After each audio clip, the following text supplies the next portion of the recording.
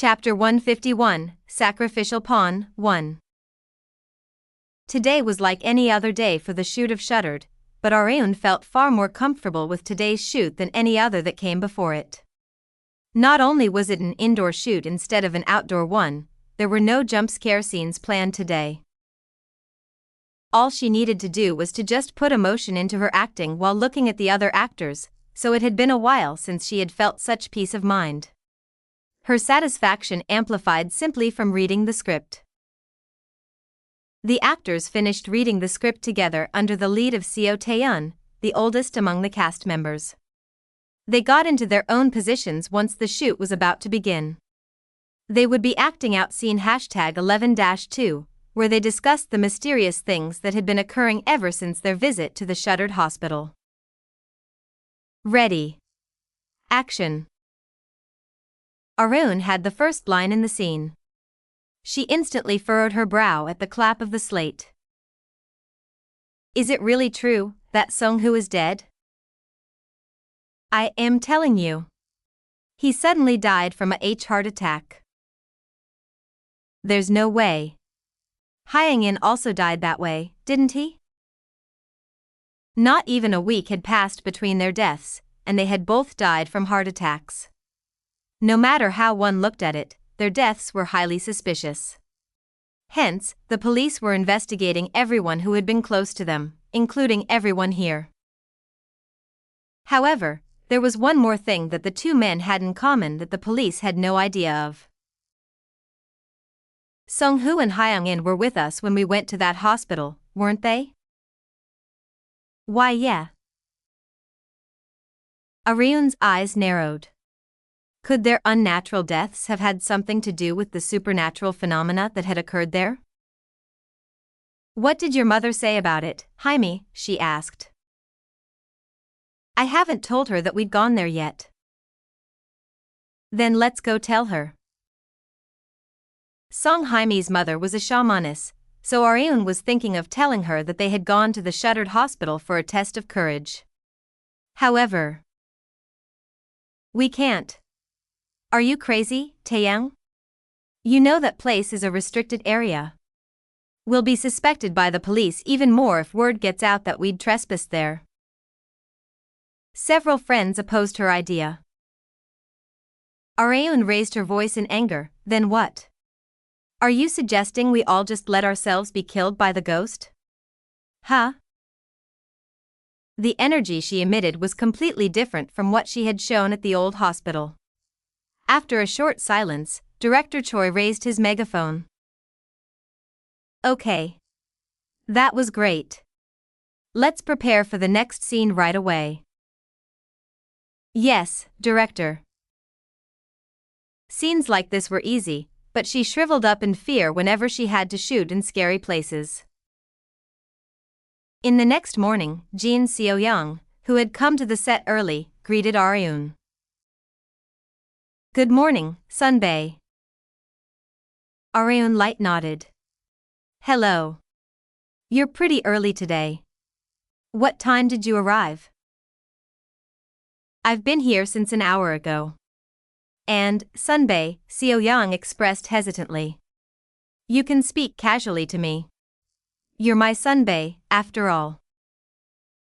Aryun might have done as Seo-young suggested if she was older than her, but you're older than me, so I don't think it's appropriate to use casual speech even if I'm your Sunbae. This wasn't the army with ranks, so Aryun did not like to quibble over formalities based on one's time in the industry. Or would you like to speak casually to me, Seo-young? Seo-young was shocked and fiercely shook her head from the suggestion. And no. How could I dare to? I'm fine with the way things are. The same goes for me. And I'm not doing this because I want to keep a distance from you, so I'd appreciate it if you didn't get the wrong idea. Like I'd said before, this feels more comfortable for me. A junior couldn't stay stubborn when a senior was saying that it was fine. I understand. With this, the argument over formalities had come to an end. But Sunbae. Back when we had our shoots in the hospital. You'd gotten super frightened, hadn't you? Seo-young questioned. Had I? Areun momentarily flinched, but Seo-young had not said this to find out whether or not Areun was easily frightened. To be honest, when it was my turn, I wasn't able to act properly because I got so scared. I think I caused 10 NG cuts. Oh, is that so? I asked the staff members, and Taeyun Sunbae had the opposite problem. She didn't get scared enough. But I heard that you had given the exact reaction that Director Choi had wanted and more. Areun had almost exerted violence on the ghost extras as self-defense, but she had been doing the best out of all the actors so far. Seo-young was curious about her secret. I was wondering if you could give me a little tip if you have some special know-how. Well, there was no special know-how, she just needed to be a chicken. If she was, then she would easily bring out the reaction that Director Choi wanted. However, Areun did not want to let her junior find out that she was a chicken. And so, she used the perfect excuse for such situations. You just need to work on it. She brought out the all-purpose excuse. Seo-young, who had taken out a notepad to write down whatever Areun was going to say, wrote "work harder" in big letters on a blank page. Areun had now gotten used to heading to the shuttered set, but the air around it felt different than usual. She could vividly feel the chaos. Areun was able to confirm her suspicions through the woman who had been doing her makeup. You can feel the chaos on the set, can't you? She said to Areun. Areun took this chance to ask about the chaotic mood. Yes. Did something happen? The makeup artist sighed deeply. It's because of Gina. Are you talking about Gina Sunbae? Yes. An unexpected individual had been brought up. The actress Gina was one of the cast members of the film, and played the character Han Sung-yoon, a supporting role with almost as much screen time as Seo-young's character. She also had a scene scheduled this afternoon. Had Gina caused some sort of problem? From what Areun remembered of her past life, she hadn't done anything majorly problematic. She probably didn't drink and drive. That said, it was also highly unlikely that she had taken drugs. If she had, Areun would definitely remember it blowing up on the news. However, there were things that not even Areun knew about. You know about the recent huge Kim Chi-yeol scandal, don't you, Areun? Yes, of course. They had not yet begun a full-scale investigation.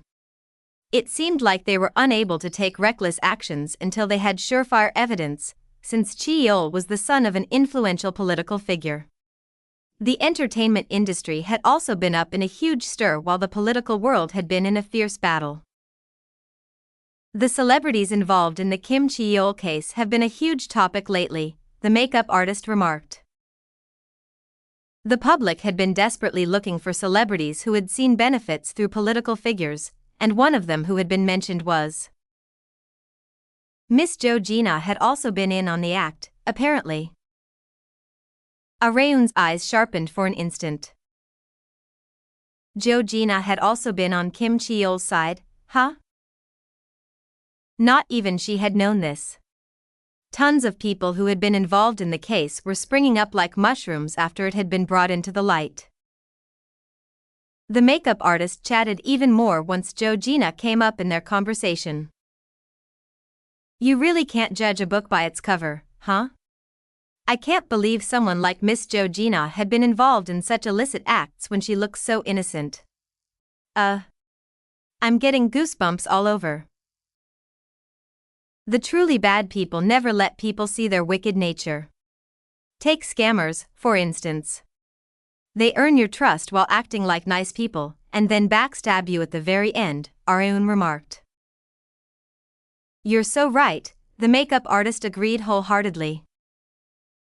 Arun had one more thing she was curious about. Then what will happen to Gina Sunbae? They'll investigate her to see if she actually had any involvement in the Kim Chi-yeol case. The director said that he would consider removing her from the production based on the result. Removing someone during the middle of production was a big deal, but there was at least some good news. It hasn't been that long since the production opened. There had likely not been that many scenes with Jo Jin-ah in it, since most of the shoots so far had been focused around Arun and Taeyeon. It's better to nip it in the bud before it has a chance to grow.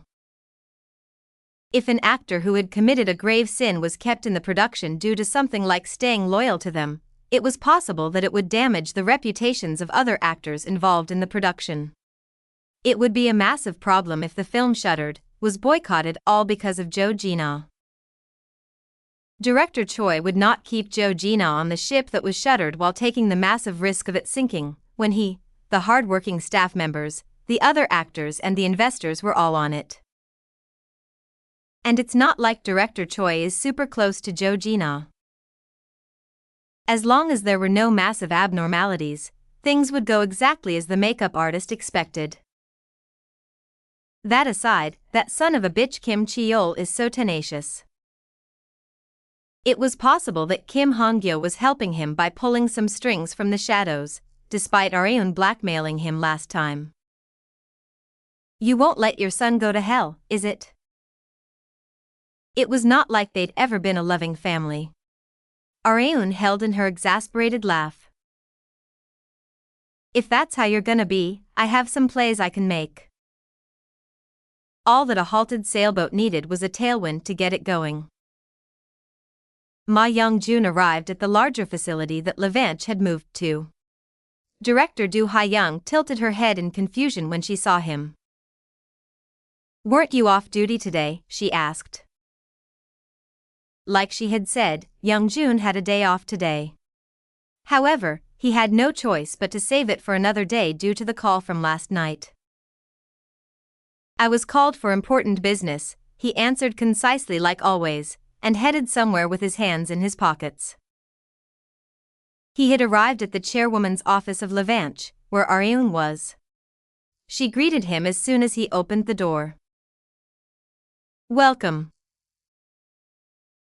What kind of errand are you putting me on this time? Do I have to go to reporter on again? Young-jun had gotten used to being a delivery man thanks to Arun. However, she refuted his question while shaking her head. No. Someone else this time. Someone else? Who? Arun handed Young-jun a thick document envelope. My high school classmate. Chapter 152, Sacrificial Pawn, 2. Ma Young-jun was confused by Kang Arun's mention of a classmate. Is there a reporter among your high school classmates? No, they're all university students. Arun had not mentioned her classmate for that reason. What do you mean, then? Young-jun looked down at the document envelope that Arun had given her. It was obvious that it contained very important information inside. Arun explained, there is detailed information about the Kim Chi-yeol case inside. The investigation will commence right away as long as they have that. The ways that Kim Chi-yeol had planted his roots inside the entertainment industry as well as how he had committed illicit acts, were all saved inside Arun's head. Since she already knew the results, it had been very easy to find the cause and process. Young-jun was even more confused. And you're handing over such important information to your high school classmate? There was absolutely no use in giving this to a regular person, it was better off being given to reporter on Sujin instead. However, Arun had not made this decision for no reason, she had made very detailed calculations. I have a high school classmate whose father works in the Special Investigations Bureau. His name is Choi Sang-woon. You have an idea of who he is, don't you, mister? Your boyfriend who went to the army before enrolling in university, right? Watch it. You'll cause misunderstandings. He's a friend that's a boy. Don't say it like that. She had gotten confessed to by Sang-woon twice, but she still didn't see him as a man. The wall of friendship was far too high. Then isn't it better to deliver it straight to the boy's father? Young-jun asked. There's no merit in revealing oneself to observant people. Besides, people like you and your men don't like engaging with people who work in the same field as Sang-woon's father, do you? Arun was right on the mark. Park Seol-hun and Do Ha-yang were supporting Arun in the light, but Young-jun and his men were in her shadow. Since none of the things that they did could be considered good, they tried to avoid members of the prosecution as much as possible to avoid being grabbed by the tail. Hence, Arun was thinking of using Sang-woon as an intermediary instead of directly handing the documents to his father. Despite all that, Young-jun was still unsure about something. What are you going to do if that Choi Sang-woon boy just ignores it after seeing its contents? It was common for people not to trust information from an unspecified source. Young-jun was worried, but Arun was not. Sang-woon is more sensible than you think. He'll know what to do once he sees that. Arun had known Sang-woon ever since high school. After spending time with him playing basketball and going to the PC room, she found out that he was not that dim-witted. But of course, he's fairly dense when it comes to things related to the opposite sex. That was why he confessed and was turned down twice. Young-jun had nothing else to say since Arun was so certain. He took the document envelope and left her office without delay. Arun stared at the article about the Kim Cheol case on her computer screen. She laughed softly as she looked at the picture of Cheol on top of the article. Goodbye, Kim Cheol. The time had finally come to bring one of her blasted relationships to an end. Sang-woon belatedly regretted applying to return to school as soon as he was discharged from the army. I shouldn't have put on airs that I didn't need time to adjust to society. He had boasted that he was okay to his family, but a wave of annoyance hit him after actually going to university. It was of course far better and more freeing compared to the army. He no longer needed to wake up at 6 a.m. from the morning trumpet, and there was no one to criticize him for drinking with friends until late at night. However, going to school on a fixed schedule was a little annoying. So this is why people say greed is terrifying. People tend to want to sit when standing up, and lie down when sitting down. As Sang-woon was heading home, he picked up a yellow document envelope that had been placed in front of his front door. What's this? Neither the sender nor location was written. All that was written on it was, to Choi Sang-woon. His name. I guess it wasn't sent to me by accident. It looked highly shady, but he couldn't help but wonder what was in it. Considering the weight of the envelope, it didn't seem like there was anything dangerous in it. But you never know. Sang-woon decided to check what was inside before going into his house. Tear. He ripped the portion of the envelope that was shut tight by tape. He opened the envelope to see a bunch of pieces of paper in it. My God. Sang-woon immediately called his father once he checked the contents of the pieces of paper. When the Kim Cheol case first blew up, Cheol thought his world had ended. However, he had still clung on to hope that there was still a way out. Hence, he continued to hold on. Although he was forced to live like a bum because of it, his efforts had been paying off. Cheol recalled what Kim Han-Gyo had told him long ago. Korea is like a fire.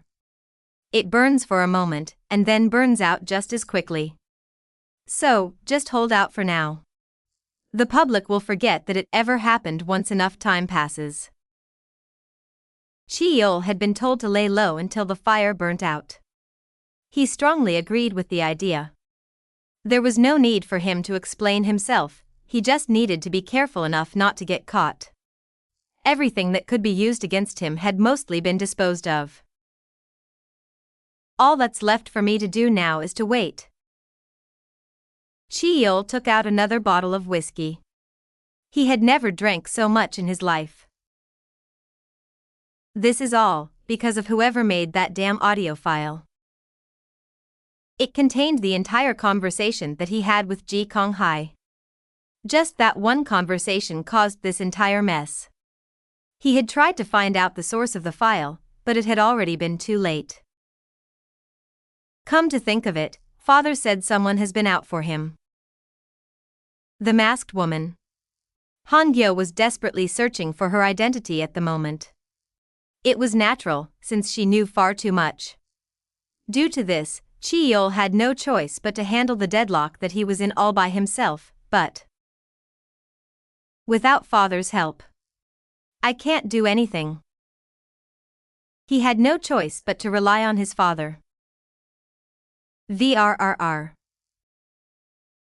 Just as he was about to take another swig of whiskey, his smartphone vibrated. His executive officer had texted him. He checked the contents. Fuck. Not fucking again. He succumbed to his uncontrollable rage and threw the bottle of alcohol he was holding. Cheol had already been in a predicament due to the anonymous informant who had submitted the audio file. He had come this far with the single ray of hope that he just needed to hold out for a little longer, but now it was all over. The fire that was public interest had been lit once again after detailed information regarding the Kim Cheol case had emerged. Like Han-Gyo had said, Korea was like a fire, it burned out quickly if the fire was small. But conversely, it continued to burn if firewood was given to fuel it. The Kim Cheol case had risen back up from the surface due to the firewood that was the information provided by Areun. As a result of the blazing public interest and the attack of the party in opposition to Han-Gyo, an exclusive special investigation unit had been established to investigate the Kim Cheol case. Cheol visited his father, as that was the only choice he could make. Han-Gyo unconsciously frowned after seeing the sorry state his son was in. Father. I can't hold out for any longer. Just one time. Could you please help me just one more time like before? You're more than capable of taking care of this mess, aren't you? Cheol begged while wailing like a little boy.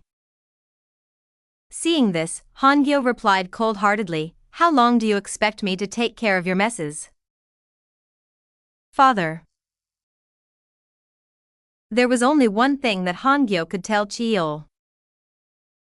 I hear prison facilities have gotten very good lately. Don't make this mess any bigger than it already is, and just quietly do your time. It'll all be over after you do. Han-Gyo had given up. Cheol had completely lost. Areun was finally able to smile after seeing the news that Cheol had been arrested. Why did they drag it on for so long when it could have been over so much earlier? The prosecution had not been able to make any reckless moves since their opponent had been so influential. Hence, Areun had decided to give the prosecution a little push, using the wave that was the public. Areun had not sent the information that she had gathered just to Sang-woon. She had also sent the exact same thing to reporter on Sujin, in case the prosecution buried the information that she had sent them. Once Sujin presented the evidence one by one in her articles, it spurred the investigation speed of the prosecution. The prosecution was unable to just sit around while the public's eyes were all over this case. Areun checked the text that she had received this morning while reclining deep into her chair with one leg over the other. The production had decided to postpone the shoots while they cast a different actress for the role that Jo Jin-ah previously had.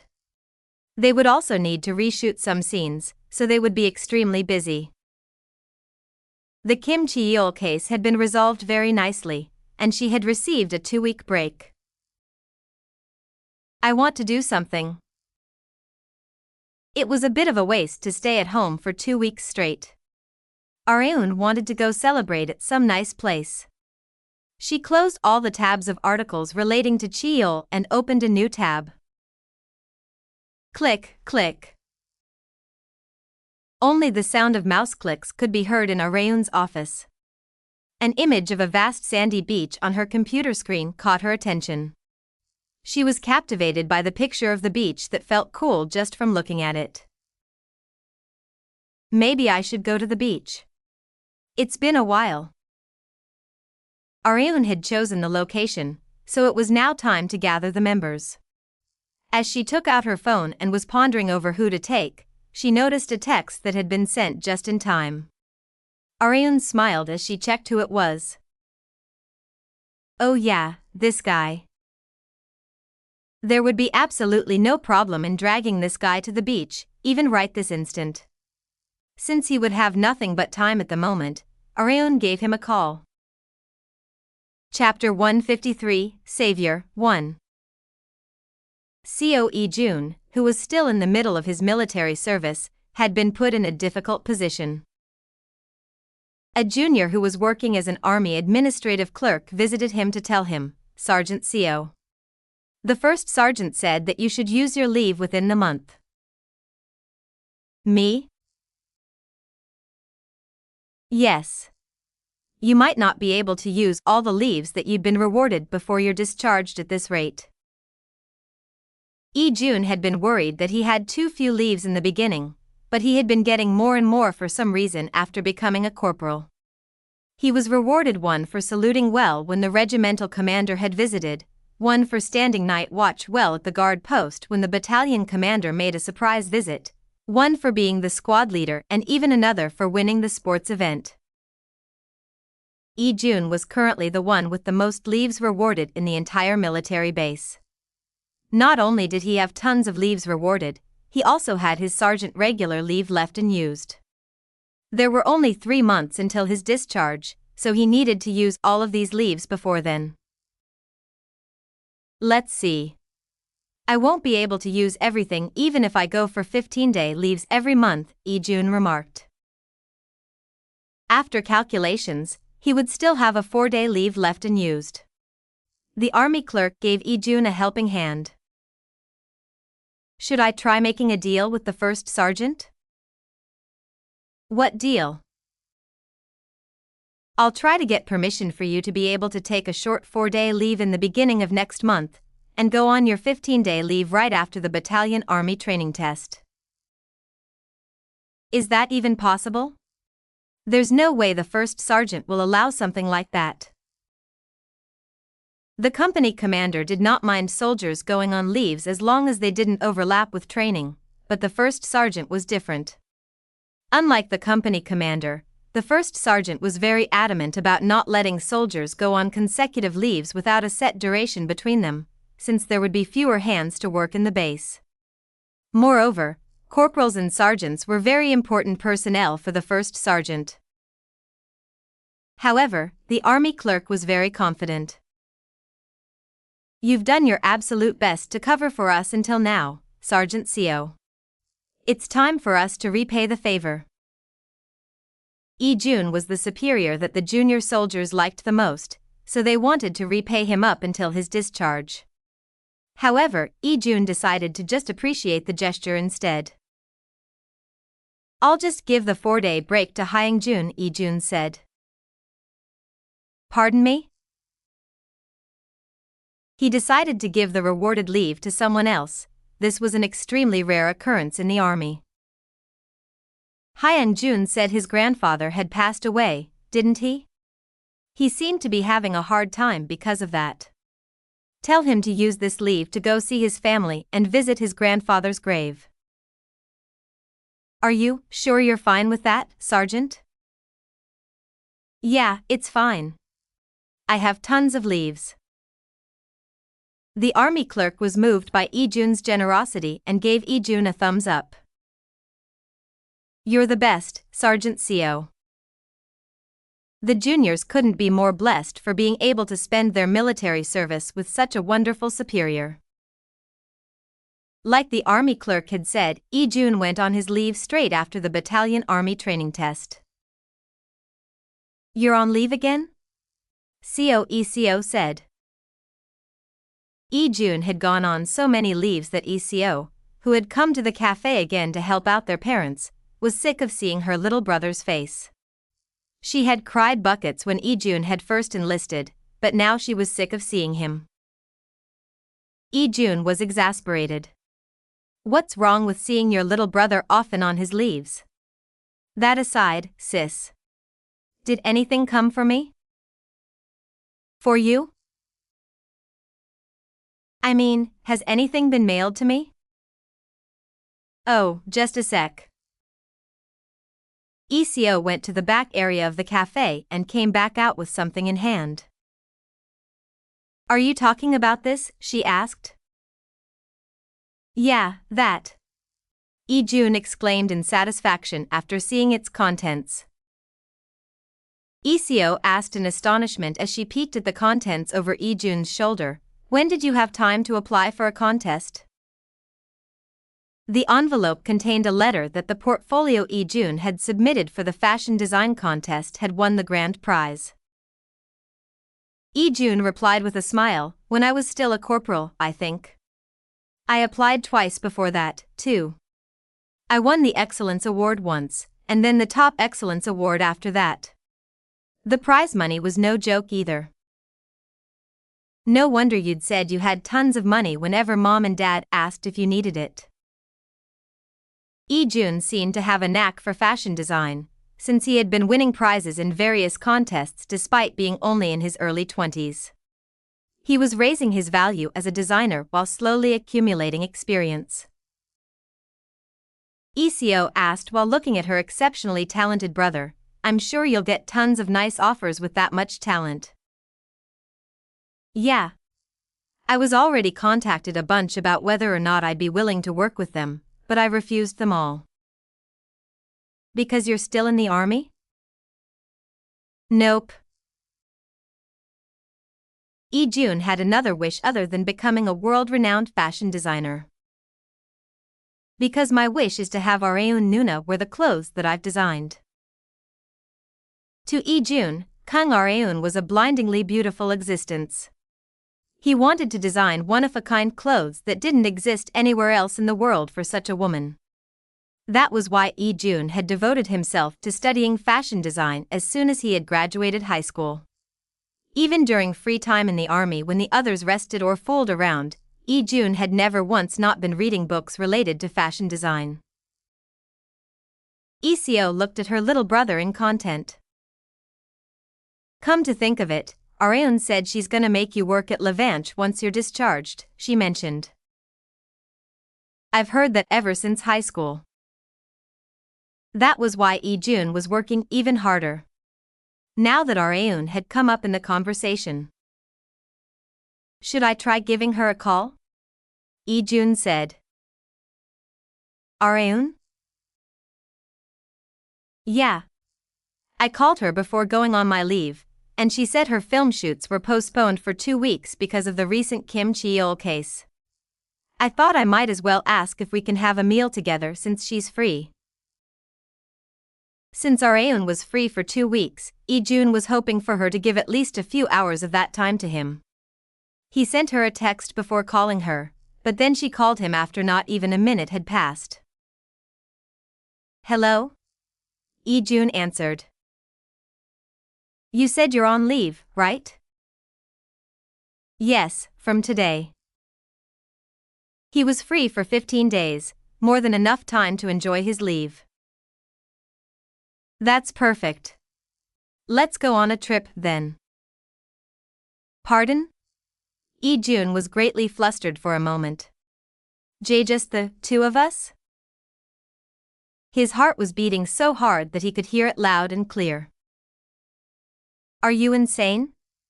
Do you want me to get into another scandal?" Oh, I guess that's true. Ijun thought as much. Areun had gone through a hard time because of the past dating scandal with Ji Han-suk, so there was absolutely no way that she would suggest going on a trip with just him. I've been calling people to see if they'd like to join me. I'll take you with me if you're fine with it. Areun hadn't been to the beach in so long, so she wanted to go with as many close friends as possible. Ijun gladly accepted. Okay. I'll come too. Got it. I'll let you know once I get the whole list of members. I'll have to call your sister too. Areun hung up after saying everything that she had wanted to say. Iseo asked as if she had been waiting for the right moment, was that Areun? Yeah. She'll be giving you a call too, so be ready. To me? Why? Iseo's smartphone rang as soon as she finished her sentence. It had gone exactly as Ijun had said. He replied while shrugging, see for yourself. Areun contacted every single one of her acquaintances without thinking about inviting anyone in particular. She asked them if they'd like to go to the beach with her if they had the time. A total of 6 people said yes, the Seo siblings, 2 of Areun's best friends Na-gyurin and Choi Romi, Areun's same-age celebrity friend Han-Gyo, and lastly. Why did you come? Areun said in bafflement as she saw the man who had arrived at the promised meeting place. Areun's older brother Kang Arehyuk, who had come wearing a Hawaiian shirt in thrill and expectation to enjoy himself, popped his collar. You're the one who texted me first. About if I'd like to go to the beach if I had the time. How many times have I told you that I didn't mean to send it to you? She had accidentally selected Arehyuk's name when she was choosing the people to send the group text to. She had told him countless times that it had been a mistake, but Arehyuk didn't even pretend to listen. I have a duty as an older brother to protect my little sister. I'm coming with you whether you like it or not. Stop screwing around. Ha. It's pointless to snap at me like that. I've already told Dad about it. Sigh. Her older brother aside, she often yielded on matters that involved their father. Areun had strongly felt that this was someone else's family in the beginning, but she had gotten so attached to them over time that she now considered them to be her own family. Hence, Areun ended up agreeing to Arehyuk accompanying them. Her past self would have told him to screw off with a kick. How weak I've gotten. She couldn't help but sigh. The members for the summer trip were gathering one by one while the siblings were arguing with each other. Iseo, Ijun, Romi, Gyurin, and Gaae, the solo songstress who had been rising up the popularity ladder lately, had all gathered. Areun was unmoved since she saw Gaae all the time, but... Oh my god, it's Han-Gyo. It's really Han-Gyo. I listened to your newest song. It was so amazing. Areun's friends couldn't hold in their interest in Gaae since it was their first time seeing her in person. Let's leave the small talk for later, Areun stated as the arbiter. She then divided the group into 2. Let's divide into 2 groups, between those who will ride in my car, and those who will ride in that guy's car. Don't call your oppa that guy, Arehyuk complained. After a short discussion, Gaae, Iseo, and Gyurin decided to ride in Areun's car. Her car was far more popular despite Arehyuk's car being bigger. It couldn't be helped, since the members that had been gathered were all Areun's acquaintances. Iseo got on the passenger's seat, and Gaae and Gyurin got on the back seat. Before setting out, Areun mentioned while looking at the back through the rearview mirror, that aside, Gyurin. Thank God you're next to Gaae instead of Romi. Gyurin agreed. So true. Romy would have pestered you to no end if she was here, Gaae. Gaae became wide-eyed in confusion. Huh? Why? Romy cares about looks to a creepy level. If she were here right now, she would barrage you with questions about what sort of makeup you use, how you take care of your skin, and questions like that for 2 to 3 hours straight, Geon remarked. Is it that bad? Gaae asked. Areon answered in place of Geon, yeah, it's that bad. Gaae had dodged a massive bullet without even knowing it. Chapter 154, Savior, 2. The sea was finally visible after driving toward Gangneung for 3 hours straight. Everyone's eyes sparkled as they looked at the vast blue horizon. As Na-Gurin looked out the window from the back seat, she said, "It feels so freeing just looking at the ocean." Kang Areon held in her laugh. Gurin had been very stressed lately due to her studies. Unlike the other students, she had been super focused on her studies right from the beginning of her university life. It was natural for her to feel free, since she had come to the beach after being stuck in a small library all day. Han-Gyo felt the same way. She always felt anxious being on stage, but she was determined to have fun with friends at the beach just for today. Before checking into the rental beach cottage, Areon first parked the car at the beach as her friends wanted to take a look at the beach for a bit. Well, it'll be a while until the other group arrives anyway. Unlike Areon, Kang Arehyuk's group had not even passed the toll gate yet. It was better to wait to have similar arrival times rather than one group arriving far too early, so Areon decided to wait for them here. Don't go in the water. There isn't anywhere we can change, she advised the rest just in case as soon as they got out of the car. Don't worry. Back when Areon was still a man, she had come with her friends to play at the beach. They had been in their energetic 20s at the time, so as soon as they saw the beach, they had sometimes forcibly thrown one person among their group into the water. However, Areon's female friends were a lot more docile. I guess I was worried over nothing. Not just that, Gurin, Gae and Coeco were not the mischievous type. Romy was, but she was currently stuck on the highway with Arehyuk and Ijun. The beach was practically empty, so there wasn't anyone to recognize Areon and Gae. It was the perfect environment for celebrities. Because of this, Areon also decided to take off her shoes and immerse her feet in the water for a little bit. Areon! Ico exclaimed. Click! Areon heard the sound of a camera shutter clicking as soon as she turned around. Everything looked perfect for a picture, so I tried taking one.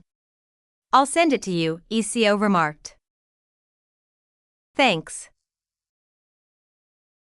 Ico was amazing at taking pictures. More than 80% of the pictures that were uploaded on Areon's social media account had been taken by Ico. Gae checked the picture over Ico's shoulder and was astonished. You're such a good photographer, Ico. Even a popular celebrity had acknowledged Ico's photography skills. It was far too much of a waste to let such talent rot when they had come all the way to the beach. How about we take a group selfie? Gae suggested. Sounds good. The four women gathered in front of Ico's smartphone. Click, click. Memories were bound to fade, but pictures remained forever. Hence the girls did their best to take as many pictures as possible. 20 minutes passed and a car arrived from afar. Arehyuk got out of the car and looked at his little sister in bafflement. How hard did you step on the gas for there to be a 20-minute difference between us? He asked. They had departed at exactly the same time, but the time of arrival had been very different. Areon refuted, I didn't speed. You're just a worse driver than me. No matter how anyone looks at it, I have more driving experience than you, so how can that even be? But it is. In terms of experience after Areun's return to the past, Hyuk was right. However, if experience before her return was to be added, she had far more experience than her older brother. Not knowing that, Hyuk couldn't help but consider it a mystery. After a short time enjoying the beach, they headed to the beach cottage that they had booked in advance. The owner of the cottage was ecstatic from getting to meet Areun and Gaae. If it's no trouble. Could I get an autograph? It's the first time that celebrities have come to our cottage. Yes, of course. The owner had been captivated by Areun and Gaae's kindness. He left after telling them to ask him if they needed anything. There was a reason that Areun and ECO had booked this particular cottage among many others. ECO pointed at a road behind the cottage and explained, "The beach is straight down that road." Oh, really? What a nice place. The cottage was so close to the beach that they did not have to go to a separate shower room or bathroom after playing at the beach, they could just come back to the cottage and wash up there. This was why Areun and ECO had booked this cottage. It was still early, but not to the point that they couldn't go to the beach. Everyone had also packed their swimwear. Now that they had unpacked their things, all that's left now is to play, Romy expressed with a bright smile. Should we change into our swimsuits and go to the beach? Everyone nodded simultaneously. Hyuk got changed first and called for Ijun. Let's go first, Ijun. Okay. Take your time, Nunas. The two men left the cottage.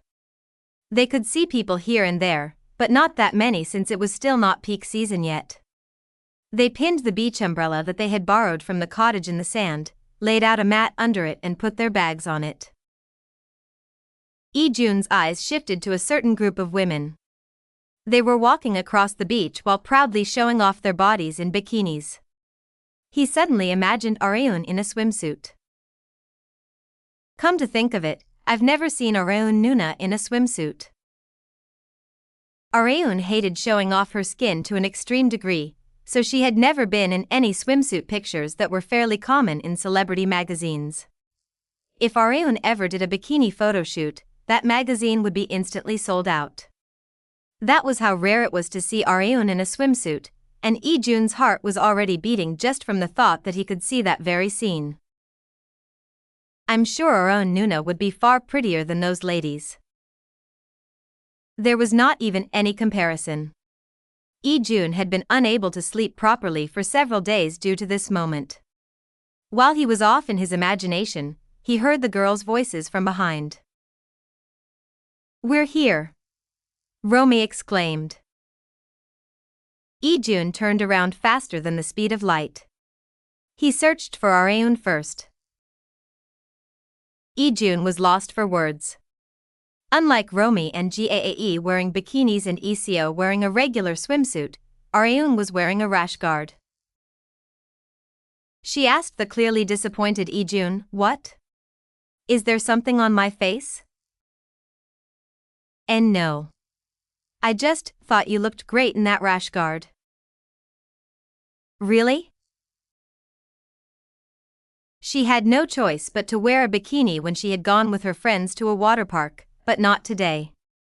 She had plenty of time to prepare for the trip, so she had bought several rash guards her size in case they would be playing in the water. She had absolutely no reason to feel embarrassed thanks to her impeccable preparation. Although Areun was quite satisfied, the same couldn't be said for a few others. Ijun had not been the only disappointed one. Romy felt the same way. Why do you try so hard to hide that amazing body of yours? She asked. Romy loved looking at beautiful people, whether they be men or women. That was why she secretly had high hopes of seeing Areun in a bikini, but that hope had crumbled into bits. Areun couldn't care less about their disappointment. I like this more. Areun's stubbornness was not easy to break. Knowing this, Romi and Ijun had no choice but to simultaneously sigh. Splash. Areun savored the cool water as she jumped into the ocean. She had loved swimming ever since she was young. She not only loved swimming at the swimming pool, but at the beach as well. Arehyuk couldn't help but smile as he looked at Areun enjoying the beach like a fish in water. She really looks like a little girl at times like this. Back when Areun had been around her second year of high school, Arehyuk noticed that his little sister, who had felt like a child, suddenly felt more mature than him one day. She had made great achievements in stock trading, business and her entertainment career, but seeing her now, Arehyuk strongly felt that she was still his little sister. The mini-boss Kim Cheol had been defeated through the recent case, so only the final boss Kim Han-Gyo remained. Areun decided to take her mind off of revenge for a short while and enjoy this moment. Gaae had brought a beach ball from somewhere and yelled at Areun, who was playing in the water. Areun, how about we have a match with this? Sure. You come too, Ijun. Ijun blinked repeatedly in confusion from suddenly being nominated. Me? He asked. You said you're good at volleyball, didn't you? Let's see how good you are. Ijun had never once refused anything that Areun asked him to do. He dusted the sand off of his butt and walked toward her. They were in the same team, while Romi and Gaae were on the opposing team. Time out. Romi exclaimed in frustration at Areun and Ijun, we can't have the two most athletic people here on the same team. We've got to balance it out. It seemed appropriate to separate Areun and Ijun from the same team. Areun did not have any complaints. Should we go with eeny meeny miny mo, then? How about rock paper scissors? Does the winner get to decide the teams? While they were setting the rules, they suddenly heard a commotion from a distance. Oh no, what should we do? Shouldn't we call 911? Areun turned to where the commotion was. She could see two middle schoolers, who had gone past the safety line possibly out of curiosity, floundering. Areun reflexively dived into the water to save the two middle schoolers. Nuna. Ijun hurried after her. Chapter 155, Savior, 3. Kang Areun could not be considered a righteous person. She herself knew that she wasn't the kind of person who couldn't endure seeing injustice. However, she wasn't cruel enough to just ignore seeing two middle school boys about to drown in the ocean. She wouldn't recklessly dive in to save them if she couldn't swim, but that was not the case. A bodyguard's role was to protect, hence, she had regularly received training to save people in the water to prepare for possible cases of clients drowning. Due to this, Areun's body acted faster than her mind. She sped through the water, past the safety line and reached the two boys. Stop floundering and stay still. You'll just sink more, she exclaimed. Even if one couldn't swim, they would naturally float if they just relaxed and laid perfectly still. The boys' action of swinging their arms and legs around was far more dangerous. Time was of the essence. The boy closer to Areun calmed down a little thanks to Areun's bitter remarks, but the other boy did not. Not even she was able to save both of them at once.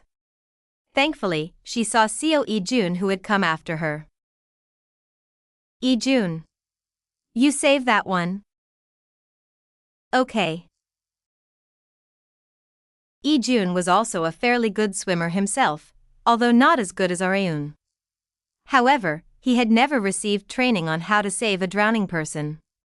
Unlike the flustered Ijun, Areun skillfully managed to bring one of the middle school boys out of the water. Cough, cough. The middle schooler coughed violently. The people who had been standing by the shore gathered to check the middle schooler's condition. Are you okay? Are you hurt anywhere? They barraged him with questions. Areun ignored them all and crouched down to meet the middle schooler at eye level. She then grabbed both of his cheeks to check the boy's condition. She judged that he was not in critical condition.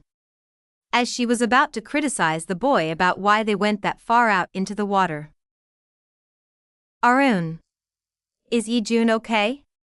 Arahook yelled. Areun belatedly recalled that she had left Ijun and the other boy behind. However, the two of them had managed to return to shore. The boy seemed all right, but Ijun did not. Hey, Ijun.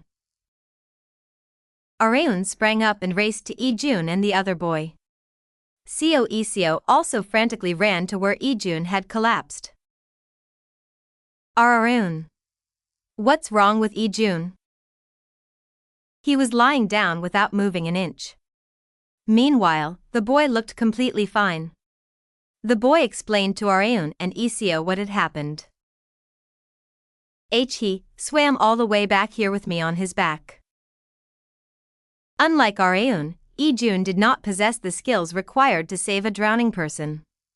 Hence, he couldn't think of any other way to save the boy than to swim as fast as he could to shore with the boy on his back, even if he had to swallow some water.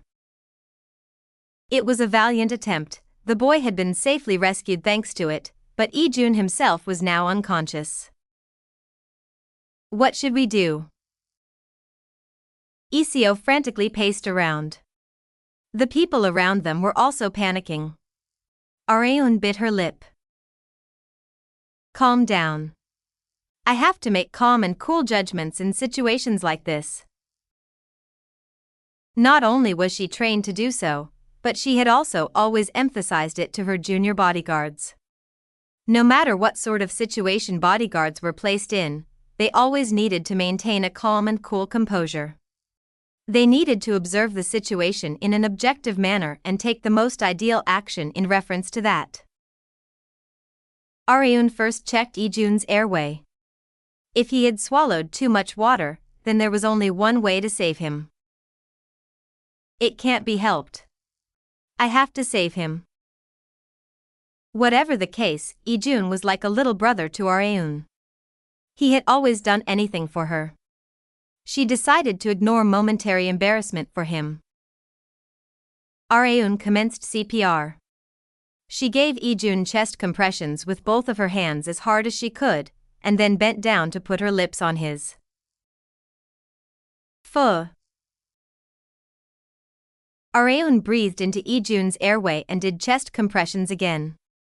As she was about to breathe into his airways again, he violently flinched while coughing and vomiting out the water that he had swallowed. Kurg. Ijun. Are you okay? Areun yelled. Ijun barely managed to open his eyes from Areun's voice.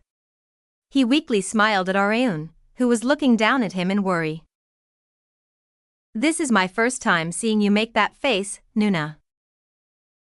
Son of a bitch, this is no time to joke around. She was being harsh, but her expression had relaxed much more than before. Since Ijun had been resuscitated, Areun was finally able to feel at ease. They had gone on this trip to relax, but they had unintentionally ended up getting involved in a massive incident. However, in terms of results, Areun, Ijun and the two middle school boys were all safe. The news of Areun saving two middle school boys spread like wildfire through news articles. Due to the wave of reporters that had arrived at the beach, Shin Yubin and Chief Young had no choice but to head to the cottage where Areun had been staying. Areun changed into regular clothes and stood in front of the reporters with people from her agency. The reporters barraged her with questions. Miss Kong. How did you decide to rescue the two boys in such a situation? I didn't think to rescue them with anything particular in mind. I'm sure someone else would have, even if I wasn't there. She was saying that what she did had been nothing special. She wasn't pretending to be humble, she was being completely truthful. Koreans were not so heartless. Righteous people existed in any situation, and Areun just so happened to take on that role in that particular situation. That was how Areun thought, but others did not think so. She herself could have fallen into great danger. There weren't many people who would willingly jump into that danger, and the public knew that very well. Opinions praising Areun's heroic actions were already on the rise. However, the reporters did not only ask questions regarding the two middle school boys. There was a man who had jumped into the water with you, correct? The one who you performed CPR on. Areun instantly blushed. She had not thought much of it at the time since it was to save a life, but after some thought, it had been the first time that she had kissed a man. She belatedly felt the humiliation. What is your relationship with that man? From what the people who were on the scene at the time had told us, you two seem to be close enough to know each other by name, one of the reporters asked. The reporters couldn't help but be curious, since a man and a woman had gone on a trip to an unknown place. Not just that, Areun was a popular actress. The main topic was that she had rescued people, but a reporter of entertainment news couldn't fight their instincts. He is my friend's little brother. And we didn't come here by ourselves, Areun mentioned as she pointed at the cottage. Her older brother Arehyuk and her friends waved at the reporters. They were helping to resolve the reporters' misunderstandings. The interview with the reporters had finally come to an end once the misunderstanding of the trip had been resolved. Chief Young let out an enormous sigh. Although Areun had done something worth great praise. Areun. I'm not criticizing what you did, but you could have gotten hurt as well. I hope you'll take better care of yourself from now on. Chief Young was always worried about Areun running off somewhere. Her usual self would have justified her actions by laying out tons of reasons, but not this time. I'm sorry. I'll be more careful. Areun herself aside, Lee-jun, who had followed her, could have died. Something like that may not have occurred if she had thought more carefully about her actions. The criticism ended here. Chief Young patted Areun's shoulder and got up together with Yubin. Enjoy the rest of your trip. I'll keep the reporters away. Let me or Yubin know if anything happens or you need help. Okay. Have a safe trip home. After sending Chief Young and Yubin off, Arehyuk carefully approached Areun. What a mess on a trip to relax, he mentioned. Well, that's how trips are, you never know what will happen. Areun decided not to think much of what had already passed. Arehyuk shrugged. You want some meat? You know what they say, everything goes better on a full stomach. The refrigerator had been filled with meat and all sorts of food for a barbecue. Areun nodded. Arehyuk, having gotten his little sister's approval, rolled up his sleeves and took on the role of meat griller. He was planning on doing his best for his little sister, who had worked hard today. Albeit the huge commotion in the morning, it did not dampen their enjoyment since everything had been perfectly resolved. Romy put down the dish with the meat that Arehyuk had grilled in front of everyone. Now, dig in. Romy exclaimed. Thank you for the meal. They were so hungry that chopsticks flocked toward the meat. The same went for Lee-jun. He put 2 pieces of meat into his mouth and gave Arehyuk a thumbs up. Hyungnim. This tastes amazing. You're a meat cooking master. Really? Just you wait, I'll grill you some pork neck too. Lee-jun and Ara-hyuk had gotten so close that Lee-jun was now calling Ara-hyuk Hyungnim. Silently watching the two of them, Ara-eun tapped on Lee-jun's dish with the ends of her chopsticks. Yes, Nuna? Are you okay? I'm fine. It's all thanks to you. He had even gone to the hospital just in case, but they did not find anything wrong with him. Although Lee-jun was physically fine, this was not the reaction that Ara-eun had wanted from him. Lee-jun noticed something was wrong and belatedly asked, "Is there something about me that's bothering you?" One of Ara-eun's eyebrows flinched. Hell no. Just stuff your face with more meat. Lee-jun couldn't help but be baffled by Ara-eun's sudden burst of anger. Chapter 156, Savior, 4. After dinner, Seo and Han-Gyo were occupied with washing the dishes. Creak. Just then, the door of the room at the right end of the hallway opened. It was Kang Ara-eun's room. Seo and Gyo both turned their heads in that direction, and were surprised due to Ara-eun's attire. What are you gonna do in that, Ara-eun? She was wearing a rash guard instead of normal clothes. She had also tied her hair up in a bun.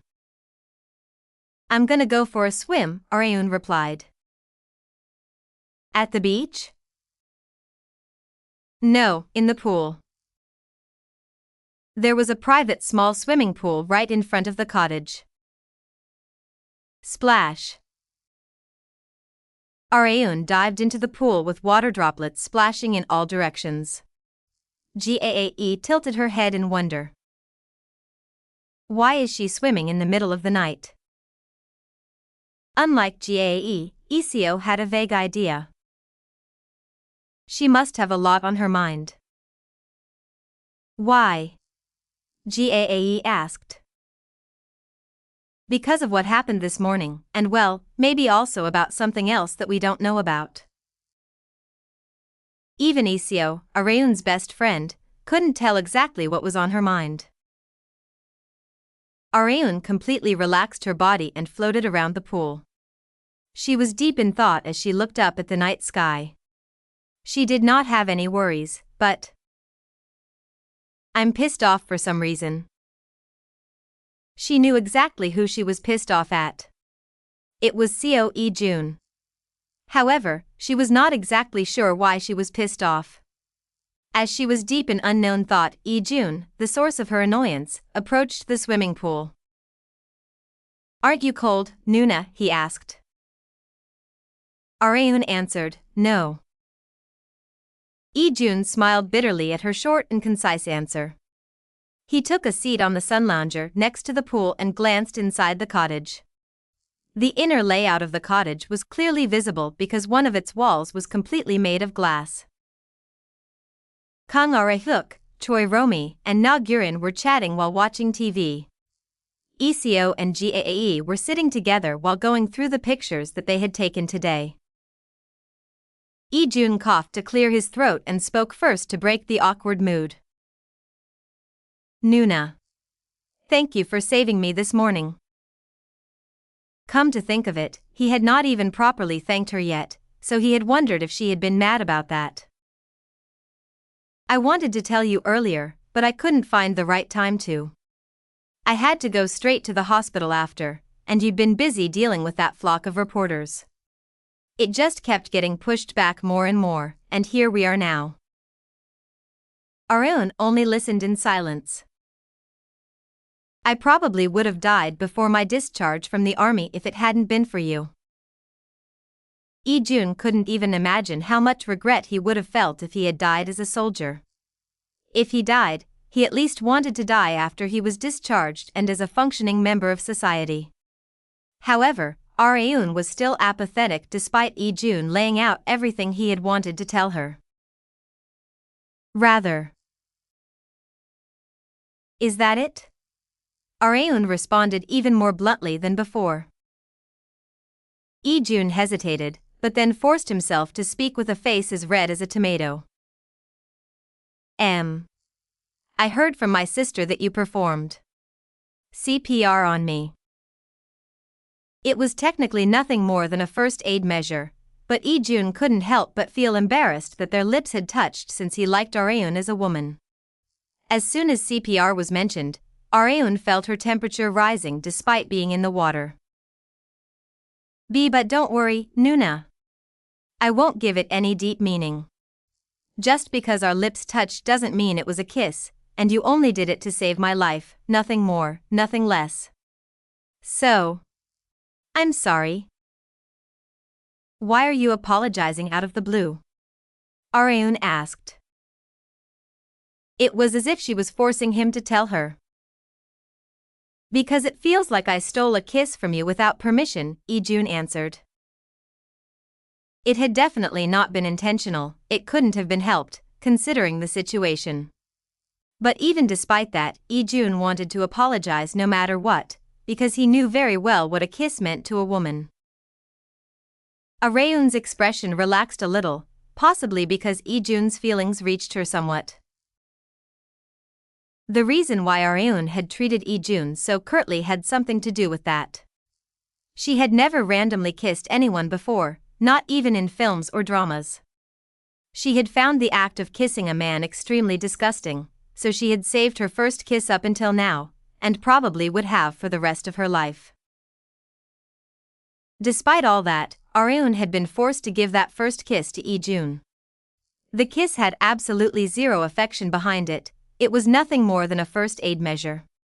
However, she found it somewhat detestable that Lee-jun was trying to make light of the fact that they had kissed, when it had been a very difficult decision for her. To tell you the truth, I was trying not to make a big deal out of it. I thought you would hate it if I did when it was nothing more than CPR, so that's why I've been keeping quiet about it, Lee-jun expressed. Really? Yes. I know very well that you'd made a really difficult decision for me. If that was what you'd been sad about, then I hope you'll cheer up. Areun suddenly moved in the water and splashed water on Lee-jun. Whoa. And Nuna. This is my sleepwear. That's what you get for pissing me off. Lee-jun was completely bewildered by Areun's water attack at first, but he immediately cheered up once he saw her blindingly radiant smile. That smile had been why Lee-jun fell for her at first sight. Nuna. Lee-jun suddenly turned serious. Areun was dumbfounded by his sudden change in demeanor. What is it now? She asked. You see, I actually. Just as he was about to confess to her, he hesitated for a moment and shook his head. He did not want his confession to be a product of being swept by the moment. He couldn't let his determination of proudly confessing his love to Areun only after becoming a man befitting her, crumble. Meanwhile, Areun sulked while pressing Lee-jun. What, you son of a bitch? Why didn't you finish your sentence? You're making me uncomfortable. Lee-jun smiled awkwardly and changed the subject. I just had something I wanted to ask you, Nuna. What is it? Areun asked. I was wondering if you added your feelings for me into your breaths during the CPR, Lee-jun said jokingly. Areun splashed water on him again. I guess you're not all together yet after drowning. Come here. I'll plunge you in the cold water so you can come back to your senses. I was just joking, Nuna. You call that a joke? Lee-jun, in the process of brightening Areun's mood, had brought about even greater anger instead. Areun had gone to the beach to enjoy herself, but had returned as a hero who had rescued drowning boys, raising her reputation one level higher. Chief Young couldn't help but feel proud as Areun's fame rose higher and higher. Your film shoots resume next week, right? Chief Young asked. Areun, who had come to the agency, nodded with a deep sigh. Chief Young couldn't understand why she was sighing. Are the film shoots really that hard on you? It was his first time seeing her sigh over a shoot. He had seen her requiring time to adapt to an awkward or unfamiliar environment, but it had never seemed like she was having a painstaking time. It's not that, but it's just for several reasons, Areun answered. There was actually only one reason, that the genre of the film was horror. Areun, having zero horror tolerance, couldn't help but be afraid of the shuttered shoots. She was already trembling from the thought of having to face those ghosts again. However, she couldn't just declare that she would quit after coming this far. The shoot had been delayed for 2 weeks from the removal of a supporting actor, so it was highly likely that the film would be cancelled altogether if Areun declared her departure from the production. I have no choice but to suffer through it. Areun once again recalled Jae-woon saying that the more that one found something to be difficult, the more that they should tackle it head-on. Chief Young asked while checking Areun's schedule with Shin Yubin, "You still have a few days left on your break. Do you have any plans?" "No, nothing.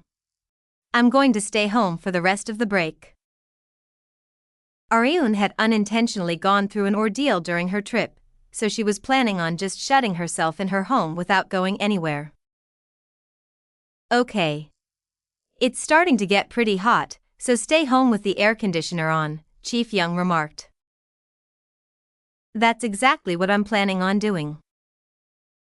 Even today, Areun was planning on going straight home once she had finished everything she needed to do at GNF. However, her plans had been ruined due to a sudden phone call. She froze slightly as soon as she checked who it was. Park Hee-woo. Why would Nuna? She wouldn't know until she picked up the call. Areun got up from her seat and told Chief Young and Yubin that she would go take a quick call. "Hello? Areun? I'm sorry for calling you so out of the blue. Are you free to talk right now?" "Yes, I am. Go ahead." It was very rare for Hee-woo herself to call Areun like this. They had called each other from time to time during the one-of-a-kind of girl shoots since she had been the one to push for its production, but they no longer had points of contact. TP Entertainment, that Hee-woo was the vice president of, had absolutely nothing to do with the film Shuttered, hence her call felt even more out of the blue. "Do you have time this evening?" By evening, around what time do you have in mind? Around 9 p.m. Based on the time, it felt more like an invitation to drink than for dinner. "I know you're not good with alcohol. I just need someone to talk to." It was the first time Areun had heard her flawless sister say something so vulnerable. "Did something bad happen?" "Bad. I guess you could say that." "I understand. I'm free until the end of next week anyway, so I have plenty of time. But may I ask what it's about?" Areun asked just in case.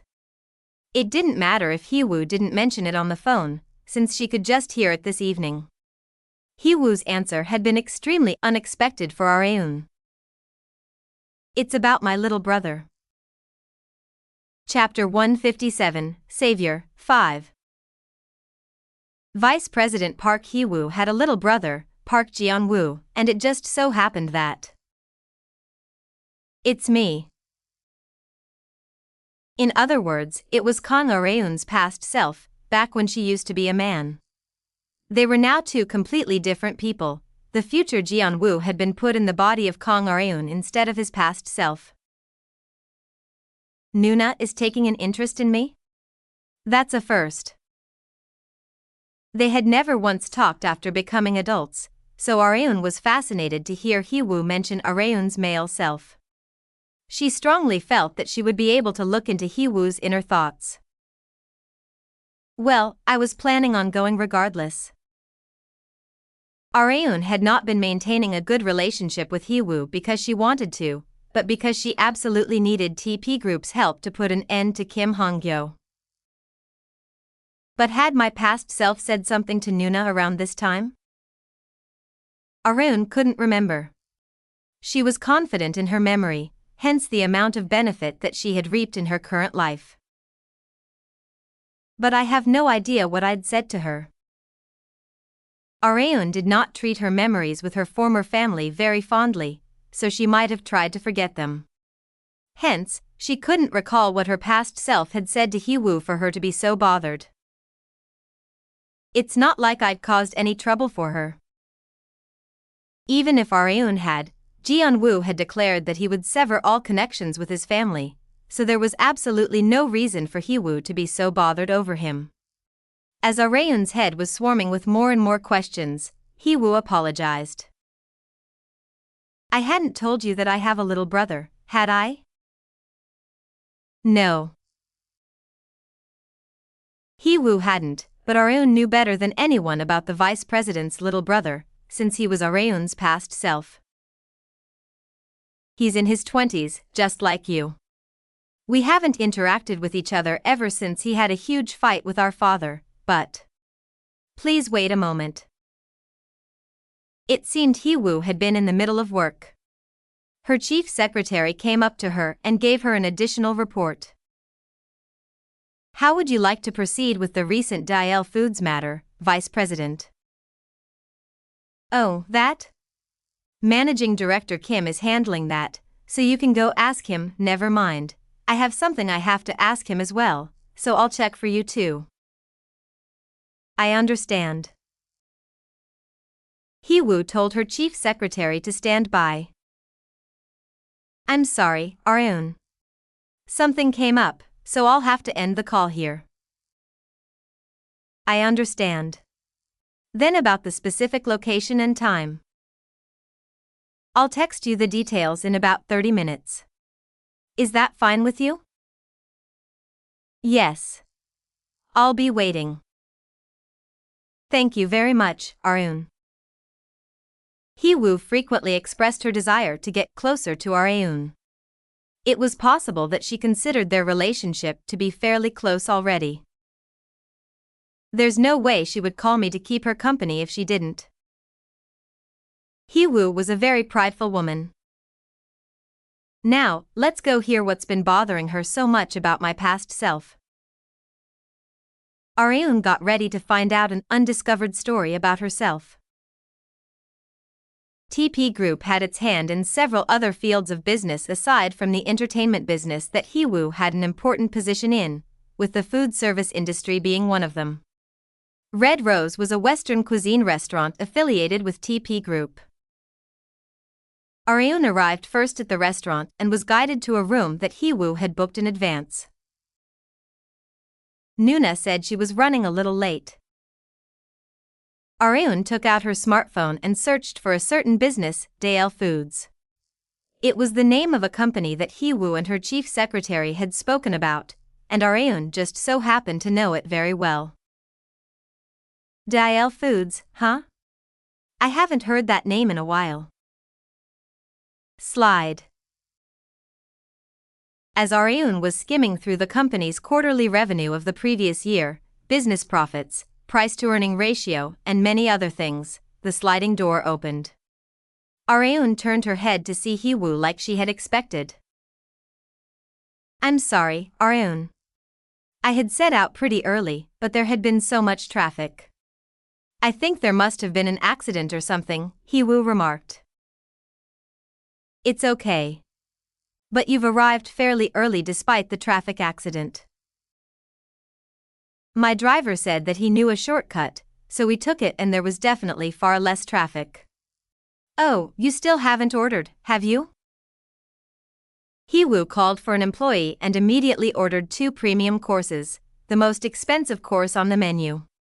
As the employee was setting up the dishes that they had ordered one by one, Hee-woo started the conversation. I saw the news, Arun.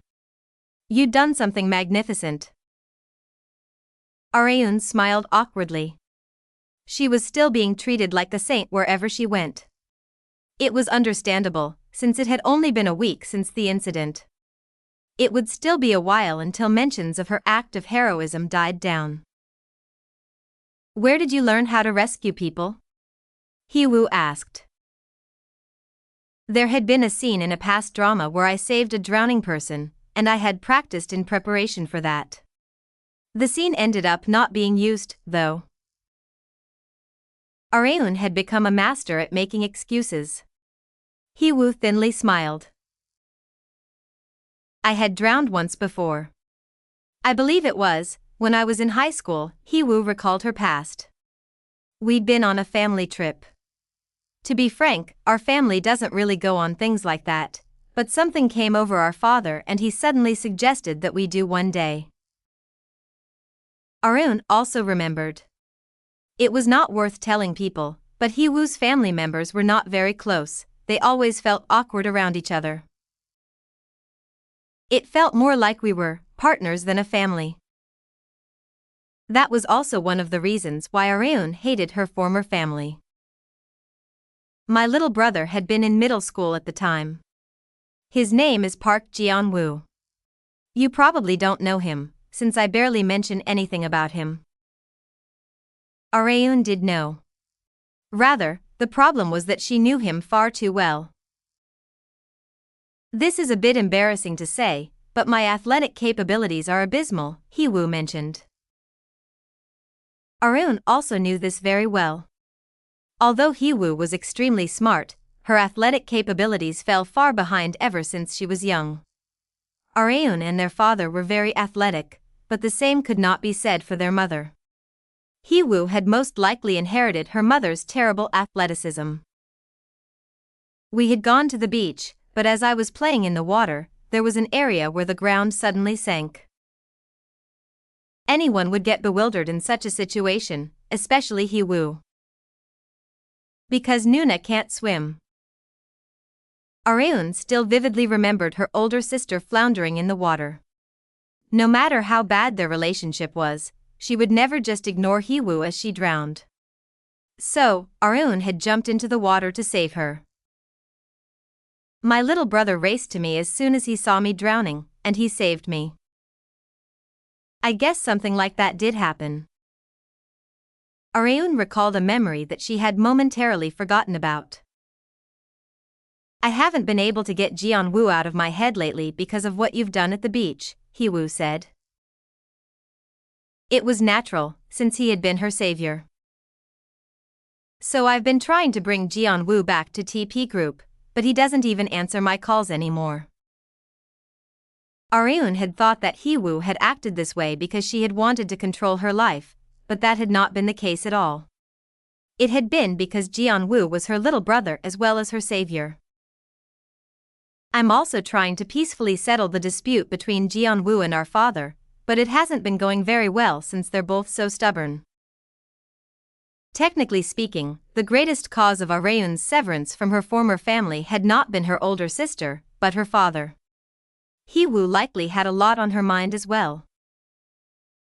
The ones stuck in the middle tend to have it the worst. This was the first time Areun had discovered Hee-woo's inner thoughts. However, Areun was not Hee-woo's little brother Park Geon-Woo right now. She was Kang Areun, a complete third-party individual. Hence, she was in no place to resolve any misunderstandings between them. "I think of Geon-Woo whenever I look at you, Areun. It's weird, isn't it? Not only are you two of the opposite sex, you're not even the same age." Hee-woo's hunches were as dead-on as always. Areun had never expected Hee-woo to see Geon-Woo in her. "I think that's why I wanted to get closer to you," Hee-woo stated. If there was one thing that Areun earned from this meeting, it was that she found out Hee-woo still thought amicably of Geon-Woo. This was absolutely huge for Areun. "Nuna. I see." Areun thought of a certain idea. A few days after the meeting with Hee-woo, Areun received a call from Shin Yubin. "Areun. You know that One of a Kind of Girl is gonna be released in Japan, right?" "Yes. I heard that it's gonna be released next month. We were contacted by them to see if you'd be interested in participating in some sort of stage event before the movie releases. I didn't know either, but apparently, you're pretty popular in Japan. I heard there's a ton of fans wanting to meet you. Really? The internet had developed so far that one was easily able to view foreign content. That was why Japan was currently going through a Korean drama storm. You just need to go through a short agenda and spend the night there. What do you think? I think that's fine. That's less stressful on me. Got it. I'll try setting up the schedule. Areun never knew that she was popular overseas.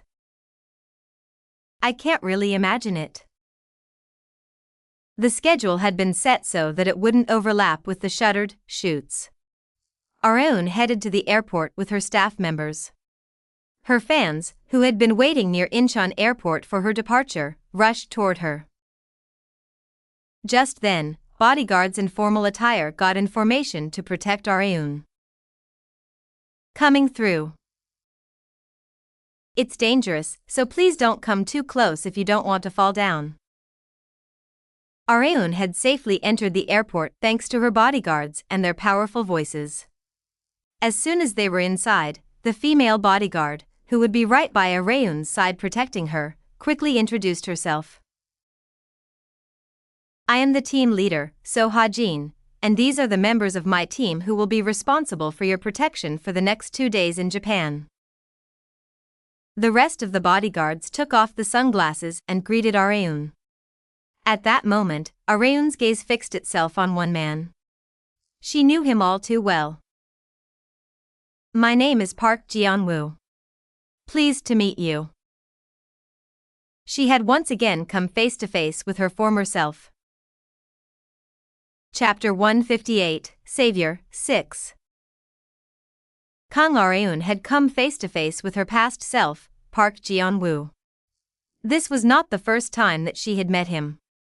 Back when she was still a high school girl, she had met him by coincidence as he was hanging out with his friends. What she had felt back then was inexplicable, since it had been her first time feeling such an emotion. The meeting of one's past and current selves was scientifically impossible, even more so as different genders. Words couldn't describe the complexity of emotions one would face in such a situation. However, Areun's head did not go blank like the first time due to the past experience.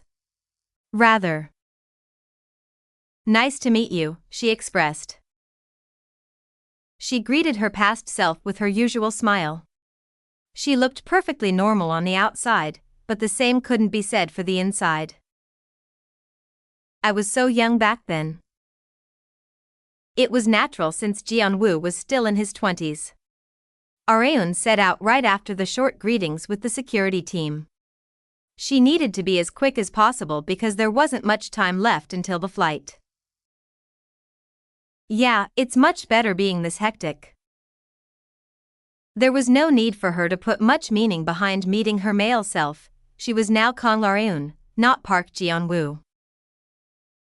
It felt very weird for Areun to go to Japan with her past self, but she did not act weird since no one knew that she had been Geon-Woo in her past life.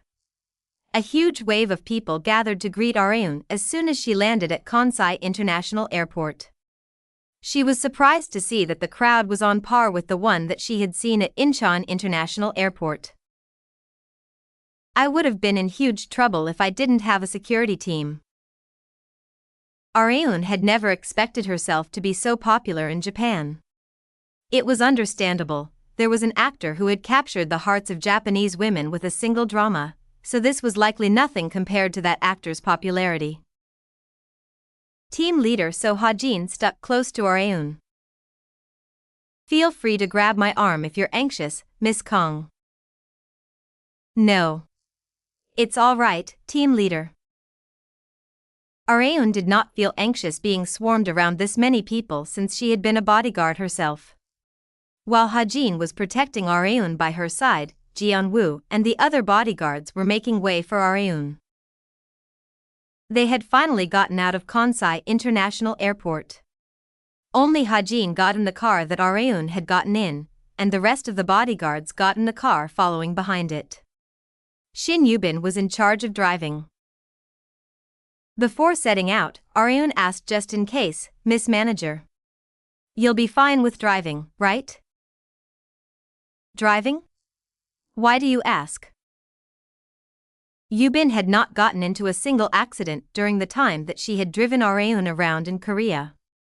Yubin couldn't help but tilt her head and wonder about why Areun was worried about her driving after all this time. However, there was a reason why Areun was asking such a thing. Because the driver's seat and the hand of traffic are the opposite of Korea's. It was difficult to get used to at first, and it would be a big problem if they got into a traffic accident on their nice trip to Japan. However, Yubin expressed great confidence despite that. You don't have to worry. I've driven a ton overseas as well. Areun decided to trust Yubin since she was so confident. She could see a view that was hard to see in Korea as soon as they left the airport premises. Areun had frequently gone overseas in her past life due to her career, hence she was not surprised despite this being the first time that she had gone overseas as Kang Areun. Rather, she went through today's agenda. She was as relaxed as she could be. Ha-jin smiled thinly as she looked at Areun. Miss Kang. I've heard many things about you, but I guess they have all been understated, Ha-jin expressed. Really? Yes. Celebrities that experience such a situation earlier usually get super bewildered, but you looked as if you were already used to it. It had indeed been her first time, but not really. Areun lightly shrugged. I think it's because I'd prepared myself for it in advance. In other words, it depended on one's mindset. Hearing that, Ha-jin felt Areun to be more mature than even herself. Areun's Japan schedule started with a simple autograph signing. Areun responded with a smile at her female fans who poorly yet sincerely expressed "I love you, Uni," in Korean. A smile was the most important aspect when interacting with fans, which was why Areun had practiced smiling an enormous amount when she had first debuted as a celebrity. Thanks to her efforts, she had mastered the art of smiling naturally anytime and anywhere. Tons of Japanese posters of one-of-a-kind girl were plastered behind Areun. She could feel a different sense of vibe from it compared to the Korean one. After her autograph signing, she moved to where she would be having an interview with the press. They had prepared an interpreter just in case, but it's okay. I can speak Japanese. Areun exhibited her Japanese skills that were good enough for there to be no issues with communication. This skill had also been polished through her work as a bodyguard. English was a given, and she had also learned enough Japanese, Chinese, French and German for there to be almost no issues in conversing with people on site. People were once again shocked by how versatile Areun was. If she was good at Japanese, then there was no need for an interpreter. Not only could they save more time by skipping the interpreting step, they would be able to convey meanings far more accurately. A female reporter with a name tag asked Areun, "How does it feel to come to Japan? As far as I know, this is your very first time working overseas." The first thing I must say is that I was greatly touched by the number of fans that had come to greet me at the airport despite myself having never done anything in Japan. I couldn't be more grateful for their great interest and love for me. Areun carried the interview just as proficiently in Japanese as in Korean. The reporters asked questions regarding a short introduction to one-of-a-kind girl, important points in the film to focus on, and the anime production that was being discussed. Will you be the voice actor for the protagonist if the anime is ever officially announced? I wonder about that. I can't give you a decisive answer since there hasn't been any news about its development, but I can say that I'd like to give it a try. A gender-bent male or female protagonist? Whichever it was, Areun was confident that if nothing else, she would be able to portray them better than anyone else, since she was the personification of that character. The hour-and-a-half interview had come to an end. All that was left on her agenda was the stage event that was planned for tomorrow. She dragged her exhausted self into the car and headed to the hotel with the staff members. It was about an hour drive. In the meantime, Areun asked Ha-Jin about her security team. "What do you think about your team members? As you saw today, they are very good at what they do. Especially Geon-Woo." Areun had been planning on asking Ha-Jin about her past self, but she was rather surprised as Ha-Jin mentioned him straight away. Areun also faintly remembered the time that she had worked with Ha-Jin, but it had been so short that Areun honestly didn't know very much about her. However, Ha-Jin had been keeping an eye on Geon-Woo. "We hadn't worked together for very long, but how should I say this? He has a strong will to act, and his judgments aren't so bad either. Also, he immediately makes his own anything that I teach him. From what I've seen of him, I'm sure that he'll succeed in anything that he puts his mind to in the future," Ha-Jin stated. She was correct. Areun had in fact become one of the actresses that represented Korea, which she had not been made for in the slightest. "You seem to think very highly of Mr. Park Geon-Woo," Areun remarked. It felt extremely weird addressing herself so formally. Ha-Jin nodded. "Yes. But his familial circumstances seem a bit complicated in contrast. He'd never given us the details, so I'm a bit worried for him." A majority of people that Geon-Woo had worked with did not know that he was the son of the chairman of TP Group. That was how meticulously he had concealed his identity, and Areun was sure that he would keep his relationship with TP Group severed for the rest of his days. However, that won't happen this time. Areun had changed up the revenge plan in her head. "I'm sorry, my past self, but you're gonna have to do your part." This was her revenge, so it was natural that her past self should help out as well. At least, that was what she believed. Areun returned to the hotel and took a shower.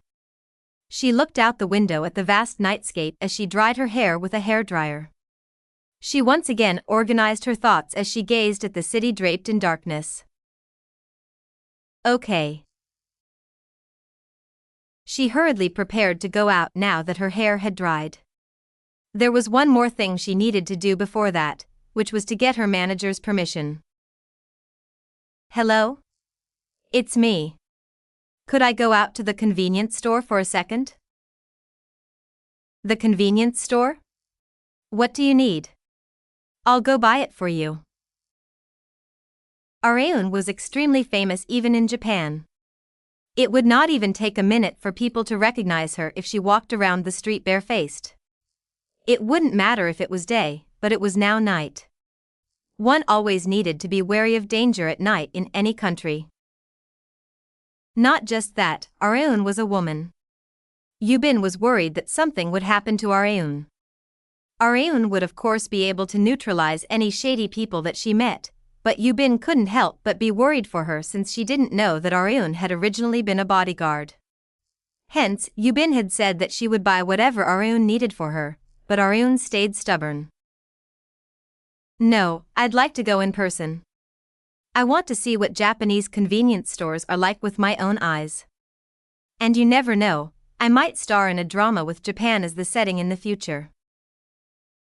For an actor, everything that they saw and heard became valuable experience. They would use those experiences to display even more realistic performances. Okay. But don't go alone. Take one of the bodyguards with you. Should I let Miss Ha-Jin know? I'd be fine with her, but I'd like someone else to accompany me. Who? Areun decided to designate someone among Ha-Jin's security team, and that person was Mr. Park Geon-Woo. Her past self. 1. This is referring to Bae Young-jun and his role in Winter Sonata.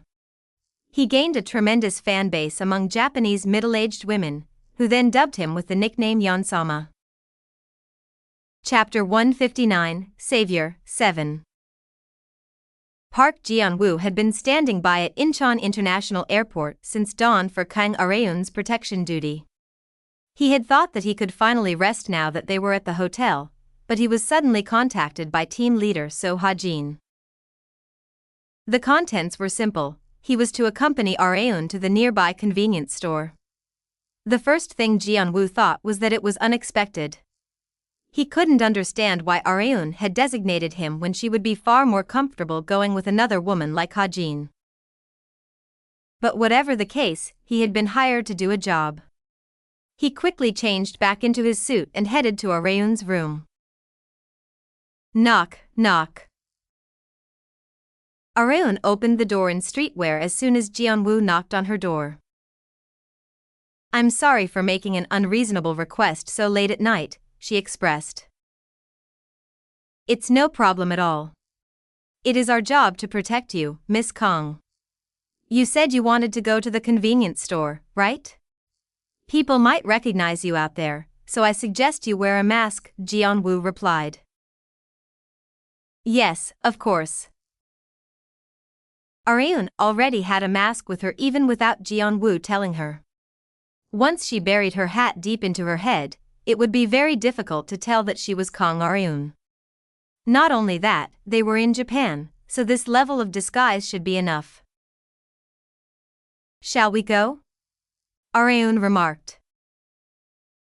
Geon-Woo nodded. Areun felt extremely strange walking out of the hotel and out into the streets with her past male self. "I'm sure I'll never get to experience something like this again." It was a very special kind of experience that she never had, and will likely never have again in the future. Areun couldn't tell her past self that he would become her when he grew up. She wouldn't be able to give him an answer if he asked why she had become a woman, nor would he even believe her. Hence, Areun decided to treat Geon-Woo as a stranger. Only then would she easily be able to bring up what she was about to. Areun had chosen only 2 cans of coffee to buy at the convenience store. "Is that all?" Geon-Woo asked in confusion. Areun nodded. Yes. He had thought that she would be buying something more significant, but that had not been the case. No one had recognized her as expected even after paying for her items and coming out of the convenience store. All that was left to do now was to go back to the hotel. Just then, Areun handed Geon-Woo one of the coffee cans that she had bought. "How about some coffee before we head back?" she suggested. One was for her, and the other had been for him. Geon-Woo thanked her and took the can. They decided to drink the coffee at a bench under a street lamp before heading back. Pop. The sound of the can opening was much louder than usual, likely because they were in a silent street at night. Unlike Korea, there weren't many stores that were open until late at night, hence the quiet surroundings. Geon-Woo was busy drinking his coffee, but his eyes were busy checking Areun's mood. An air of awkwardness surrounded them. From Geon-Woo's perspective, this was the very first time that he had met Areun. Not just that, she was one of the most popular actresses in Korea. Rather than feeling good from sitting together with her, his seat felt more like a bed of nails. If they were caught being together like this by people, or even worse, reporters, weird rumors might spread like what had happened with Ji Han-suk. Hence, Geon-Woo couldn't help but be even more anxious. On the other hand, Areun felt more at ease around Geon-Woo than anyone else despite this being their first time together, since they were literally the same person. This was also why she was immediately able to tell that Geon-Woo was observing her. "I didn't have much resistance to women at this time. Since Areun was the one who had business with him, it was also her responsibility to start the conversation. I had the opportunity to talk with your older sister recently. Geon-Woo's expression froze, which Areun had naturally expected. Her hatred toward her former family had been severe at this point in time. Despite knowing that, Areun suggested, "Why don't you reconcile with her?" Areun had designated Geon-Woo to have this exact conversation with him. She was planning on using even her own past self. She needed even more power to bring down Kim Han-Gyo without a shadow of a doubt. Authority, wealth, connections, etc., and among her connections, TP Group possessed wealth on par with, no, surpassing Dudam Group. If Areun made an intimate pact with both of these conglomerates, she would be able to overpower Han-Gyo in terms of wealth. In short, she needed to consolidate her relationship with TP Group, and her past self Park Geon-Woo was imperative to do so. Geon-Woo was greatly surprised by Areun's suggestion. He would have been furious if any of his close friends had suggested such a thing, and told them not to ever bring his older sister and parents up in front of him. It was obvious. However, he couldn't when it had been suggested by Areun, a complete stranger. "Why would you suddenly?" he asked. "Your older sister seemed to think about you very much. She had told me that all of her calls to you and interventions in your life had all been to resolve all the misunderstandings between you and your father." "Why would my sister tell you all that?" "Because we're fairly close." They weren't yet, but they would be once the matter with Geon-Woo was resolved. "We'd frequently met during the shoots for One of a Kind of Girl. Your sister treated me very well. We had dinner together not long ago, and she just happened to talk about you. But I'd never expected to meet you like this. It had simply been a coincidence. However, continuous occurrences of such coincidences was what people called fate. This was most likely a chance, which was why Areun had called Geon-Woo out separately. "I heard that you had saved your sister from drowning when you were young," Areun said. "Yes. It was around when she was still in high school. She still hasn't forgotten about that day. I think that's also why she's thinking so much about you." Areun knew Geon-Woo better than anyone else in the world. Although he acted like he had zero affections for his family, he occasionally missed them. It might sound contradictory, but whenever he saw other people who were very close with their families, he couldn't help but want to be like that with his own as well.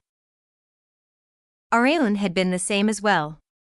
She also felt far less hate towards her older sister compared to her former father. Areun knew that telling Geon-Woo about how much Park Hee-woo thought of him would cause him to waver, since she herself definitely would if she was put in his place. "I never thought my sister would tell you about something like that," Geon-Woo mentioned with a weak smile. Areun drove the final wedge into Geon-Woo without hesitation. "Why don't you give her a call first? I'm sure she's waiting for you to, so it's not a bad idea for you to make the starting gesture." "But what if it doesn't go well?" "If that happened, their relationship could worsen." Areun replied with a smile, "If that happens, I'll take responsibility in whatever shape or form." Even if what Areun was trying to help Geon-Woo do ended up horribly, Geon-Woo had zero intention of making Areun take any responsibility for it. After all, it was a family matter. However, Geon-Woo was the kind of man who needed a little push to act. Areun knew this very well, so she had purposefully used a firm tone. They had originally been the same person, so Areun knew exactly how to appease and persuade him. "I understand. Since you're going this far for us, I'll give my sister a call once this job is over," Geon-Woo remarked. "I'm going to check if you did, so you'd better, okay?" "Okay." Areun had no choice but to do this despite knowing how much Geon-Woo hated to interact with his family. "I'm doing this all for your sake, Geon-Woo." This was necessary, since he would be betrayed by people whom he hated far more than his own family in the future. The past and present selves had made an invisible alliance for the greater objective, revenge. Areun was solidifying her plan with each passing day. After finishing her agenda in Japan and today's shuttered shoot, Areun headed to Levanche. She couldn't neglect her business to solely focus on her film shoots since she needed to grow her wealth and influence along with her connections. Internal stability is crucial too. A fragile tower was far too easy to destroy. Seol-hun visited the chairwoman's office and handed her the report that he had prepared. It had been a while since he had done so. I've organized the projects that we're planning on pushing this season. Take a look, he mentioned. Isn't there way more than last time? Well, yeah. That's just how much bigger our company has grown. Turning a 0 into a 1 was the hard part, making a 1 into a 10, or a 10 into a 100 was relatively easier. It was good that her company had grown so much, but the number of things to examine had increased with it, which was an annoyance. But what can you do? I have to do it. She pulled up her chair and got into position to focus on going through the report. Just then, her smartphone display lit up on the table. It was a text from Geon-Woo. She smiled widely as she checked its contents. I got a call from Geon-Woo yesterday. We're going to meet for a meal soon. I asked him about what had caused the change of heart, and he told me it was all thanks to you. Thank you so much. I'll make sure to repay this favor, he. Yeah, Park Geon-Woo isn't the kind of man who would go back on his word. Like Areun had expected, Geon-Woo had contacted Geon-Woo as promised. As for the resolution of misunderstandings, she decided to leave it to her past self. She could always intervene if things were about to go south, so she was not very worried. Seeing Areun put down her smartphone, Seol-hun asked her, "Did something good happen?" Not yet. It will soon. She did not give him the details. As she was about to get back to reading the report, she received another text. Areun thought that it had been from Geon-Woo again, but it had been from someone else. Areun called for Seol-hun as she was reading through the text. Mr. Her question was simple. Do you know how to play golf? Chapter 160, World of Vips, 1. It had been a while since Chairman Ji Sung-jeom had come to a golf course with his grandson Ji Han-suk. Feeling good as he looked over at the vast golf course, the chairman stretched with his arms over his head. I feel stiff all over from being holed up in my office all day lately. You should start taking better care of your health, Han-suk remarked. As a grandson, Han-suk couldn't help but worry about his grandfather since Chairman Ji was now classified as an elderly. No matter how healthy someone was, they could not overcome the flow of time. Abnormal symptoms were bound to appear as one aged. Hence, Han-suk was hoping for his grandfather to reduce his company duties and focus more on taking care of himself. Chairman Ji looked at his grandson and said, I have to keep working until I can hand the company over to you and your father.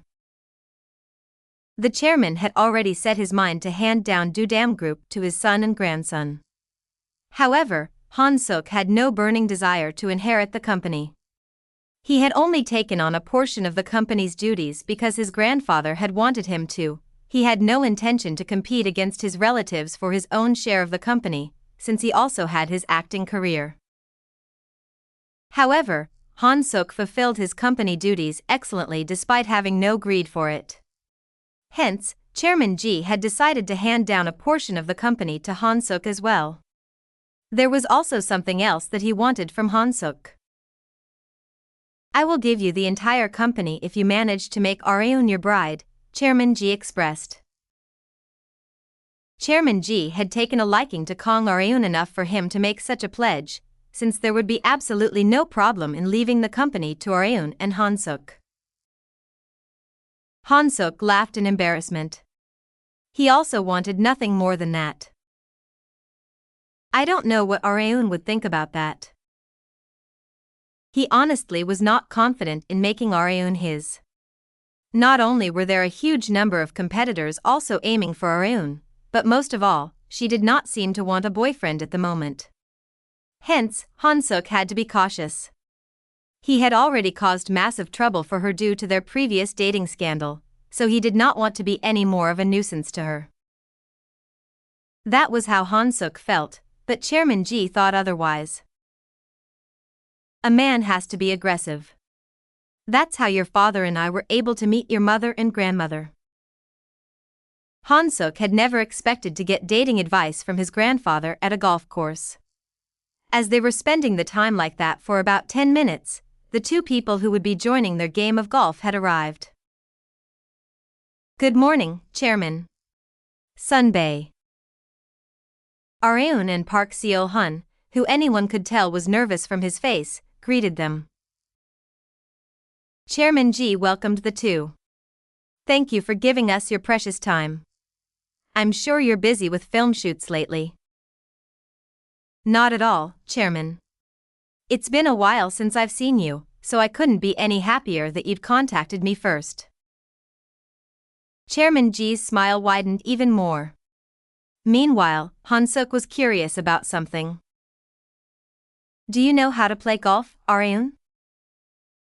Han-suk had never played golf with Areun, nor had he ever heard that she knew how to. Hence, he was worried that she had been forced by his grandfather to come despite knowing nothing about the sport. However, there was nothing to worry about. Yes. I don't mean to brag, but I'm quite good, Areun mentioned. She looked as comfortable as she could be. Chairman Ji found the confident Areun to be very cute and lovely. It felt so dull to come here with just men all the time, but it feels so nice to have Areun with us today. The results of their coming match aside, Chairman Ji simply couldn't be happier to spend time with Areun. Seeing that, Han-suk suppressed his bitter smile. No wonder he made a pledge like that. He's taken such a liking to Areun. Another name had been added to the list of people who had fallen for Areun's charms. Hole 3. Par 3. Shot 1. The hole was not that far away. Chairman Ji got in position for his tee shot. Smack. His tee shot was so magnificent that it was hard to believe he was an elderly man. The others expressed their amazement as they watched the golf ball flying in the air. Nice shot. That was amazing, Chairman. Chairman Ji chuckled from Areun's praise. It was Han-suk's turn next. He was on Chairman Ji's team. His ball flew further than the chairman's despite having less golf experience. That's youth for you, the chairman expressed while patting his grandson on his back to show off his strength. Showing off to who? Who else but Areun? Areun's team was up next. Thunk. Seo-hun swung the golf club with an extremely nervous face. It made a very strange impact sound, and the ball flew off at a weird angle. Out of bounds, Chairman Ji stated. Like he had stated, the ball flew somewhere else entirely. Seo-hun's ball had ended up in a hazard on the first hole, so he couldn't be more embarrassed. I must be off my game today, Seo-hun said. In terms of golf experience, Chairman Ji had overwhelmingly more experience than everyone here. After him, it was Seo-hun, and then Han-suk. Areun sighed as she watched Seo-hun make blunders one after another despite having more experience than Han-suk. You said you were good at golf, Areun whispered at Seo-hun. I was. In the past. Areun was belatedly swept with regret. She should have brought my Young-jun or director Do Ha-young instead. She had no choice but to make up for Seol-hun. Areun got in position with a 7-iron. Chairman Ji and Han-suk's eyes lit up as they observed Areun's form. Thwack. The ball flew further than Han-suk's. It flew and flew until it reached the green. Whoa! Great shot. A birdie chance right from the tee shot? Impressive. Han-suk and Chairman Ji highly praised Areun's golf skills. If Seol-hun had been at least a decent golf player, Areun's team would have absolutely floored Chairman Ji's team. They moved to the next hole on a golf cart. Areun sat next to Han-suk. She took out sunscreen and applied it to her thighs during the drive. Unlike the men who were wearing pants, Areun was wearing female golf wear that fully exposed her legs. Hence, she was putting on as much sunscreen as possible to prevent her legs from getting tanned. Han-suk courteously turned his gaze away. Although Areun was wearing bloomers underneath, it was still not okay to stare blatantly. "See, come to think of it, where did you learn to play golf?" he stuttered. "Golf? I learned it a long time ago from a sunbae I know." "Oh, really?" Bodyguards frequently accompanied VIPs as part of their job, so Areun had also naturally come to learn golf. She possessed such high athletic prowess that it didn't take her very long to learn the sport. Han-suk could only think of the word almighty whenever he saw Areun, who was good at absolutely everything. She was beautiful, had a great figure, an easygoing personality, and was extremely capable.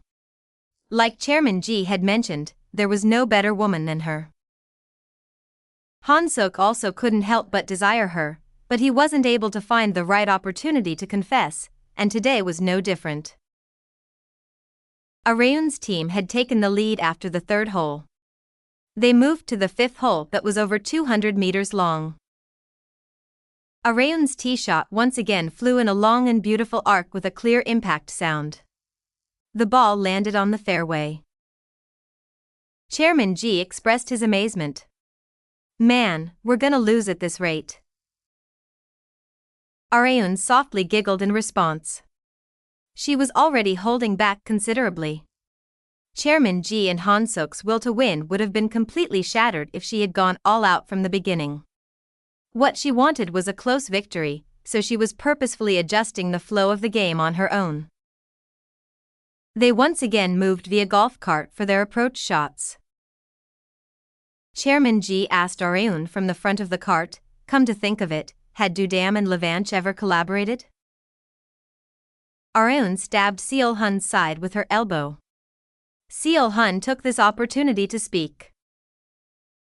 "No, Chairman. Not yet."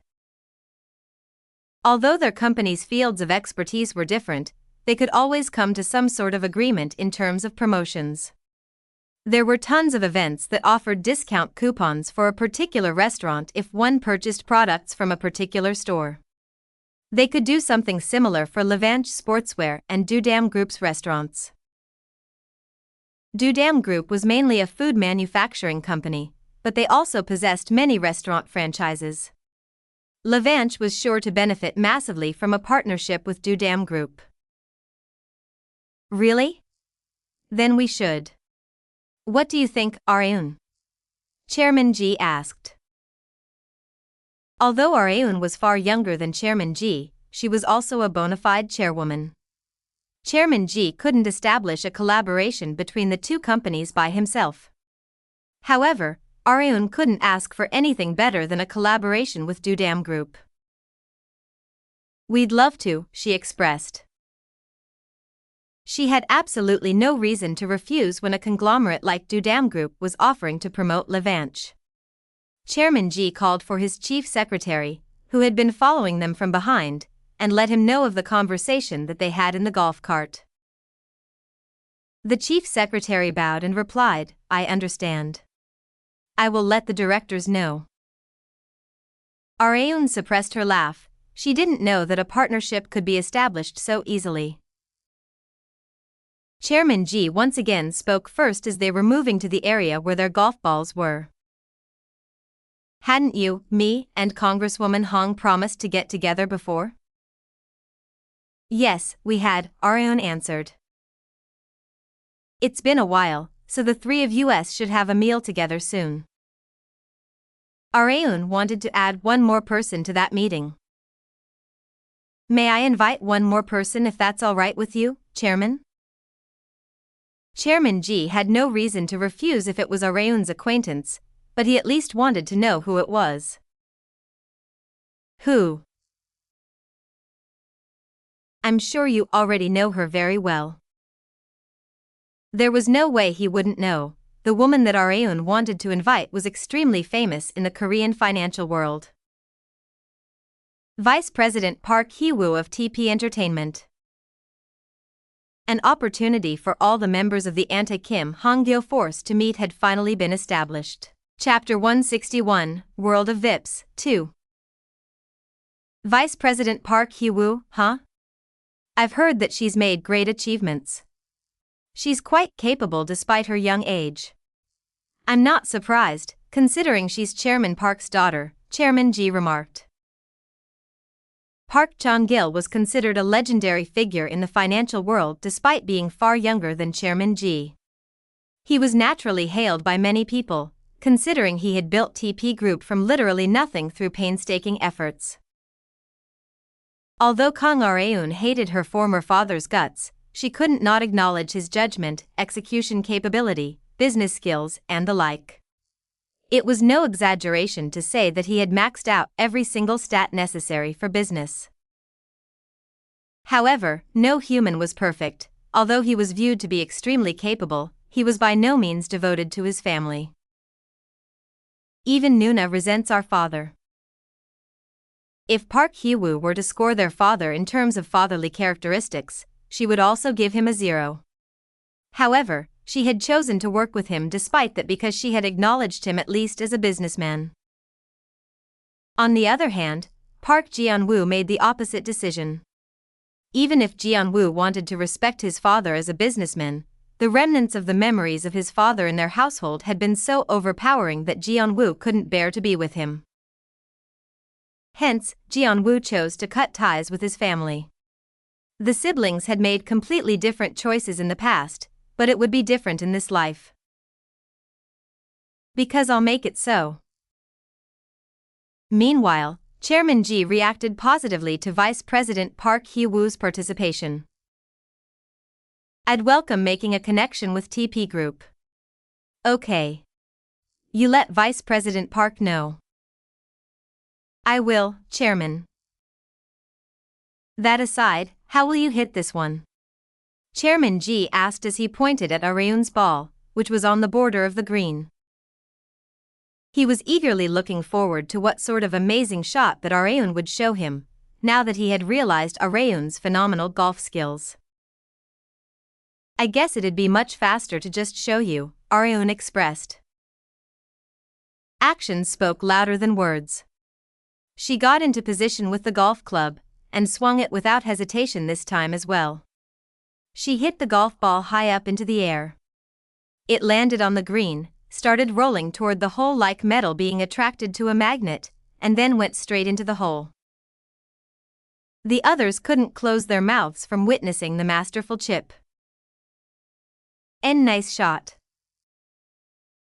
You don't see birdie shots like that very often. Even Han Suk and Chairman Ji, who were on the opposing team, didn't hold back their praises for Arayun's birdie shot. Arayun smiled as she took out the golf ball in the hole. The next person can go, she said. No one was willing to go right after Arayun's unbelievable shot. On a Thursday evening, the chauffeur Lim Suk-jun drove Arayun to Chairman Ji's house. She lowered her sunglasses and looked out the car window. Nice place. The house was large enough to stand out even from far away. That was the place where Arayun and the key individuals for her plan would be having dinner tonight. They had thought about going to a restaurant, but they had ended up deciding on Chairman G's home because he invited them before they even had a chance to look for suitable places. However, there would be absolutely no issues since the house had such a huge yard. Areun could already smell the mouth-watering scent of meat. Despite the meeting only consisting of 5 people including Han-Suk, the chairman's yard was decorated like a grand party venue. Areun slightly lifted the hem of her dress so that it wouldn't drag on the ground, and then was escorted up the stone stairs to the yard by her chauffeur. Han-Suk, who was wearing a suit, hurriedly ended his call once he saw that Areun had arrived. "Yeah, okay. I'll talk to you later." He then took over the role of Areun's escort from Suk-jun. She thanked Han-Suk and asked him with her head tilted in wonder. "Your call seemed important. Was it okay to hang up like that?" "It's fine. It was Jae-woon." Areun also knew him very well. Although Jae-woon had debuted far earlier than Han-Suk, they had naturally started speaking casually to each other since they were the same age and came across each other very often. "He said he wanted to meet up with you and me soon, just the 3 of us," Han-Suk remarked. "That sounds good to me," Areun replied. She was indebted to both of them since Levant's sales had risen exponentially because they had periodically promoted the company's clothes. "That aside, though you're always beautiful, you look especially beautiful tonight," Han-Suk praised. Areun giggled in response. "What's with the abrupt compliment, Sunbae?" "No, I was just..." Although Han-Suk had never expressed it in words, he loved it very much when Areun wore dresses. But of course, Han-Suk was okay with whatever Areun wore and whatever makeup she had on. As the 2 of them were chatting it up, Chairman Ji, Congresswoman Hong and lastly, Vice President Park Hee-woo had all gathered. Chairman Ji, the eldest one here, raised his glass. "It must be fate that all of us have gathered here today, so let us have a drink together. Now, cheers." The others also followed suit. Areun's glass was also filled with wine, but only she had non-alcoholic wine since she was weak to alcohol. She did not want to acknowledge it at first, but after trying many times to increase her tolerance by drinking at home, she had been forced to come to terms with reality. It just wasn't going to happen, so she just decided to let her pride as a heavyweight drinker be broken. Areun attentively observed Hee-woo approaching Chairman Ji as she drank from her wine glass. "My father was saying that he'd very much like to meet you, Chairman Ji," Hee-woo expressed. "Chairman Park did?" Chairman Ji asked. "Yes.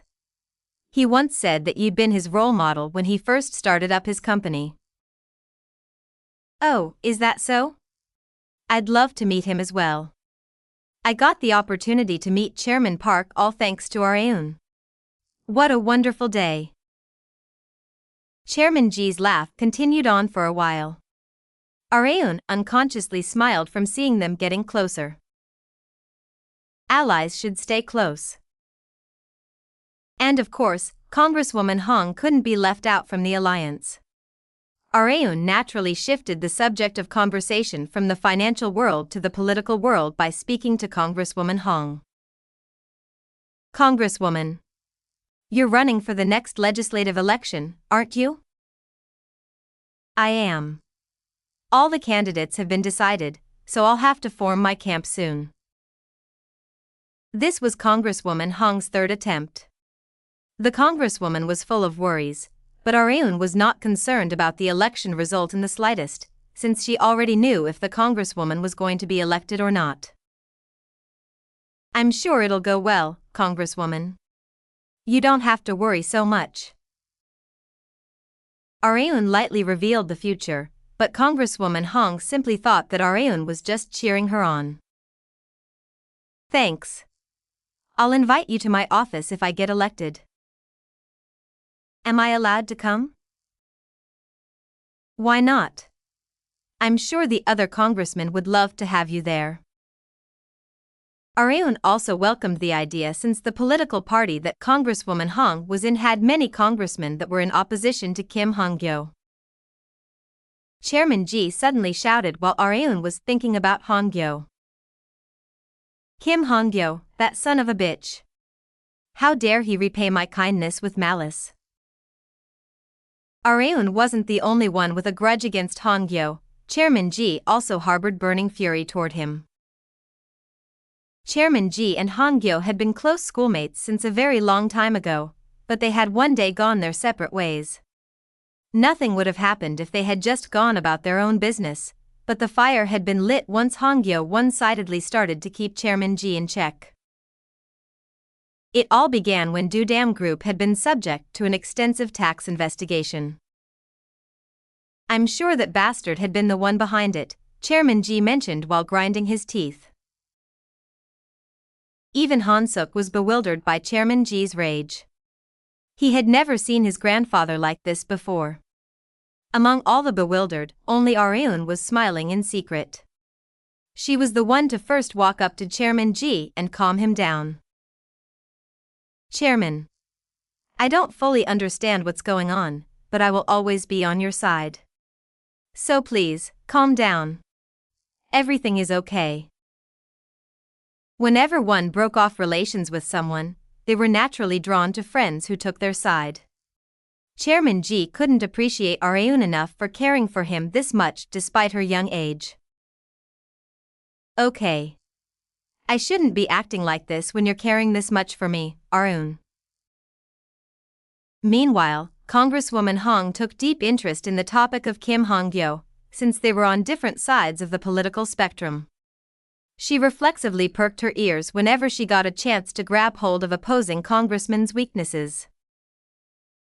You seem to have some bad blood with Congressman Kim Han-Gyo, she remarked.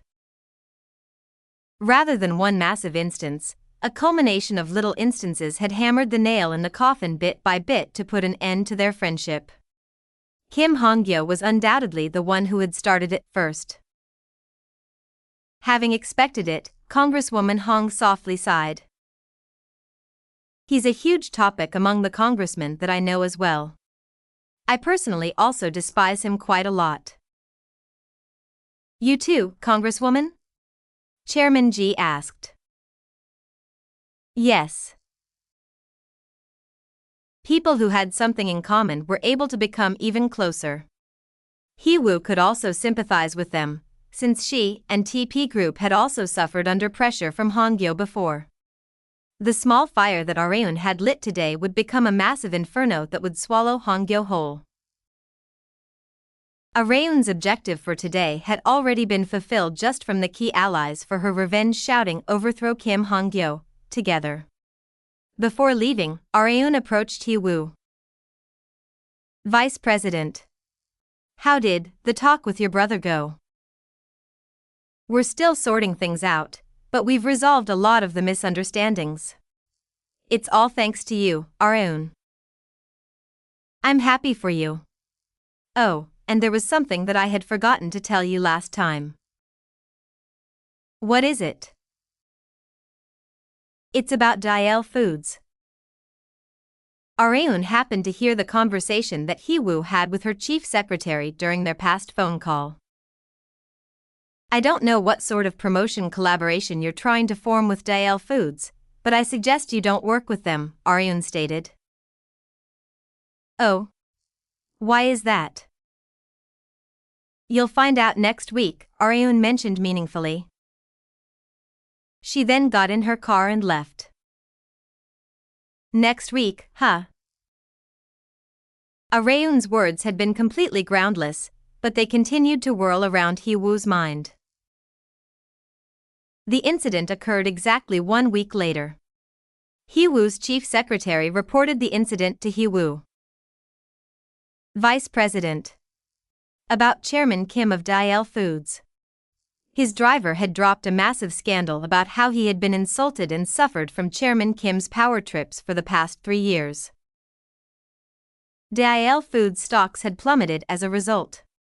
Their brand image had been damaged, and members of the public were even boycotting them. A corner of Hee-woo's mouth gently curled up while she twirled her pen. "I'm impressed, Areun," she remarked. "Pardon? What about Miss Kang Areun?" The chief secretary asked what Areun had to do with the scandal. Hee-woo shook her head. "It's nothing." Hee-woo was taking a liking to Areun more and more. 1. South Korean legislative elections determine the composition of the National Assembly for the next 4 years. Chapter 162, Strong Woman, 1. Kang Areun woke up very early in the morning and got ready to go to the fitness center. She loved to break a sweat in the morning and take a warm shower after. She had an evening film shoot planned today, so she was planning on working out before then. She headed down to the apartment parking lot with a sports bag containing her sports equipment. Lim Suk-jun's car entered the parking lot just in time. He stopped the car right in front of Areun, got out and opened the back seat door for her. "I'm so sorry, Chairwoman. Did you wait long?" "No, I just came down. That aside, you're a bit late today. You're usually here at least 10 minutes early." "There was traffic in an area that I never expected on my way here. I'm terribly sorry." Areun did not mind it much. It was not like he was late. Since Suk-jun had arrived right as she came down to the parking lot, there had been no time wasted. She got in the back seat and asked Suk-jun, who had gotten back into the driver's seat. "Where was the traffic?" "It was in the area passing over Uido." "Uido? At this time of day?" It was not rush hour. No matter how many cars there were in Seoul, traffic wasn't congested 24/7. Her experience as a bodyguard also taught her much about the traffic patterns of Seoul. Hence, she found Suk-jun's words hard to believe. "Are they doing some sort of protest this early in the morning?" Areun wondered. "I wasn't able to check directly, but I believe so." "Really?" "Yes. I saw a large number of police cars and broadcasting station vehicles." "I see." If Suk-jun was telling the truth, then I have an idea of what it could be. Areun suddenly smiled very widely.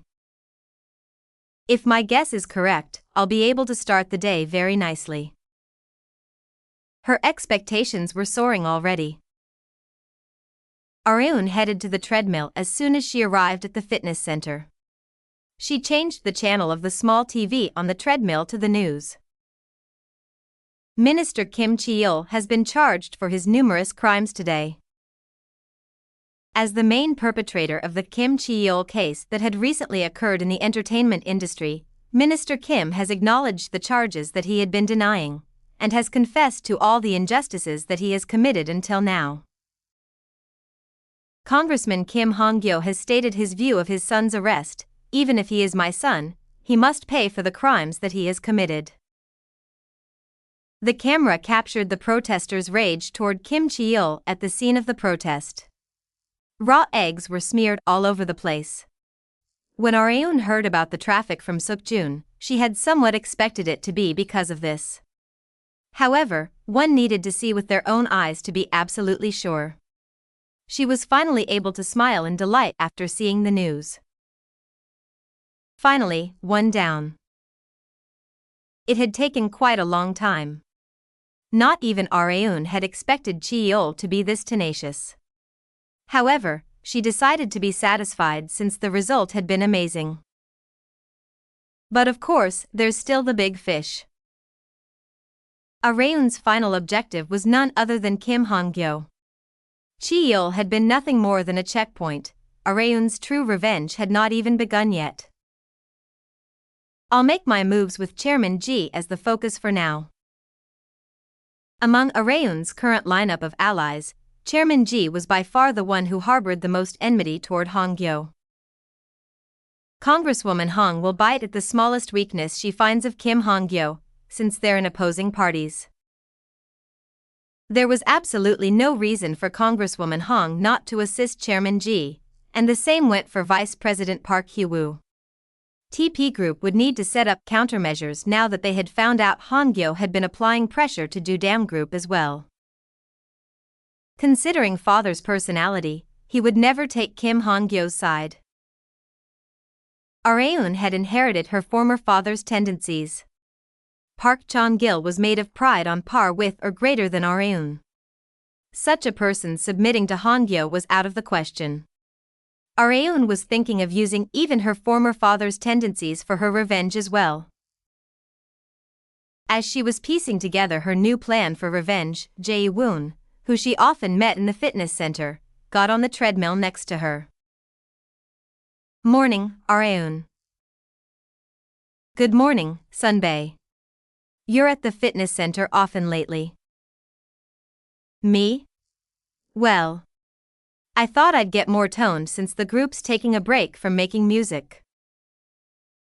Jae-woon was known to be obsessed with working out, even among celebrities. That was how seriously he took exercise. Looks like you started off your morning well. I can tell from that bright expression of yours, Jae-woon stated. Me? Yeah. You've been smiling for a while now. Oh, and of course, you're much prettier when you smile. Areun wondered if Jae-woon was flirting with her. Oh, really? Areun touched the area around her mouth. The reason why she was smiling was obvious. It was because of Kim Chi-yeol's arrest. However, Jae-woon was fascinated by how much Areun was smiling. Don't you have a shoot today as well? He asked. Yes, at around 10 p.m. Then I guess your horror tolerance increased, huh? Jae-woon still vividly remembered how depressed Areun had been on days of her film shoot. He was Areun's only celebrity friend who knew about her weakness to horror. And of course, he was just as weak to it as she was. Areun shook her head with an awkward smile. It's still pretty difficult. Areun had two weaknesses, alcohol and the horror genre. Although alcohol had been her strength back when she used to be a man, it had turned into a weakness after returning to the past as a high school girl. She had always been afraid of horror, so she needed a huge amount of time and effort to overcome it. What about you, Sunbae? She asked. Jae-woon laughed in embarrassment. You already know the answer, don't you? There was a reason why he had said this. Although he and his group Bex was taking a break from making music, he was still appearing on shows.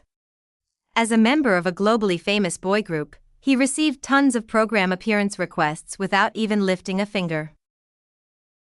He had decided to go on a certain variety show, but he had regretted it as soon as it had become official. The episode that he had decided to appear on just happened to be a horror special, and what happened next was obvious. Jae-woon was as much of a chicken to horror as Areun, so he had shown against his own will a myriad of reactions that the audience had wanted from him. Thanks to that special, discussions about Jae-woon had dominated the internet that day. Although the variety program's production team had found Jae-woon's reactions to be an absolute goldmine, Jae-woon himself had to struggle through the entire shoot while scared to death. Areun had also watched the broadcast, hence her question. She smiled teasingly. But your female fans seem to find your reactions super cute. I have a friend named Choi Romi, and she absolutely loved that side of you. Jae-woon did not know whether to be happy or not, but he smiled regardless. Seeing that, Areun thought, he has good character.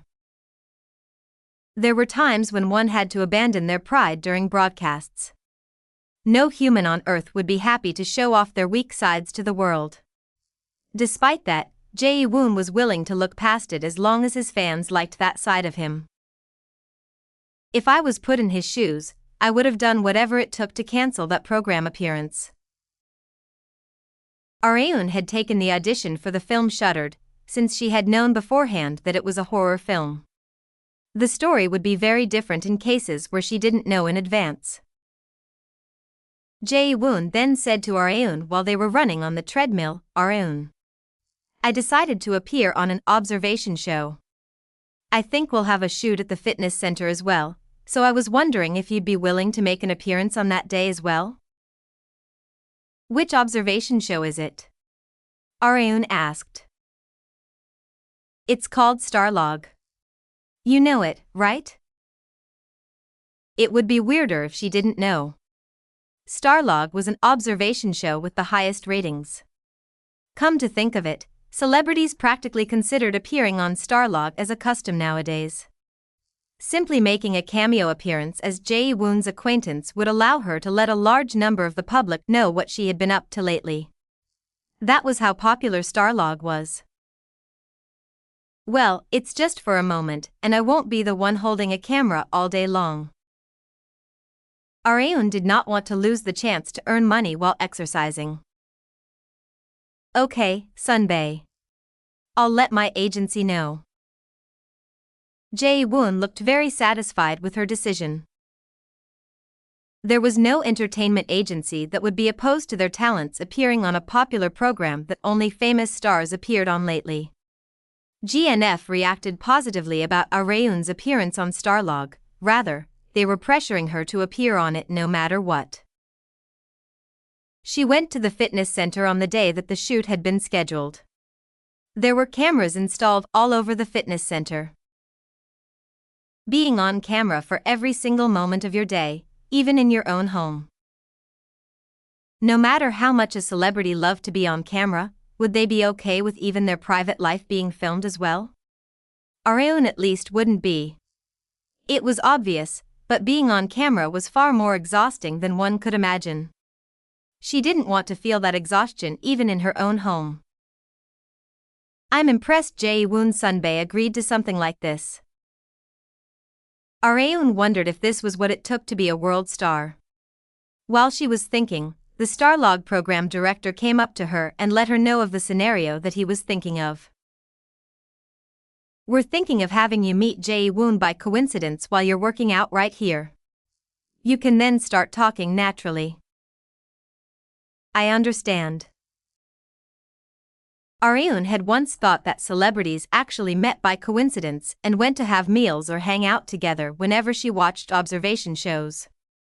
However, after working in the entertainment industry, she had come to realize it had all been a lie, and that an unscripted variety show was extremely rare. 1. Korean observation shows are reality shows that show the public the daily life of select celebrities. It is slightly different from most American reality TV shows. Chapter 163, Strong Woman, 2. There were still around 30 minutes left until the shoot would begin, but Kang Areun repeatedly checked the time on her smartphone as if she was waiting for someone. "What's taking her so long?" She had one leg over the other and was softly biting on her long nail before she had realized it. It was a habit that she had picked up after becoming a woman, along with twisting around the ends of her hair with her finger. After around 5 minutes had passed, Director Do Ha-young, Areun's close associate, rushed into the fitness center, which had been transformed into a set for Starlog just for today.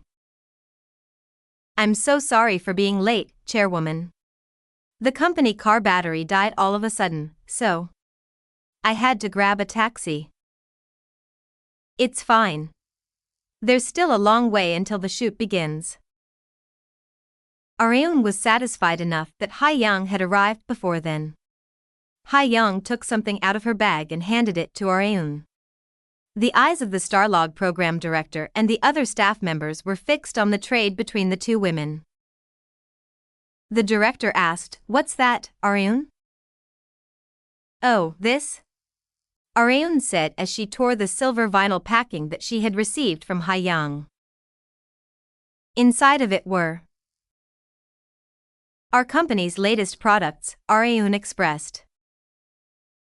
They were female sportswear that Levanche had newly released. A tight top that exposed one's stomach, leggings that Areun commonly wore, and sneakers that had just the right amount of white and yellow added together. "Oh, these must be the clothes that you'd mentioned before," the director said. "Yes, that's right." Since she was going to make an appearance on a show with high ratings, she thought she might as well use this opportunity to promote her business.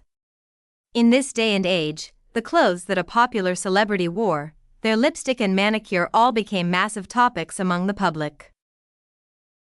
Hence, Areun had asked if it would be okay for her to advertise her company's products in exchange for appearing on the show, and the Starlog production team immediately agreed. There was no need for her to explain the products like she was in a televised home shopping channel. All she needed to do was to work out in the sportswear, since her simply wearing them was enough advertisement. "Please excuse me as I get changed, then," Areun expressed. "Understood," the director remarked. Areun headed to the female changing room and returned shortly after. The eyes of staff members, especially the male ones, lit up as soon as they saw her. All eyes were on her figure. It was neither too thick nor too slim, a perfectly proportioned body. A fitness trainer approached the program director, who was blankly looking at Areun stretching, and whispered, "Our fitness center sales have skyrocketed thanks to Miss Kong." The program director nodded in strong understanding and replied, "I can see why." Even he would have purchased a membership if he lived near the area. Jae-woon arrived at the fitness center right on time and greeted Areun as if it had been a complete coincidence. "Huh? Areun. What are you doing here?" "Hello, Sunbae. I'm here to work out, of course." Their expressions and actions did not feel scripted at all because they were both actors.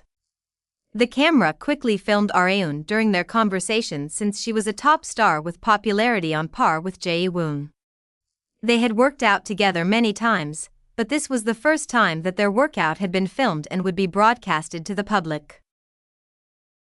The program director smiled in great satisfaction as he watched Jae-woon and Areun, two beautiful people, chummily exercising together. It was enough to satisfy all audiences, male or female. They decided to do deadlifts, an exercise that activated the muscles on the posterior side of the body.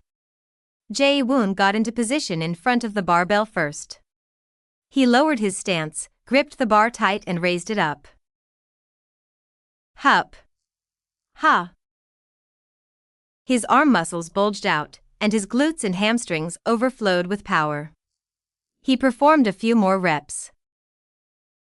"I'll go next," Areun stated. She personally wanted to lift the same amount as Jae-woon, but it was physically impossible considering the difference between their physiques. Their muscle mass was so different that Areun had no choice but to take off a plate.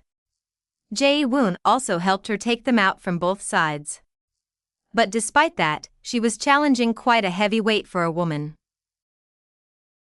"Are you sure you can lift that, Areun?" Jae-woon asked. "Yes, I'm fine." She would usually go 10 kilograms lower, but she wanted to show off how much she could deadlift since she was on camera. The weight was important too, but the form was far more important. She braced her back and pulled her butt back. She took a deep breath before lifting the bar, and slowly straightened out her body while activating her leg muscles, as if she was pushing the ground away from her. Hoo! Areun's hair that she had tied back swayed along with her movements. The trainers, who had been watching from behind the camera, nodded in satisfaction as Areun maintained perfect form until the end. The trainers of the fitness center that Areun went to were fairly knowledgeable in exercise. Areun perfectly mastered anything that she was taught, and often went above and beyond. Areun displayed her athletic prowess to her heart's content without getting anxious despite being on camera. Jae-woon was also impressed by Areun's deadlift. "You're good. Have you trained professionally before? He asked. No. I just learned it as a hobby. You exude far too much expert energy for that to be the case, though. It was natural. Back when she was still a he, she had been in charge of her security teammates' physical training. Although she was a bit lacking to be considered a professional, she was also too skilled to be called an amateur. Areun and Jae-woon would usually be engrossed in their workouts without breaks, but they couldn't forget that they weren't here to work out, but to film a show. Jae-woon suggested, "Why don't we take a short break?" Sounds good. Areun sat down on the bench and wiped her neck with her towel. She usually sweat a lot around the back of her neck because air did not travel well to the area due to her long hair. She had her hair tied back at the moment, but that did not stop her from sweating. As Jae-woon unconsciously stared at her wiping her sweat, he bluntly asked, "Is there a reason why you haven't cut your hair ever since your debut?" As soon as she heard that, Areun thought, "This is perfect broadcast material." "Yes, there is," she replied. "What is it?"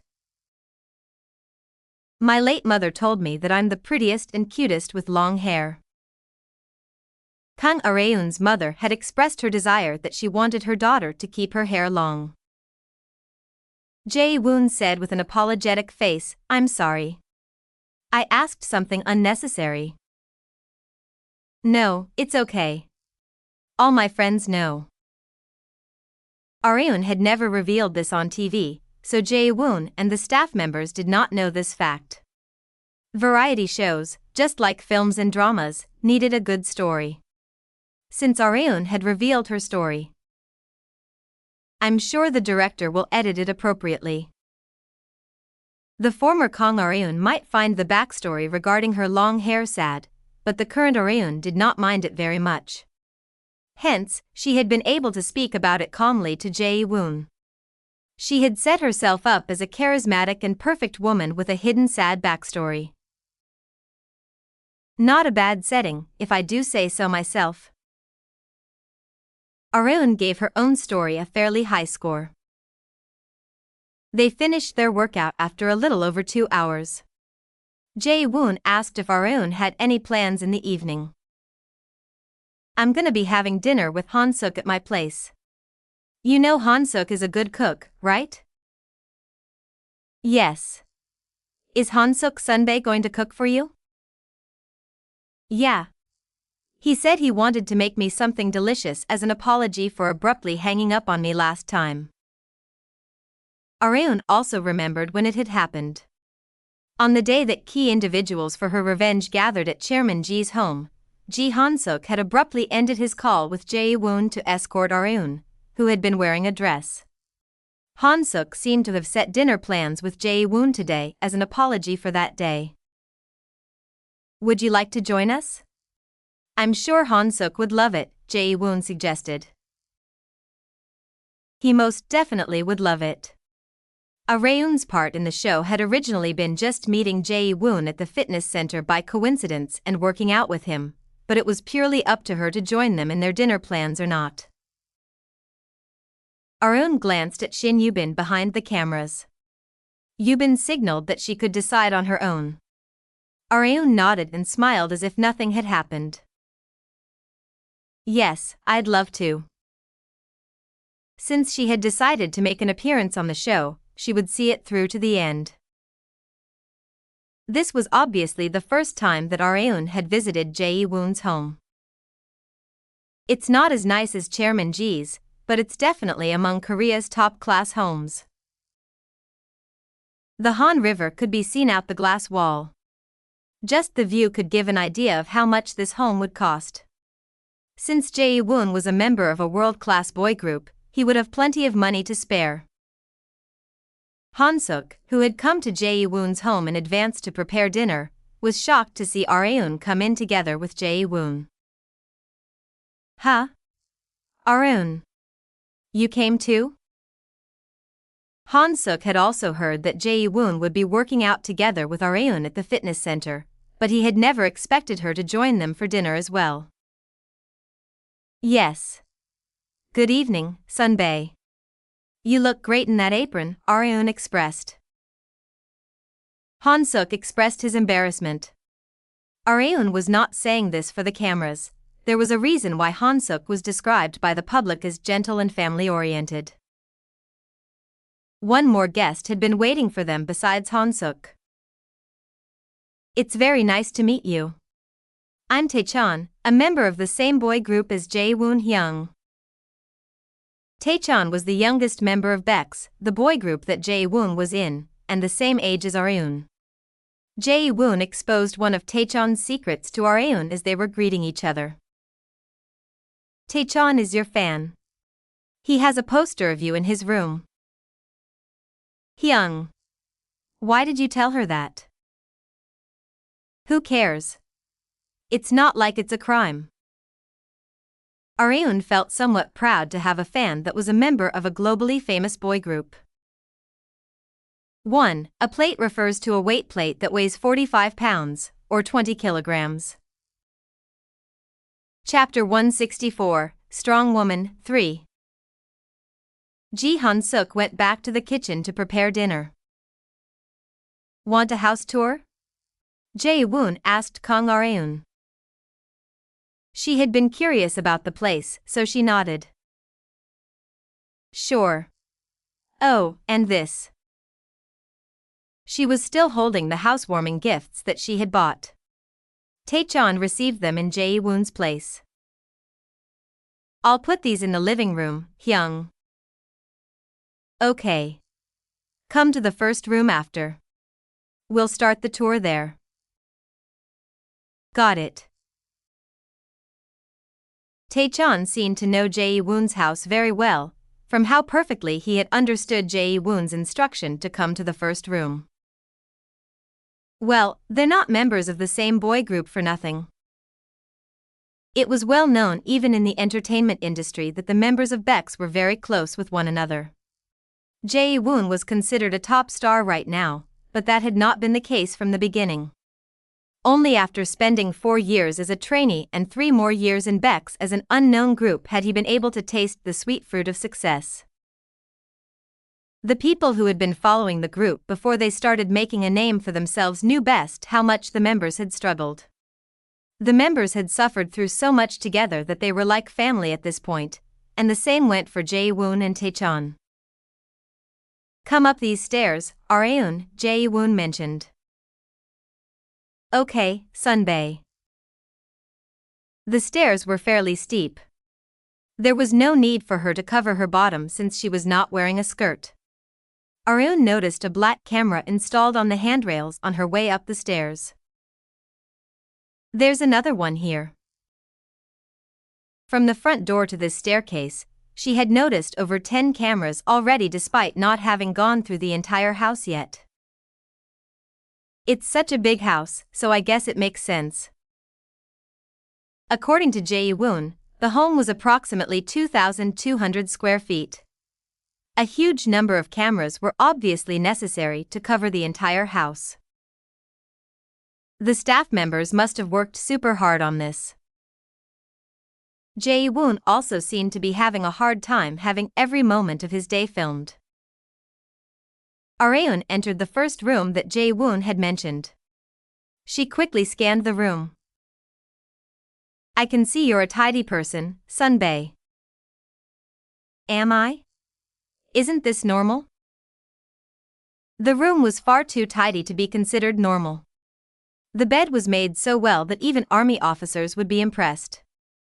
Aryun didn't know if Jae-woon had gone out of his way to tidy things up perfectly for the cameras, but there was one thing she did know: even if a person who usually didn't keep things clean tidied up to make it look like they kept clean all the time, there were bound to be signs of their untidiness if looked carefully.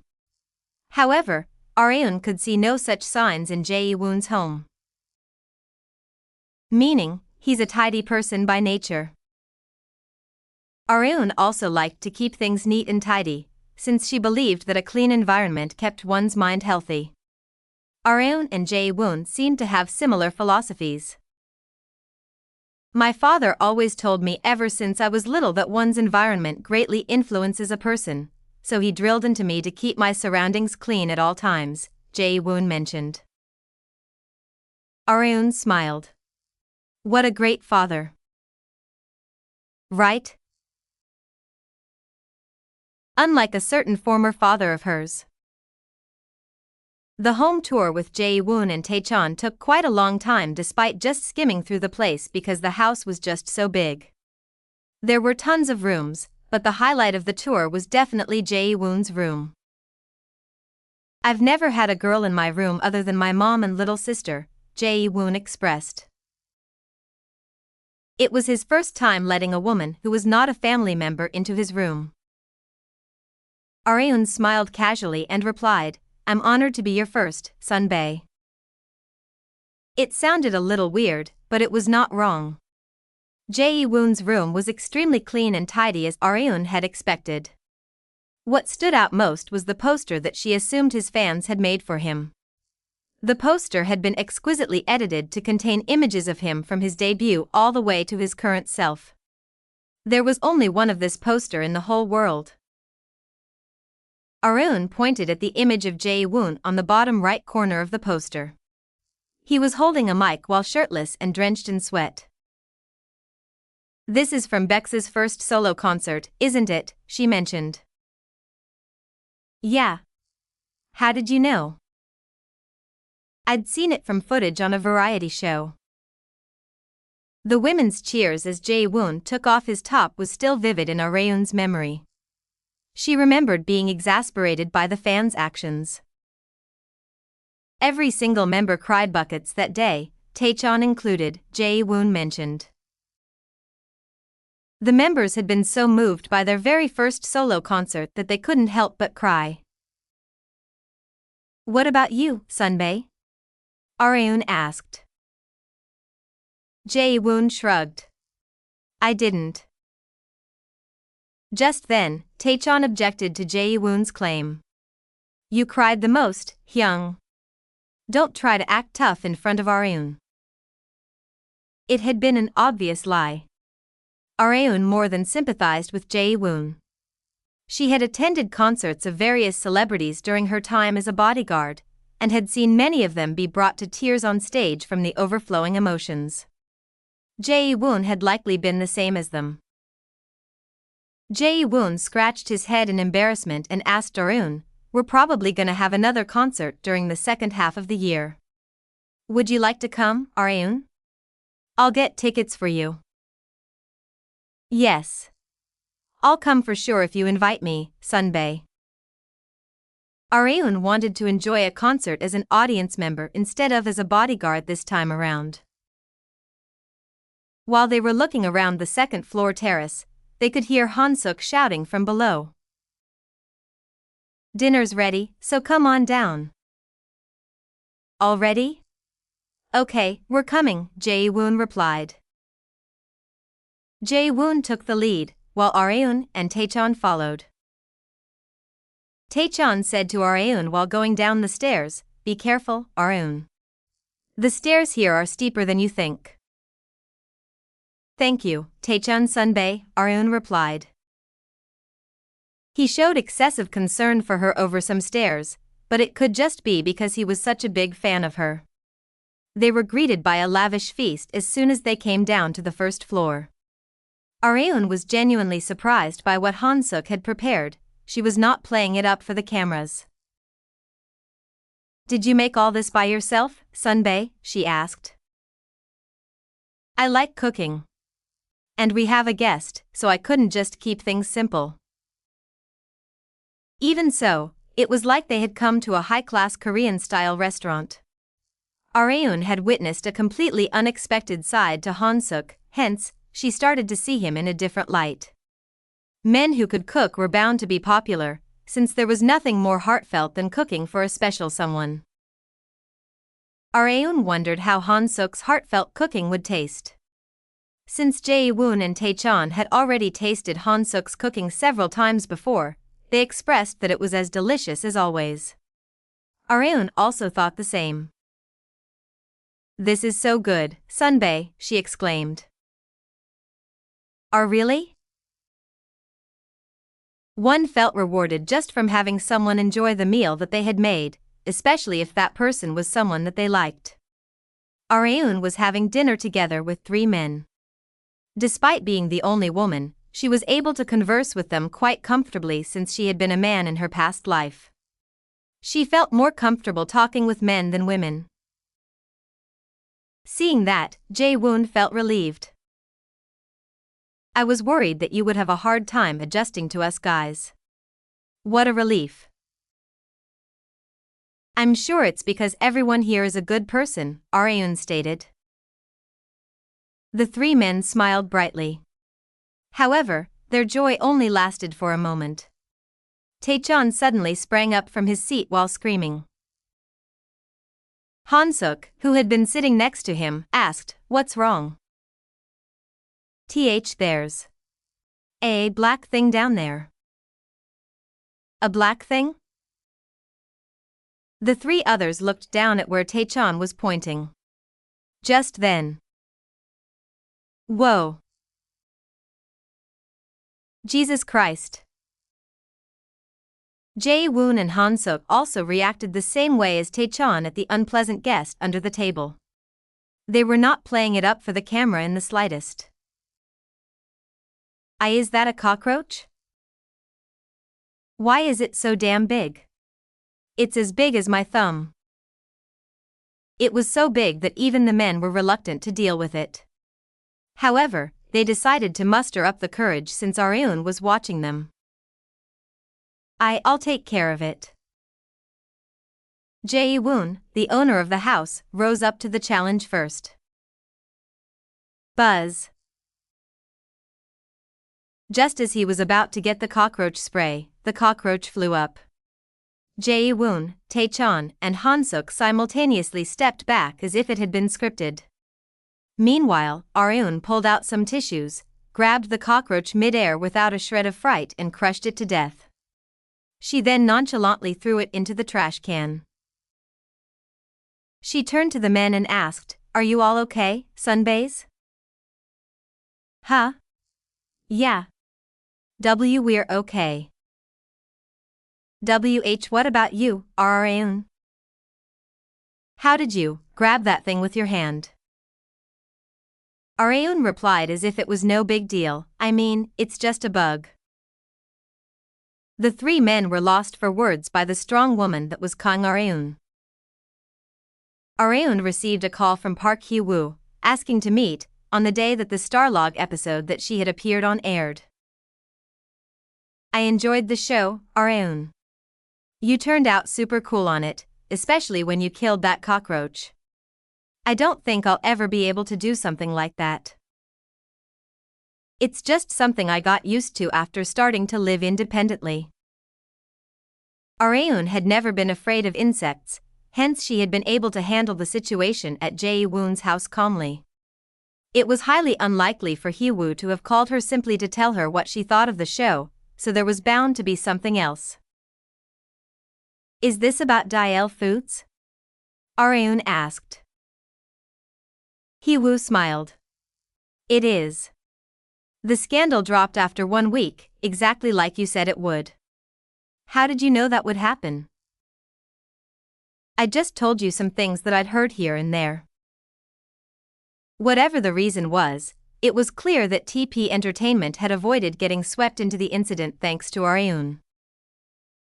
You helped me, so I'll help you as well, Areun. Is there anything you need? Hee-woo asked.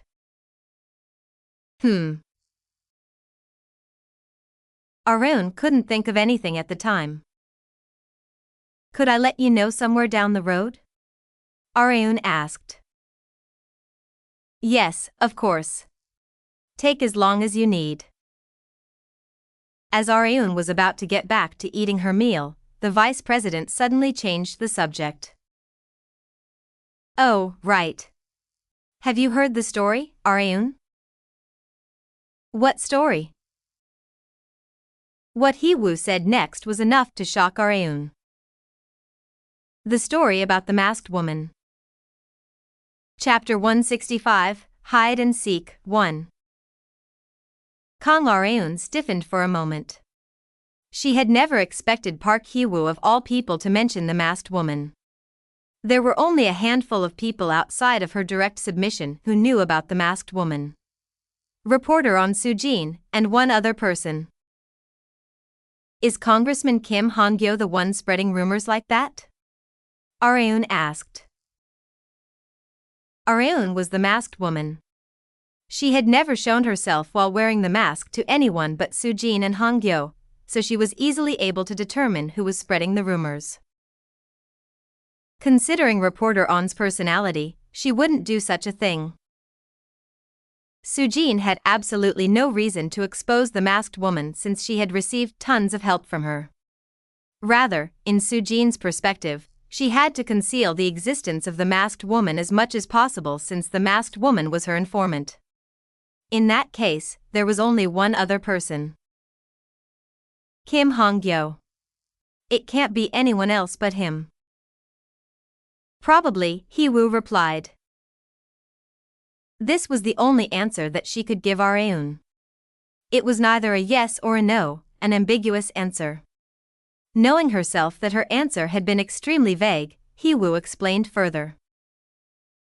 I haven't heard exactly who had been spreading such rumors, but considering the circumstances, I think it is Congressman Kim. Her vague answer had been out of belief, not certainty. The source aside, Areun was curious about the rumor's contents. What kind of rumor, exactly? She asked. Areun decided to play dumb for the time being, since she knew that there was absolutely nothing in it for her if she revealed that she was the masked woman. Rather, she would suffer from it. Hee-woo told Areun exactly what she had heard. A masked woman apparently threatened Congressman Kim Han-Gyo. I don't know exactly how she had threatened him, but there have been rumors going around that he's going to carry out an official investigation. Really? From Han-Gyo's perspective, he indeed couldn't help but be anxious. The masked woman that had threatened him knew far too much about him. He had to find out the masked woman's identity as soon as possible. But I won't let you catch me so easily. Han-Gyo was likely extremely frustrated since he did not even have a single trail of evidence to pursue. He was walking on thin ice that could break at any moment. Areun felt satisfied just imagining the sense of crisis that Han-Gyo was feeling right now. Meanwhile, Hee-woo continued without having any idea that Areun was the masked woman. This must be bad for Congressman Kim himself, but it couldn't be better for anyone in opposition to him. I happened to meet Chairman Ji by coincidence a few days ago, and he was saying that he wanted to treat the masked woman real big if she was someone he knew. Areun laughed softly in response. Anyway, the political world has been talking about the masked woman a lot lately, Hee-woo mentioned. I haven't seen any articles regarding it, though. Well, I'm sure even the reporters find it hard to believe. There were even some who doubted Congressman Kim's sanity. Who in their right mind would believe that a woman in a mask threatened a congressman? However, reality transcended imagination at times, like when Areun had returned to the past as a high school girl. Reporter on Sujin had also been privy to the rumors of the masked woman that had been covertly spreading throughout the political world. Sujin thought about the masked woman while twirling her pen. She obviously knew who the woman was. Kang Areun. It couldn't be anyone else but her. However, Sujin had no proof. She had far too many things that she wanted to ask Areun, but Areun was not an easy person to meet. They were not personally close, nor was she close with Ma Young-jun and his men that worked under Areun. Sujin wanted to meet Areun again and ask what she thought of the rumors that were spreading about her. I need a reason to meet her. Good news arrived on her doorstep while she had been deep in thought. Yoon-suk. You remember we have an interview at GNF today, right? Yes, Sunbae. We'll be leaving in an hour, so get ready. Understood. Soo-jin's eyes lit up after hearing their conversation. Can I come too? She suddenly volunteered. Didn't you have something else you needed to do? It's not urgent, so I'll help out. I'm sure you'll be short on hands with just 2 people. That's a first. You usually have zero interest in other people's coverages. Soo-jin was the type to focus on her own thing, and had almost zero interest in anything else. Everyone in the news agency knew this tendency of hers very well, which made her suggestion even more surprising. Well, sure, if that's what you want. I have no reason to refuse help, the senior reporter remarked. Thank you very much, Sunbae. It was possible for Soo-jin to meet Areun if she went to GNF. She felt lighter already. On the day of the interview with GNF's celebrities, Areun greeted Lee Seon, whom she hadn't seen in a very long time. It's been a while, Seon. Sunbae. I'm so sorry.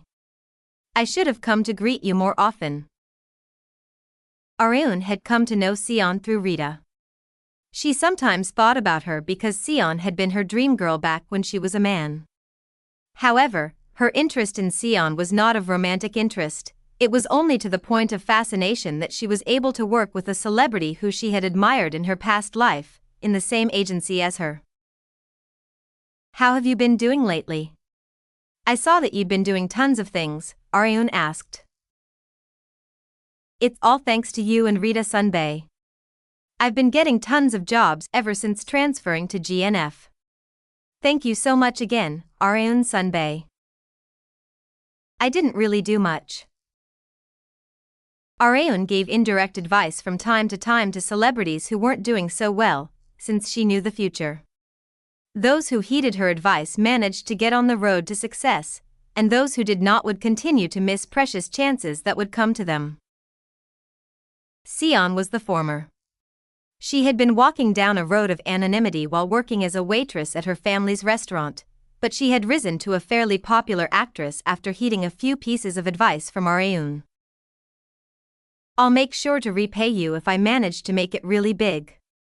Please let me know if there ever comes a time when you need my help.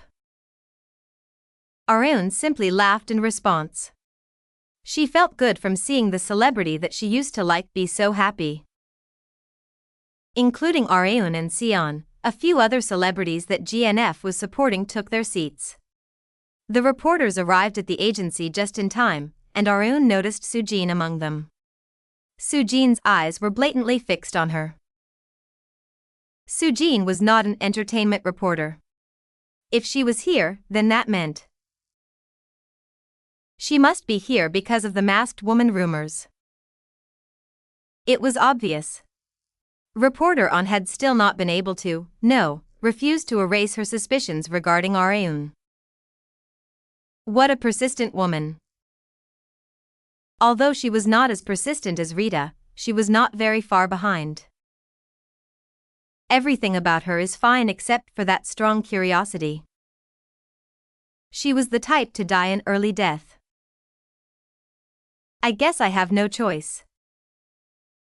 Soo-jin would continue to obsess over her if she didn't do anything about it. Areun decided to take tough measures. There's still some time until the interview, right? Areun asked the reporters. They nodded simultaneously. In that case, I will go get everyone coffee. Please let me know if there's anything in particular you'd like to drink. Just as she was about to go, Shin Yubin discouraged her. I'll go buy them, so you stay here, Areun. No. I'm doing this because I want to. There were a few celebrities that used their own money to buy food and drinks for staff members. There were two sides to such an action, one was out of the kindness of their own heart, and the other was to keep a kind-hearted image. Whichever it was, there was no one here who would refuse drinks bought by Kang Areun. Just then, reporter On got up from her seat. I'll help.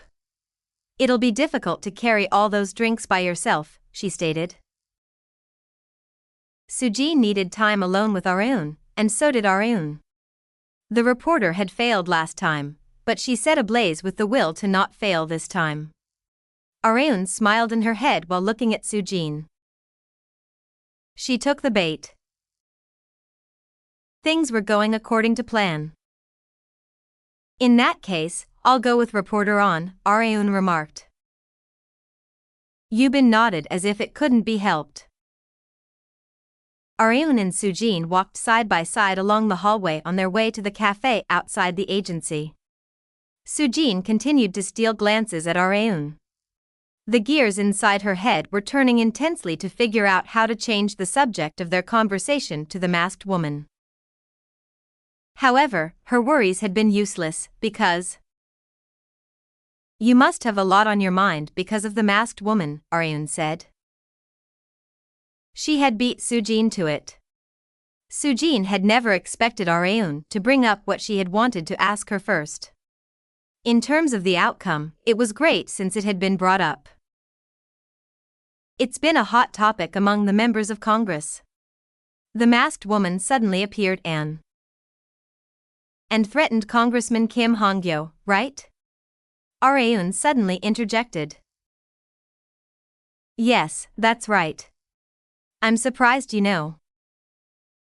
I'd met Vice President Park Hee-woo recently, and she had let me know about it.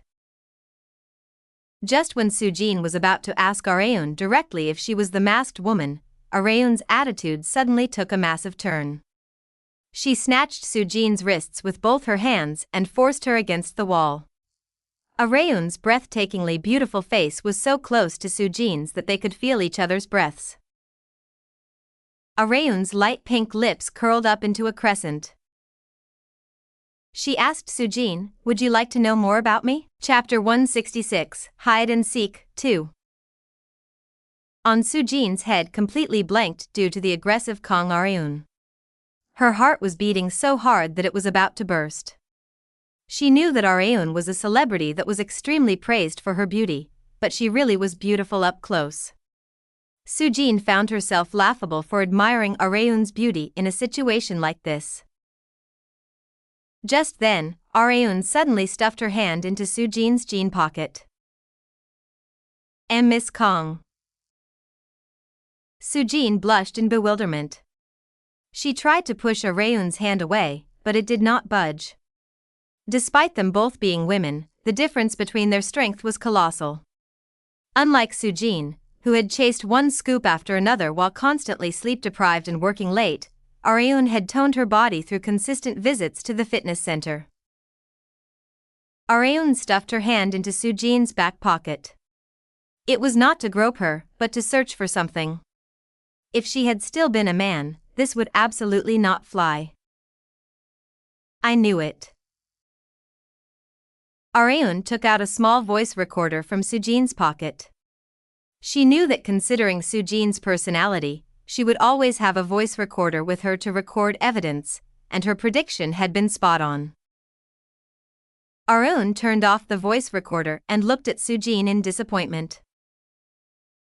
Didn't I tell you last time as well? That excessive curiosity of yours will be the end of you. Are you going to kill me? No. Areun couldn't afford to kill Sujin. She needed her to live a very long life, since she needed her to act as her mouth. No, it was more accurate to say that Sujin needed to act as the masked woman's mouth instead of Areun's. Why do you have your voice recorder on when we're just on our way to buy coffee? Areun asked. Because I think you're the masked woman, Miss Kang. The masked woman had become a famous figure in the political world due to Kim Han-Gyo's first testimony. The corners of Areun's thin lips curled up again. And what if I say that I'm not? What reason is there for you to do something like this if you aren't? Because you're suspecting me so much, reporter on, Areun claimed. However, there was no way Sujin would believe that. You just asked if I would like to know more about you, didn't you? Soo-jin had not been able to answer at first due to the bewilderment, but after having come this far, she wanted to put an end to her suspicions toward Areun. I do. I want to know everything about you, Miss Kong. Areun could feel strong determination from Soo-jin's face. She could instinctively tell from how Soo-jin was looking at her. Areun had thought that she was simply an oddball reporter at first, but Areun could feel that this person was different from other trashy reporters. Soo-jin spoke first. What I want is the truth. The whole unfabricated truth. Does that mean you're prepared for that truth to possibly put you in grave danger? Yes. Areun could feel a powerful spirit in Soo-jin's answer. She had thought Soo-jin was a woman who was driven purely by curiosity, but she possessed a nature far beyond that. Areun softly sighed. Let's go somewhere else. There might be eyes on us. Weird rumors could spread if anyone saw what they were doing. They took their seats in the cafe while their coffees were being prepared. They had ordered so many that it was taking a while for them to be made, which was actually good for Areun and Soo-jin. They just happened to have things to sort out. Areun leaned on her chair and asked Soo-jin, "Do you have any evidence that proves I am the masked woman?" "No, I only have my gut feeling. That's why I want to hear you say it yourself, Miss Kong." "Why go so far to meet the masked woman?" "Because I feel like she knows a considerable amount of things. And everything that the masked woman had told Soo-jin had turned out to be true." Soo-jin asked this time, "Do you know why I decided to become a reporter, Miss Kong?" "No, I don't." Even if Areun knew what would happen in the future, she did not know everything about everyone in the world. Soo-jin's face momentarily reflected sorrow. "It's because of my father." One of Areun's eyebrows flinched at the mention of the word father. She wanted to say something, but decided to hear her out for the time being. "My father was also a reporter. We covered the same field." "Politics?" "Yes. He used to focus on injustices committed by politicians, and because of that, he must have had many enemies." It was exactly what Areun had expected. "Yes, and the internet hadn't been as developed at the time," Soo-jin replied. "In other words, it was easier to cover up anything bad that happened to a person. Exposing politicians for corruption in an era when ostracism was far easier than in the current era required a considerable amount of courage. Things like that were commonplace back then." Areun had not been active in that era, but she had worked close to the political world for so long that she had heard many things about what had happened in those days. She could more or less predict what Soo-jin was going to say. Like she had expected, Soo-jin's father had not met a happy ending. "One day, the police came to me and my mother, saying he had committed suicide." Areun had thought as much. She lightly clicked her tongue. "And of course, I still don't believe that for a second. His will to live was stronger than anyone else's, so there's no way that he had made such a decision," Soo-jin said. She believed that the decision had been forced on her father, which had ended up being the trigger for her choice of occupation. "I absolutely despise our country's political world. That's why I want to tear apart the curtains covering all the filth and expose it to the public in its entirety." Soo-jin was driven by revenge. This was the first time that Areun had taken a liking to Soo-jin, since her favorite word was revenge. "That's why if you're the masked woman, I will help you in any way that I can, Miss Kong." Soo-jin still did not know why Areun had done everything that she had so far, but now that she had found out their motives were similar, she was more than willing to help her. Areun answered, I'm sure the masked woman would have taken a liking to you very much if she were here. She did not reveal the fact that she was the masked woman to the very end, but Soo-jin felt like she had gotten the answer that she had wanted from her. Kim Han-gyo's stress levels have been off the charts lately. His son's imprisonment aside, the masked woman who knew many of his weaknesses was still out there. Even after interrogating every single one of his close associates, he had still not been able to get the answer that he had wanted. Today, Han-gyo called over a congresswoman that he had worked with for a very long time. So, leaving all that aside, you're saying you haven't been to my house lately, right? He asked. Are you suspecting me, Congressman Kim? No, that's not it. The masked woman had been far younger than this congresswoman. She had concealed her face, voice, and many other things, but Han-gyo could infer her general age range. She couldn't be any older than her late 20s. However, Han-gyo also took into account that the masked woman might have only been a stand-in, hence the reason why it sounded like he was suspecting the congresswoman. The congresswoman sighed deeply and asked Han-gyo seriously, Congressman Kim, could it be that you were seeing things from the accumulated stress over your son's case? Maybe you should take a bit of a break. The others are also very worried about you. It was more than possible to see or hear things that weren't there due to excessive stress. The members of Congress were guessing that Han-gyo had been talking nonsense due to extreme stress. Han-gyo was on the verge of flipping out. What he had seen was real, but no one believed him. Okay. You can go now, Han-gyo stated. Before leaving Han-gyo's study, the congresswoman emphasized to him again that he should rest. Han-gyo was left alone. He gently pressed on his temple. Who could it be? The culprit would be someone who knew an excessive amount of information on him. However, even after feeling out every single one of his close associates, he had not been able to find a single person who could be the culprit. It's like I'm playing an endless game of hide and seek. There was no worse hell than this. Areun came to a decision after finding out something new about Reporter on Soo-jin. I'll be able to use Reporter on more actively from now on. At first, Areun did not want to give Soo-jin too much information since she had little trust in her, but she changed her mind after finding out about her past. Soo-jin had turned out to be the same as Areun. They were both driven by revenge.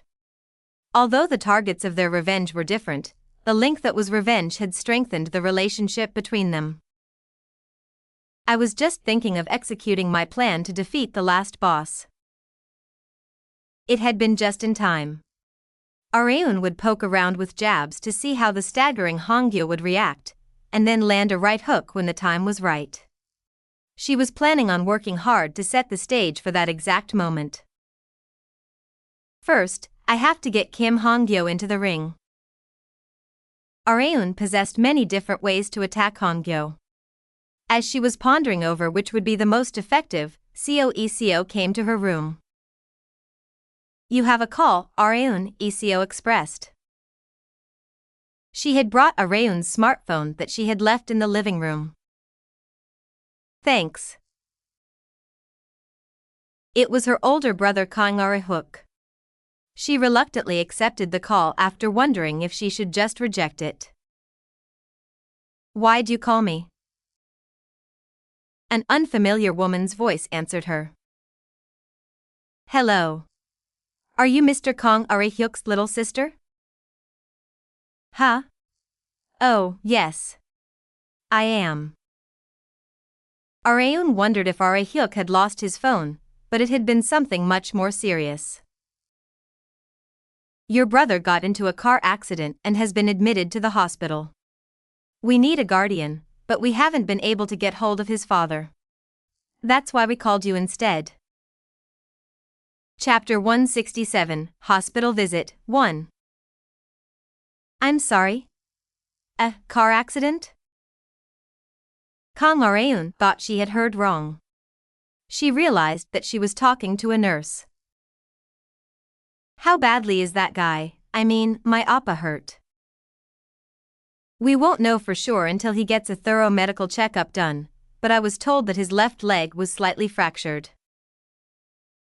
A leg fracture was by no means a light accident.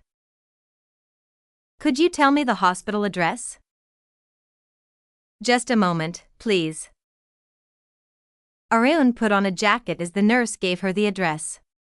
She came out of her room the moment the call ended and Eo tilted her head in confusion. Are you going out? She asked.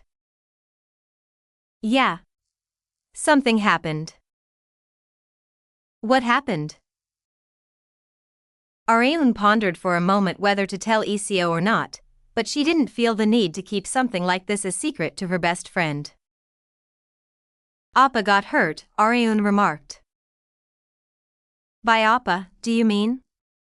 Arahyuk Appa? Yeah. How badly was he hurt? Eo was far more shocked than Areun. He suffered a slight fracture, so I got a call from the hospital. Oh my god, what could have happened? I'm not sure. I'll find out once I'm there. No matter how hard Areun was on Arahyuk, she was nowhere near cold-hearted enough to treat his hospitalization lightly. In any case, I'll drop by the hospital for a bit, Areun said. Areun. I'm coming too. I should at least check how he's doing. Eo couldn't help but worry about Arahyuk, since they had known each other for so long. Not only that, Eo was far more sentimental than Areun. Areun judged that it would be better for Eo to join her than going alone, so she agreed. She clicked her tongue in her head as she waited at the front door for Eo to finish getting ready. Why a car accident out of the blue? She couldn't help but be worried since they were family. Areun and Eo arrived at the hospital that Arahyuk had been admitted to. Areun had been in such a hurry that she had not brought her mask nor sunglasses. People recognized her immediately despite not having any makeup on. Most female celebrities mustered up a lot of courage to reveal their bare face, but Areun did not particularly mind. Her beauty was top tier with or without makeup, and she was more comfortable without makeup on. Areun went up to a nurse at the front desk with Eo. Hello. I'm here for a patient named Kang Arahyuk. The nurse was shocked as soon as she saw Areun. Could you be Miss Kang Areun? Yes, that's right. Areun could tell from the nurse's voice that she had been the one that Areun had talked to on the phone. The nurse seemed to have no idea that the person she had talked to on the phone had been Areun. I never even dreamed that patient Kang Arahyuk's little sister would be you, Miss Kang. Really? What name does my appa have my number saved as? Areun wondered if it had just been something like little sister, but it had not been so simple. It was saved as my cutie pie little sis. Areun's mind was storming with thoughts regarding whether to kill Arahyuk or not, but she decided to endure it for now since he was injured. The nurse mentioned with a smile, "Your brother must love you very much." It sure seems so, Areun answered. However, that love couldn't be any more disgusting to Areun. She filled out all the necessary forms required for a guardian to do as the nurse instructed, and went with Eo to the hospital room that Arahyuk was in. Room 307. Here it is, Miss Kang. Slide. As soon as Areun opened the door, the first thing she saw was Arahyuk laughing while looking at his smartphone. He belatedly noticed that Areun and Eo had come to visit him, and pretended to cough while hiding his smartphone. Arg, my head, Arahyuk groaned. Areun expressed in bafflement as Arahyuk pretended to be hurting, why is a person who hurt his leg saying his head hurts? She asked. Because my head also hurts. Bullshit. I saw you snickering while staring at your smartphone. You saw that? Yeah, I did. It was better not to lie about something that would be found out quickly, since one could be scolded for something that they wouldn't have been scolded for. Unlike Areun, who was nagging Arehyuk as soon as she arrived, Iseo asked him in worry, "How's your leg, Appa? Is it okay?" Yeah. It's just a little fracture. The nurse told me that she called you, Areun. The nurse had called Areun while Arehyuk was getting his checkup done. Their father had been unavailable because he was in the middle of work, so Areun had come in his place. Arehyuk felt sorry to make his busy little sister come all the way here because of him. I just need to spend a few days in the hospital, and then I'll be discharged. It's nothing, really. Nothing, my ass, Areun continued her nagging. How can you even say that when your leg is in a cast and covered in bandages? Arehyuk simply laughed awkwardly in response to his little sister's sharp retort. How did this even happen? Areun asked. Considering Arehyuk's personality, he wouldn't have caused a car accident while driving. Unlike Areun, he was an extreme advocate of safe driving. There were times when Areun felt extremely frustrated with how safely he drove. Arehyuk always drove in a laid-back manner, even when Areun showed him the exact times when he could switch lanes. Hence, it was hard to believe that Arehyuk had caused a car accident. But of course, car accidents weren't something that could be prevented with just oneself being careful. No matter how safe one's driving was, a car accident could always occur due to someone else's carelessness. Areun believed that to be the cause of this accident, and her expectation had been spot on.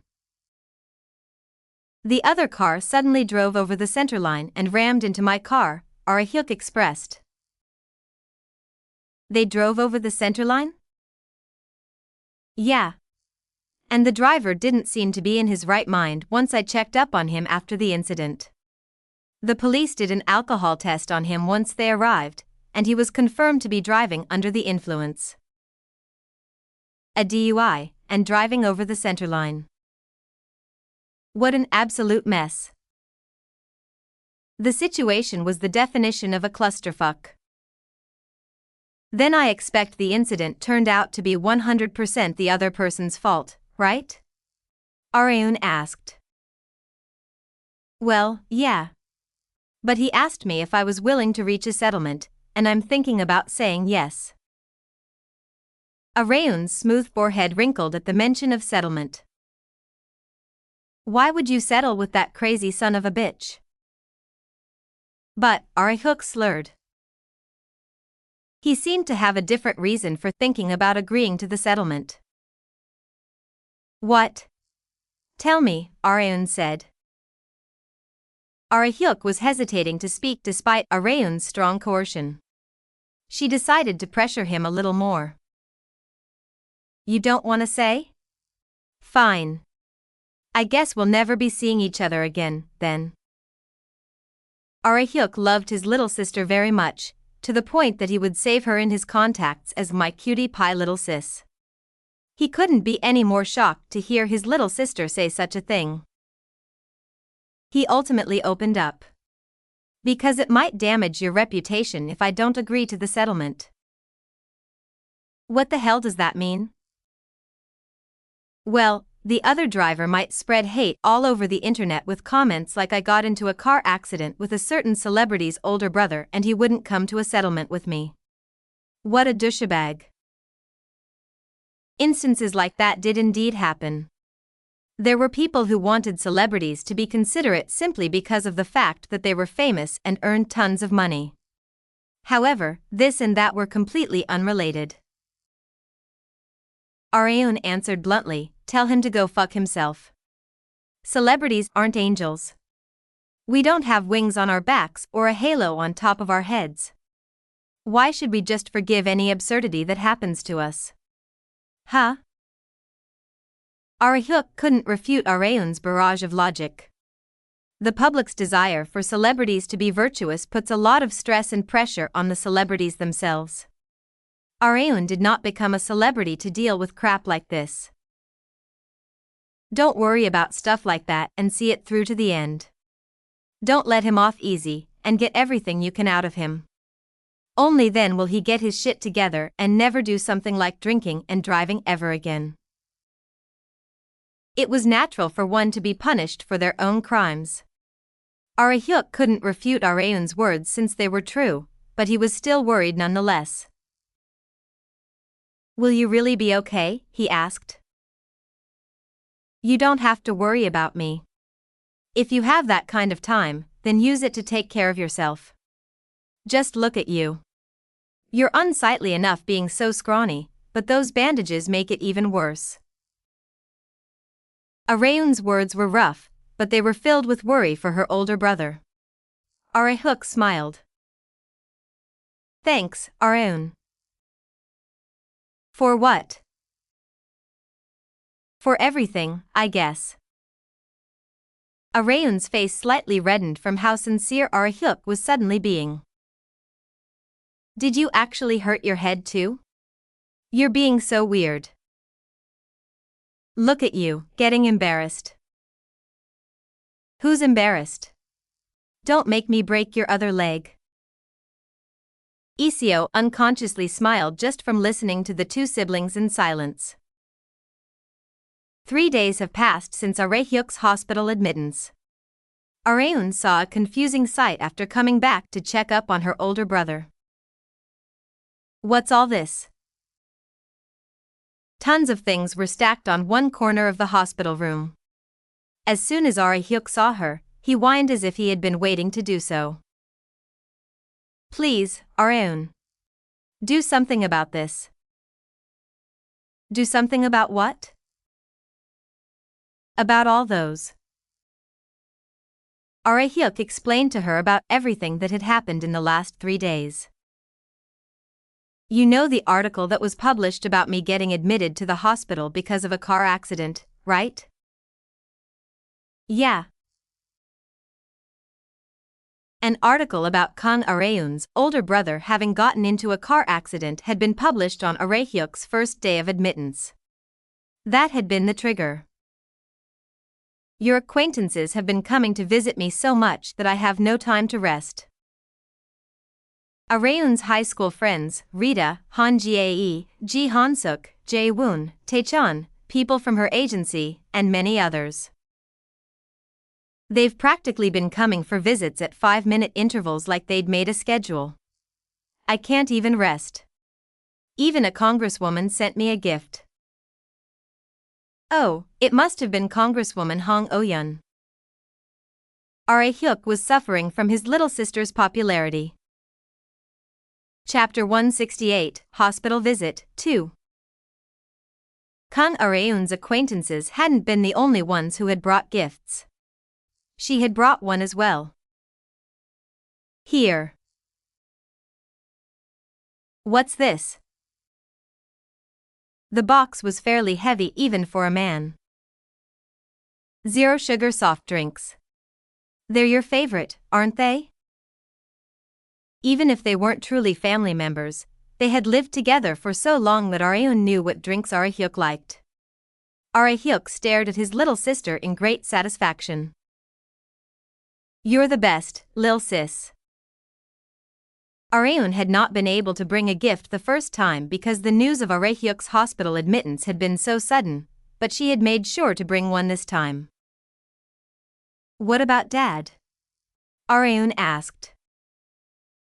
He visited this morning. I barely managed to get him to go to work when he was trying to take a day off to stay here and nurse me. Really? Good job, she praised as she took off her jacket. Because I was gonna do it. Do what? Nurse you. You were? Arehyuk doubted his ears. Areun glared at him. If you don't want me to, then just say so. I'm busy. And no, it was just a little unexpected.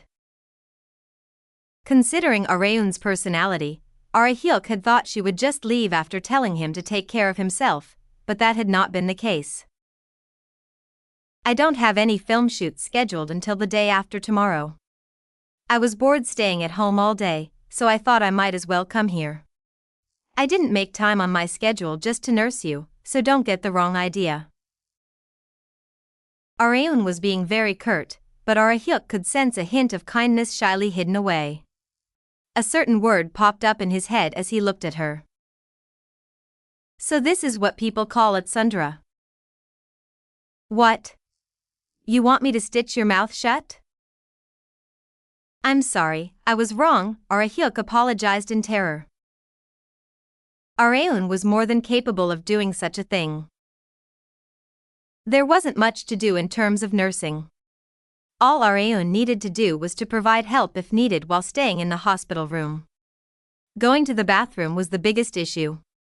Hyuk fortunately did not need to go all the way to the public bathroom since there was a private one in his room, but there was an entirely different issue.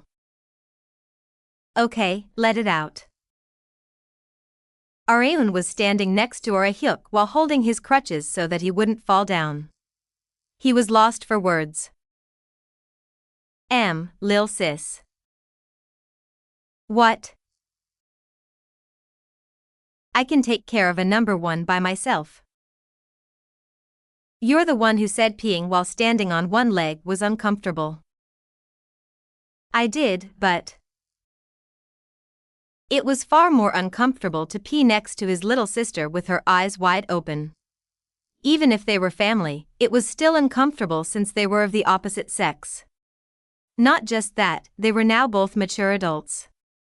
However, Areun was not feeling much resistance to the act since she had been a man in her past life. How long are you gonna keep standing like this? Is there something wrong with your bladder?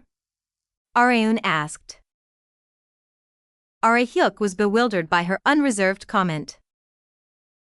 Can you please wait outside? I'll take care of it by myself.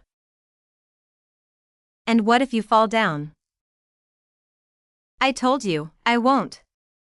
I've gotten the hang of it at this point. The brother had won the battle of obstinance between siblings this time. Areun clicked her tongue and ended up waiting outside the bathroom. Hyuk soon came out of the bathroom in complete exhaustion. This is so tiring. He had never thought his little sister's nursing would be this exhausting. However, Areun's nursing wasn't full of only cons. Her presence sometimes revealed its true value. Whoa, it's Kang Areun in the flesh. I can't believe I get to see a real celebrity. Hyuk's university friends looked at Areun in amazement. She had been completely expressionless when she had been alone with Hyuk, but she had made a complete 180. Thank you all very much for coming to visit my brother, she expressed. Hyuk felt like he would hurl from seeing his little sister giggling while covering her mouth with her hand. Areun had always shown a completely different side of herself in front of others compared to when she was with Hyuk, but those two sides had become like completely different people after she picked up acting. Areun looked sly in her brother's perspective, but she was doing this for a reason. I'm sure I'd get called a bitch if I acted like my true self when I'm so popular. It was not enough for celebrities to act carefully in front of cameras. The more popular they were, the more careful they needed to be in their daily lives as well. In this era where eyes were everywhere, one wrong move and people would immediately find out. Hence, she had no choice but to protect herself with a false image. There were a few familiar faces among Hyuk's acquaintances that had come to visit him. Oh, Areun. It's been so long. Cha Mi exclaimed. She was the girl who had come to their home back when Areun had still been a high schooler. She was the daughter of the owner of a famous restaurant, and the first one among the many women that Areun had met who liked Hyuk. While they were greeting each other, Mi-yi's rival arrived. Her name was Hwang Yoon-ji, if I remember correctly. Her older sister was the owner of multiple clothing stores. Yoon-ji's expression stiffened once she saw Mi-yi. Oh, you're here too, Mi-yi? Yeah. Everyone wanted to go visit Ae-hyuk, so I tagged along. Is that so? The air in the room felt colder despite the air conditioner not being on. However, that was not the end of it. Seo Boyang, the girl with the aunt who owned a beauty shop, had also made an appearance. Oh, hi. The female members of Ae-hyuk's love quadrangle glanced at each other awkwardly. Ae-hyuk's other university friends, who all seemed to know what was going on between the three girls, tried to lift the air. However, the chilly air refused to dissipate. Arun peeked at Ae-hyuk, who was lying down on the hospital bed. That goddamn popularity of his. She still did not have the faintest idea of why her older brother was so popular with the ladies. Ae-hyuk's university friends decided to leave with the three girls before the entire room froze over. Take good care of yourself, Ae-hyuk. Thanks. His gratitude contained two different meanings. One was coming to visit him at the hospital, and the other was for putting an end to the extremely awkward situation. Not even Ae-hyuk had expected all three of them to come visit him at the same time. He was panicking at the beginning, but was glad that it had ended without a hitch. Arun sighed once Ae-hyuk's friends left and gave him a piece of advice. Make sure they come to visit at different intervals next time. I wanted to, but I didn't expect things to turn out like this either. All three of them happened to come visit on the exact same day and time. Ae-hyuk had been extremely unlucky. Arun asked while she was cleaning up, so, is there one you like among the three of them? Cha Mi-yi, Hwang Yoon-ji, and Seo Boyang. Arun wondered if Ae-hyuk was willing to let one of them occupy the vacant seat by his side. He laughed in embarrassment while scratching his head. I'm not sure. A man shouldn't be so indecisive. If you have someone you like, you gotta confess your feelings and get it over with. You talk as if you have experience. Arun did indeed have experience as a man, but she had never as a woman, nor would she ever. In any case, you're at an age where you should start thinking about marriage soon. If you find a good woman, make sure to hold on to them tight. I'll treat my future sister-in-law nicely. What about me? Why should I treat you any better than I already am? Ae-hyuk couldn't imagine Arun acting cute in front of her sister-in-law in the slightest. Ae-hyuk had been discharged after a short admittance.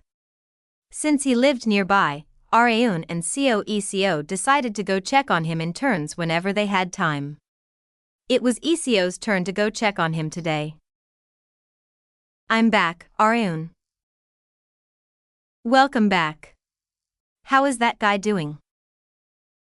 You mean your oppa? I think he's a lot better than before. But you have no idea how surprised I was when I arrived. Why? Was he only in his underwear? No, not that. Seo lowered his voice as if she was about to say something extremely important, despite there only being just the two of them in their home. 3 women that I'd never met before were already there when I arrived. Ae-hyuk oppa said they were his university classmates, but the 3 of them didn't seem very close. The air was super awkward in there. Oh, really? Arun had an idea of who those 3 women had been. I probably shouldn't visit his house for the time being. She did not want to get caught up in the love quadrangle. They could take care of their relationship on their own. Even if she was Ae-hyuk's little sister, she had absolutely no intention of getting herself involved in the mess. Although the lineup was a bit worrying, she was at least glad that Hyuk had many people willing to take care of him. The problem is how I should let Dad know about this. Areun had to let him know that he shouldn't worry because of this and that, but it was a bit of an uncomfortable topic to bring up. Well, I'll think about it later. VRR. Her phone vibrated as she was about to throw her smartphone back on her bed.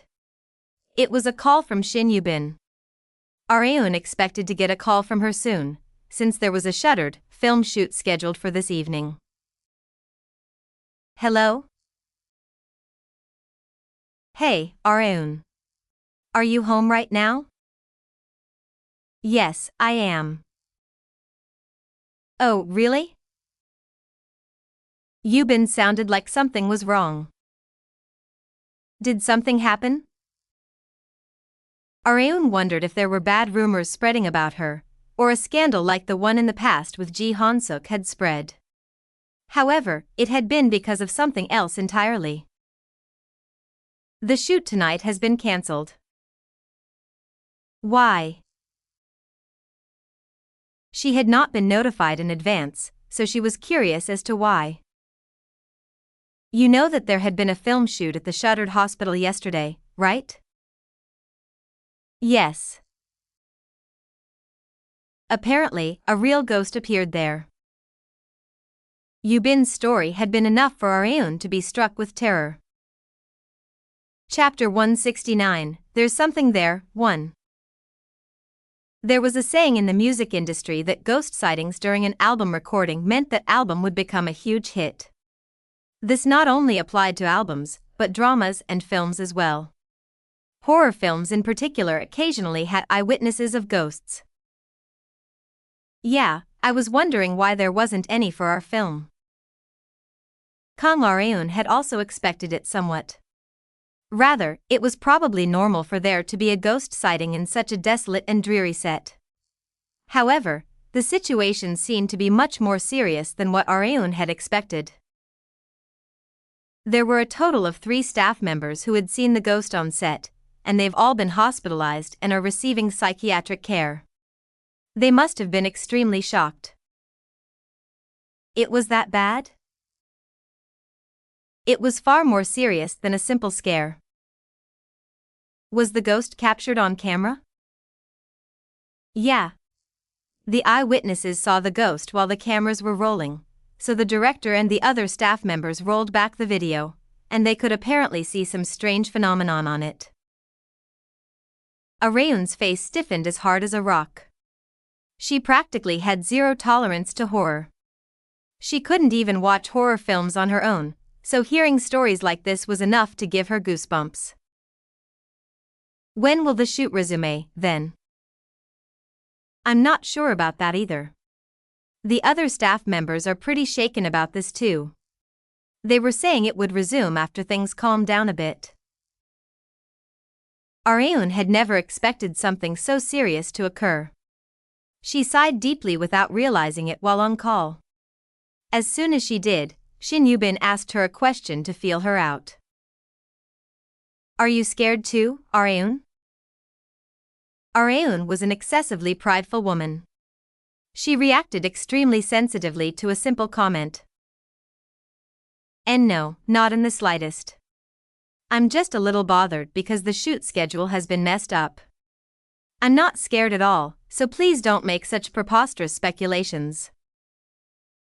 My, look at you, reacting so sensitively to a simple joke. Areun was considered the definition of girl crush. No one would ever expect that Kang Areun, who could kill a giant cockroach with just her hands, was actually a chicken when it came to horror. In any case, I'll call you again when the shoot is rescheduled, so just stay put until then. Okay? Okay, I will. Areun squeezed her temple as soon as she hung up. The people involved in the film's production were probably thinking this was a sign that the film would be a hit. And of course, it will be. Areun was certain of it since she had already witnessed the success of Shuttered in the future. I know it very well, but there's no need for a ghost to appear because of it, damn it. She was getting extremely annoyed for some reason. Several news media quickly covered the news that shoots of the film Shuttered had been put on hold due to real ghost sightings at the film's hospital set. There was no story that pumped up the public more than a story like this for a horror film. Not just that, the fact that the shoots had been put on hold had more than signified the severity of the situation. It had even become a fuss among Areun's close acquaintances because Shuttered had garnered such high interest among the public. Coe Jun, who had come to Areun's house to bring a few of Coe's things as an errand, asked, I saw the article, Nuna. Did a ghost seriously appear on the film set? Areun's eyebrow violently twitched. Don't bring that up when the shoot is today, you son of a bitch. Oh, the shoot resumes today?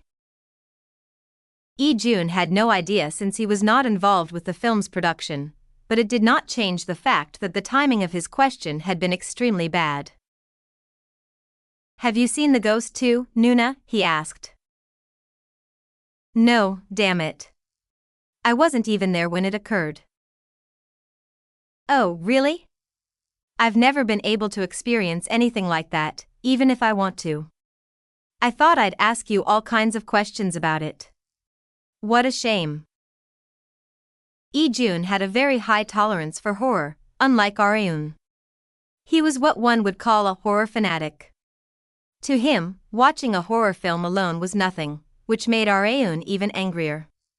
She found it irrational that he was fine with it when she wasn't. Could you tell me what it feels like to see a ghost if you do, Nuna? Are you insane? That's never gonna happen, so don't get your hopes up. If Areun actually came face to face with a ghost, she would most likely faint before even having the time to feel anything. Areun frequently felt under the weather on mornings of days that Shuttered shoots were scheduled, and the same went for today while she was on the way to the set.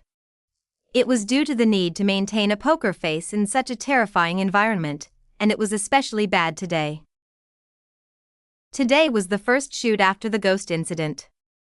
If it had simply been a rumor among the production team, Areun would have thought that director Choi Young-won was doing this just to help the actors immerse themselves more into their roles. Director Choi was the kind of director that didn't let the actors know of the jump scare timings, so it was more than likely that he would spread false rumors of real ghost sightings. However, considering the shoot had been delayed for several days, that seemed highly unlikely. The filming period for Shuttered was far shorter than what it had been for One of a Kind of Girl, because it needed to be released by summer no matter what. Hence, they needed to shoot, edit and release the finished product as fast as possible. Delaying the shoot in a situation where time was of the essence was the epitome of biting off more than one could chew.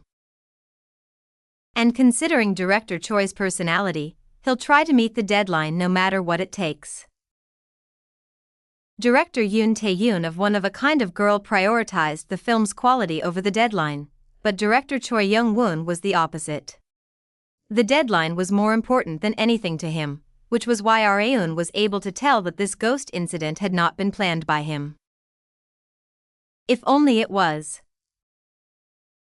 Areun would be far less scared than she was right now if it had been planned. However, she couldn't afford to ruin things when the shoot had just barely managed to resume. Even if there really is a ghost, I've gotta do my job. This was the mindset of a true professional. Meanwhile, Shin Yubin asked Areun worryingly while looking at her through the rearview mirror, Are you okay, Areun? You don't look too good today either. I'm fine. You know me. I'm only like this in the morning, and I do my part perfectly when the cameras start rolling. That's true, but Yubin always found this side of Areun fascinating. Areun frequently looked under the weather on the mornings of days that Shuttered shoots were scheduled, especially when the shoot was held at the Shuttered hospital set. Yubin wondered if Areun was acting like this because of the ghost incident. Don't be too worried. I'm sure everything will be fine, she reassured. Areun sincerely wished for the same. Areun was frowning heavily without realizing it once she had arrived at the set. It was the same shuttered hospital as always, but it felt more unsettling than usual. It only feels like this because of the ghost incident. The filming team received a new guideline due to the recent incident. Whenever one had to go somewhere, they needed to go in groups of 2. This applied even when going to the bathroom, and also included the actors. Areun was rather glad that such a rule had been placed, since her concern that she had never been able to tell anyone had been resolved. Areun had never gone to the bathroom by herself during late outdoor shoots. There was only one reason, because she was scared. However, she would come off as a coward if she asked anyone to come with her. I guess this is what it means when they say a crisis can be an opportunity. Areun went to go get her makeup done. Jin Seo-young, the actress who Areun would be working with today, sat next to her. Hello, Sunbae. Hello. Did you just get here? No. I arrived about an hour ago. By the way, the set is a bit unsettled today. Really? Areun had only just arrived, so she had not had the time to feel the mood around the set. You were there during the ghost incident, weren't you, Seo-young? Areun asked. Yes. I didn't see it for myself, but the staff members who did see it were screaming like crazy. I almost thought Director Choi was doing this to fool us actors. Seo-young had the same thought as Areun, but she had apparently realized that it was not a joke when ambulances had arrived on the set. Ugh. Thinking about that day, it still gives me goosebumps. Seo-young was not as weak to horror as Areun. She had average tolerance for horror, but having experienced something like that was enough to scare anyone. Sunbae. Seo-young asked as their makeup was almost done. See, could you come with me to the bathroom? Sure. Areun had answered as if she was being generous, but she had also been holding it in for a while now. She had drunk too much water on the car ride here. The portable toilet was quite a distance away from the set. 2 other female staff members also just happened to be heading there. As the 4 of them were walking, a bush next to them suddenly shook violently. The women stopped in their tracks from the rustling sound. What was that? It must be the wind, right? There was no way that the ghost would appear again. Areun wanted to believe that while flinching, but that's not. It can't be, right? She ended up seeing something inside the bushes. Chapter 170, There's something there, too. Kang Areun's mind raced as soon as she saw the flashing eyes within the bushes. She thought of all kinds of supernatural beings that it could be, like a will-o'-the-wisp or a virgin ghost. But something's off. Areun had never seen a ghost in her entire life, but she felt something entirely different from the unknown fear that one would feel from an astral being. She narrowed her eyes and looked carefully at the being hidden in the bushes. She was worried about what might happen if it actually was a ghost, but something else came to mind as well.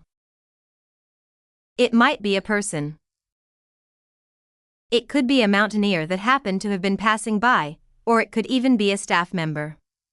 However, unlike the calm Areun, the other 3 women who had been on their way to the bathroom with her weren't able to keep their composure. Their legs were shaking and were about to scream at any moment. Areun caught their attention before they could. Isn't that a dog? Jin Seo-young was startled and glanced at the 2 female staff members. Sunbae. You shouldn't swear in front of other people. Seo Young thought that Areun had cursed from being so frightened. If cameras had been rolling, it would have been an NG cut for sure. However, Areun had not cursed. No, not that. I'm saying that I think it's an actual dog. Huh? Seo Young said in confusion. Just a sec. Areun picked up a stick that happened to be on the ground, and slowly parted the bushes. The four-legged beast came into view. It really is, like you had said, Sunbae. A fairly large country dog was staring fixedly at Areun and the others. Seo Young, who liked cats and dogs very much, sighed in relief and was about to approach the dog. Come, she remarked as she extended out her hand and clicked her tongue multiple times. Just then, Areun stretched her arm out to the side to prevent Seo Young from approaching it any further. Sunbi? Seo Young stuttered in confusion. Meanwhile, Areun's eyes were dead set on the brown dog. Wait. I don't have a good feeling about it. The dog was acting strangely. Grr. As if it had understood Areun, the dog exposed its true nature by growling while baring its sharp teeth. I knew it. Back when Areun had still been a bodyguard, she had a client that had a phobia of dogs. They had owned many companion dogs in their life, but had one day developed a trauma of dogs after being bitten badly by one of them. Areun had seen a few dogs bearing hostility to her client when they had gone to the countryside to participate in an event, and the reaction of the dog currently in front of her looked exactly like them. That was why Areun had not let her guard down, unlike Seo Young, who had been saved from danger thanks to Areun. Sunbi. Shouldn't we run? Seo Young exclaimed in worry. I'm sure it'll gladly chase after us the moment we turn our backs. It was bad to turn one's back on an aggressive animal, because they would take it as that they had the upper hand, and would attack fiercely. Areun raised the stick in her hand and strongly swung it down onto the ground. Thwack. The brown dog strongly flinched from the large impact sound. Areun did not take her eyes off of the dog while holding onto the stick. Ghosts aside, I can hold my own against anything alive. Areun had absolutely no reason or need to be scared. She let out hostile intent as strong as the dog's. Since animals possessed instincts far more developed than humans, the dog was instinctively able to tell. As the battle of wills continued, the dog lowered its tail first. Strength left Seo Young's legs once the dog ran back into the woods, and she sank to her knees. That scared me to death. Sigh. Are you okay? Areun helped Seo Young up. Thank you, Sunbae. No problem. That aside. Areun noticed something strange as she looked back at the direction the dog had run off to. It had blatantly exuded strong hostility while baring its teeth, but Areun could feel that she had not been the target of its hostility. Had it been towards Seo Young, who had tried to approach it? No, it had been growling while looking at the female staff members that had been with them. Areun looked around for them, but where did those two go? They were nowhere in sight. Seo Young had also belatedly realized it and replied in confusion, I am not sure. They were right beside me until just a while ago. Could they have run away because they were scared? Well, maybe. The first thing that activated when a person got surprised was the fight or flight response, so it was no surprise that they had run away.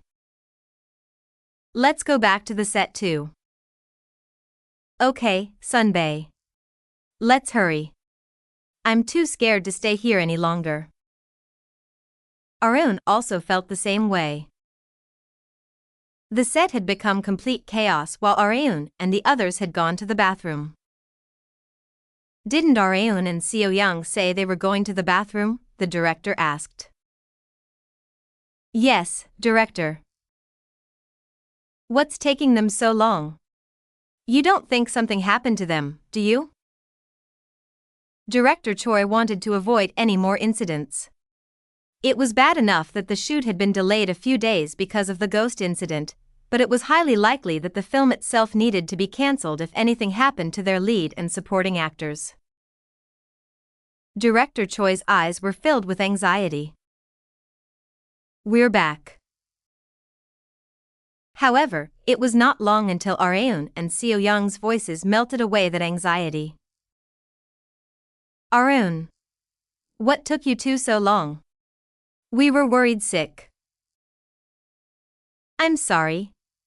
We had a bit of an incident on the way. Incident? Director Choi's shoulders strongly flinched. What incident? Tell me in detail. Areun quickly explained as he urged her. We came across a feral dog on our way to the bathroom. It took some time to chase it away. They would have gotten hurt if they had just run away, so Areun needed to have a battle of wills against it until it stood down first. As a result, they had returned to the set safe and sound. Areun and Seo Young were actresses. Their careers would suffer massively if they had gotten scratched, especially on their faces. Director Choi was relieved after hearing the whole story. I'm glad you're both okay. Areun and Seo Young were fine, but there were two more people unaccounted for. Director. There were two other staff members with us. Where are they? I think they came back before us, Areun asked. Were there other people who had gone to the bathroom? The director asked the other head staff members. They quickly checked and answered after a moment, no, there weren't. What? That can't be. Areun and Seo Young refuted their claims. There definitely were staff members that accompanied us. Two women. Right, Sunbae? Seo Young is right. There were definitely two with us.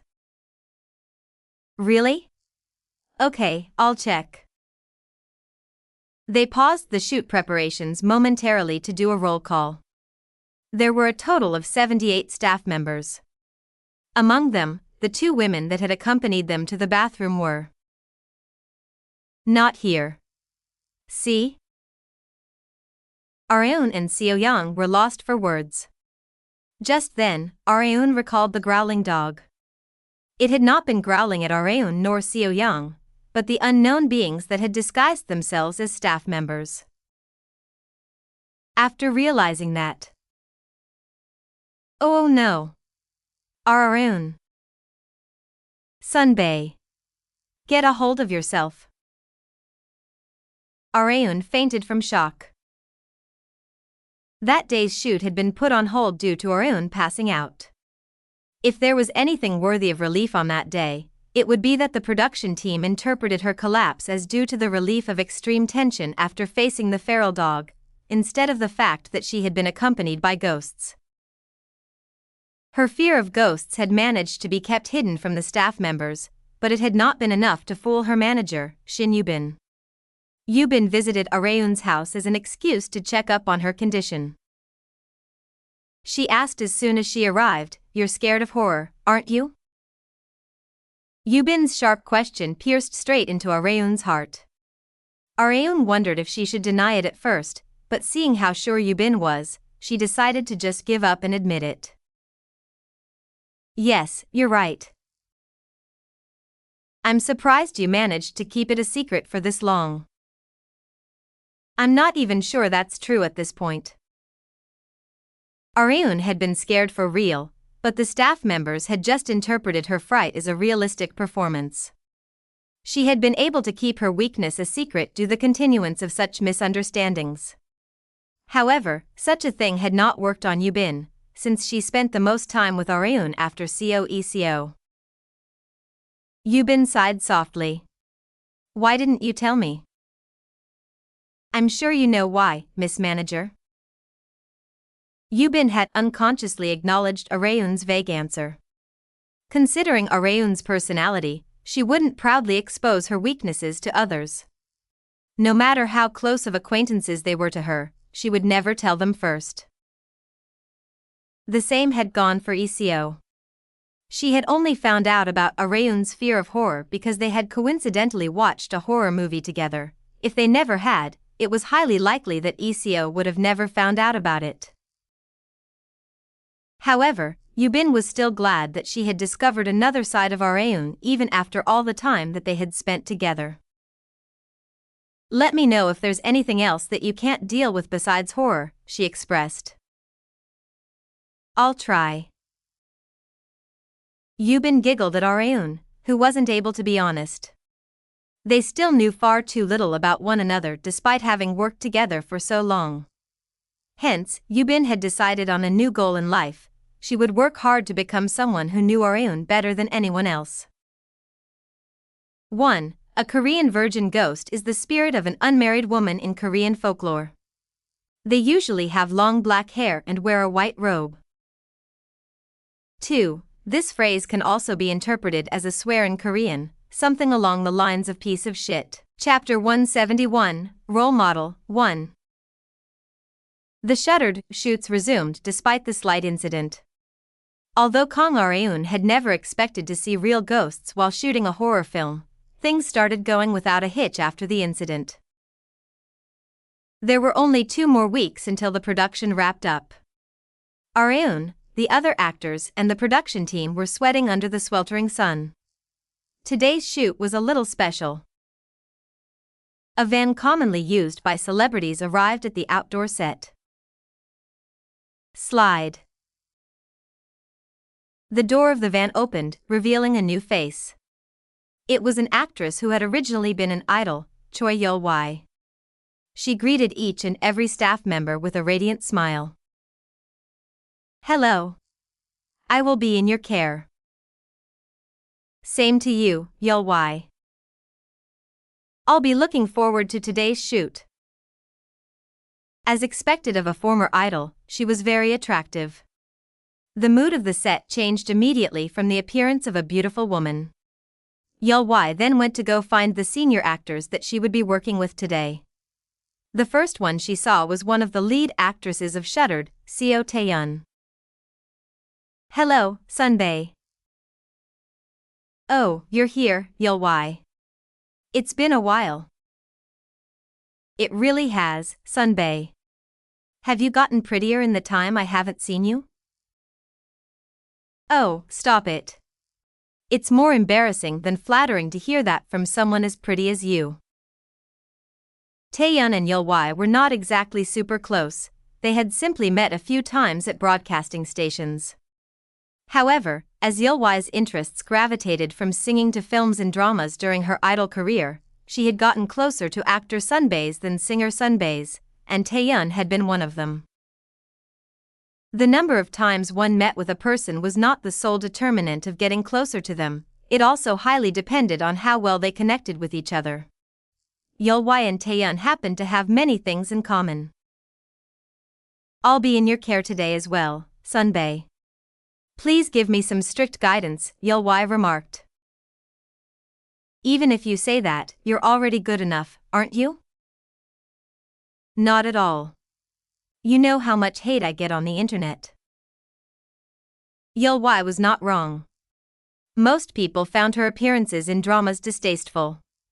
She had skills, like Taeyeon had mentioned, but it was by no means a simple task to overcome the prejudice that she would be bad at acting simply because she used to be an idol.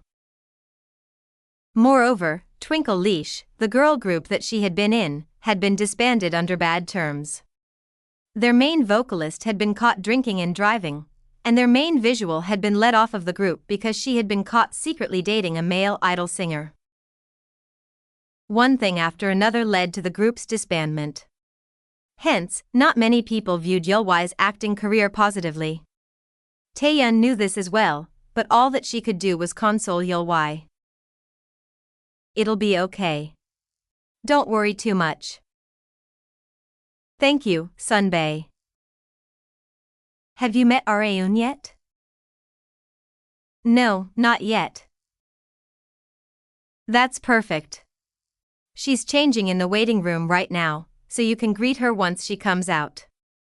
This is your first time meeting Areun, right? Yes. Areun and Yul-wai had 0 points of contact until now. Not only had they been in different fields of entertainment, they had never appeared on the same TV program either. What kind of person is Areun Sunbae? Yul-wai asked. She referred to Areun as Sunbae since Areun had debuted earlier than her. Taeyeon momentarily fell into thought, and the answer that she had come to was short yet memorable. She's a bit of a weirdo. Huh? A weirdo? What do you mean? How should I say this? It's a bit difficult to explain it in words. You'll find out naturally once you meet her. This had not been the answer Yul-wai had wanted, but she decided to do as her Sunbae suggested and experience the woman that was Kang Areun for herself. What kind of person could she be for Taeyeon Sunbae to say something like that? People fundamentally feared the unknown, and that was the kind of existence Areun was to Yul-wai. She had seen Areun many times through films and dramas, but celebrities were very different in what they showed of themselves on and off camera. Yul-wai wondered if Areun was the same. Creak. As Yul-wai was about to head to the waiting room that she assumed to be Areun's, the waiting room door opened. Areun in casual wear came face to face with Yul-wai. The moment Yul-wai saw Areun in person, the first thing that came to mind was so beautiful. She had been overwhelmed by Areun's beauty. Meanwhile, Areun, who had come out of her waiting room after changing into the shoot outfit, was having a confusing experience. She was being dumbfoundedly stared at by a woman that she had never met before. I don't think I've met her before. She had never seen her on the set, but she kind of looked familiar. Could you be Miss Choi Yul-wai? Areun asked. Yul-wai finally managed to get a hold of herself and belatedly introduced herself. Yes, that's right. I'm sorry for being out of it. It's no problem. That aside, what are you doing here? From what Areun remembered, Yul-wai's name had not been in the cast list of Shuttered, nor had she taken the audition. Hence, Areun was confused as to why she was here. I'll be making a cameo appearance just for today, Yul-wai remarked. Oh, really? Areun went through her memories of the future. Cameos did not have much screen time in films, it was simply a momentary appearance. However, cameos were sometimes able to introduce a breath of fresh air to the film. Director Choi had likely hired Yul-wai to do just that. Well, it has nothing to do with me. Areun was only planning on focusing on her own performance. She then went to read her script after the short greeting with Yul-wai. Yul-wai's manager came up to Yul-wai after a few moments. Yul-wai. I told you that you should go around the set with me to greet everyone. What have you been doing all by yourself? Uni. Just as Yul-wai's manager was about to shower her with nags, Yul-wai suddenly made a surprise confession. I think I like pretty unis. What? Yul-wai had awakened a new preference. Park Seo-hun and Ma Young-jun gathered in Areun's office. Lim Suk-jun, Areun's chauffeur, was also present. Areun asked while looking at the three middle-aged men one after another, "Where's Director Do?" Do Ha-yang often acted as the only woman among the bunch when Areun wasn't present, but it seemed like Areun would have to fulfill that role today. She's busy, so she couldn't make it, Seo-hun replied. Really? Areun said as she clicked her tongue as if it couldn't be helped. What's the problem this time? She had come to Levanche headquarters despite being extremely busy due to her film production wrapping up, because Seo-hun had called her. We urgently need a sweatpants model for the promotion in the second half of this year, Seo-hun remarked. You're talking about the R7SR series, aren't you? Hadn't we already gotten a model for that? We had, but not anymore. Why? She apparently boycotted because she wasn't getting paid by her agency, so it was cancelled. TSK. Areun clicked her tongue. She then talked to herself as if she couldn't understand, why can't an agency pay their affiliated talents? There are more agencies that can't even do the basics than you think. Seo-hun was right. The world was full of companies that did not do what should obviously be done, which was why people considered companies that performed their duties normally to be heavenly. What Seo-hun wanted from Areun was simple. I want you to take over the modeling. When's the shoot? This Thursday. In 2 days? It was literally a hair's breadth away. Well, it should be fine if I adjust my schedule a little. It was not a problem, but it was not over yet. Don't we need one more person? Young-jun asked. Areun's eyebrows twitched. We need 2 models? Yeah, from what I know. No matter how disconnected Young-jun's duties were from the company's, he memorized all the important aspects of it. After all, he was also a bona fide director of Levanche. Seo-hun nodded and acknowledged Young-jun's statement. You'll be more than enough if you're willing to be a swimsuit model as well. Are you insane? Not in a million years. There was no way Areun would willingly wear a swimsuit when she was extremely reluctant to do so even in films and dramas. The main issue had been to find someone who would take Areun's place as the swimsuit model. They needed to be pretty, have a good figure, and be relatively well known. Areun called every single female celebrity that she was close to, starting from Han-Gyo, Rita, Lee Seon, and many others, but they all had no choice but to refuse because it was far too short notice. Areun could not refute this fact either. Even she would refuse the modeling offer if she had zero relations to the company. As Areun was silently pondering over who else there was, she thought of a certain individual. What about Choi Il-wai, she suggested. Choi Il-wai. Wait. That name sounds familiar. Seo-hun couldn't immediately recall who Il-wai was. Just then, Young-jun responded first. She was a sub-vocalist in the girl group Twinkle Leash. Her favorite food is kimchi stew. She has both parents and a little brother, and her hobby is Pilates. Oh, and she's pro-mint chocolate. Areun and Seo-hun stared fixedly at Young-jun as he blabbered facts about Il-wai. What the hell, mister? Why do you know so much about her? This is basic knowledge. There was no way in hell. Only a huge fan would have such facts on the ready. Suk-jun let them know of a fact about Young-jun that they didn't know. Our boss used to love girl groups. He knows absolutely everything about most of them. Young-jun's expression turned menacing from the sudden confession. Shut up if you don't want a beating, Suk-jun.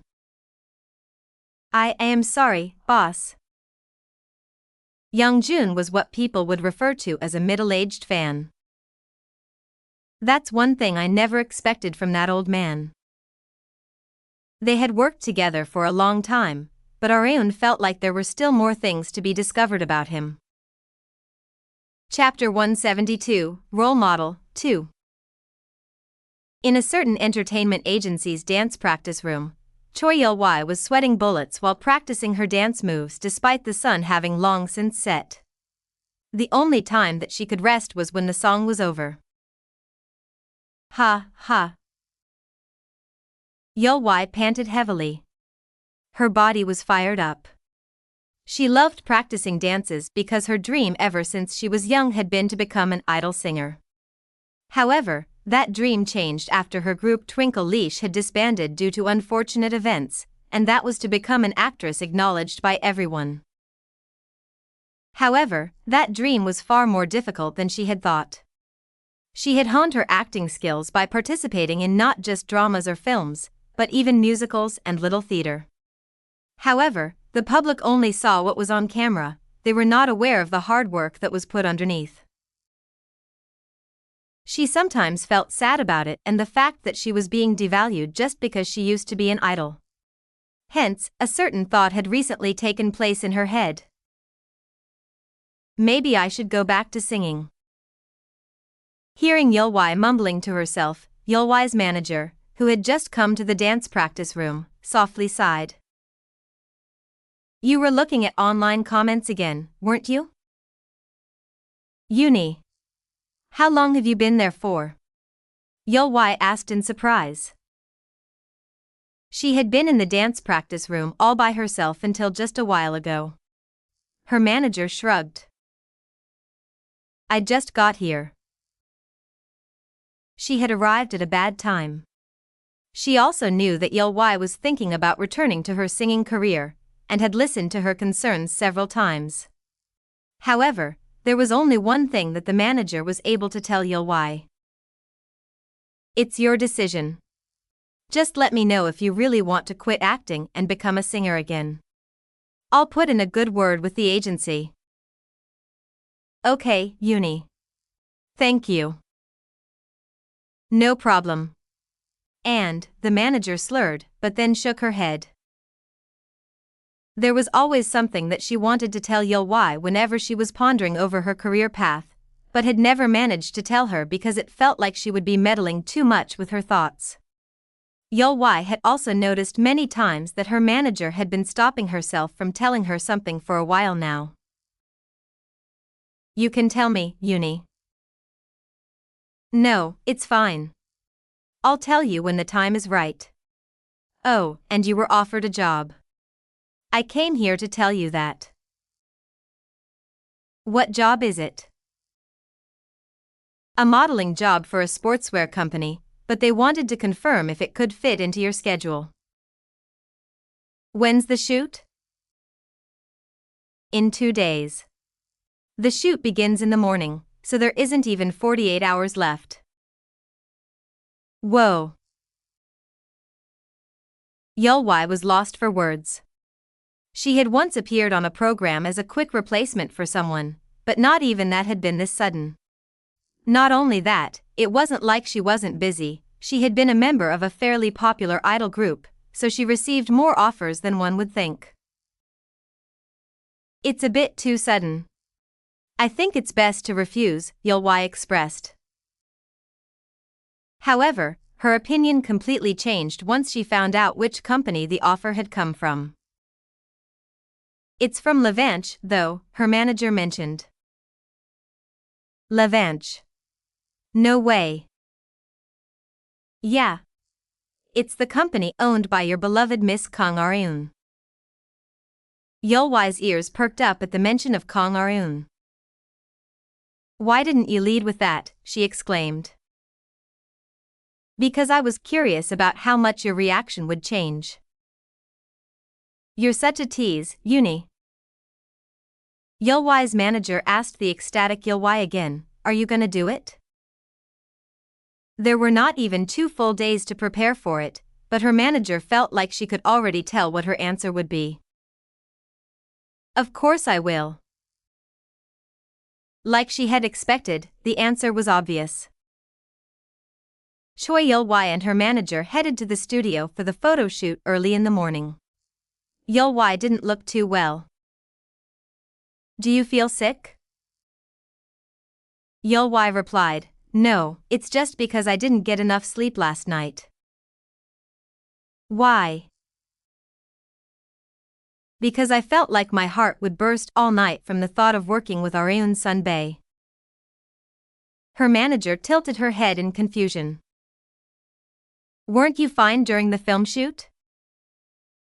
"It was even worse that time. I just didn't let it show." "Oh, really?" Her manager strongly felt like Areun and Yeol-wai were like a celebrity and her passionate fan instead of two celebrities. "Miss Kong is apparently already there, so the photo shoot will begin once we arrive." Yeol-wai nodded with a face full of anxiety. 20 minutes later, the staff members greeted Yeol-wai with bright smiles. She quickly exchanged greetings with everyone and went up to Areun, who had been cooling herself off with a mini fan. Areun exuded an aura of a goddess as her hair fluttered in the wind with one of her legs over the other. "Good morning, Sunbae," Yeol-wai exclaimed. "Oh, hi, Yeol-wai."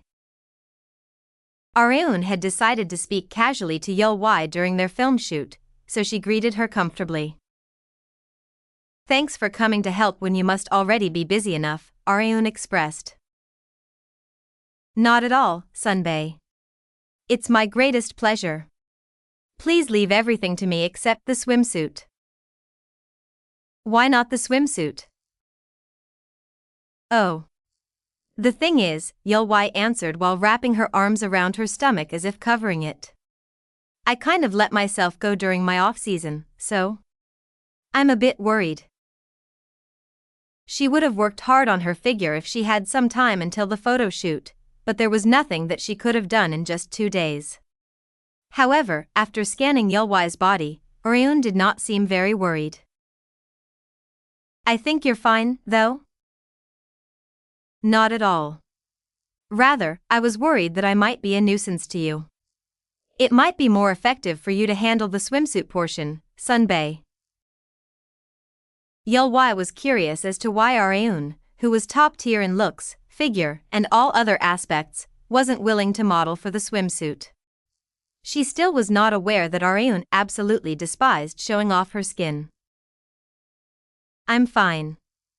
Anyway, your figure's more than good enough, so you don't have to worry in the slightest," Areun remarked. "Okay, Sunbae." Yeol-wai was planning on doing her absolute best on her duo photo shoot with Areun.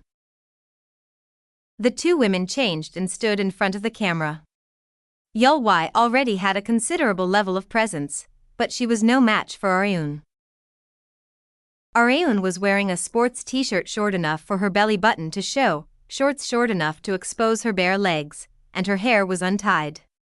She was showing off her superiority even as a fashion model. The camera director was also ecstatic over Areun, the manifestation of beauty itself. "Okay. Let's move on to the next shot." The photo shoot would be over once they took one more two-shot of them, and then Yeol-wai's solo bikini shot. Areun and Yeol-wai headed to the changing room to change. A myriad of Levanche's clothing products were laid out inside. "Wow. This is so pretty, Sunbae." An outfit of Yeol-wai's preference caught her eyes. It was the summer sportswear that had been released in the first half of the year.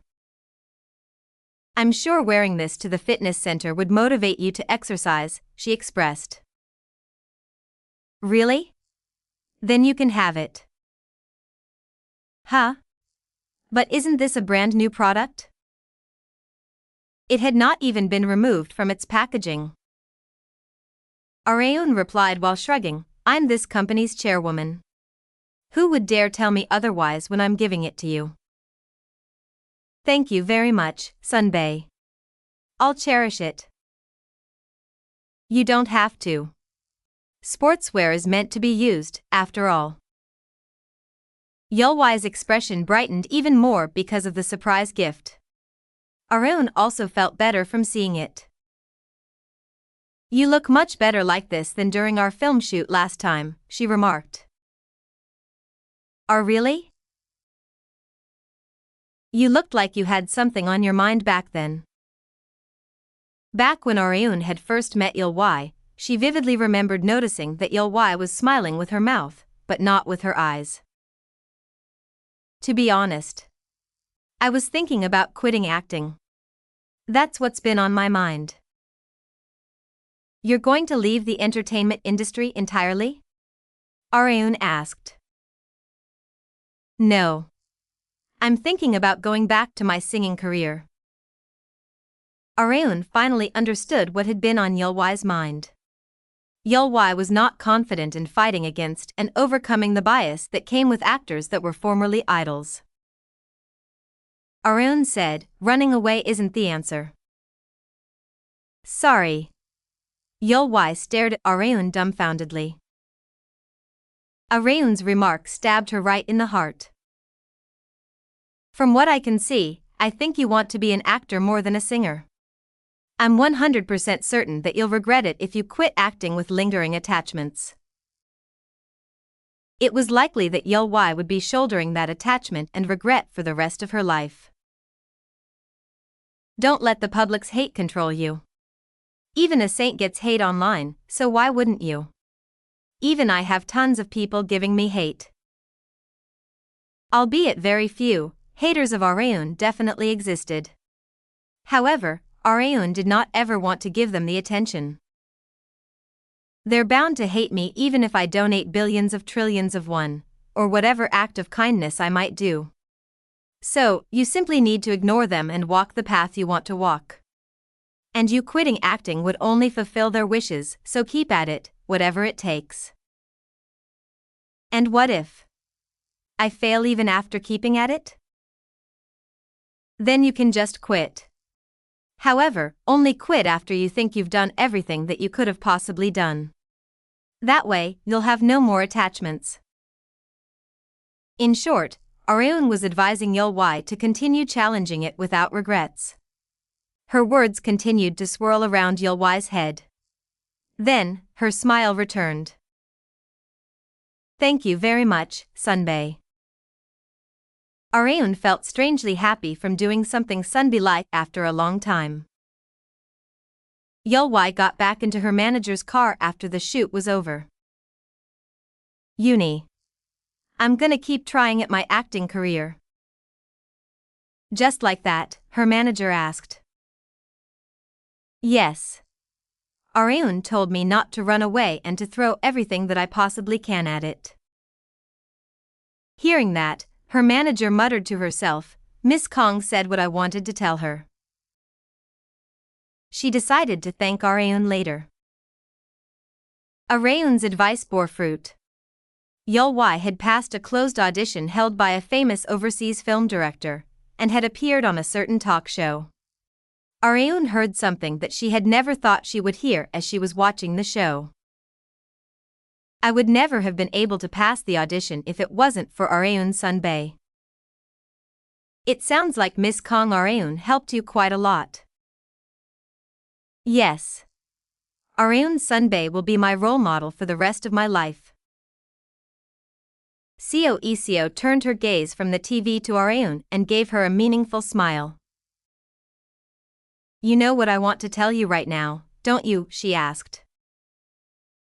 Areun blushed from the embarrassment and warned Iseo, I do, so don't. She wanted to avoid any more embarrassment. Chapter 173, Need for Therapy, 1. There were only 3 days left until the production of Shuttered was wrapped up. The outdoor shoots taking place at the Shuttered hospital had ended a week ago, so Kang Areun couldn't be more relieved to know that she wouldn't have to go inside that hospital ever again. The first thing that she thought was that she had survived. However, it was still too early to let her guard down since the shoots were not over yet. Areun looked through her script in the waiting room after getting her makeup done. She had been focusing on the script without realizing it despite being in the dreary atmosphere of the set. The university students had visited a shuttered hospital for a test of courage, but they began to die one by one. There were now only 2 survivors among the students who had participated in the test of courage. They were the main characters Hwang Tae-young and Song Hae-mi, played by Areun and Seo Tae-yeon respectively. Song Hae-mi was the daughter of a shamaness. All the 2 actresses needed to do now was to act out the scene where they exorcised the wraith with the charm that Hae-mi's mother had given them. The scene did not involve just throwing the charm at the wraith, but for them to run away from the wraith until Hae-mi used the charm as a last resort right when their backs were against the wall. The problem was with the first portion of the scene, running away from the wraith. Areun thought as she read through the script, I guess I'll be doing lots of running today. It had been a while since she needed to use her athletic skills in a shoot, which she rather preferred. Director Choi called Areun and Taeyeon over. I'll show you the runaway route, so make sure you memorize it. Understood. We're gonna be using as much of the space as possible, so you're gonna have to memorize a lot. Will you both be okay with that? Taeyeon confidently answered the worried Director Choi, memorizing is our job, so you don't have to be so worried, Director. Taeyeon was exactly right. One of an actor's most basic jobs was memorizing a script. There was no way one could act if they didn't even know their lines. Areun had just as good of a memory as Taeyeon, otherwise, she wouldn't have been able to put any of her memories of the future to good use in her current life. Director Choi went through the runaway route with her 2 reliable actresses. The camera is going to follow you from here, around the corner there, and then straight down the hallway here. All you 2 need to do is to run along that route. Sung-yoon will be chasing you from behind.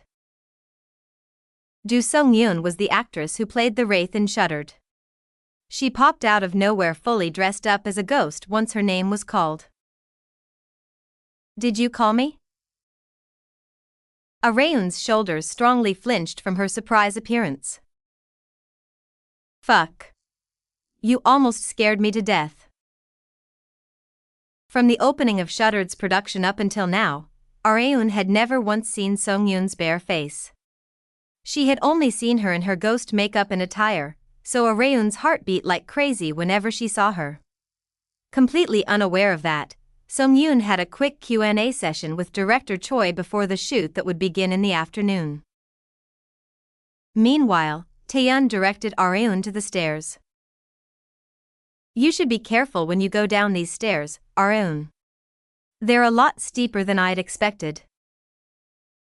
I'll bear that in mind, Sunbae. It was important to immerse oneself in their performance, but the most important thing was to stay safe. It would be a massive problem if she got hurt when the production wrap-up was right around the corner. The actors went through a rehearsal on the route that Director Choi had instructed them on before the cameras rolled. It seemed like preparations had been completed. Let's get rolling, Director Choi remarked. Okay. The actors and staff members got into their respective positions. Okay. Let's do our best until the very end. Roll cameras. Ready, action. The climax of the film Shuttered was finally upon them. Areun and Taeyeon fled from Sung-yoon and her highly realistic ghost performance. Hurry, Hae-mi! Areun exclaimed as she reached out to grab Taeyeon's hand. Song Hae-mi, played by Taeyeon, was written to have low stamina unlike Hwang Tae-young's character played by Areun. They ran from the ghost while panting heavily. Thud. Taeyeon lost strength in her legs and fell on the hallway. However, it was not an accident since it had been written in the script. Hae-mi! Areun exclaimed while expressing surprise as per the script. The wraith was getting closer and closer. Just then, Areun snatched the necklace that Taeyeon was holding, lifted it up high and shouted at the wraith chasing after them. This is what you want, isn't it? The wraith turned its gaze on Areun. Taeyun exclaimed in confusion at Areun, who was willingly playing the bait. Taeyang. What are you? The charm that your mother gave you is in the club room, right? Go get it while I lure that thing away. Hurry. Oh, okay. They would both die at this rate, so Taeyang was forced to act as the bait. Areun zealously ran through the hallway to get away from the ghost. The stairs that Taeyun had warned her about had come up. According to the script, she just needed to quickly walk down the stairs. However, she did not want to do that. That would look too lame. Areun decided to make use of one of her special skills. She grabbed hold of the handrails and flung herself down. Huh. The staff members' eyes popped out. They almost exclaimed to watch out, but... Boom. Areun landed so safely on the ground that it made their worries meaningless. Even Song-yoon was momentarily bewildered because she had not expected Areun to jump down the stairs instead of walking down. If her face had been in frame, it would have resulted in an NG cut. The stunt had been unlike what a female protagonist being chased by a ghost would do, but it was within the bounds of acceptance since the character Hwang Taeyang had been a high school track and field athlete. Director Choi gave the signal to continue rolling. As the ghost chase continued for a while longer, Areun met back up with Taeyun. Take it. Taeyun got the necklace from Areun and put it on the charm that she had brought from the club room. The wraith screeched in pain. Then, Director Choi gave the OK signal. Great work, everyone. More importantly, are you okay, Areun? You're not hurt anywhere, are you? I'm fine, Director. Such a stunt was a piece of cake for Areun, but the production team did not know that. Their hearts had dropped as they watched Areun hurl herself over the handrails down to the floor below. Ad-libbing is fine, but try to keep it safe. I thought I was gonna have a heart attack just watching it, Director Choi expressed. Areun was the one who got chased by the ghost, but Director Choi had more cold sweats than her. Areun replied with a smile, I'll try. Areun headed to the after-party venue after the production had been wrapped up. It's finally over. Areun felt like she was soaring through the skies. She had thought at first that there was no need to be scared since it was only a film shoot, but things had gone far past her expectations. There had been times during the shoot when it had been far scarier than simply watching the film. Especially the shoots at the shuttered hospital. She still got the shivers whenever she thought back to those outdoor shoots. However, there was no need to worry now that it was all over. She arrived at the after-party venue on cloud 9, but she unconsciously frowned as soon as she stepped in. A faint dry ice fog arose from the ground, and the venue was illuminated in red. What is all this, Miss Manager? Areun asked. She couldn't help but to ask. This place was obviously not a normal buffet restaurant. Rather, it was closer to a haunted house. Shin Yubin answered with a bitter smile. Director Choi was apparently insisting on decorating the interior like this since this was an after-party for a horror film. Areun was lost for words. She had thought that she had finally escaped from the horror, but the film haunted her until the very bitter end. Part-timers were walking around the restaurant dressed up as ghosts. I'll applaud the effort, if nothing else. She was speechless in terms of the interior design, but she at least congratulated the director, staff members and her fellow cast members on their hard work since this was an after-party. Just then, Areun noticed an unfamiliar woman standing next to Jin Seo-young. Who's that? There was no one like that among the cast members. As Areun was wondering if she was from the lighting team, prop team, or any of the other staff members, Seo-young noticed her and smiled brightly. Thank you for your hard work, Sunbae. Oh, and I enjoyed your performance during that last scene so much, she expressed. Thank you. But who might be the lady next to you? Areun asked. Her attention was focused on the woman next to Seo Young. The woman introduced herself while smiling awkwardly. I'm Sung-yoon, Sunbae. Miss Do Sung-yoon? Yes, that's right. This was Areun's first time seeing Sung-yoon's bare face. She had been extremely scary while dressed up as a ghost, but she had an unexpectedly simple and innocent face underneath the makeup. Areun had once again come to realize the greatness of special makeup. I'm sorry for jump scaring you all this time, Sunbae, Sung-yoon stated.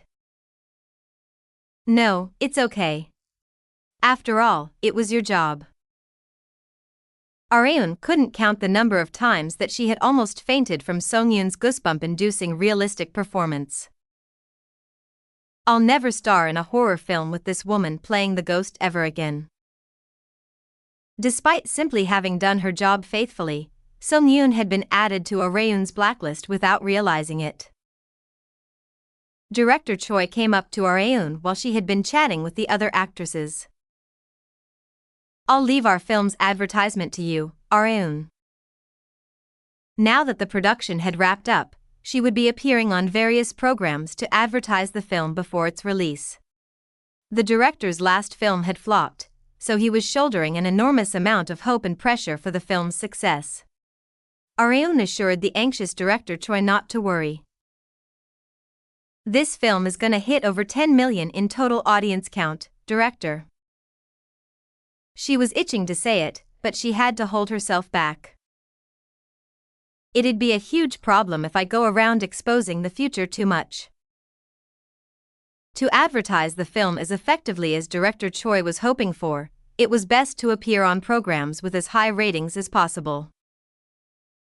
But which program?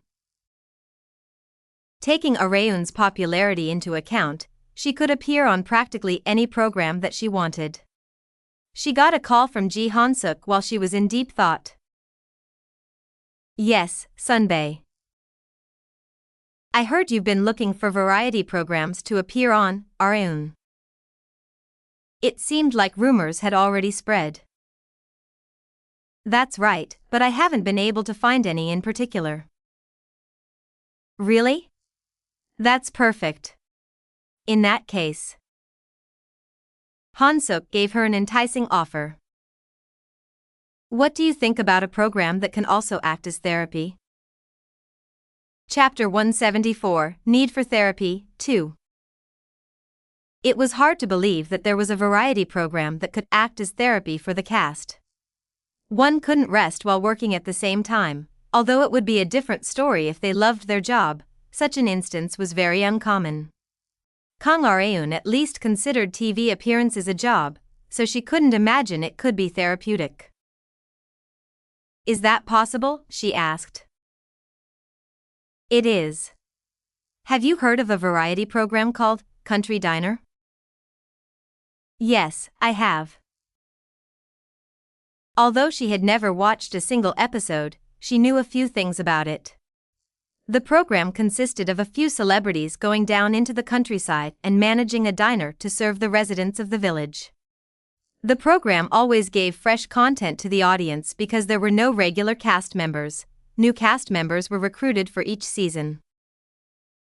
However, the greatest advantage of Country Diner was not its changing cast, but how it invoked unique emotions. They were in the slow but peaceful countryside, and were surrounded by its residents. Just seeing that was enough to be therapeutic.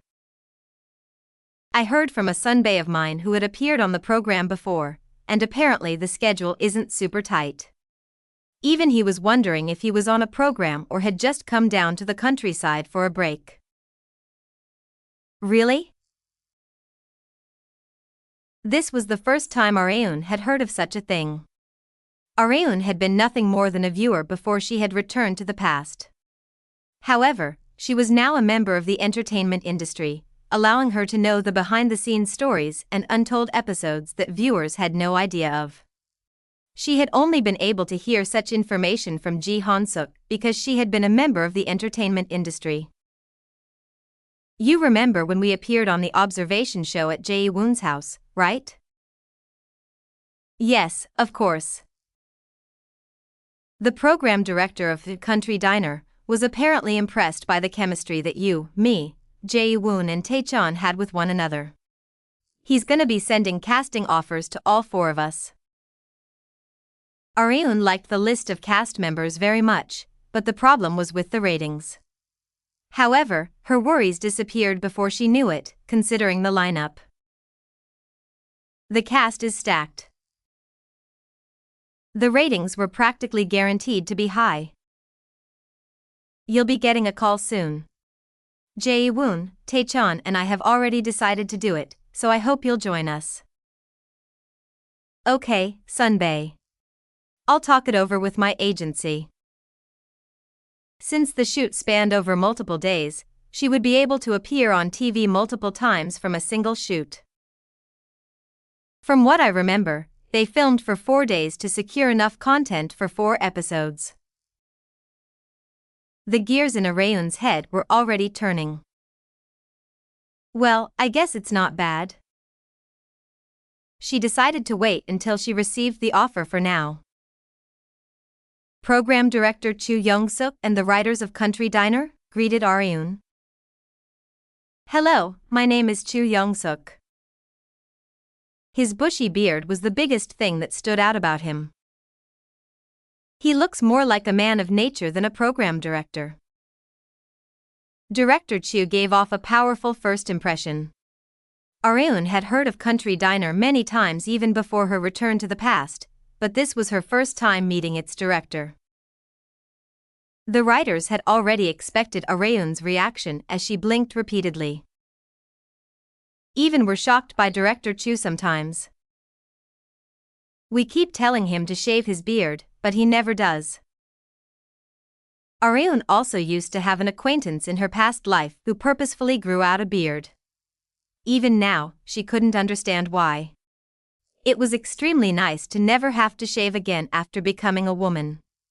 However, that only applied to facial hair. In terms of the entire body, she needed to shave far more often than back when she had been a man, which was definitely a bit annoying. Ahem. Director Chu coughed loudly on purpose. You must be busy, Areun, so let us get straight to the point. That sounds good, Areun replied. It was exactly what she had wanted. Like she had expected, the shoot would span for 4 days and 3 nights at Tangkyut of Haenam County. The production team had secured a small diner looking over the ocean, so they just needed to serve the residents of the village. The diner will open on the 2nd day. Before then, we'll be filming you deciding on the menu and practicing making the dishes. Do we have to make the menu ourselves? Areun asked. You can, but we can also bring in a chef that will give you some guidance if need be, so there's no need to worry. Areun was also a fairly good cook, but not at the level that she'd be able to own a restaurant. Han-suk Sunbae is also a good cook, so I guess we can have a group meeting to decide. The problem was the filming duration. The shoot will have to start from the 26th, 2 months from now because Jae-woon and Taechan have their world tour. Does that date work for you as well, Areun? The 26th. The date sounded familiar. Shin Yubin, who had been next to Areun, expressed worry once she checked Areun's schedule on the 26th. We have the film premiere on that day. It seemed like this would be a rough voyage right from the schedule adjustment. The premiere day of Shuttered had arrived. Areun stood on stage with Seo Taeyeon and Jin Seo-young, each of them wearing a dress of different color. Director Choi Young-won was the only man out of the participants, even the host was a woman. The director mentioned when his time for introduction had arrived, "Hello. I am Director Choi Young-won, unintentionally the only man up here. It's very nice to meet you all. The audience laughed at his humorous introduction. He did not look nervous on stage at all since he was very experienced in terms of being up on stage. Rather, he carried himself much better than the average celebrity. I didn't know Director Choi had a side like that to him. Areun was marveled as Director Choi masterfully spoke on stage. I can't let him beat me. Areun also talked without making any errors like a lead actress should. All of them except Seo Young, for whom this was her first time being up on stage in a film premiere, showed off their veteran skills. However, no matter how great their public speaking skills were, it would not improve the critique of the film. That would depend only on the film itself. The film Shuttered was finally released for the first time after a short interview. The audience was on the edge of their seats for the entire runtime of 1 hour and 55 minutes. They were almost drowning in overbearing pressure and fear. As people were screaming as if it was natural, the credits rolled at last to signify the end of the film. Areun and Taeyeon turned around to check the audience members' faces. There were tons of people with faces deathly pale from terror. Some of them were frozen with shoulders hunched up, still unable to escape from the terror that the film had given them. I get how scared you all are. Areun had also been scared on multiple occasions despite knowing exactly what would happen. The success of a horror film mainly depended on how scary it was. In terms of that, it's definitely a hit. The more rumors that the film is extremely scary spread, the faster this film would become a hit, since there would be tons of people who would want to find out just how scary the film really was. After the premiere ended successfully, Taeyeon walked up to Areun. Areun, we're all gonna go have drinks together. Do you want to come too? I'm sorry, Sunbae. I already have something I have to do. Oh. What is it? A staff member holding a camera approached Areun before she had a chance to answer Taeyeon. They had arrived to film her setting off to Haenim after the premiere. Areun answered Taeyeon while pointing at the staff members. I have to go to Haenim for a country diner shoot right now. Top stars had no choice but to endure jam-packed schedules like this that offered absolutely no time to rest. The sun was about to set by the time Areun arrived at Haenim. She went to the diner that she would be running with the other 3 men before going to the lodge. It's a lot cleaner than I had expected. Areun had imagined a run-down building since it was a country diner, but that had not been the case at all. Seemingly figuring out what Areun had been thinking about, the program director explained, they demolished the old building and built it anew last year. Oh, really? No wonder it looked like a brand new building. The interior was fairly clean as well. There weren't many tables since the only customers that would come to the diner were the village residents. The kitchen's pretty clean too. Areun was planning on doing a thorough check since she would be spending the next few days here. She had checked the diner, and all that was left was to go to the lodge. Is the lodge far from here? Areun asked. No. It's only about a 7 to 8 minute walk, Director Chu replied. Then let's walk there. She thought she might as well take a look at the scenery while walking to the lodge. The beach view of Haenim was enough to captivate Areun's eyes, ears, and heart. It sure is therapeutic, going from the shuttered hospital to here. She wondered if Han-Suk had called her about the program appearance because he had somehow known how she had been feeling. Areun started looking around the lodge as soon as she arrived. That's the women's bathroom, and there was a large room on the first floor. What's this room? The lights were on inside. She wondered if someone was inside, or a staff member had forgotten to turn off the light. She thought about asking someone, but the staff members all looked so busy that she couldn't bring herself to. I guess I'll just try going inside. Areun pushed the brown sliding door wide open, and was lost for words by what she saw. There had been someone inside the room that she had thought was empty, and it was someone she knew, no less. It was Jae-woon. He was extremely flustered once he saw Areun. You. He couldn't help but stutter, since he was only in his underwear. 1. Taengkyut is a village in Haenam County. Its name means the edge of the land because it is the southernmost area of the Korean peninsula. Chapter 175, Country Diner, 1. Not even Kang Areun had expected to come across a situation like this after opening the door. But of course, Jae-woon was likely far more bewildered as the victim. Before even having the time to react. Should I show you around the lodge, Areun? Areun could hear a female staff member from a distance. Slam. Areun reflexively slammed the sliding door shut. She couldn't let the female staff member see such a sight. The staff member turned to look at the room with the light on as she approached Areun. Is someone in there? Huh? No, there isn't. Really? But why is the light on? As the staff member was about to reach for the sliding door handle, Areun stepped in her way to stop her. I turned it on just now. I just wanted to look around the room. I'll turn it off, so you don't have to worry about it. Oh, really? Okay. Come find me after you do that, then. I'll show you to your room. Thank you. The most urgent order of business was to send this female staff member elsewhere.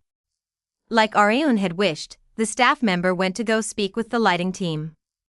Just then, the room door slightly opened and revealed the fully clothed Jae-woon with an embarrassed look on his face. I'm sorry for showing you that, Areun. No, it's okay, Sunbae. I was the one who opened the door without checking, so there's no need for you to apologize. It didn't bother me that much. Areun wouldn't have been able to even look Jae-woon in the eyes if she had been born a woman, but she had originally been a man. Not only had she looked at her own male body countless times, she had far more experience seeing male naked bodies from using the public bath with friends and the shower room at fitness centers.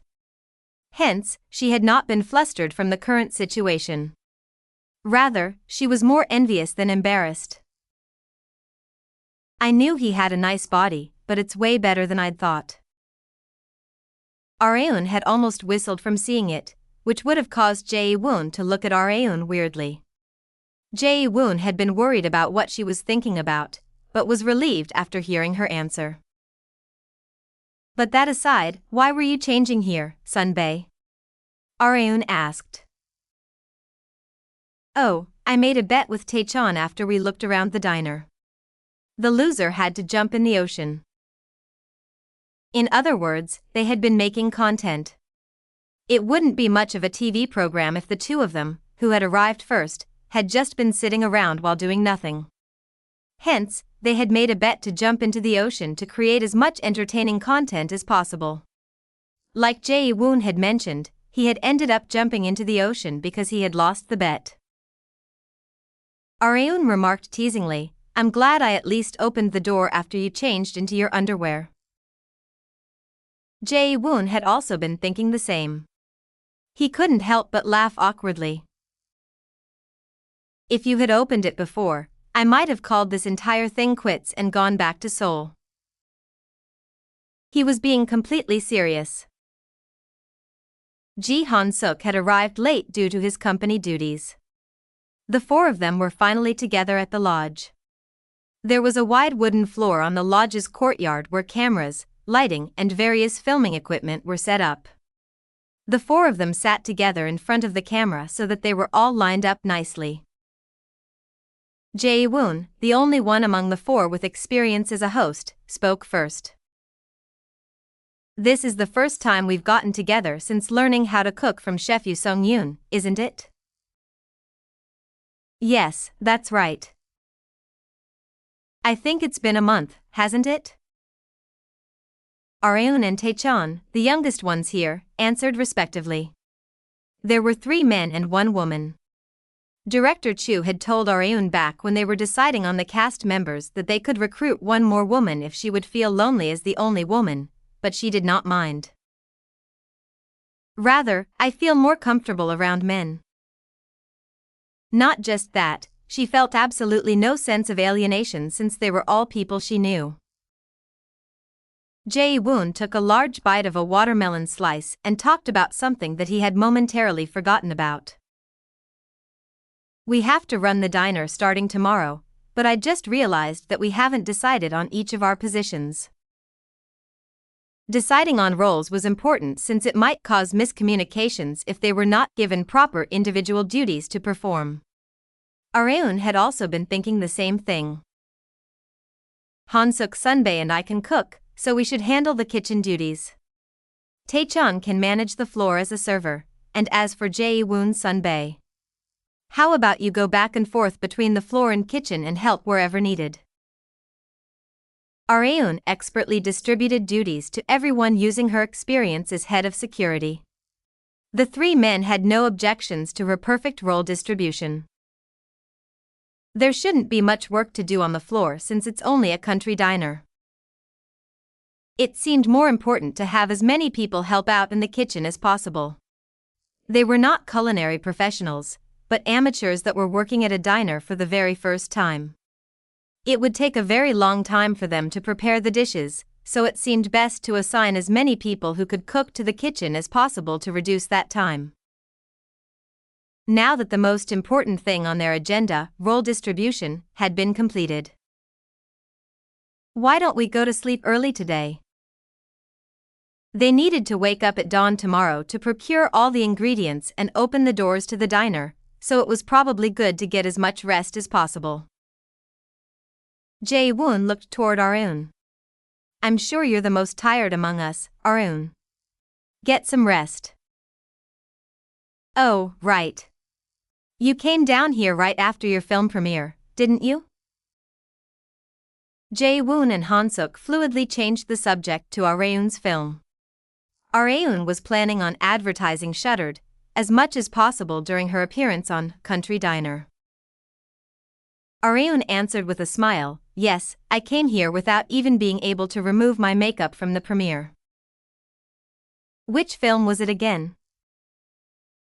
It's called Shuttered. It's directed by director Choi Young-woon. Areun mentioned simple information about the film, starting from its genre being horror to things like the cast members and such.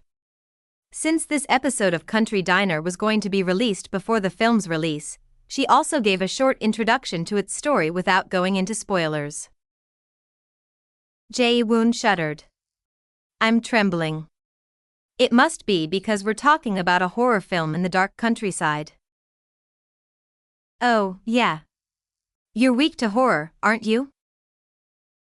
Han-Suk and Taechan already knew that Jae-woon was a chicken when it came to horror, but not that Areun was as well. She was rather happy that they were not aware. After the short film advertisement, they each headed to their own rooms to relieve the fatigue accumulated during the day. The male cast members used the first floor, while Areun used the second floor by herself. She changed her clothes, washed her face and finally returned to her room. I feel so much better. Areun had never worn makeup back when she was a man, so she never had to do anything like cleansing and such. However, things had changed after she became an actress. She couldn't afford to skip out on skincare. She had full makeup on for such a long time that she needed to soothe her fatigued facial skin. She took out a face pack that she had packed in her suitcase. I didn't even know how to do things like this in the beginning. But now, it had become all too natural. She applied the face pack, opened a window and looked down at the courtyard. The production team got ready to leave with just a small portion of staff members staying at the lodge in case of emergencies. They look quite busy. Areun only needed to appear on camera, but the staff members were different. They needed to prepare everything for the shoot. She had no idea about how hard staff members had it back when she had only been a viewer. I already knew it, but I really have changed a lot from my past self. It had been the same when she had come across Jae-woon in only his underwear. Areun was a little scared about what other changes that her life would bring. Areun woke up at 5 a.m. because she had slept very early. There was still time until the shoot began. She couldn't fall back asleep even if she tried. I guess I'll go for a jog. She had been so busy yesterday that she hadn't been able to work out. She changed into sportswear and decided to look around the village while jogging. Are you off to exercise, Areun? Director Chu had arrived at the lodge as she tied her hair back and was warming up. Yes. I'm gonna go for about a 30-minute jog. Really? Then can a few of our staff members accompany you? I'm gonna be jogging, though. Will they be okay? Yes. Camera director Kim here is a pretty good runner. Kim Juntae, Areun's exclusive cameraman, said confidently, I may not look like it, but I've overcome all kinds of trials in the variety industry. I've even filmed a chase that no one wanted to do for a week long. Chases in variety shows demanded a significant amount of stamina. This was especially true for the cameramen, since they needed to run just as fast or sometimes even faster than the cast members while holding a heavy camera. Juntae was confident that he could easily keep up with a female celebrity's jog. Areun lightly shrugged. I don't mind, but please let me know if you get too exhausted. I'll lower my speed. That probably won't happen. They reloaded the film on the camera. Areun was still blindingly beautiful early in the morning despite having no makeup on. She lightly exhaled and sped up little by little. The camera director and the small number of staff members also ran at her pace behind her, but 10 minutes after running along the beach. Pant, pant. Areun. Why is she running so fast? The initially confident camera director Kim and the other staff members were already panting like crazy while trying to keep up with Areun's speed. They had come to regret joining her jog. Chapter 176, Country Diner, 2. The staff members that had come back to the lodge from the hellish march with Kong Areun collapsed on the spot. Areun was the only perfectly fine one among them. Director Chu approached the exhausted camera director Kim and asked, Wah? What in the world happened? Director. I don't think I can film Areun exercising. We'll pass out at this rate. It was that bad? But you said you were confident in your running skills. He was indeed confident, but he had been no match for Areun. Unlike the half-dead staff members, Areun calmly stretched her ankles to end her morning workout. The male cast members had still not returned from the land of dreams even after Areun had come back from her workout. Director Chu gave Areun a suggestion before she was about to go wash up. I think it'd be good if you filmed waking up the other cast members. What do you think? Variety programs frequently showed cast members that woke up first, waking up the rest. Entertaining content was not meant to be used sparingly, and Director Chu expected that Areun waking up the male members would be entertaining content. Well, I'm being paid to do this. Ji Han-suk had emphasized the therapeutic aspect of the program, but Areun had prioritized the work aspect of it more, hence why she had readily allowed the filming of her morning workout. I understand. I'll do it, Areun answered. Director Chu handed Areun a small camcorder. Take this with you. It's up to you which one you'd like to wake up first. In that case, I'll start with Taechan. Taechan had debuted far earlier than Areun, which made him her sunbae, but she felt the most comfortable around him since they were the same age. His room was closest to the front door of the lodge. Creak. Areun carefully entered his room and saw Taechan fast asleep with the blanket almost covering his entire head. Her mischief senses started to tingle. She went right up to Taechan's ear, and then, "Wah!" she exclaimed. "Aha! What the?" Taechan floundered about in surprise. Areun, who had caught all of that on her camcorder, asked as if nothing had happened with a smile, "Did you sleep well?" Taechan, still half asleep, did not even seem to realize where he was right now. "Oh, right. We came to Haenim for a shoot. Go wash your face. You're a mess." "Oh, wow. You're right." However, he was not an idol for nothing. He was still fairly handsome despite having just woken up. No wonder he's popular with older women. Areun then headed to Han-Suk's room right next door, but her wake-up plan had failed.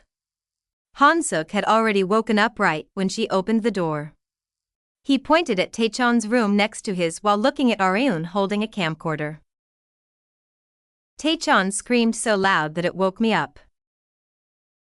That's a shame. Areun had been planning on scaring Han-Suk as well, but it was too early to be disappointed since Jae-woon still remained. Unlike Taechan and Han-Suk, Jae-woon had used a room deep in the lodge, so he was too far away to hear Taechan scream. Just as Areun was about to open the door, the events of yesterday popped up in her head. He's not sleeping with his clothes off, is he? She was fine with seeing it, but it was a bit of a problem to be broadcasted. Areun opened the door ajar with the camcorder covered and peeked inside.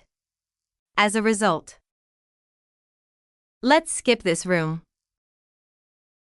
It was probably best that Areun did not enter this room.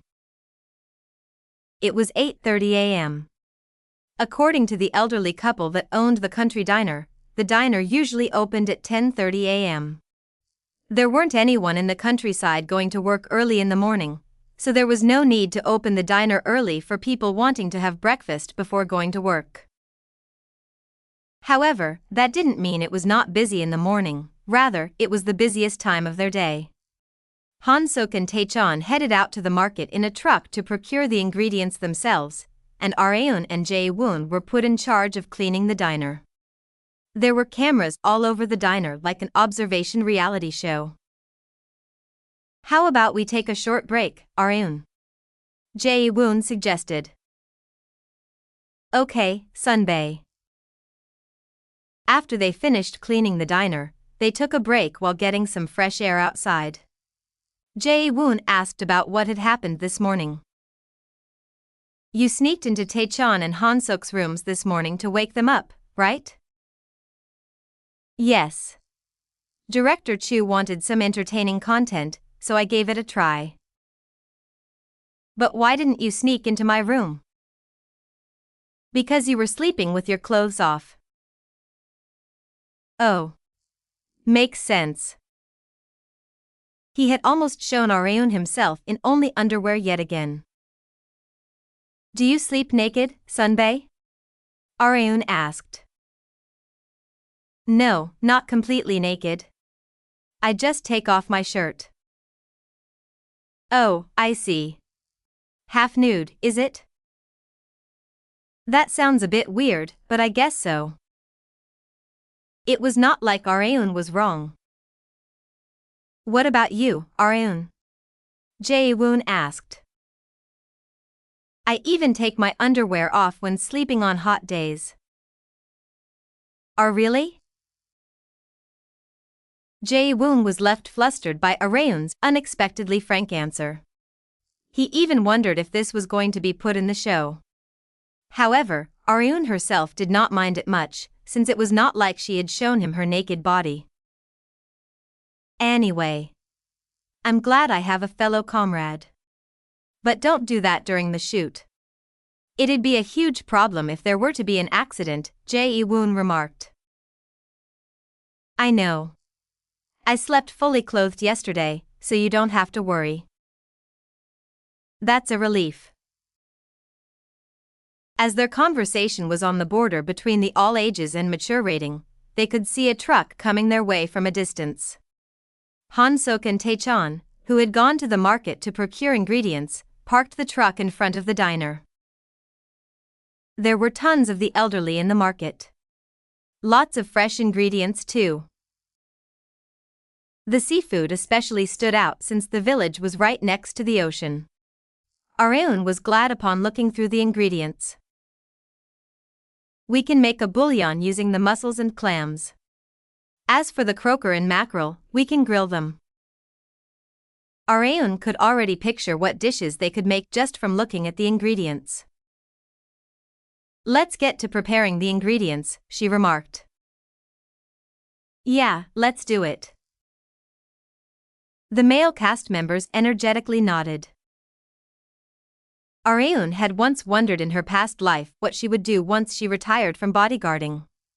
She thought about many things, and one of them had been to open up a restaurant since she loved to cook. But I never expected my dream to be fulfilled like this. Of course, this diner was not in her name, but opportunities like this did not come often. Areun cleaned the fish that she had prepared, removed the remaining moisture with a paper towel, and seasoned it with salt after scoring it. She then poured cooking oil on a preheated frying pan and grilled the fish on medium heat for 3 to 4 minutes. One needed to be careful when grilling fish, since grilling it on too high a heat or for too long would cause the skin to stick onto the pan. This should be good enough. Areun plated the grilled croaker and mackerel for the 3 male cast members to taste. Let me know how it tastes, she expressed. They each grabbed a bite-sized portion of the 2 fish with their chopsticks for an indifferent taste test. Munch, munch. After chewing on the fish meat, they exclaimed simultaneously, "This is delicious." Wow, Areun. You only seasoned this with salt, right? You didn't add any other seasoning? Yes, just salt, she replied. They were surprised twice over, once from the taste, and once more from the fact that the fish had only been seasoned with salt. You're great at seasoning. This is seriously pro-level. They had never expected Rau to be so good at cooking. Han-Suk was a good cook, but Areun did not lose to him at all. Jae-woon and Tae-chan gained more confidence in running the diner thanks to Areun and Han-Suk being with them. I'll go switch the sign outside to open. It was 10:30 a.m., the time for the country diner to open. They had enthusiastically opened the diner, but thwack. Only flies. Thwack. Tae-chan, who had already swatted 5 flies, looked around the diner in disappointment. After all that we've prepared. The other 3 cast members sympathized with him, but there was no way for customers to fully know how much hard work they had put into this. Han-Suk came out of the kitchen for a moment and dejectedly consoled Tae-chan. According to the owner of this diner, customers will start coming at around 11:30 a.m. Let's wait until then. Will they really come? Tae-chan asked in return. Wouldn't they? I'm sure this diner has some regular customers of its own. The program would end as a complete disaster if absolutely no customers came. The production team sometimes recruited people to pretend to be customers if the restaurant was too deserted, but the cast members hoped for things not to reach that level. Or why don't you tout for customers outside, Tae-chan? Wouldn't Areun be better suited for that than me? I'm sure people would swarm here with a simple smile from her. You have a point there. The point was hard to deny. However, something like that would only work if there were even people outside the diner. Not only were there no people, there wasn't even a single passing vehicle. As the cast members continued to be in dejection, Jae-woon, who had been outside, rushed inside and exclaimed, "They're coming." What's coming? Customers. What else? The cast members hurried to greet their very first customer. Jingle. The small bell attached to the door rang. Welcome. Two men assumed to be in their late 50s entered the diner. Areun almost unconsciously frowned once she saw them. They reek of alcohol.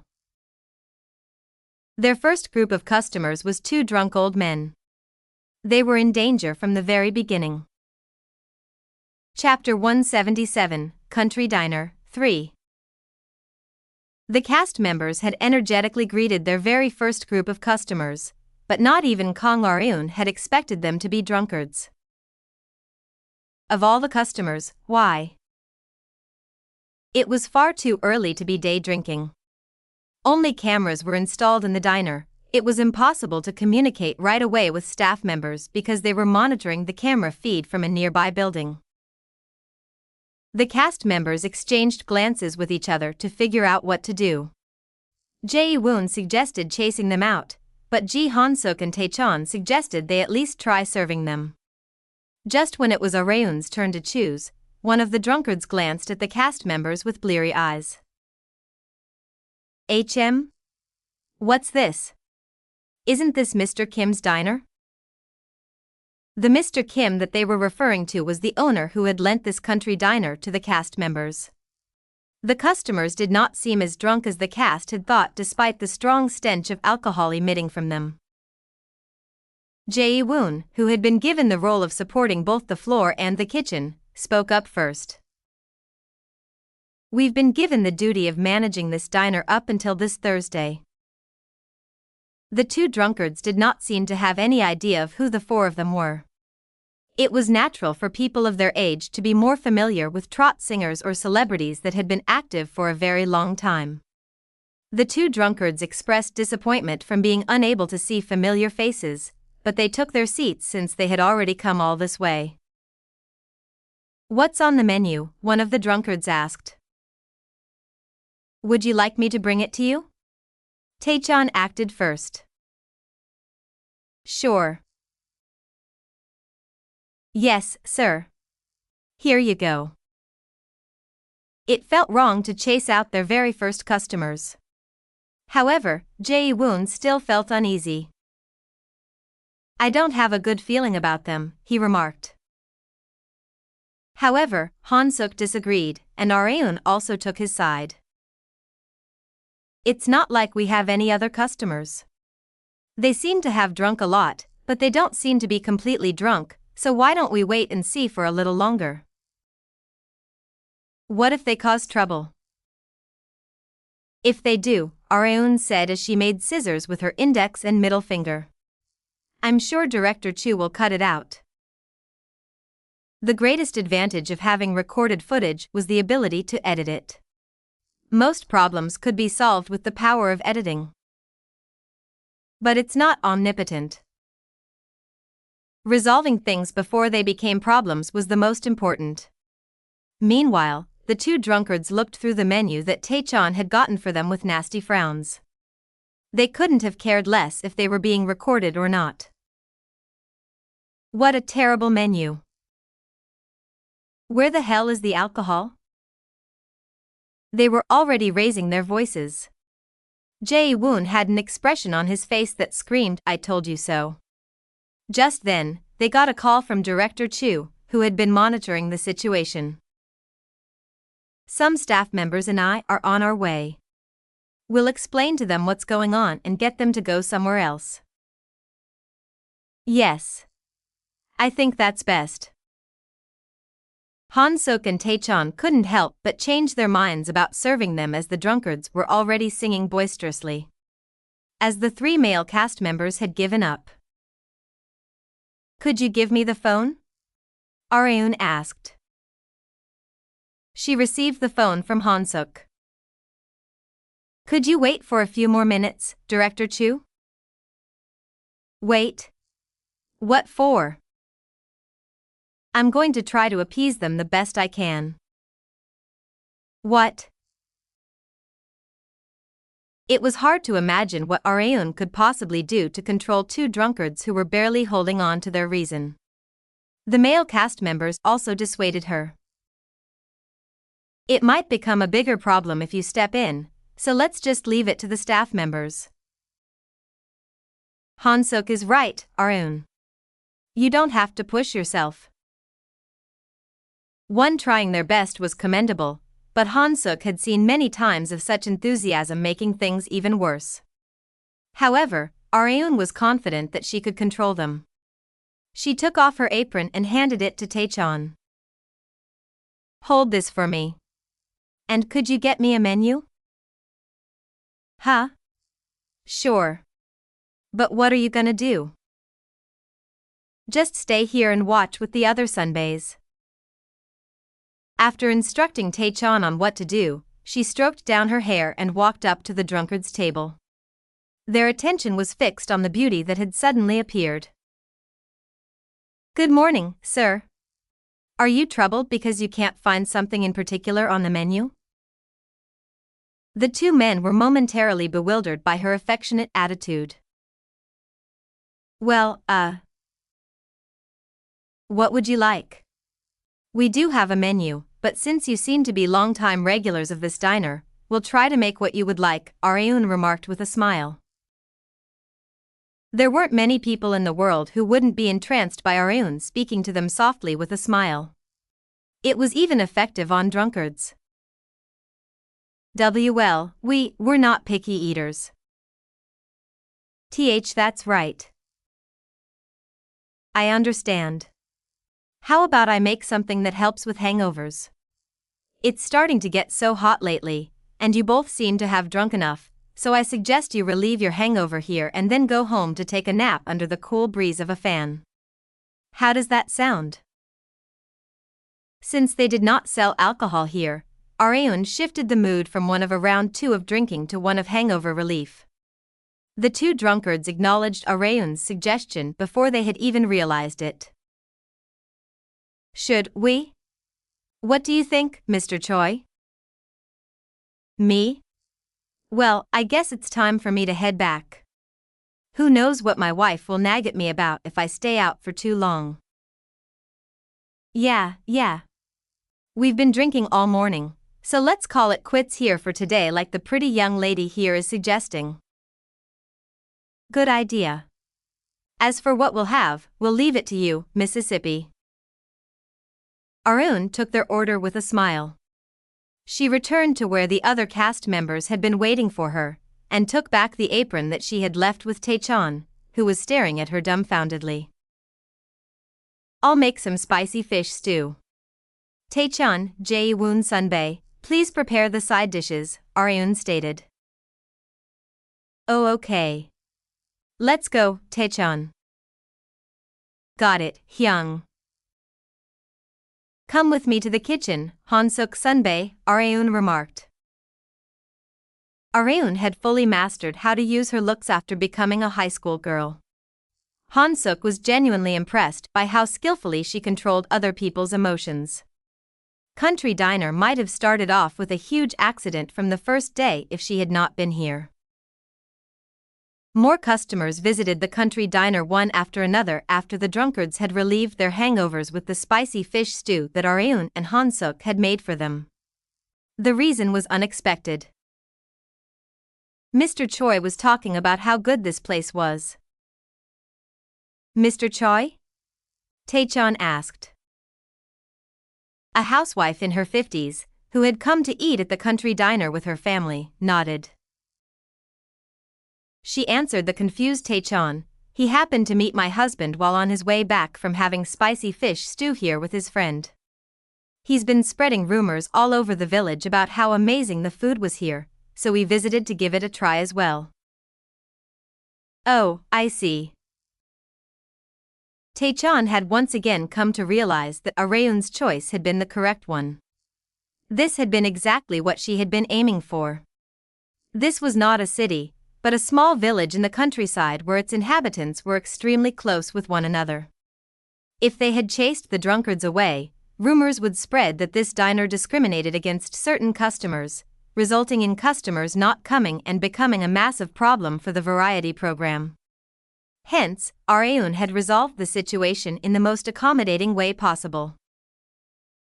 I guess things went exactly as Areun had planned, Taechan thought. He couldn't help but be impressed by her insight. Whatever the case, far more people had visited the country diner than the cast members had expected from just the first day, throwing them into chaos. The grilled mackerel for number 3 is ready. Baekban for 2 for number 7. What are you doing, Jae-woon? Move your feet. The diner had turned into a war zone. They had wished for there to be more customers when there were only flies, but they had changed their minds completely. Their minds were filled with the desire for customers to stop coming so they could take a break. However, it was also rather fun, especially for Areun, whose second wish was to set up her own restaurant. This was an extremely fresh experience for her. After weathering the massive storm of customers, only 2 groups remained. They had served them their food as well, so the cast members had finally been given time to breathe. They happened to catch a conversation of newlyweds, the second group of customers. Honey, I'm gonna go to the bathroom real quick, so take care of Chaiwon for me, the wife said. But Chaiwon is gonna cry like crazy if you leave her to me, the husband remarked. It's not like I can hold her while I do my business. You're her father, so you should also take care of the baby every now and then. The husband had no choice but to hold the baby after getting a nagging from his wife. Wawa. As expected, the baby's wails filled the diner as soon as the wife left. The husband tried his best to calm the baby down while completely flustered. I guess it's my time to shine. Just then, Han-Suk gallantly walked up to the husband and the baby. Should I take care of the baby for you? He asked. Huh? Are you sure? The husband asked in return. Yes. I may not look like it, but I've taken care of my nephews ever since they were babies. Han-Suk loved kids, so he was very confident in taking care of babies as well. He could get precious screen time and stop the babies crying. He would kill 2 birds with 1 stone if he succeeded. However, things in life were not so easy. The baby cried even louder once it entered Han-Suk's embrace. Jae-woon, who had been watching from the sidelines, stepped in. Leave it to me, Han-Suk. He was handed the baton, but he had only assisted in raising the tone of the baby's cries. The same went for Taechan. There was only one more person to try. Do I have to do it too? Areun asked while pointing at herself. The 3 men nodded as if it was obvious. But I don't know how to calm down a baby. Areun did not hate children, but children had been scared of her in her past life due to her occupation as bodyguard. However, she had no choice but to hold the baby as the other cast members pressured her to do it. And then, a miracle occurred. The baby, who had been crying so hard until just a second ago, calmed down in an instant. She buried her face in Areun's chest and rubbed against it while giggling. Areun asked while greatly flustered, Am I holding her properly? Huh? Why yeah. The 3 men, albeit for a moment, were jealous of the baby. 1. Trot is a famous genre of Korean music, known for its use of repetitive rhythm and vocal inflections. It was very popular in the late 20th century and early 2000s. 2. Baekban is rice served with various side dishes commonly eaten at home. Chapter 178, Country Diner, 4. Rumors that the servers and cooks were all handsome had also probably spread, apart from the ones that the food was good. Far more customers had visited the diner on their second day of service compared to the first, and the two drunkards from yesterday were among them. Kang Areun smiled as soon as she saw them. "You're back. We came to see you, young lady." The two men gave it to her straight without beating around the bush. They did not reek of alcohol, so they probably had not been drinking during the day, unlike yesterday. "There's that too, but we felt sorry going on a temper tantrum here yesterday." "You came back because you were bothered by that?" Areun asked. "Pretty much. They had been a nuisance, so they had come to at least help with the diner's sales as a form of apology. The spicy fish stew we had yesterday was delicious. That wasn't something on the menu, was it?" Areun answered the man while showing him the menu. "Yes, as you can see." "Could we have that today as well?" They had not been able to get yesterday's spicy fish stew out of their heads and taste buds. "Why not? We'll offer it as a special service for our regulars," Areun stated. "We're regulars when we've only come twice? We're only gonna be here for 3 days. Wouldn't you say you're regulars when you've come on the 2 days that we've been in service?" The two men laughed. "I can't argue with that." "You're good with your words, young lady. Are you a show host or something?" They still did not seem to know who Areun was. She answered them with a smile. "Yes, you could say that." There was a large difference between an actress and a show host, but they were both celebrities. She let it be since it was close enough. Areun could feel that she was less nervous and fatigued after getting used to working at the diner. Managing a business usually led to extreme stress since it was difficult to deal with people. However, the country diner shoot had not been that difficult because there had not been a single customer that had directly caused any trouble. The fact that we've only been in business for 2 days probably plays a part in that, but the cameras also help.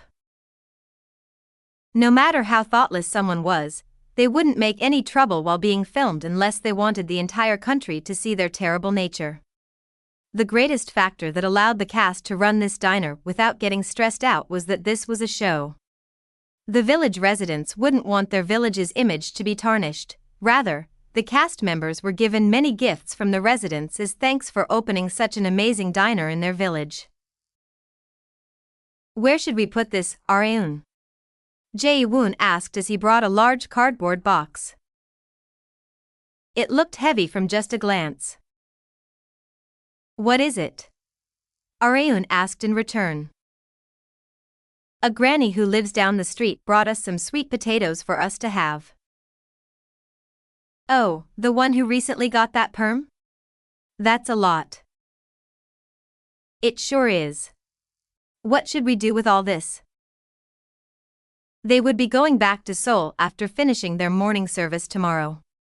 The cast members pondered over what to do with this large box of sweet potatoes in less than 24 hours. Han-Suk suggested, "Why don't we make sweet potato fries and give them to the customers as a snack? If we don't get through it all after that, then we can just eat the rest or share it with the staff members." "That's a great idea," Areun replied. She liked Han-Suk's idea very much. They still had time left on their break, so she and Han-Suk went back into the kitchen to prepare the sweet potatoes. Jae-woon and Taechan also helped out. Although they were nowhere near as good of cooks as Areun and Han-Suk, they could at least prepare ingredients. Kitchen tools needed to be just as big to cook a large amount of food. A frying pan is a bit too small, so let's flip a cauldron lid upside down, pour some oil on it and fry the sweet potatoes there, Areun suggested. "What should we do for heat?" "We can chop some firewood and make a fire." The time had come for the men to show off their strength. They walked out the door leading outside, not the kitchen door connected to the diner. They were now out back of the diner, where there were blocks of wood stacked in a corner. Hup! Taechon placed a block of wood on top of a tree stump and held up the axe. I'll go first. He raised the axe over his head, surprising Areun. He looks pretty scrawny, but I guess he has some strength. It was obvious if one thought about it. A male idol needed a certain level of physical capacity to fiercely dance on stage without rest. However, that did not mean he would be good at splitting firewood. His axe landed next to the wood block. Han-Suk and Jae-Woon laughed. You've gotta aim properly, Taechon.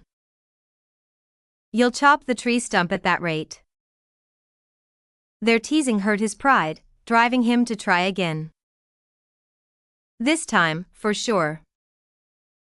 Unlike his first attempt, the edge of the axe landed straight in the middle of the wood block. However, it had only gotten stuck, the block was perfectly fine. This block is too hard, he protested. Stop making excuses and step aside. I'll split it for you, Jae-Woon remarked as he rolled up his t-shirt sleeves, making it sleeveless. The camera lens perfectly captured his arm muscles. Hup! Crack! He split the wood block that had been stuck on the axe. The staff members that had been watching from the sidelines expressed their amazement at the perfectly split firewood. As expected of Jae-Woon. However, Taechon was full of complaints. You just finished off what I had mostly done, Hyung. Fine, man. I'll split a brand new one. Jae-Woon placed a brand new wood block on the tree stump and swung down the axe as hard as he could. Thunk. However, it only brushed past the corner of the block. He had done practically the same thing as Taechon. As if he had been waiting for it, Taechon teased him. See, Hyung. You're no different from me. That's weird. There's no way. He also tried again. He had gotten the hang of it and the axe landed straight in the middle of the block, but the same thing happened, the axe just got stuck on the block. Han-Suk, the last of the boys, also challenged it, but he did not seem to have as much of a knack for it as the other two. He continued to miss the wood block. If this had been baseball, he would have struck out in just 3 swings. I'll give it a shot. Just then, Areun stepped up. Jae-Woon asked with his head tilted in confusion, Are you sure? Just the axe itself is quite heavy. I'll try lifting it. Around the initial days of Areun's change in gender, she had struggled to adapt to her massively reduced strength. A woman could not surpass a man in strength, just based on their body structure. No matter how hard Areun tried, she would eventually reach a wall that she could never overcome. However, she did not fuss over it. Even if she had become a woman, there were many different ways to stand out. Like Jae-Woon had mentioned, just the axe itself was extremely heavy for her. There's no need to raise it up high. Technique was far more important than strength. She placed the wood block on the tree stump and swung down the axe directly on the center of the block. It did not stop there. Crack. 1 shot, 1 kill. Areun had pulled off what the 3 male cast members had not been able to do. How did you? They were too shocked to finish their sentences. They knew very well how much harder it was than it looked because they had tried it for themselves, which made her achievement even more shocking. Areun gave the members a few tips as if it had been nothing special. Wood is best cut along the grain. That's why I placed the block so that the axe would land parallel to the lines on the block. If you do that, You can split it easily without using much strength. Oh. Really? Yes. And the angle and accuracy at which you lift and swing down the axe is important. Strength isn't everything for splitting wood. Areun's hard-hitting facts beat up the male cast members. I'll just take care of splitting the firewood, she stated. Areun continued on the roll and split more firewood. The exclusive cameramen for the other members were filming Areun before they had realized it. Taechon couldn't help but be impressed as he stared at Areun. What can't Areun do, exactly? You're telling me. They had a feeling that Areun could take care of everything even if they weren't here. This was the last night that they would spend in the small countryside village in Haenim. Areun and the other cast members headed back to the lodge after sending off the last customer. Han-Suk laughed awkwardly as he dragged his exhausted body back to the lodge. Thank God the lodge is close to the diner. The others agreed wholeheartedly. They were able to go to the lodge and rest as soon as they closed the diner thanks to the short distance. However, they weren't able to go to bed right away since that wouldn't make the program very interesting. Jae-woon suggested they make a campfire. Areun split a ton of firewood for us, so let's chat while sitting by the fire.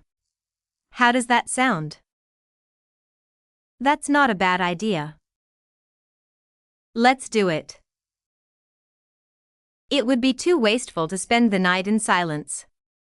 They decided to meet back at the courtyard after changing into comfortable clothes. Han-Suk arrived first, and then Areun. She sat down while drying off her hair with a towel. Han-Suk asked, "Did you take a shower?" Yes. I was feeling uncomfortable since I sweat a lot today, so I took a shower first. Yeah, that sounds about right. Areun had done a lot today. She worked in the kitchen, split firewood, and had to come out to the floor despite not being a server because many customers had come to the diner to see her. Everyone liked her, whether they were men or women. As the most popular employee of the diner, she had been the busiest out of the four. I don't think the three of us combined would have as much screen time as you, Areun, Han-Suk remarked in envy and self-mockery. Like he had mentioned, Areun had shown the brightest. However, Areun shook her head in disagreement. Didn't you also do your best, Sunbae? Don't beat yourself up too much. Not only was she capable, she was also humble. Han-Suk had once again come to realize why she was so praised by the public. Chapter 179, Country Diner, 5. All four members of the cast had gathered at the courtyard once Jae-woon and Taechon arrived. It was 10:30 p.m. They had sweet potato fries as night snacks. Although it had been a while since they had been made, their mics could pick up the crunch whenever the cast bit into them. Taechon was the first to have a sweet potato fry. He stated, "It's still so delicious. I wonder if it's because Areun made them?" It's not like fries change based on who cooks them. You're just imagining it because I kept them from getting soggy, Areun trivially glossed over Taechon's praise. Jae-woon agreed with Taechon. Taechon is right. I don't usually eat fried things, but I can't seem to stop eating whatever you've cooked. You're like that even now, Hyung.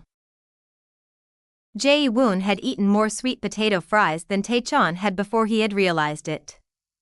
Areun smiled as Jae-woon proved his point with actions as well as words. I'm glad you're enjoying them. The staff members had also gathered to enjoy her sweet potato fries. Not only had the sweet potatoes been an excellent ingredient, the one who had cooked them also had excellent culinary skills. Evaluations of the fries aside, stories about what had happened in the diner was more fit to be discussed in a gathering like this. Taechon seemed to have something he wanted to say about Areun. I was so surprised this morning. What about? Jae-woon asked. You don't remember, Jae-woon Hyung? About our very first customer once we flipped our door sign to open. Oh. He finally seemed to remember. How could I forget? I had never expected to see a foreign customer in the countryside. Haenim was not a famous tourist attraction among foreigners, so they had never expected one to come to a diner in the southernmost village of Korea. The tourists were an American couple in their 30s. Jae-woon and Taechan were able to communicate with them to a certain level since they had world tour experience, but they had not been able to understand everything that the tourists were saying. They were idol singers, not interpreters. I was getting cold sweats when the husband wanted me to explain what a baekban was, Jae-woon expressed. Taechan also felt the same way.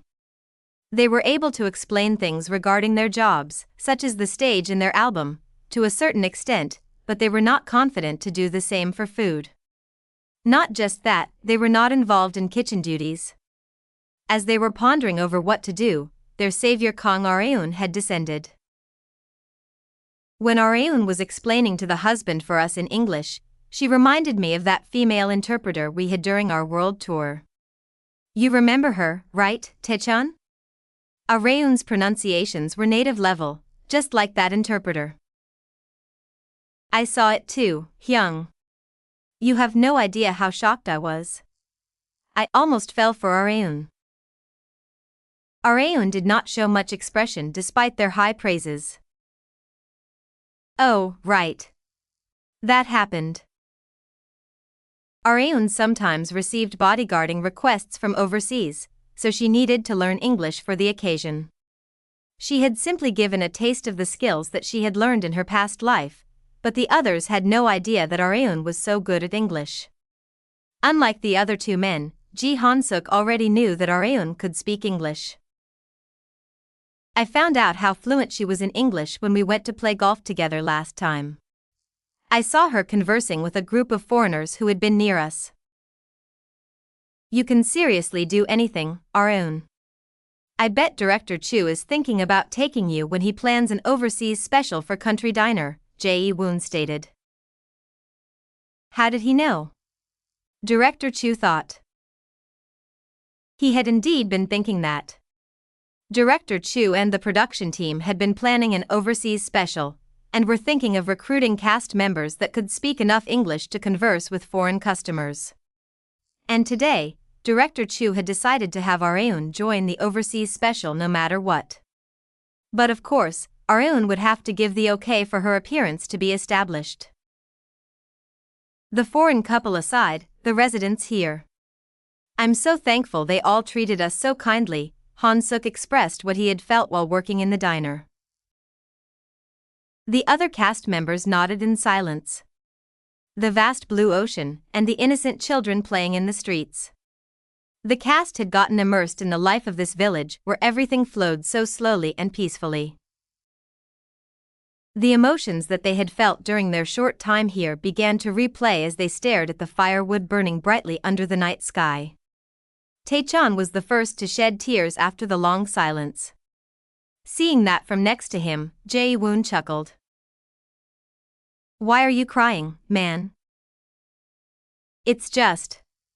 Our life's been so hard, so I find moments like this precious to me. One could only be moved after experiencing hardships. I'm tearing up now too after seeing Taechan. Jae-woon couldn't help it since the two of them had experienced the exact same hardships during their unknown idol group days.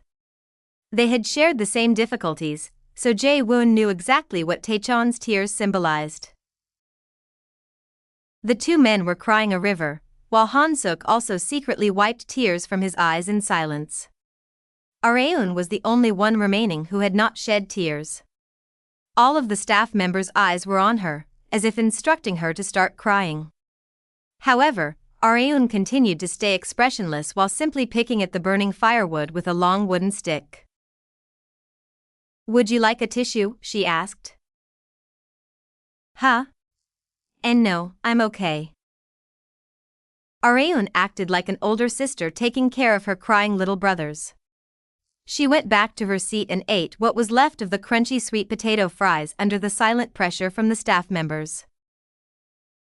Why should I force myself to cry when the tears aren't coming out? Areun refused to yield. Female cast members were usually the ones to cry first under moods like this since women were on average more emotional than men. However, Areun was not like other women. She couldn't be any further from being full of emotion, since she wouldn't have been able to properly fulfill her duties as a bodyguard in her past life if she had been. After this day, Areun had earned another nickname, Woman of Steel. Today was the last day of their time in the country diner. The four of them opened the doors of the diner for the very last time in the morning, and started to clean up after 2 p.m. Areun looked around the kitchen that she had worked hard in for the last 3 days, with her hands on her hips. It wasn't a bad experience. Areun's main priority had been to advertise her film in the beginning, but now she strongly felt that she had genuinely enjoyed her experience in the variety program Country Diner. I guess appearing on programs really can be therapeutic. Areun never had such an experience before. She had always thought that work was work and was far from being therapeutic, but that had not been the case for Country Diner. I might do something like this again if the opportunity arises. Director Chu had suggested that they talk in detail about an overseas special once they went back up to Seoul, and Areun was open to the idea. While she was cleaning the kitchen, the other cast members were cleaning the floor and the diner's exterior. The four of them came out of the diner. Jae-woon said to Areun while pointing at the door sign, "Areun, flip the sign as our representative." Me? Yeah. After all, you were the symbol of our country diner. Her screen time matched the enormous number of things that she had pulled off during this program, which was why Jae-woon had designated Areun as their representative. Areun felt pressured from being put in such a position, but in the end, she decided to do as Jae-woon said and mark the end of their diner business with her own hands. She flipped the door sign, revealing the English word closed. With this, their 4-day shoot had come to an end. But just then, the village residents started to gather one by one, starting from the 2 men who had been drunk on the cast's first day of service, the parents of the baby that had giggled in Areun's embrace, and many others. They had many things that seemed to be gifts in their hands. Thank you very much for your hard work. We've prepared this as a small form of our gratitude. They were given a bouquet and gifts that the village residents had prepared for them one by one. Touched by the unexpected gift-giving ceremony, Jae-woon exclaimed with a slight tremble in his voice, "All of this for us. Thank you all so very much." Not only Jae-woon, but Han-suk, Taechan and Areun also expressed their gratitude to each and every one of the residents. We had so much fun during these short 3 days. We'll never forget you. I hope we meet again. The residents showered them with moving remarks, causing the cast members and a few staff members to burst into tears. Areun unconsciously narrowed her eyes at them. You're crying again? She had thought they had cried enough last night, but a time to cry had arrived once again. Are they just crybabies, or am I just devoid of tears? The staff members' attention focused on Areun once again. They were screaming in their heads, "Now is the time. Please shed some tears." It was extremely valuable to see Areun crying in anything other than dramas and films, since it had never once happened. However, there was a reason for that. I won't cry, damn it. The tears aren't gonna come out, so stop staring at me like that. Rather, it was harder for her to cry from all the pressure that was on her. The staff members of Country Diner had come to find out that the Woman of Steel never showed her tears easily. Chapter 180, Obsession, 1. Kang Areun returned back home after the country diner shoot. I wouldn't call it a hard time, but I'm still glad I'm back home. The first thing she wanted to do when she came back home was to take a shower. She took off her clothes, went straight to the bathroom and let the warm water take her. Areun loved to take warm showers whether it be summer or winter. The water enveloped her entire body. Much better. The lodge had been comfortable, but one was bound to feel discomfort when showering or sleeping in a place they were not accustomed to. Areun's phone rang as soon as she came back out of the bathroom. It was from Shin Yubin. Yes, Miss Manager. Did you get back home safely? We have the release event for Shuttered next week, so rest up until then. Feel free to call me whenever you need anything. Okay.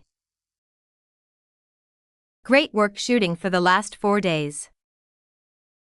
You too, Miss Manager. Please get back home safely. Areun sighed as soon as she ended the call. So damn busy. There was no time to take a breather. She thought she had gotten used to jam-packed schedules. I guess I still have a long way to go. It felt like she wouldn't ever get used to it. Beep. The front door opened as Areun was drying herself off with a towel, and left Eco in shock. Areun. What are you doing buck naked? I just got out of the shower. Even so. What if it had been someone other than me? But you and that guy are the only ones who know our house password. By that guy, Areun was referring to Kang Arehook. Iseo couldn't be any more worried about how defenseless Areun was sometimes. But you should still be careful. It'll be a huge problem if you get marked by a stalker.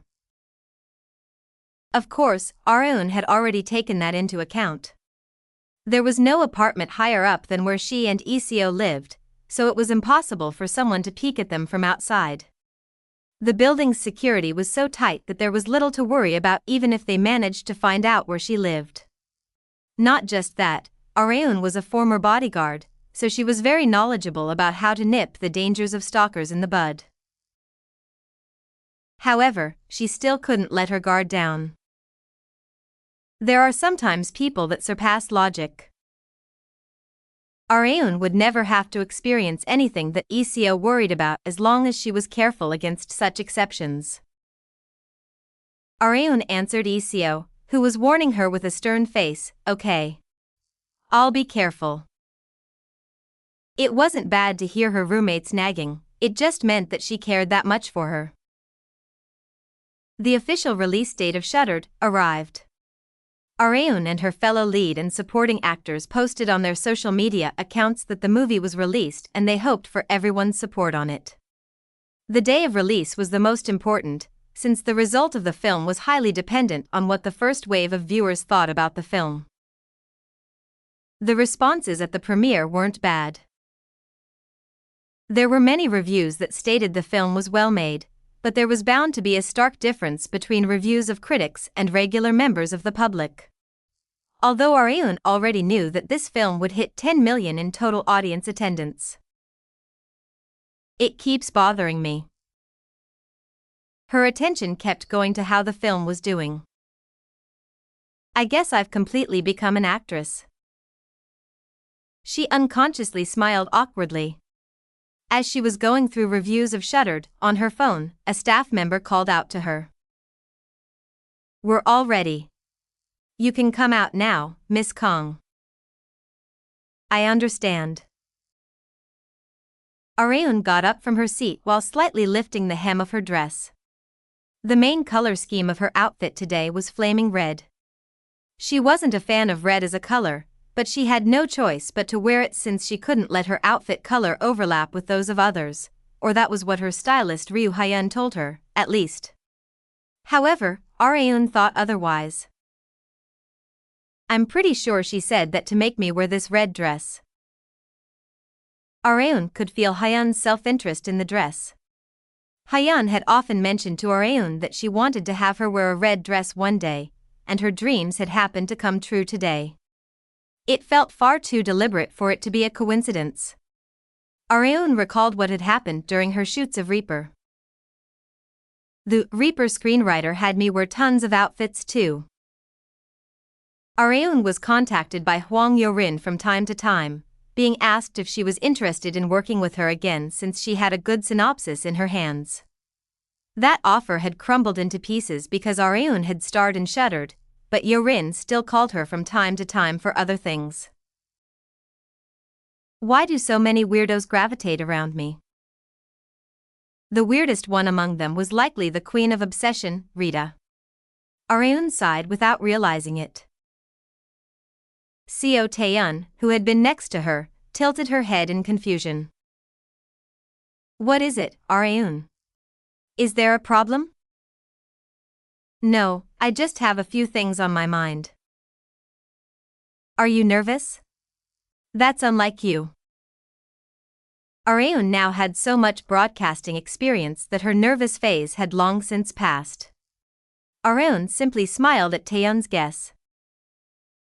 We'll be moving now. After some time passed, the bodyguards moved forward while guarding Areun and the other actresses. Kaya.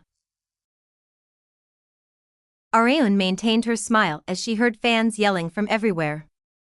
She was smiling, but her head was full of complaints. It was not toward the fans, but the bodyguards. Their formation is a mess. It was full of holes. If Areun had been a Saseing fan with bad intentions, she would be more than capable of getting through the formation and harming the actresses inside. That was how incapable these bodyguards were. Team leader So Ha-jin and her team weren't like this. Back when Areun had been in Japan, the security team led by Ha-jin had gone above and beyond Areun's expectations. That team even had Park Geon-Woo, Areun's former male self, with them.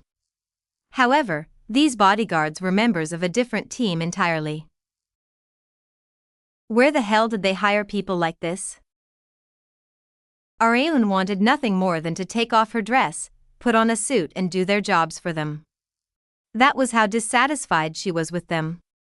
As the group pushed past the massive wave of people, she felt something.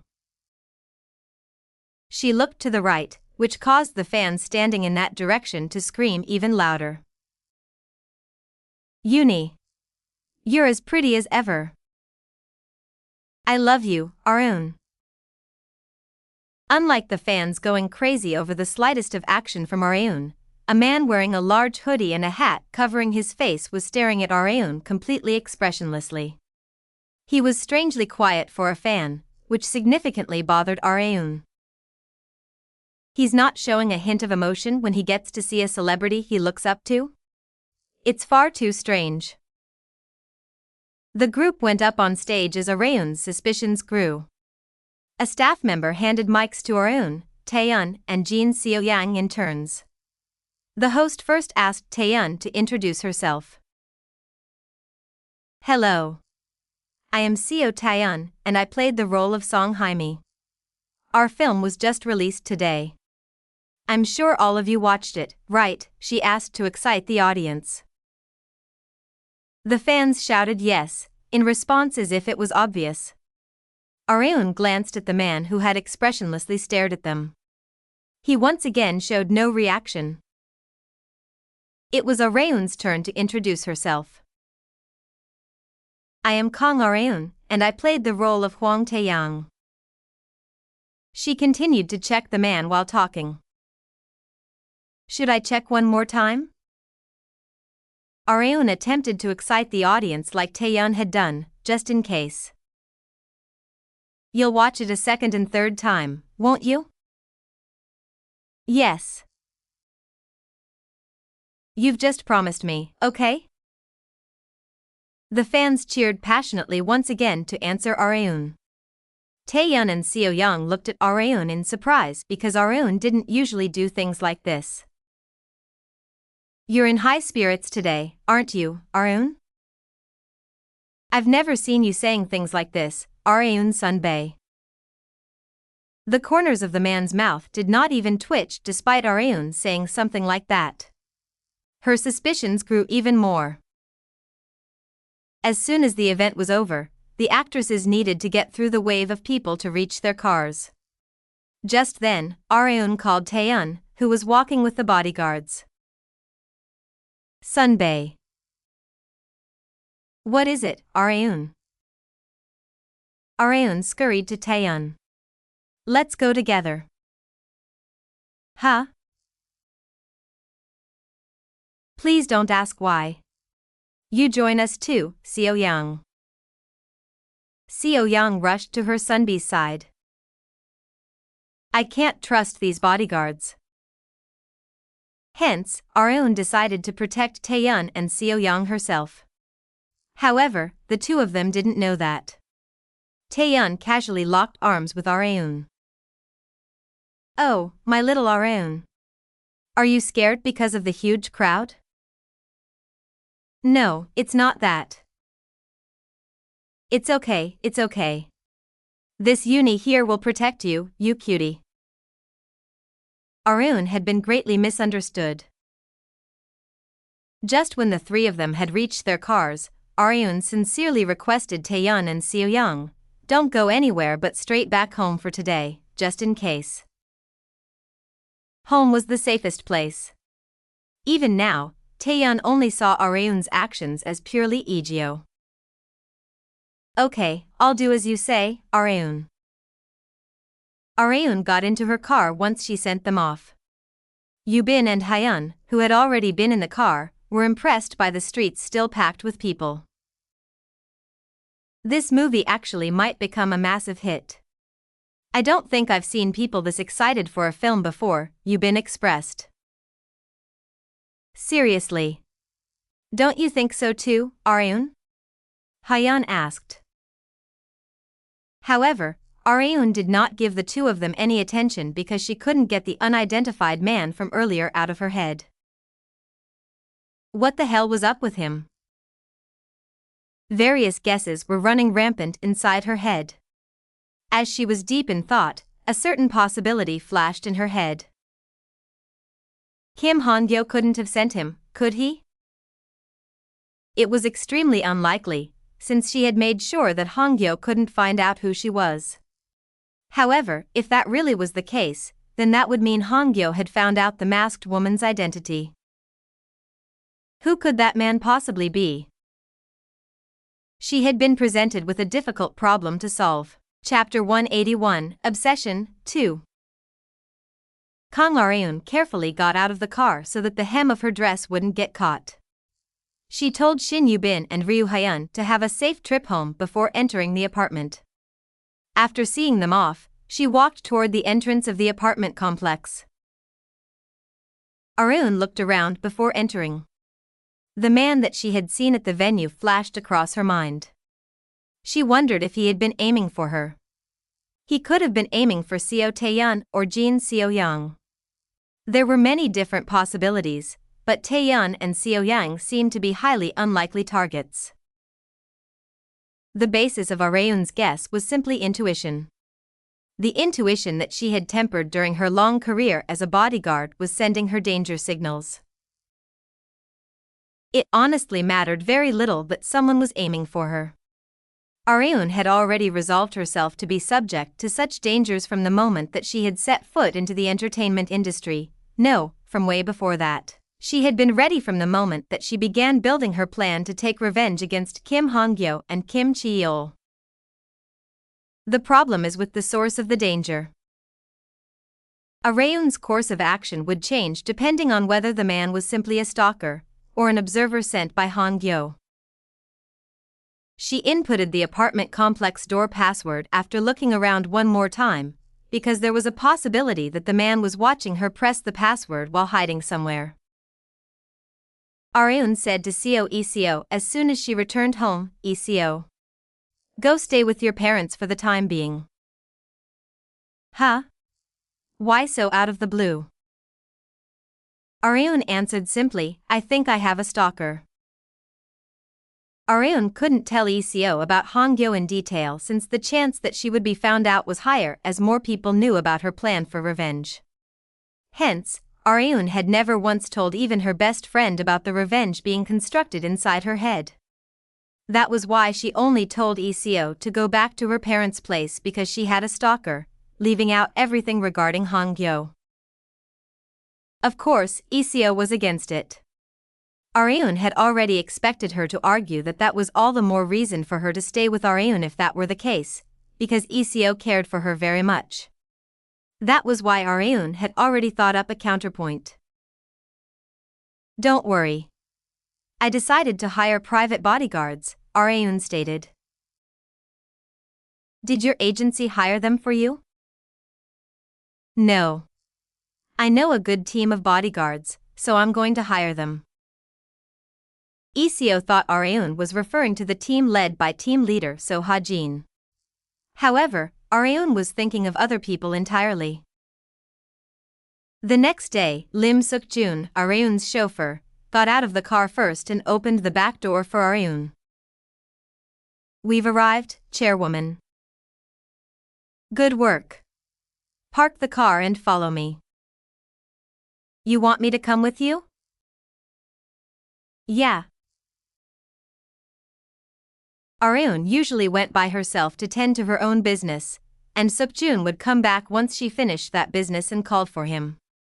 He had never accompanied her the entire way before. Understood, chairwoman, Suk-jun replied. He had felt it was strange, but did not question it since it was his job to obey her in absolute. Areun headed to the empty space under the Levanche workspace. 6 months ago, Areun had bought an entire building for Levanche to use the 5th, 6th and 7th floors as their workplace, and put up the rest of the floors for lease.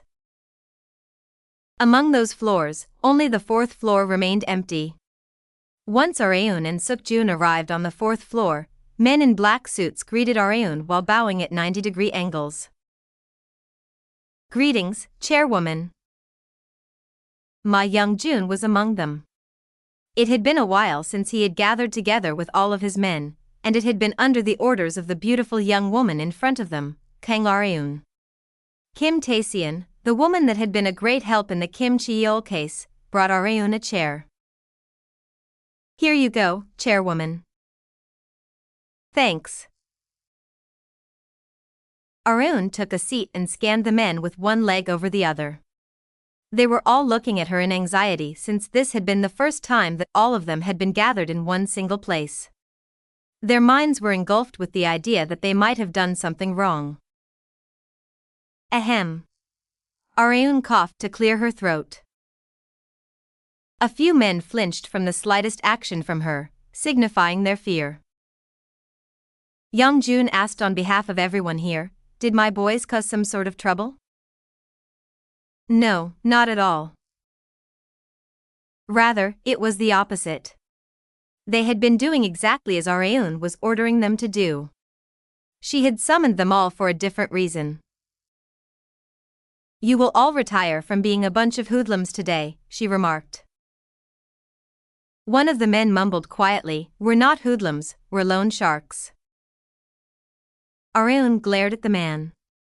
Yang-jun immediately signaled to his other men. Take him away, he ordered.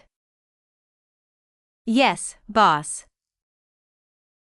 Only then had the man realized he had made a grave mistake and belatedly apologized to Areun. I'm sorry, Hyungnim. I mean, Noanim. Who the hell are you calling Noanim?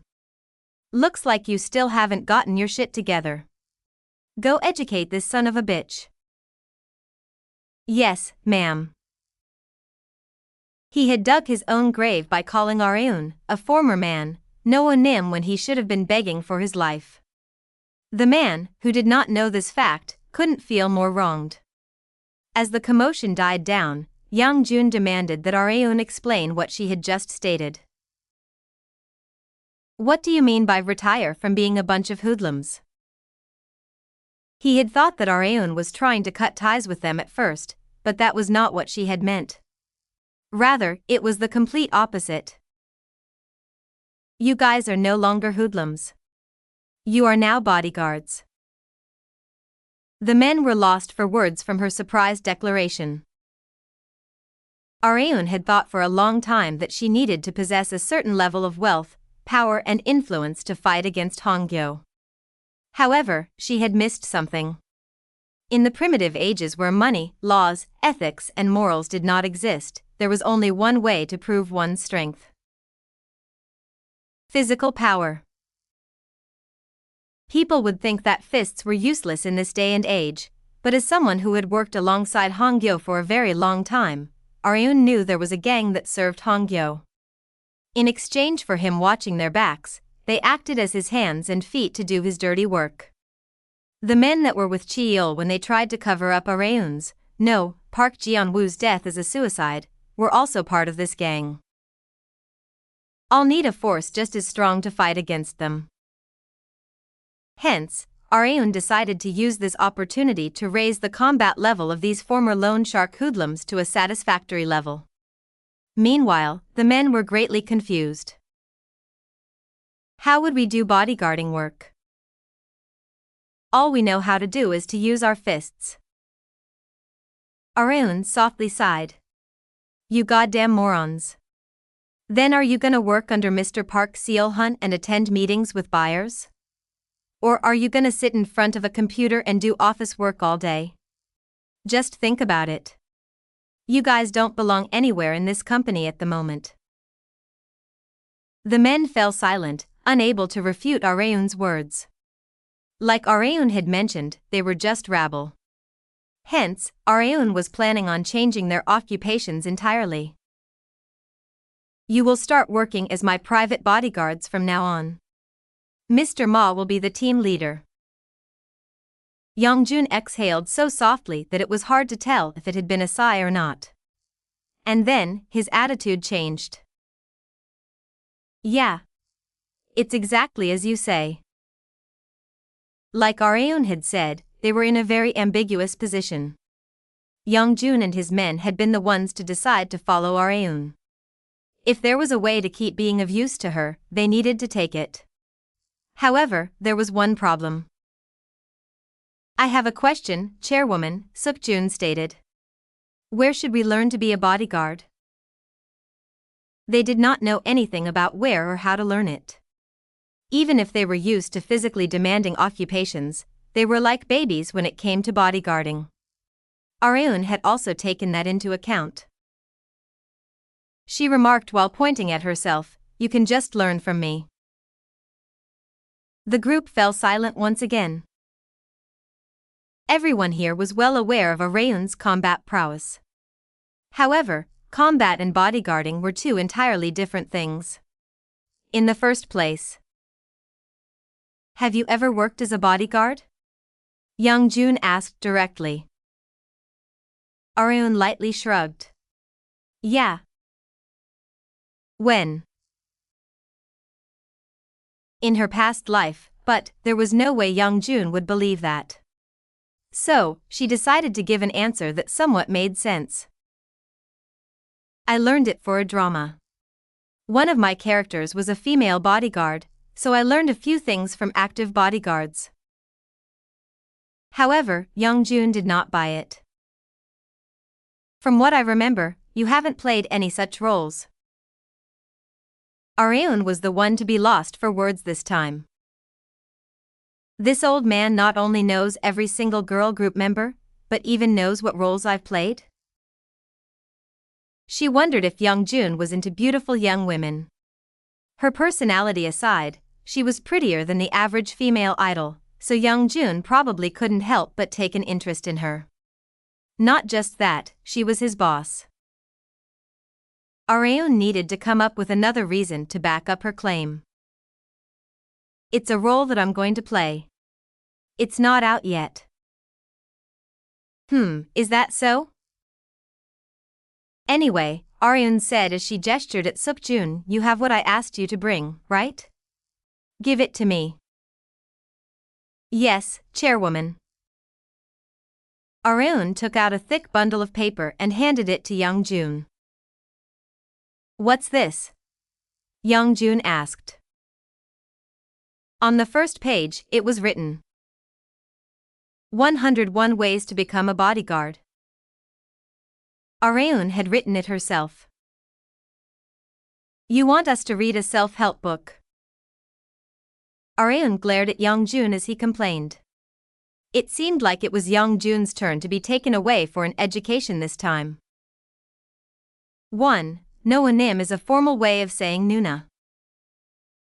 Chapter 182, Obsession, 3.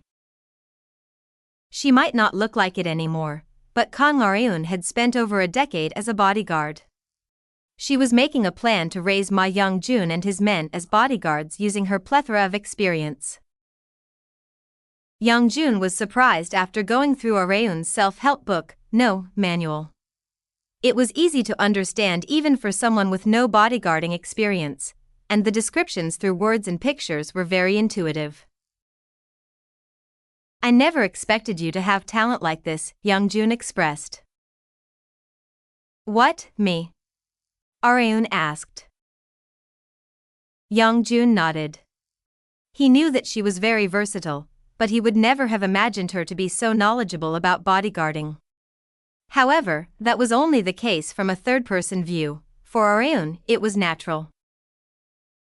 "I told you. I learned a lot from real bodyguards for my performance." Even if that is the case, you don't get knowledge like this from just a few months of learning. Don't worry about that.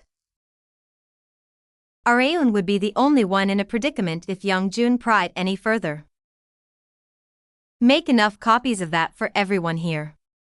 You can study using that, and I'll look over the training.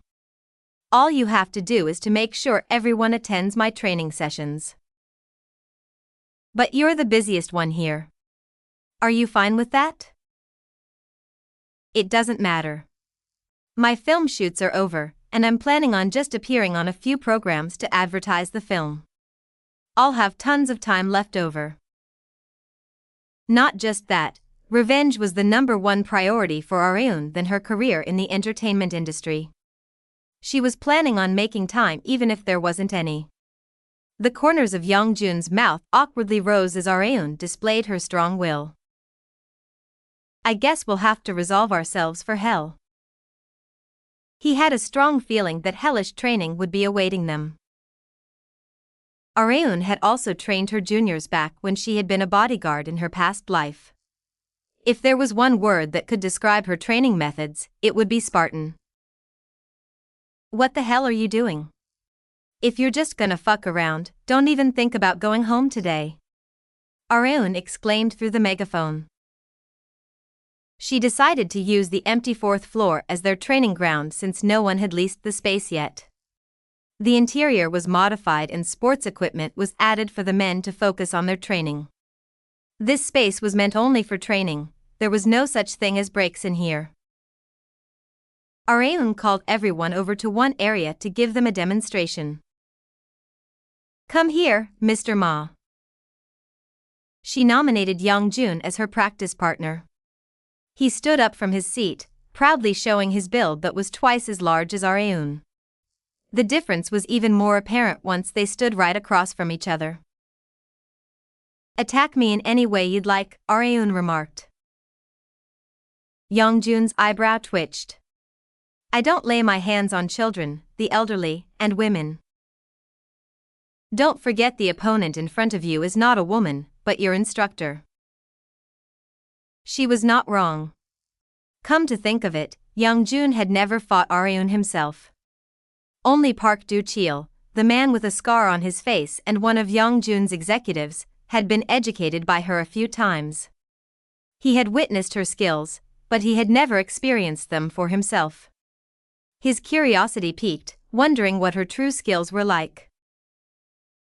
Young-jun got into a stance. However, that wasn't enough for Areun. "Don't use your bare hands. Try coming at me with this," she said as she handed him a rubber knife. The situation was overwhelmingly in Young-jun's favor. Don't blame me if you get hurt, Young-jun stated.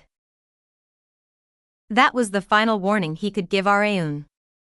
He displayed impressive agility despite his large build, but it was by no means a danger for her. She lowered her center of gravity and used his strength against him by throwing him over her shoulder. Young-jun's massive body flew through the air. Boom!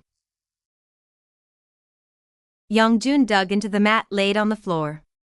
He was lost for words as he looked at the ceiling laid out in front of him. He had been thrown by a slender woman with a much smaller build than him.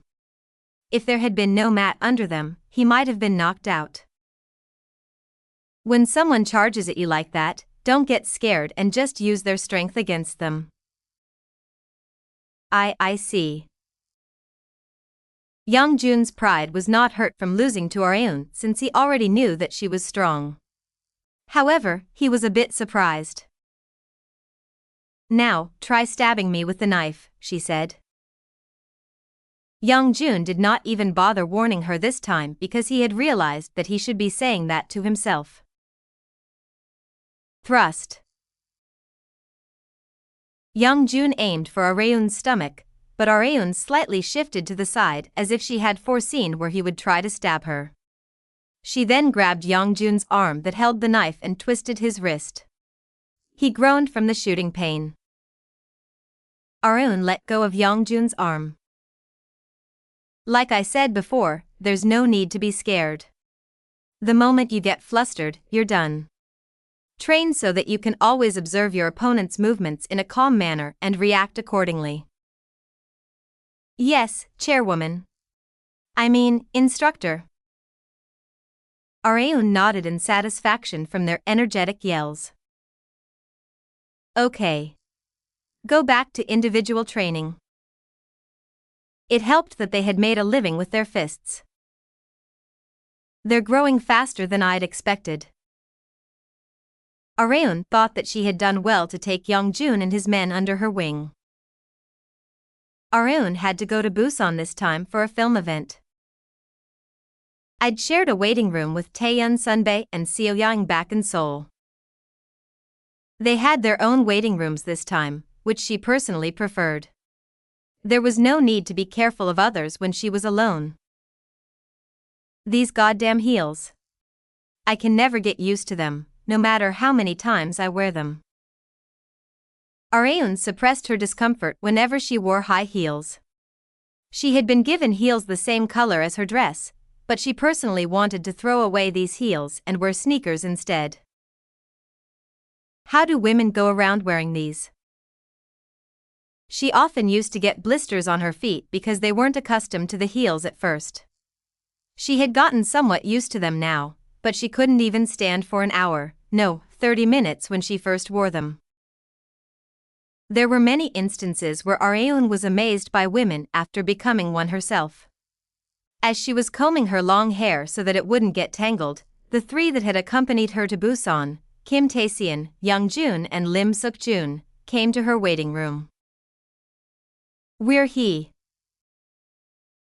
Tae-seon suddenly cut off her sentence, turned around, and stopped Young-jun and Suk-jun from entering the waiting room as best she could. Please wait outside for a bit, you two, she exclaimed. Why? What's wrong? Young-jun asked. Tae-seon couldn't answer him. She was acting this way because of Areun. Because she had the waiting room all to herself, she had been completely defenseless. She had been sitting on the couch cross-legged with her heels off and her short dress rolled up to a point that her panties were almost visible. Tae-seon had bought Areun enough time to tidy up her clothes. Thanks. I owe you, Areun expressed her gratitude. Tae-seon sighed in relief. She, Young-jun and Suk-jun had accompanied Areun to Seoul because they were in charge of guarding her. The production team had already hired a team of bodyguards, but their formations were so full of holes that Areun could not trust them in the slightest. Hence, she had explained that her agency had hired some private bodyguards for her because she had recently gained a stalker. The production team was satisfied with that explanation, but the security team was not. They were looking at us quite distastefully, Young-Jun mentioned. Their pride must have been hurt. The fact that you're here makes it seem like they're not being trusted, Aryun expressed. However, she decided not to pay it any mind. Her safety was far more important than their pride as bodyguards. Even so, the three that she had brought were far from being the perfect bodyguards. They were still incomplete, but Aryun trusted them far more than the security team that the production team had hired. The three of them were lacking as bodyguards, but their skills were top tier. Even if they do make a mistake, I can just take the threat down myself if worse comes to worst. There wasn't much to worry about since she herself was the ultimate weapon. Shin Yubin entered the waiting room while Aryun was killing time in there. It's time, Aryun. Okay, I'll be right there. Aryun put her heels back on, put on her celebrity face and set out from the waiting room. She would come face to face with countless people after passing through the door at the end of the hallway. Taesian asked Aryun before they reached the door, but would that stalker have come all the way here to Busan? Taesian, Young-Jun and Suk-Jun had followed Aryun to Seoul since a bodyguard's most important job was to protect their client, but it was still uncertain whether the stalker had also followed them or not. Taesian was doubtful, but Aryun was sure. He'll be here. I'm sure of it. Her intuition was screaming at her that it was the case. A staff member leading the group opened the door. Soon afterward, Wawa! The cries of fans filled the entire venue, so thunderous that one would think it was a cloudy day despite there not even being a cloud in sight.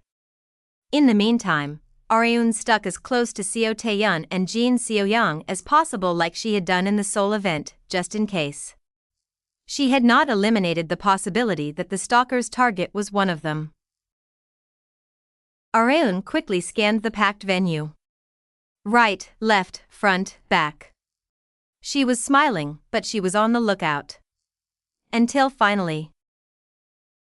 Look over there. Aryun called Taesian over and pointed somewhere. There was a man in a hoodie seated near the right entrance going up to the platform. Didn't I tell you? It was the man that she had seen in Seoul. Chapter 183, Obsession, 4. While the host of the event was introducing the cast before they went on stage, Kang Aryun called her three private bodyguards over. Do you see that man over there? Ma Young-jun squinted. Are you talking about the one wearing the black hoodie? Yeah. I'm surprised he can wear something like that on a hot day like this. Young-jun felt like he was dying in a black suit, but the stalker was even wearing the hood to hide his face as much as possible. So, what should we do with him? Young-jun asked. Aryun's intuition was telling her that the man was dangerous, but she couldn't accuse him of being a stalker since she had no surefire proof. Hence, Aryun had set up a plan before coming to Busan on the off chance that the man did indeed follow her all the way here. Let's go with Plan B, Aryun expressed. The three bodyguards looked at each other. Young-jun then asked for their sake, what's Plan B? It seemed like Aryun needed to explain the plan first. The cast of the film shuddered, climbed up to the stage. Seo Tae-yeon and Jin Seo-young were beautiful enough to grab people's attention, but Aryun definitely stood out the most.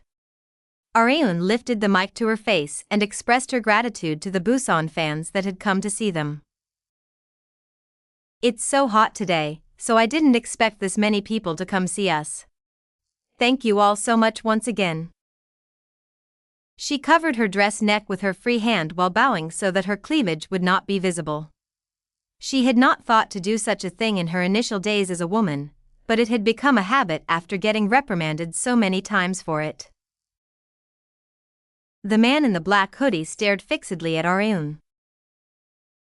He raised up a camera while his eyes were laser focused on her. Click. And again, when she lifted her head back up from the bow. Click, click. Also when she smiled at everyone that had come to the event. Click, click, click. The man continuously pressed the shutter of his camera to take as many pictures of Areun as possible. The man believed that her blindingly beautiful smile belonged only to him. The emotion that was obsession swirled around his head like a whirlpool. Wait just a little longer, he whispered to himself while ominously staring at Areun. I'll come see you soon. Arg, it's so damn hot. Areun complained about the heat as soon as she came down from the stage. Shin Yubin giggled at the phrase that sounded like what an old man would say, unbecoming of Areun's looks. Let's get you out of those clothes and then I'll take you home. Should I get Hyun for you? Areun was wearing a dress that was hard to take off by oneself, so it would be nice to get a stylist to help. No. I can change by myself. Areun refused Yubin's consideration and went a step further. You can wait for me in the car, Miss Manager. Don't worry about me. Areun was obviously trying to be left by herself, which Yubin found rather strange. You told us that you think you have a stalker. It's dangerous being left all alone, so no. Areun had expected Yubin to respond that way. There are bodyguards all around the area. How could a stalker even get to the waiting room? Areun was telling Yubin that was the case so she could go first without any worries. She was not lying, and Yubin would need to start the car for them to leave right away. Yubin nodded in reluctance and told Areun to stay in the waiting room until Ryu Hyun arrived. Once she left, Areun returned to her waiting room. Instead of changing, she sat down on a chair as if waiting for someone. There are indeed bodyguards in the area, but they're so shit that anyone could get through their defenses. Areun was certain that the stalker would come to the waiting room once she was left alone in here. The bodyguards were slacking off so much that they weren't even checking the identities of people backstage. The stalker would definitely take advantage of that. He's probably observing from somewhere nearby while pretending to be a staff member. The stalker would act now that he had seen Areun enter her waiting room by herself. She focused on her hearing while leaning on her chair with arms crossed. After about 3 minutes, the door handle slowly turned. Creak. The corners of Areun's mouth curled up simultaneously with the door opening. The man changed into the staff member's clothes that he had prepared in the bathroom and looked around. He had memorized the entire layout of the building a week before the shuttered event. The waiting room was furthest down the hallway, so it would take time for anyone to reach it even if a problem were to occur, and this was exactly what the man had been aiming for. He stuck his body to the wall and watched as Areun and Yubin were talking. Yubin nodded and walked to the parking lot by herself, while Areun went to her waiting room alone. The man smiled shrewdly without realizing it. Things are going in my favor. The man had never expected things to go according to plan this well. He had checked a few minutes ago that no one was in Areun's waiting room. He fixed his horn-rimmed glasses with no lens and tailed Areun. Only after checking Areun entering the room with his own eyes did he take off the glasses. He looked around and then grabbed the door handle. It's unlocked. All sorts of thoughts flashed in his mind. It was finally time to make Kong Areun, who was revered and loved by all, his. He was willing to receive any sort of punishment if it meant that he could make Areun his. He opened the door while thinking he would taint every single inch of her body. However, the man was bewildered once he opened it. Areun had been sitting right in the middle of the waiting room with one leg over the other, watching him enter the room. Her eyes looked as if she had already known that he would be coming. The man did his best to hide his bewilderment. Oh, you were inside, Miss Kong? I'm sorry, I didn't know, he clumsily stuttered on purpose to act like a staff member. However, his performance had not been good enough to fool the professional actress Kang Areun. She got up from her seat, walked toward the man, and then she suddenly raised her right leg. Slam! Areun forcibly closed the door shut with her leg and smiled. She then remarked, entering is one thing, but you can't leave as you like. The man's expression suddenly changed. He pounced at Areun. No, you don't. She jumped backward to gain some distance from the man. Her steps were extremely light despite having high heels on, which the man also found to be very lovely. He said while drooling, just wait a little longer. I'll make you moan under me soon enough. The fuck? What a crazy son of a bitch. The man pounced at Areun again. Areun could tell from his amateurish charge that the man had not learned any martial arts. There was no way she would get caught by such an attack. She slightly turned to the left and kicked the man on his groin. Wham! Kurg! Extreme pain shot throughout the man's body. It hurt enough just getting hit in the area, so the pain would be amplified beyond imagination since he was kicked with the end of a high heel. Areun was impressed as the man stood back up while gritting his teeth.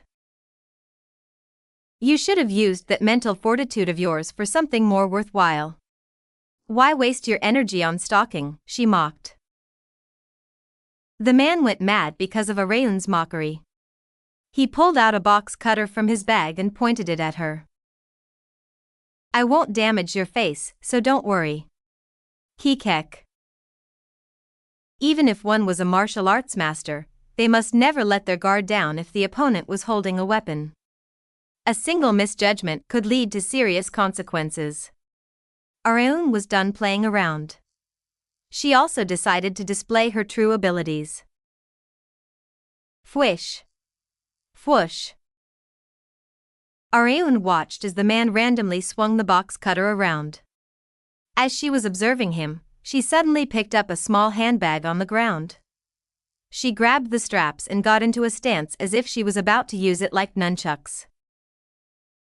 At this distance, Areun swung the handbag. He was momentarily bewildered as the handbag flew right at his face. She used that opportunity to grab the wrist of the man's hand holding the box cutter. Crack. However, it was not enough. Men possessed a fatal weakness, the scrotum. Areun had used this weakness back when she neutralized a bunch of school bullies in her high school days. She once again kicked him in the balls with her left leg. The man was in so much pain that he couldn't even scream. As the man stumbled, Young-jun and Lim Suk-jun, who had been staking out behind the curtain, quickly pinned him down to the ground. However, Suk-jun softly sighed after checking the man's condition. He passed out, chairwoman.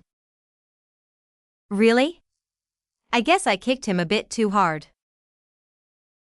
Areun had failed to control her strength. Areun got a text from Young-jun on her way back to Seoul.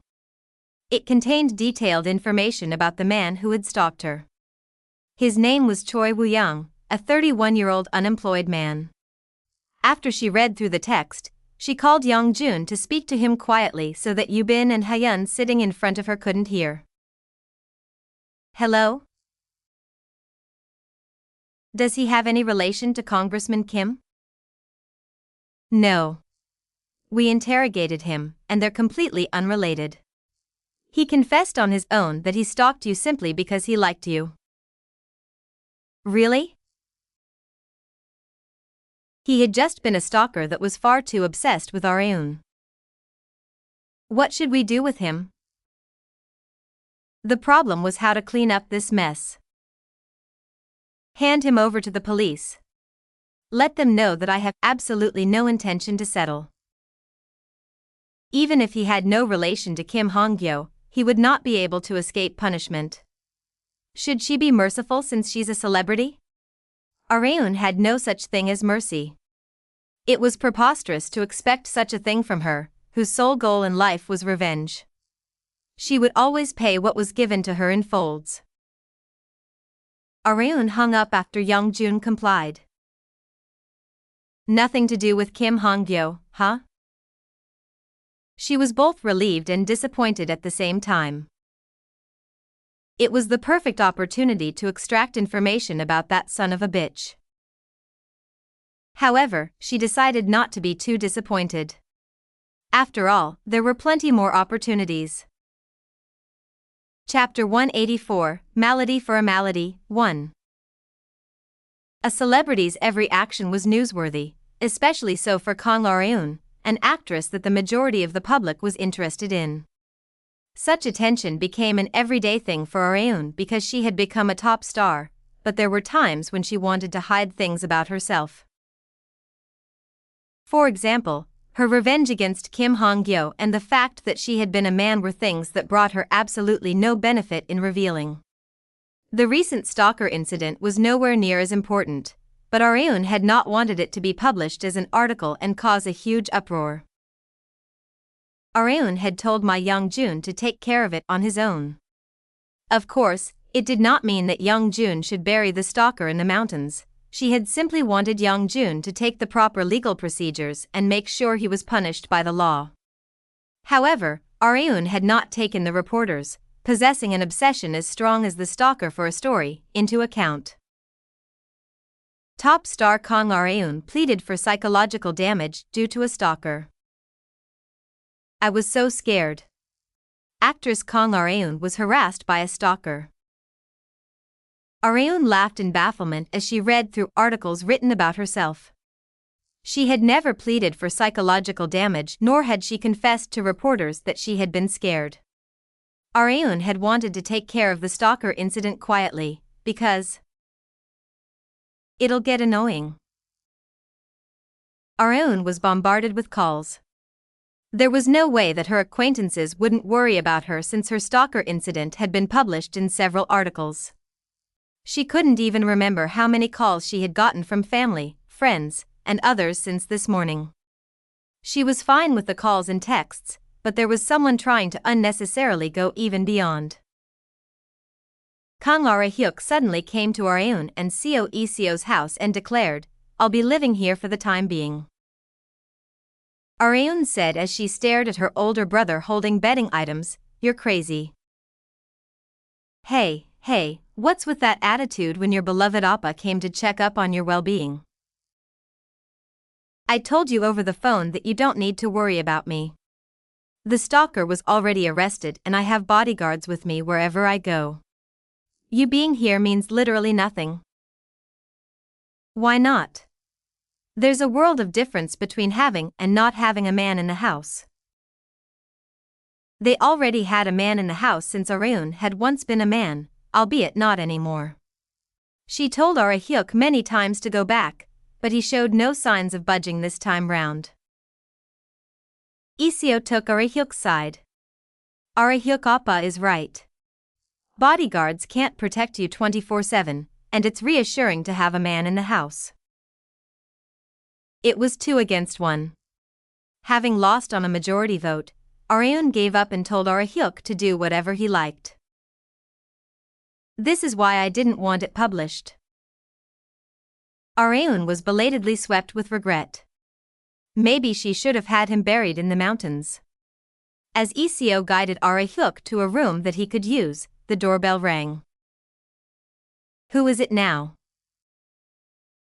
She was sick and tired of uninvited guests, but she couldn't act like she wasn't home either. Who is it? It's me. Young-jun's giant face covered the entire intercom screen. Areun advised, "Don't stick your face so close like that. No one will open the door for you."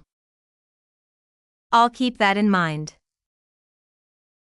She opened the door for him. Young-jun in a black suit reported to Areun about things related to their bodyguarding duties. Suk-jun and Taesian will take shifts to always be on standby as your chauffeurs. Let them know if you need anything. Got it. And one more thing. As Young-jun was about to continue, Arehyuk was startled as soon as he came out of his room and exclaimed, "Areun! Get behind me!" He ran in between them, seemingly to protect Areun from Young-jun. Young-jun asked while pointing at Arehyuk, "Who's this?"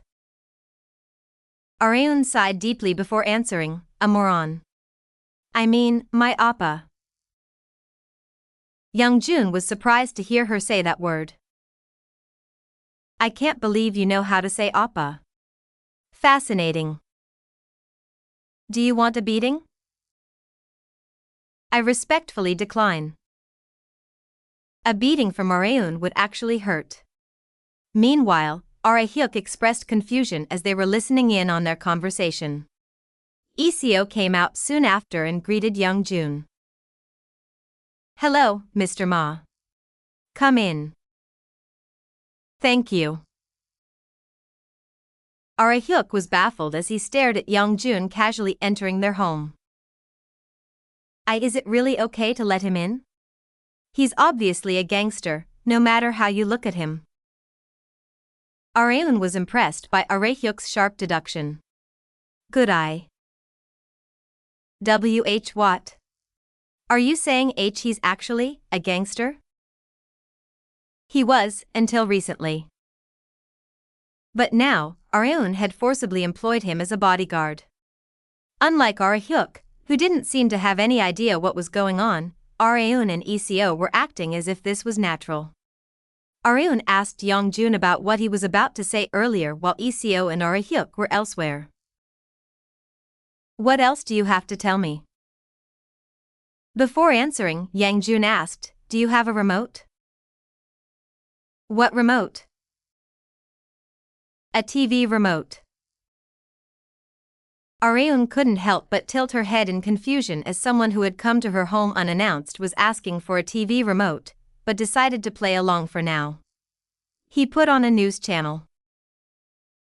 Perfect timing. A breaking news was being announced that Areun had no knowledge of. Congressman Kim Han-Gyo has temporarily set aside his party leadership role due to reasons regarding his health. The other congresspersons guess that the aggravation of his health is due to the recent imprisonment of Minister Kim Chi-yeol. Areun's fine eyebrows slightly twitched as she listened to the announcer. Young-jun didn't know why, but he was one of the very few people who knew that Areun detested Congressman Kim Han-gyo, so he had decided to let Areun know of this news. "I only found out about it this morning. It seemed to be an abrupt decision, from what I can tell." "Seems so." This had not been in the future that Areun knew about. Han-gyo had never once abandoned his duties for health reasons until now. She fell deep into thought as she buried herself into the couch with her arms crossed. She wondered what Han-gyo's unexpected decision, which he seemed to have made after very long thought, could mean. It definitely isn't because of Kim Chi-yeol, at the very least. Areun was sure of it. Han-gyo wasn't the kind of person to let the fact of his son's imprisonment affect his political duties. Areun knew better than anyone that he wouldn't take a break over something like that. What in the world could he be planning? Areun's smartphone lightly vibrated as she was in thought. It's rare for Sang-woon to give me a call. The two of them barely contacted each other after Areun turned down Choi Sang-woon for a second time. It was a bit awkward for Areun to call first since she had rejected him, and it was just as awkward for Sang-woon to call her since it might imply that he still had feelings for her. Areun found his call to be a bit weird because of their complex circumstance, but also felt it was perfect. Sang-woon's father works at the Investigations Bureau. Her intuition was screaming at her that Sang-woon might have heard something about this incident from his father. I'll see you tomorrow, then. Have a safe trip home, Sang-woon Hyung. See you later, Appa. Choi Sang-woon had finally set foot into university life after being discharged from the army, since had decided to enlist right after graduating from high school. His face was full of comfort as it was enveloped in the freeing air of the university campus that he had never felt before. It's a different world from the army. If he was still there, he would be digging ditches with a shovel and pickaxe in hand under the first sergeant's command around this time of day. He unconsciously trembled at the thought. Goddamn army. Sang-woon now understood why men talked about the army to their dying breaths. He looked at his fellow university peers that he had just taken a lecture with. They were in the same year, but he was the oldest out of them because he had gone to the army. He was worried at first about what he would do if they had a hard time getting along with him due to their age gap. But I'm glad things went well. It had all been thanks to his peers, but not all of them were nice. Huh? Sang-woon Hyung. A man driving a convertible momentarily stopped in front of Sang-woon. Next to him was the most popular female student 1 year above them. Where are you going, Hyung? He asked. Oh. A friend of mine decided to come pick me up after my lecture, so I'm just waiting for them. A friend, huh? Is it one of your army peers? No, not that. Really? What a shame. It's a beautiful day today, so it'd be great if you could also go for a drive with a pretty girlfriend like I am. Sang-woon laughed awkwardly as he watched his bragging peer. He found it uncomfortable to deal with this peer because he always indirectly looked down on him. You don't have a girlfriend, Hyung? Should I introduce you to someone? We dated last month, and she doesn't look half bad, the peer mentioned. No, I'm fine. Come on, don't be like that. Give her a try. Honk, honk. Just as Sang-woon was about to get angry, a car honked its horn from behind them. What kind of bastard? Gasp. The man's expression stiffened because the horn honk had been from a foreign convertible far more expensive than his. Not just that, he doubted his vision as he laid eyes upon the woman who got out of it. Miss Kang Ar-eun. The top star Kang Ar-eun stroked down her hair. She possessed beauty and a figure that couldn't even compare to the woman next to the man. Ar-eun first said, "It's been a while, Sang-woon." It sure has. The man couldn't hold in his shock from finding out that Ar-eun and Sang-woon knew each other. Chapter 185, Malady for a Malady, 2. Kang Ar-eun had entered Choi Sang-woon's campus grounds and was driving around to search for a good place to park. As she was doing that, she saw Sang-woon from afar. I guess his lecture ended early. Ar-eun had been thinking about parking her car nearby and spending her remaining time in a nearby cafe, but decided to go pick him up directly since he was right there. Honk, honk. Ar-eun had honked her car horn to let Sang-woon know that she was here, not because of the car in front of her. She turned on the hazard lights and got out of the car. The first thing that she saw was a man and a woman in the convertible right in front of her, mouths wide open in shock. Ar-eun quietly asked Sang-woon, "Do you know them?" "Just the guy. We take the same classes." "Oh, really?" Ar-eun took off her sunglasses and smiled at the man. She then greeted, "Hello. My name is Kang Ar-eun." There was no one in their teens and 20s that didn't know Ar-eun. The man who had been busy picking a fight with Sang-woon couldn't believe his eyes. He had never expected Kang Ar-eun to come to his school. It was not like they had some kind of event going on. He was surprised that she had come all the way here just to meet a friend, especially when that friend was. Do you know Sang-Woon Hyung? The man asked in disbelief. He had always believed that Sang-Woon was below him. Yes. We went to the same high school. We were even in the same class, Areun answered. The man happened to see Sang-Woon with a grin on his face behind Areun. Areun mentioned the man that they had come across after coming to a cafe with Sang-Woon. You didn't seem all that close with him. Was it that obvious? He had tried not to make it obvious, but he hadn't been able to force the corners of his mouth down. He's just a guy that likes to brag about being rich, Sang-Woon replied. Oh, he's one of those people. It was one of the types of people Areun hated the most. But you helped me get him real good. Thanks, Sang-Woon expressed. No problem. But the car he was driving wasn't even that expensive despite being rich. A car worth 200 to 300 million won wasn't even expensive to Areun, which was obvious considering the amount of wealth that she had amassed. His father is apparently the chairman of a subcontractor under Dudam Group. Really? What's the name of the company? I happen to be close to the chairman of Dudam Group. Do you want me to help you take revenge?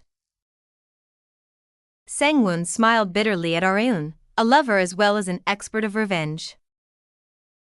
No, it's okay. I don't really feel like going that far. He was already satisfied that he had been able to get a good one in on his peer, who loved to flaunt his wealth. However, Areun did not let it go that easily. I can make sure he gets what's coming to him, as long as you want it. We're gonna be seeing each other all the time on campus, so there's nothing in it for me to make enemies with him. Well, I guess that's true. Areun loved to take revenge, but she also loved to help others take it. However, she decided to let it go since the person in question did not want to. Besides, she had come to see him for a different reason. How are things? Areun asked. Sang-Woon scratched his head. My school life? No, you already told me about that on our way here. Areun was curious about something else. Have you heard anything from your father? My father. Regarding what, exactly? For example, suspicious rumors regarding Congressman Kim Han-Gyo. It had been far too specific for an example. It was just like Areun to ask such a straightforward question. Sang-Woon was also aware of Areun's keen interest in the political and financial world, possibly because of her involvement in the entertainment industry and her business, as well as her connections with politicians. Hence, he didn't find it suspicious at all that she had asked a question like that. Sang-Woon's father, Choi Cheol-min, was a member of the team investigating political crimes. He had also been the one who had driven Kim Cheol into a corner using the evidence that Areun had sent him, leading to Cheol's arrest. Areun had asked Sang-Woon with hopes that his father, a team leader of the Anti-Corruption Investigations Bureau, had heard something regarding Kim Han-Gyo and Kim Cheol. I'm not sure. I haven't even been able to see him much lately because he's been coming home so late from work, Sang-Woon answered. It was understandable since it was a busy time of the year. Should I try giving Congresswoman Hong a call? Areun was curious about what Han-Gyo was planning to the point that he had temporarily stepped down from the front lines. As she was about to text Congresswoman Hong. Oh, come to think of it, there was that. What? Areun had thought it wouldn't be very important, but what came out of Sang-Woon's mouth had been more than enough for her ears to perk up. I heard Congressman Kim Han-Gyo had once gathered the acquaintances that had been indebted to him and former Minister Kim Cheol in the past. Why? I don't know why, but he announced that he would take a break to recuperate right after the gathering. It was fairly suspicious considering the time frame. Considering Han-Gyo's personality, he would never do anything meaningless. Areun had no idea what dangers that his plan would bring. I'll have to shut it down before it bears fruit. Areun sent Congresswoman Hong a text right after. Areun stopped by Levanche before going back home. Park Seol-hun was happy that she had come just when he needed her. What did you do with the paperwork that I asked you to look over? I'd like to get them by today. Let's just say that I checked them. You can proceed with them on your own. What? Are you sure? It's not like you made the project with the intention of ruining the company, right? I trust your skills, so do your best. Areun had been the one to provide the funds and spread the Levanche name to the public, but Levanche would not have been able to grow this much without Seol-hun. Not just that, she had already confirmed Seol-hun's skills in business from the future. He would do well as long as she told him to. If you're not here for that, then why are you here? Seol-hun asked. He still had a dumbfounded look on his face. Areun pointed at Ma Young-jun, who was sitting down while going through his smartphone like he had absolutely nothing to do. I'm here to see Ms. Ma. Ms. Ma? It's short for Mr. Ma. I came up with it myself. Young-jun was left confused by the acquisition of a new nickname. Ms. Ma. Stop watching idle clips and come to my office, Areun remarked. I'm not watching. I can see your screen from here. Areun saw through his lie.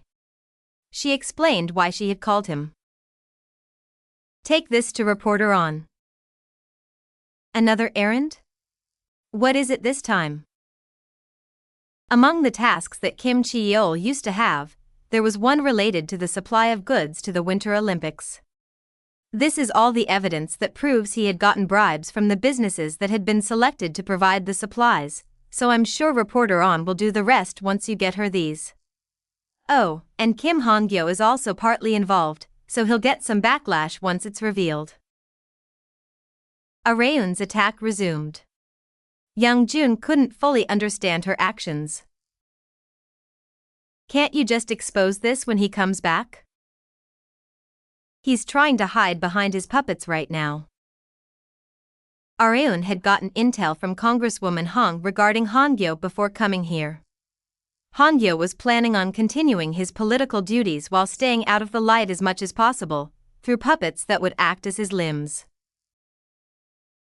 The reason for his change of plan was simple. It was to stay hidden until he figured out a countermeasure against the masked woman, who knew his most confidential secrets. I'm sending him a message that I'm going to give him an even stronger beating if he keeps hiding like this, Areun stated. She was telling him that hiding was not wise. But would he understand your message? He will. After all, he's hundreds of times as cunning as the average person. Young-jun was already planning on doing as Areun said. Okay. I'll do as you say. Thanks, Ms. Ma. There was just one thing that bothered him. I'd appreciate it if you didn't use that nickname. Why? It's overflowing with individuality and coolness. Young-jun couldn't figure out what Areun's standard of coolness was. Areun decided to park her car in the company parking lot and get a ride back home in Lim Suk-jun's car, because she had a lot on her mind. It would be dangerous if she got into a car accident from being distracted by her thoughts, so she decided to let Suk-jun take the wheel instead. It's Tae-seon's turn tomorrow, right? Areun asked. Yes, chairwoman. She had recently increased the number of her chauffeurs to 2. Suk-jun was a very good driver. Although he was quick-witted, he was slightly lacking compared to Kim Tae-seon. From what I saw last time, it didn't look like she was a very good driver. Teach her how whenever you have time. I understand, Chairwoman. One could only improve after being told of their deficiencies. After Areun had safely arrived home in Suk-jun's car, she dragged her body into her apartment's elevator. She looked around before entering the password to her front door. She had developed the habit after her guard had tightened due to the recent stalker incident. Beep. She was met with her older brother wearing an apron as soon as she opened the door. Welcome back, little sis. What are you doing? Cooking. The only thing that Kang Arehyuk had known how to cook back when he had lived with Areun was instant ramen. However, after special training from Areun and his experience living alone, he had risen to a point that he could handle making basic dishes. Areun's gaze turned sharper as she watched Arehyuk walking back into the kitchen. Kang Arehyuk. She pointed at Arehyuk's lower body and made a shocking statement. Take off your pants. Chapter 186, Malady for a Malady, 3. Kang Arehyuk thought he had heard wrong. What did you just say? He asked. I said, take off your pants. Unlike his expectations, he had not heard wrong. What's up with you all of a sudden? Arehyuk had thought for a while that his little sister was a complete mystery, and such thoughts had become stronger since her second year of high school.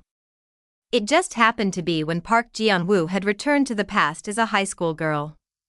Arehyuk had heard all sorts of bitter remarks from his little sister, but he had never been this bewildered before. Hey. We're siblings. We can't do anything like that. Are you crazy? Who'd want to do anything like that with you? There was a reason why Areun was saying something weird to Arehyuk. What's with your leg? She asked. Arehyuk had gotten into a car accident last time, which had fractured his leg bone at the time. He had gotten treatment for it when he had been admitted to the hospital, but he was slightly limping when he walked, indicating that his leg condition had gotten worse. Areun's sharp eyes did not let that go unnoticed. You were asking me to take my pants off to check my leg? Yeah. For God's sake. You could have just said to roll up my pant leg. Same thing. Arehyuk was right, but it felt like Areun would lose the argument if she acknowledged it. Arehyuk raised the white flag and acknowledged that she was in the right. It was far easier just to step back as the older brother to resolve the situation. As for my leg, it doesn't hurt. I just sprained it a little. Arehyuk tried to appeal that it was not an after effect of the accident, but Areun did not believe him. She could immediately tell that he was lying to make her feel at ease. Like I said before, the stalker was already arrested. You don't have to worry about me, so just go back home and rest. You don't have to force yourself to stay here. Leaving me aside, Dad would never allow that. What? This was the first time her father had been mentioned in this incident. To tell you the truth, Dad was the one who suggested that I live with you for the time being. No wonder. She had felt something was weird when Arehyuk first came to their house unannounced. Although Arehyuk cared for Areun very much, there was no way that he would be this excessively devoted to her. She had suspected that someone was behind it, and she had been right. Dad is super worried about you. There are only 2 women in this house, and there's no guarantee that another stalker won't appear. That's why he sent me here. Their father would definitely do something like that, considering how extremely he cared for Areun. You can just tell him that I'm fine and go back home, Aryun stated.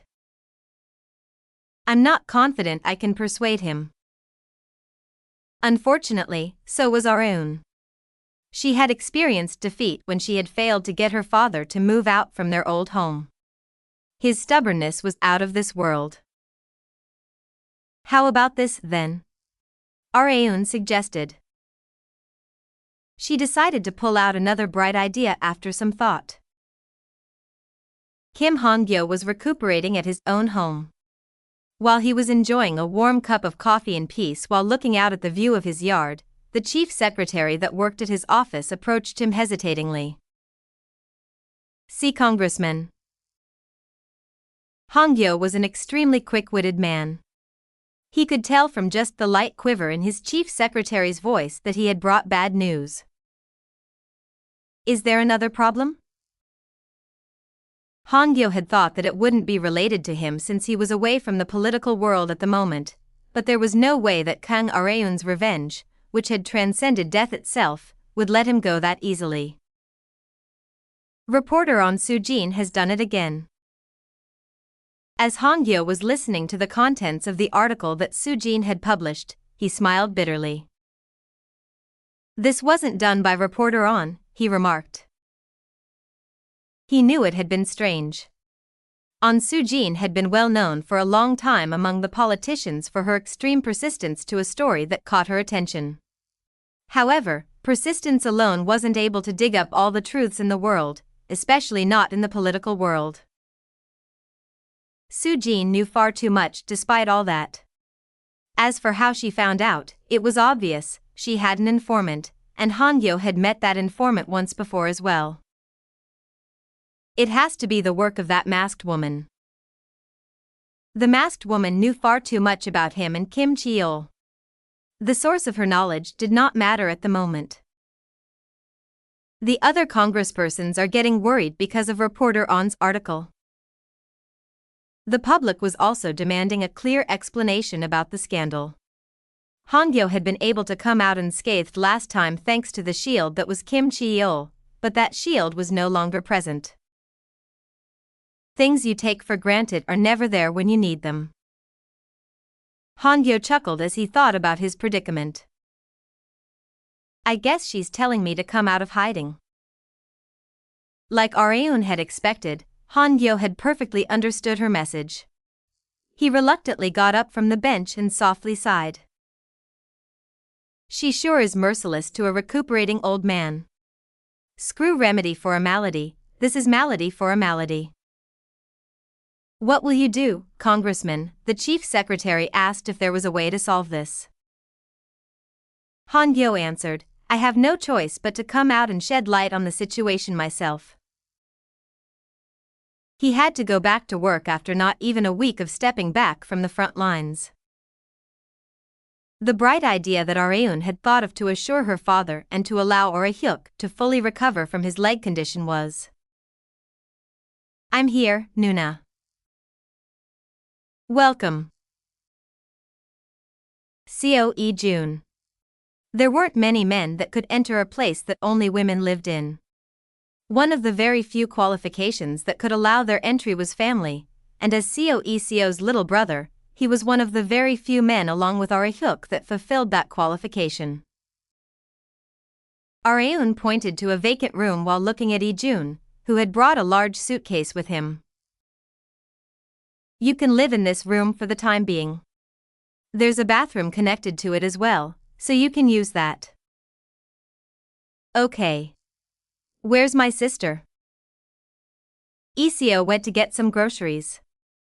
Our fridge is a bit empty at the moment, so she wanted to fill it up. The ingredients would be consumed at a faster rate since another member had been added to the family. Iseo was the one who took care of buying groceries as the one mainly responsible for house duties. Ijun went into the room that had been prepared for him and laid down the suitcase on the floor. You have no idea how surprised I was when I got the call from you, Nuna. When I asked you to spend a few days at our house? Yes. Lee-jun had thought that Areun had indirectly proposed to him at first, but he had learned the truth after hearing the full story.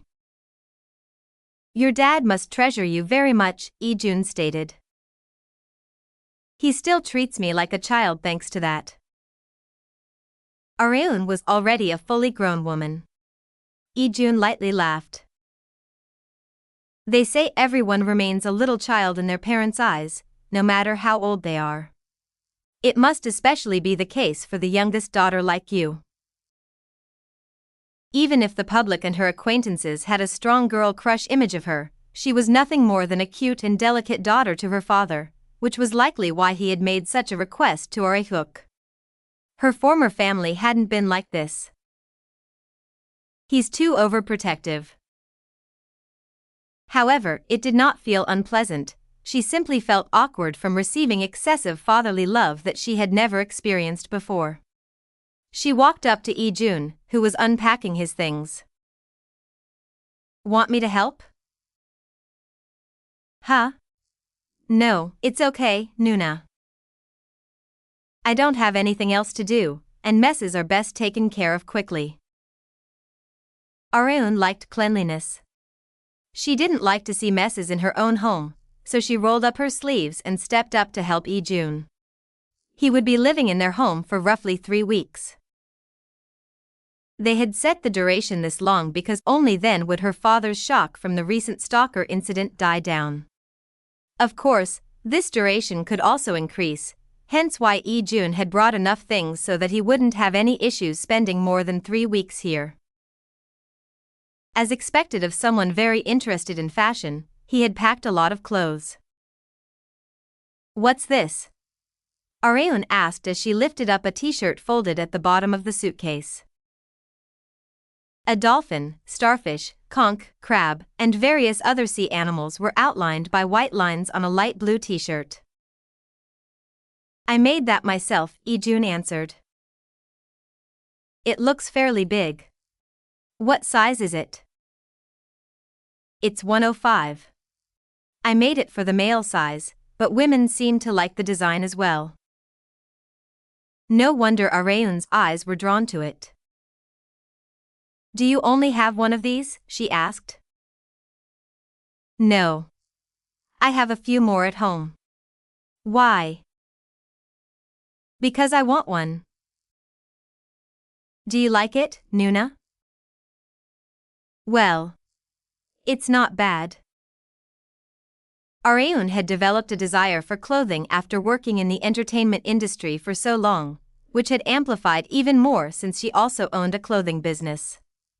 As she was looking through his things in even more detail to see if there were more things she could get from him, something caught her attention. "What's this?" Areun reached for a black plastic bag, which shocked Lee-jun. That's. Her hands had been faster than the speed at which Lee-jun could stop her. What she had pulled out was, "This is your underwear, right?" "Yes." Male boxer briefs of different colors were in the plastic bag. Lee-jun was bright red in embarrassment, but Areun had absolutely no problem with seeing male underwear since she had worn them all the time in her past life. Not just that, the brand of Lee-jun's underwear had been Areun's favorite in her past life. "These feel amazing to wear. The elasticity isn't bad either. You barely feel uncomfortable in them even if you sweat a lot down there in the summer," Areun expressed.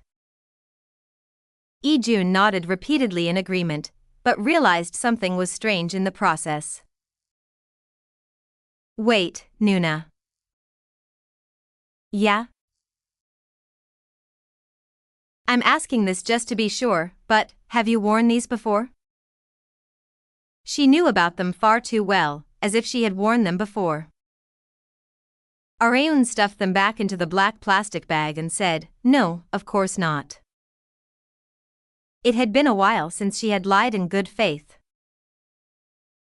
1. Korean shirt clothing sizes don't use S, M, L, etc. but chest circumference, for men, 95, 100, 105, and so on. Chapter 187, Reemployment, 1.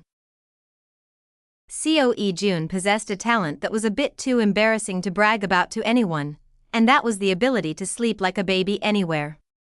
He woke up at around 8:30 a.m. in the room that Kang Areun had prepared for him.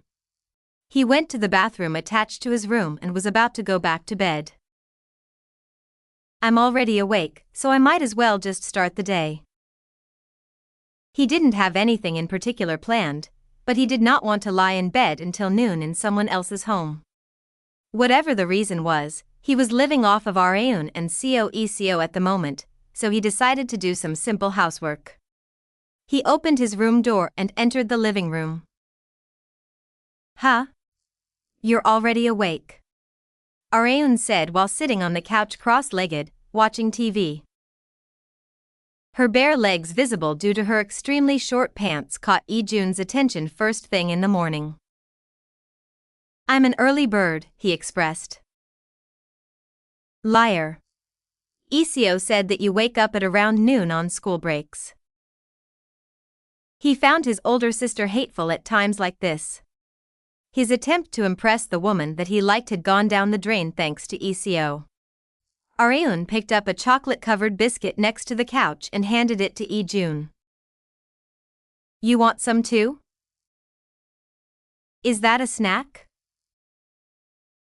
No, it's my breakfast. You're eating biscuits for breakfast instead of proper food? Yup. Areun had gotten hooked on these chocolate biscuits lately. They were nice and crunchy, and the chocolate fit her sweet tooth palate perfectly. The only problem was that it made too many crumbs. Nuna, Jun said while pointing at her left thigh. Crumbs fell. As Areun shook off the crumbs, Jun happened to see something shaking. Nuna?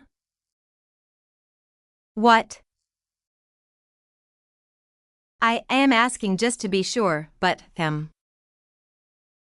Jun fell into very deep thought, but managed to open his mouth while fighting through his embarrassment as best he could. Are you not wearing the thing that starts with B and ends with RA? Why can't you say bra? Saying it myself feels a bit weird. Areun smirked and said while putting her hand on her left breast, it's because I just woke up. I don't wear underwear when I sleep. There was only one reason why, because it was stifling. Jun of course understood, but he was more embarrassed just looking at her.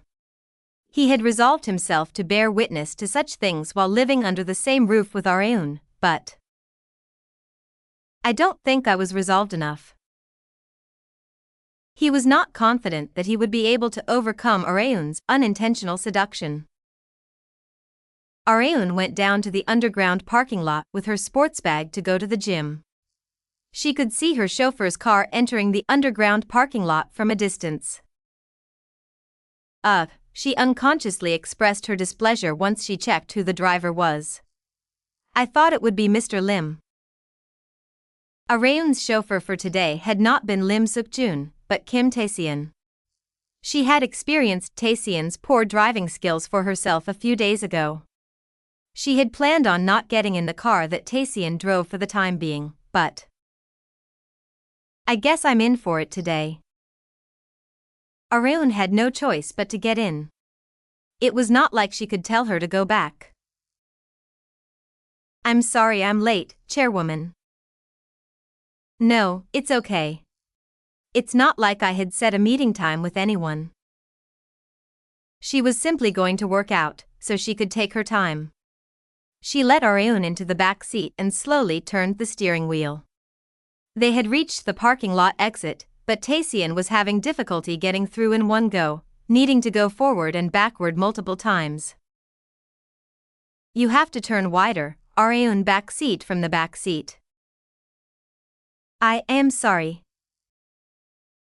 They had finally gotten out of the underground parking lot thanks to Areun's backseating.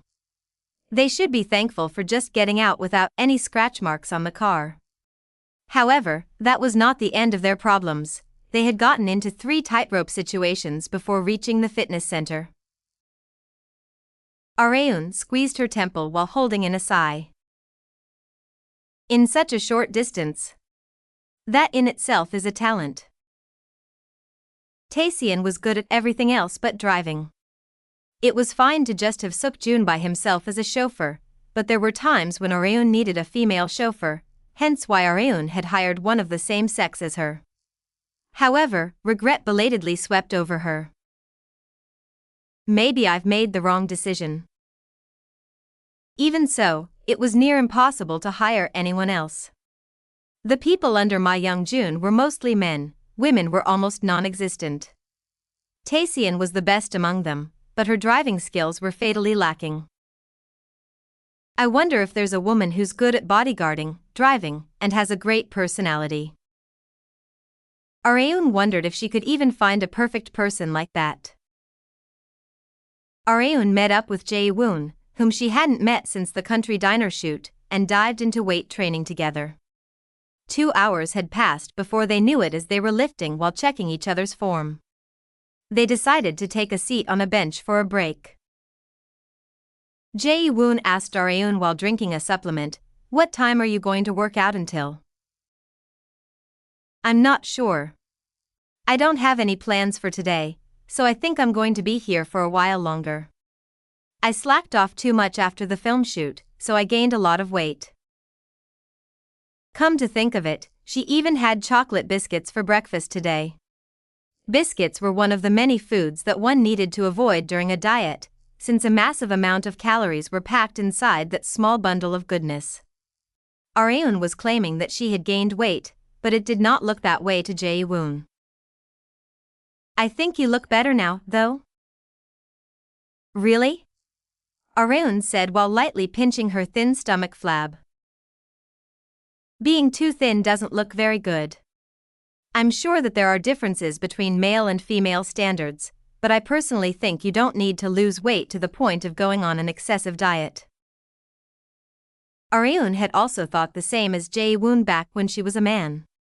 She never used to understand why extremely slender women were always going on diets, but she could understand why after becoming a woman herself.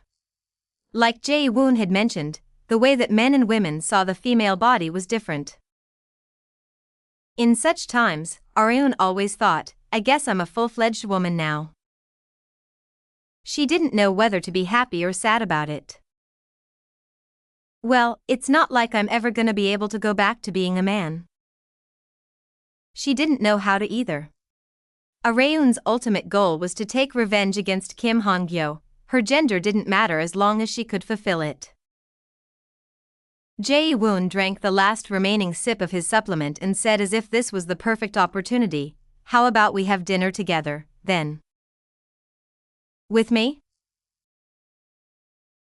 "Yeah. We didn't have a proper after-party for country diner." The cast members had decided to have a meal together while looking back on what they had experienced during the shoot, but it had continued to be put off due to individual circumstances. Jae-woon had felt it was a shame, hence why he had suggested the after-party albeit late. "Will Hansuk, Sunbae and Taechan be joining us?" Areun asked.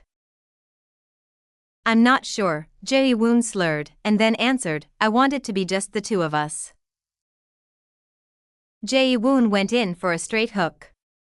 As Areun was wondering how to respond, her smartphone vibrated repeatedly. She smiled bitterly at Jae-woon after checking the texts that had come from Vice President Park Hye-woo. "I'm sorry, Sunbae. I suddenly have plans." "Really? Well, I guess it can't be helped." Jae-woon was disappointed, but had no choice but to try again next time. Hye-woo had arrived at the restaurant early and was waiting for Areun at a table. She was surprised when she saw Areun in sportswear. "Oh my, are you going for a sports theme today?" "I came here right from the fitness center. I would have changed into something more classy if I knew I was coming to a luxury restaurant like this," Areun mentioned while looking down at her loose t-shirt, black leggings, and white sneakers. However, Hye-woo did not think so. Who cares about the clothes when you're blindingly beautiful in anything? You're even cuter with your hair tied back. The corners of Hee-woo's mouth rose even higher as she saw Areun radiating healthy beauty. Come take a seat. Dinner's on me today, she remarked. Thank you, Vice President. No problem at all. It's the least I could do when you've helped me so much. Hee-woo said with her chin resting on her hand. She had been looking extremely bright since earlier, as if something good had happened. The matter with my brother has been resolved well thanks to you, Areun. Areun's ears perked up slightly after hearing Hee-woo talk about her little brother Park Geon-Woo. What happened? She asked. Geon-Woo decided to come work for TP Group. Areun was shocked internally. She had many chances to decide in her past life whether she would continue to live in opposition to TP Group as a bodyguard, or go back to TP Group and come to terms with her father. Areun had chosen the former at the time, but the Geon-Woo of this life had chosen the latter thanks to all the coaxing that Areun had done. However, there was something else she was worried about. Father isn't an easy man to deal with. However, with Hee-woo supporting Geon-Woo, it wasn't a completely hopeless fight. If even that wasn't enough, Areun would keep pushing Geon-Woo until it worked, since there would definitely come a time when she would need her past self's help. It sounds like Geon-Woo made a difficult choice, Areun commented. Yes. He was out of work, so I did my best persuading him while he was thinking about what to do. Out of work? Oh, you didn't know? Geon-Woo left the security team that he'd been in last month. What did he say again? Oh, I believe he said that the nail in the coffin had been the resignation of the team leader that he had respected. Geon-Woo was referring to team leader So Ha-jin, the one who had accompanied Areun during her trip to Japan for the one-of-a-kind-of-girl event. Come to think of it, it was around now when team leader So left the team. Areun still remembered how shocking it was when the extremely capable So Ha-jin, who was also very close with her team members, suddenly resigned. Ha-jin had quit bodyguarding entirely after that. She's good at her job, has a great personality, is responsible, and even good at driving. Wait. Areun thought of something during her conversation with Hee-woo. Isn't she perfect as my chauffeur?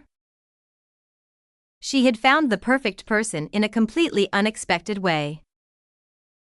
Chapter 188, Reemployment, 2.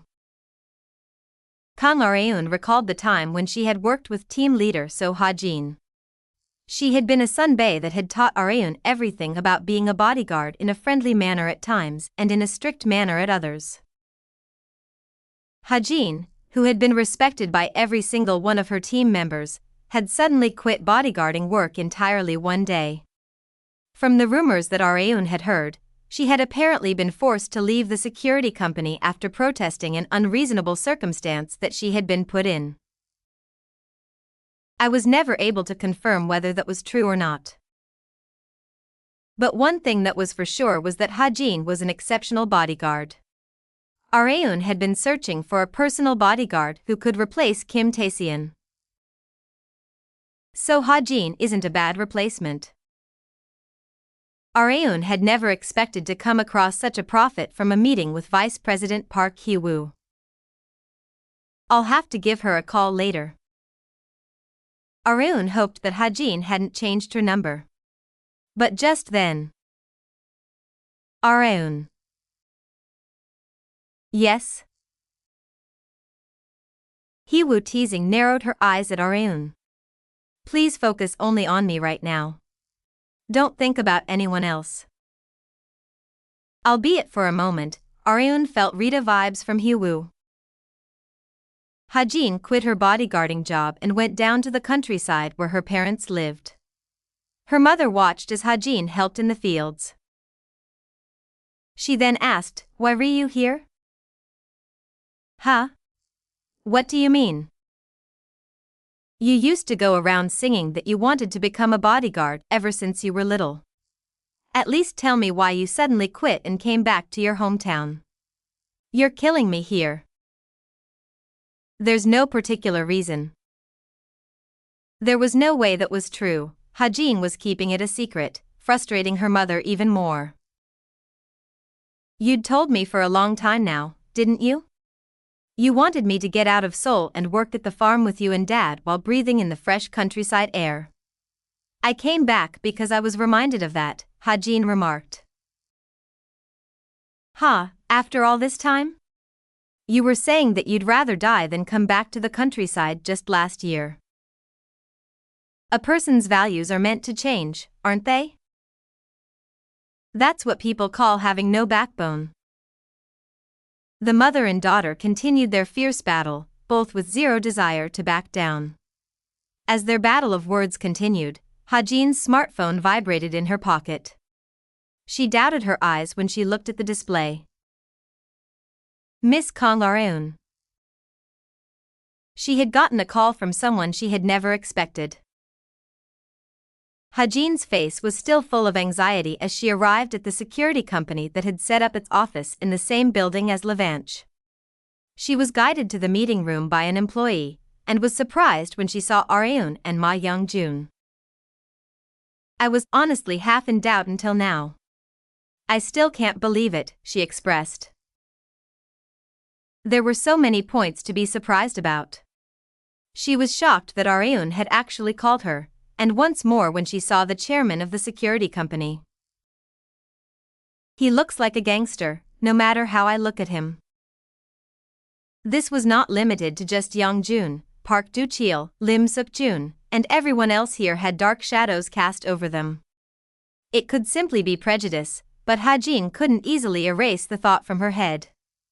As Ha-jin was thinking about how strange this place was, Areun spoke. What a relief. I don't know what I would have done if you had changed your number. I was going to, but I'd been pushing it back because of a few things. Thankfully, that had allowed Areun to reach Ha-jin. Ha-jin had come here because she had received an offer from Areun. You wanted to hire me, right? She asked. Yes, that's right. Areun had gotten straight to the point during her call with Ha-jin. Is it because of the recent stalker incident? Areun nodded. You must have read the article. Yes. It was a pretty hot topic from everyone around me. Ha-jin had naturally come to know because it had been treated as the headline in many news media. There's that too, but I also need more and more people to actualize my plan, Areun stated. Your plan? Yes. It's a revenge plan against a certain someone. Young-jun, who was sitting next to Areun, unconsciously shifted his eyes to her as she mentioned revenge. There were very few people who knew about Areun's revenge plan, so Young-jun found it hard to understand that she was revealing it so easily to someone whom she had only met twice. Of course, to Kang Areun, this was her second time meeting Ha-jin. However, there was absolutely no problem if her past life experience as a man was included. Areun already knew very well what kind of person Ha-jin was. She was extremely tight-lipped, and not the kind of person who would go around blabbering others' secrets. And what plan is that? Ha-jin asked. Areun smiled meaningfully and slid something over to Ha-jin. I'll tell you if you sign this. It was a contract entailing that she would work for this security company. Ha-jin asked while reading through the contract in great detail. You're not going to make me do anything weird, are you? Sometimes. And will those things be life-threatening? Sometimes. It was far too shady. Ha-jin laid down the contract after deep thought. I'm sorry, but I've decided to quit bodyguarding. Areun responded, It's because you were treated poorly at your old workplace, isn't it? Ha-jin softly sighed after a long silence. She then decided to come clean about what had happened. There are tons of people that treat me disrespectfully just for being a female bodyguard. The bald man who had recently hired me to protect him was especially bad. The man sexually harassed and insulted her without hesitation. She strongly protested to the security company that she was affiliated with, but they had simply told her to endure it. After that incident, she had been massively let down by her own occupation, which had led to her resignation. Hearing that, Arun pointed at herself in delight. I'm a woman, so it's all good. Although she was a man on the inside, it was completely fine since she was a woman on the outside. Ha-jin was not worried about that either, but she was still hesitant about signing the contract. There was another reason why she was refusing, and Arun happened to know very well what it was. Would you like me to raise your salary? Ha-jin's long eyelashes lightly quivered. There was no one in the world that didn't like money, and Ha-jin was also one of them. Ahem.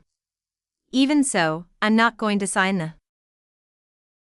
Arun interrupted Ha-jin and raised her hand. She then made a V sign with her index and middle finger and smiled alluringly. How about twice the amount that your previous company was paying you? Twice the amount? Isn't it better to just raise it a bunch? It's not my style to raise salaries little by little. The unmoving Ha-jin wavered for a moment at the mention of twice her former salary.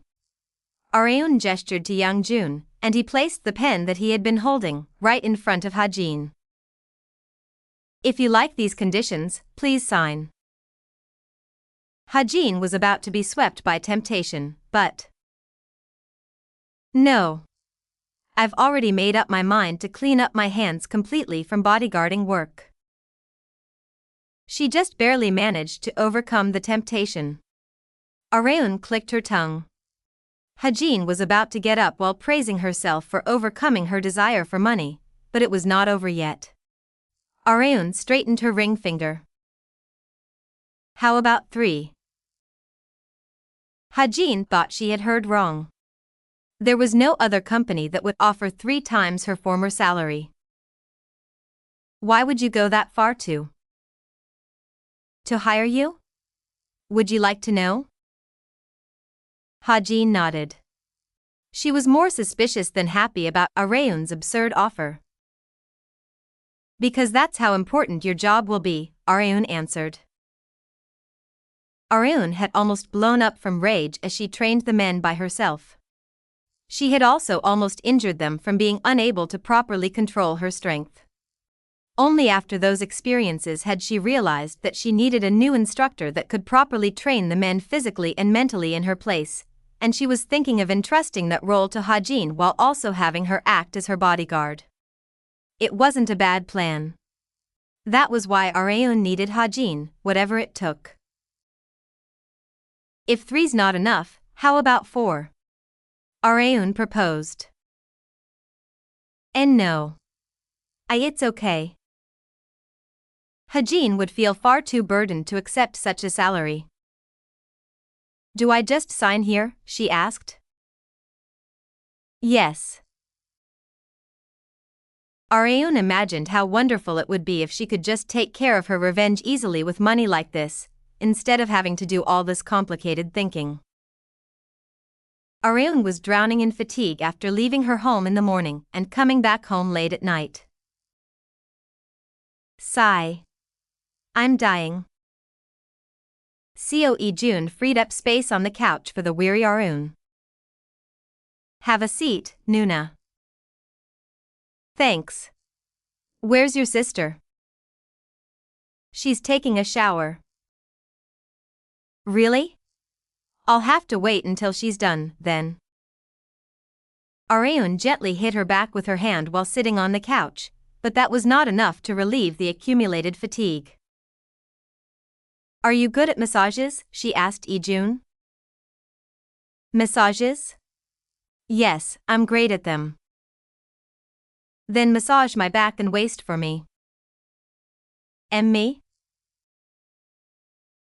Lee-jun was worried if it was really allowed for him to touch Areun's body. She laid down prone on the couch to not even give Lee-jun time to think. I'll leave it to you. Lee-jun couldn't refuse a request from his crush. He squeezed on Areun's upper shoulder area with both his thumbs. Areun moaned erotically.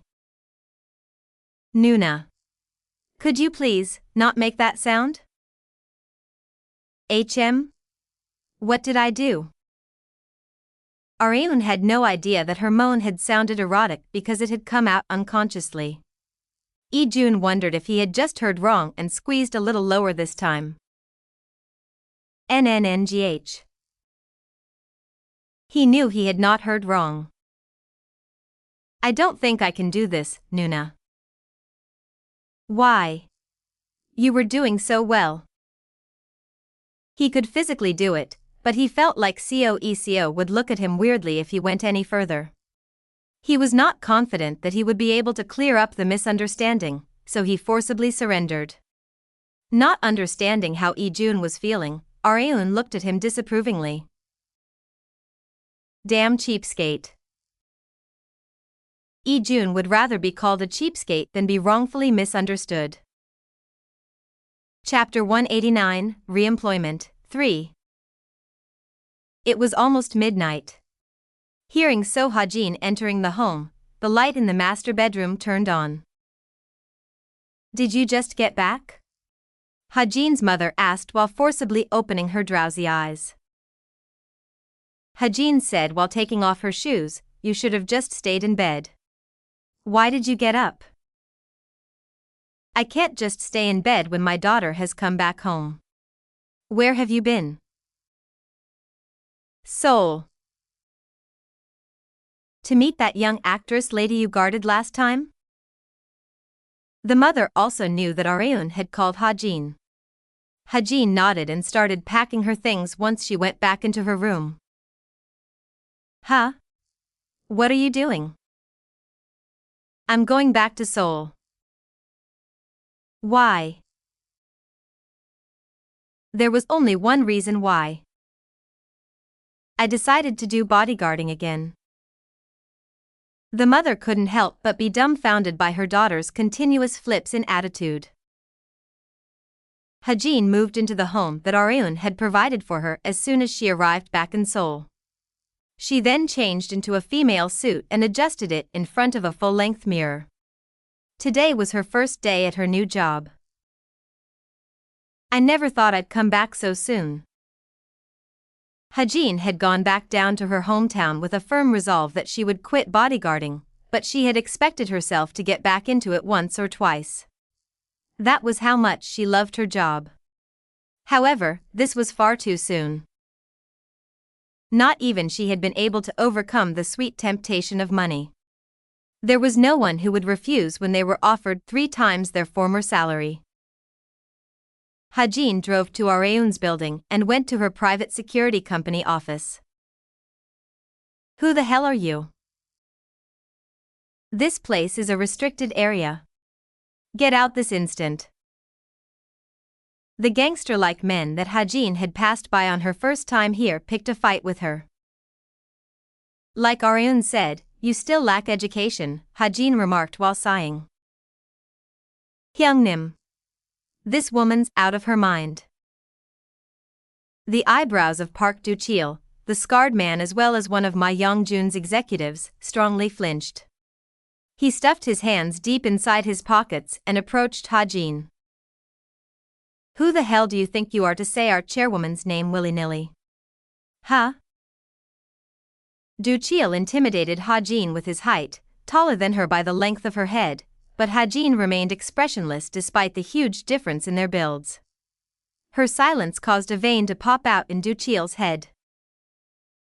You must be out of your mind. He had simply raised his hand to intimidate Ha-jin, he had no intention to hit her. However, that had been a huge mistake. Ha-jin raised her left hand and struck Du-chil right on his neck. She then extended out her right leg and tripped him. Du-chil fell backwards after getting attacked on his neck and leg with no time to react. Boom! Du-chil fell on his butt, but his upper body remained upright because he had stretched his arms back as he fell. Ha-jin was impressed. Wow! I was trying to make your entire body fall, but I guess your reflexes aren't as bad as I'd expected. Crazy bitch. Du-chil's rage overpowered the momentary confusion he had experienced from the surprise attack. I was going to go easy on you because you're a woman, but you're dead now. Whoosh. Du-chil rapidly swung his right fist. Although it lacked accuracy, it was quite a fiery punch. It's not bad, but... Ha-jin slightly twisted to the left. She had perfectly dodged Du-chil's fist with the slightest movement. I suggest you rein in that temper of yours. She raised her knee and struck Du-chil's abdomen.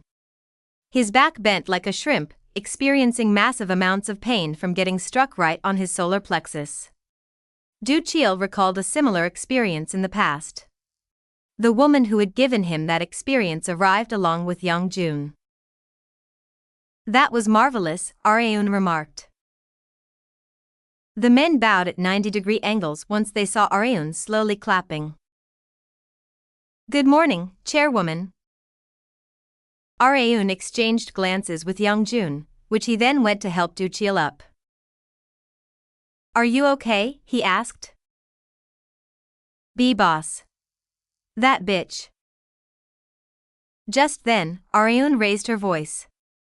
Who are you calling that bitch? That's no way to address your new training instructor. Pardon? Du-chil simply blinked repeatedly, still unable to fully process what Areun had said. Meanwhile, Ha-jin was surprised by how the situation was playing out. How long have you been here for, Areun? She asked. From when you were educating Du-chil. You could have resolved the misunderstanding if you were here all along. Ha-jin wondered why Areun had just sat back and watched. I wanted to see what you were capable of, and I thought these guys also needed a lesson on what kind of person you are. Areun smiled while looking at Du-chil, who was still rubbing his abdomen. It was no less than the devil's smile. What did you think after getting floored by her? She asked. She's no joke. Did it leave a greater impression on you than what I'd done? No, I wouldn't say that. His memory of getting floored by Areun had been far more memorable for Du-chil. Once the commotion died down a little, Areun introduced Ha-jin to everyone once again. Like I'd mentioned before, this is the instructor who will allow you all to transform from gangsters to bodyguards. You all just saw her skills with your own eyes, so make sure you follow her instructions well from now on. Got it? Yes, chairwoman. The men once again bowed at 90-degree angles. Ha-jin could not comprehend what was going on at all. Just who in the world are you, Areun? The Kong Areun that she was seeing right now was completely different from the one that she remembered. Areun smiled meaningfully and said, You don't need to know. There was no reason for Ha-jin to know in detail either. Things had become far more stable once team leader so Ha-jin entered Areun's security company. Areun was far too busy with her acting career and business, so she could immediately see the effects once someone was available to educate the men in her place. However, Areun was not planning on leaving Ha-jin just as an instructor. Her main role was to be Areun's chauffeur as well as her personal bodyguard. Ha-jin got in the driver's seat, started the car and said to Areun sitting in the back seat, Here we go, chairwoman. Since Areun was now her boss, Ha-jin now had to call Areun chairwoman instead of her name. Areun nodded and remarked while crossing her arms, "All right, let's see if your driving skills hold up." Areun was already well aware based on her past life knowledge that Ha-jin was a good driver, but she decided to check just in case. "I'll have to see for myself." There were times when things did not go exactly as she knew of the future, hence she had decided to test Ha-jin's driving skills. Areun left the steering wheel to Ha-jin as they went for a short drive from Gangnam to Suwon. "You're a good driver," Areun mentioned. She was sure of it only 5 minutes after departure. She could tell just from the way Ha-jin turned the steering wheel. Ha-jin lightly nodded as she was praised by Areun and focused back on the road. "Thank you, Chairwoman." Ha-jin had driven countless times since it was practically a requirement for a bodyguard, so she had not been worried in the slightest. However, she had been bothered by something else. "Where did you hire those people? Are you talking about Misma and his men?" "Misma? It's a nickname that I gave Mr. Ma Young-jun. I thought of it myself." "Aha." The information did not seem all that useful to Ha-jin. She was more curious about how their relationship with Areun came to be. But before that, Areun wanted to confirm something. "You remember the contents of the contract that you signed, correct?" "Yes." There was a unique clause in the contract. The employee is subject to any and all punishment in the case that they reveal any secret they are aware of to an outside party. Confidentiality was common in contracts, but Areun's contract was extremely strict with the punishment in the case that it was broken. There was likely a reason why. "I told you that I had a revenge plan, didn't I? That's why I'm purposefully gathering people," Areun stated. "Who are you trying to take revenge against?" Ha-jin wondered who all this preparation was for. Areun shrugged her small shoulders and answered, "Congressman Kim Han-Gyo." It had been a while since she had spoken her mortal enemy's name. Ha-jin was also very well aware of who Congressman Kim Han-Gyo was, since she had also guarded him before. "Did Congressman Kim Han-Gyo wrong you somehow, Areun, Chairwoman?" "Yes, to a point that you wouldn't believe. He had framed her for every injustice that he had committed and then took her life. There was likely no greater sin than that." Areun still held an enormous grudge against Han-Gyo after all this time. However, she did not reveal what Han-Gyo had done to her because that was related to her return to the past. She would only sound like a lunatic if she said something so unrealistic. Hence, Areun answered vaguely, "My opponent is an extremely influential politician, so that's why I've also been raising my influence while making ample preparations." "Then is your business and acting career?" "Yes, they are part of my plan." Areun's tenacity was impressive. Ha-jin couldn't believe that Areun had been doing all of this simply for revenge.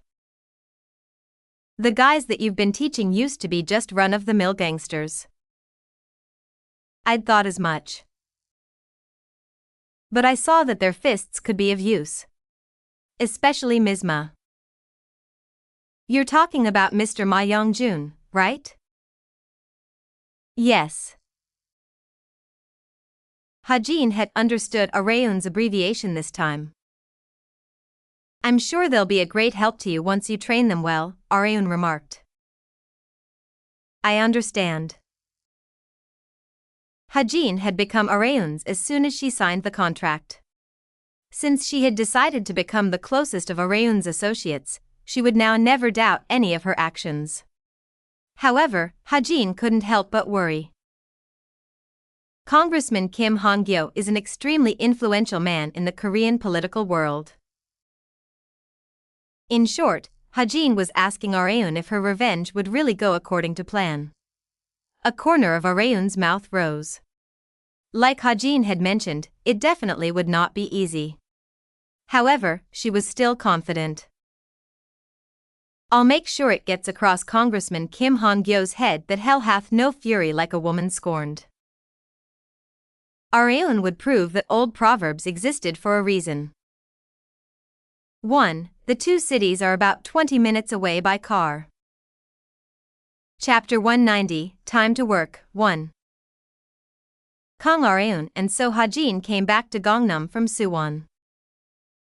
That was a good drive, team leader So. I'll be counting on you from tomorrow, Areun said. Understood. Please have a safe trip home, chairwoman. Ha-jin went to the security company office that she would be in the care of from today onward. The first person that caught her eye was Ma Young-jun, who was focused on his smartphone with his legs up on his desk. Director Ma. Young-jun, who had become the director of the security company, looked up at Ha-jin. What is it? I'm going to be acting as Chairwoman Kang's chauffeur while alternating with Mr. Lim Suk-jun, but the role hasn't been properly transferred to me yet. Could you help me with that? Taesian will be here soon, so just wait here for a bit. I understand. Ha-jin had no problem with waiting since she had not been given any work to do for today. Ha-jin took a seat at her own desk and recalled the conversation that she had with Areun during their drive to Suwon. Areun had said that the greatest reason and objective in her life was revenge, and that Congressman Kim Han-Gyo was the target of that revenge. Director Ma, Ha-jin called again. Young-jun answered apathetically, what is it this time? What happened between the chairwoman and Congressman Kim Han-gyo? Ha-jin asked in hopes that Young-jun would know, but she had come to realize that she had asked the wrong person. I don't know either. She had no way to find out since not even Young-jun, who had worked with Areun much longer than she had, knew the reason. All of Areun's closest associates knew that Areun had a grudge against Han-gyo, but none of them knew why. Young-jun, who had been focusing on the stage mix of a certain girl group on his smartphone, glanced at Ha-jin. All we need to do is to act as her hands and legs. Our chairwoman will do the thinking for us. Have you ever doubted her? Ha-jin thought that it was natural for Young-jun to have doubts about a girl far younger than him like Areun. I did at first, Young-jun remarked. Ha-jin was not completely wrong. Young-jun had been full of doubts about Areun back when she was still a high school girl. However, he had realized as time went by that his doubts had all been utterly absurd. Doubt only leads to distrust. I'm sure you already know this, but once you no longer trust someone, you can never work with them again. Hence, Young-jun had decided to erase all of his doubts because he wanted to stick with Areun to the end.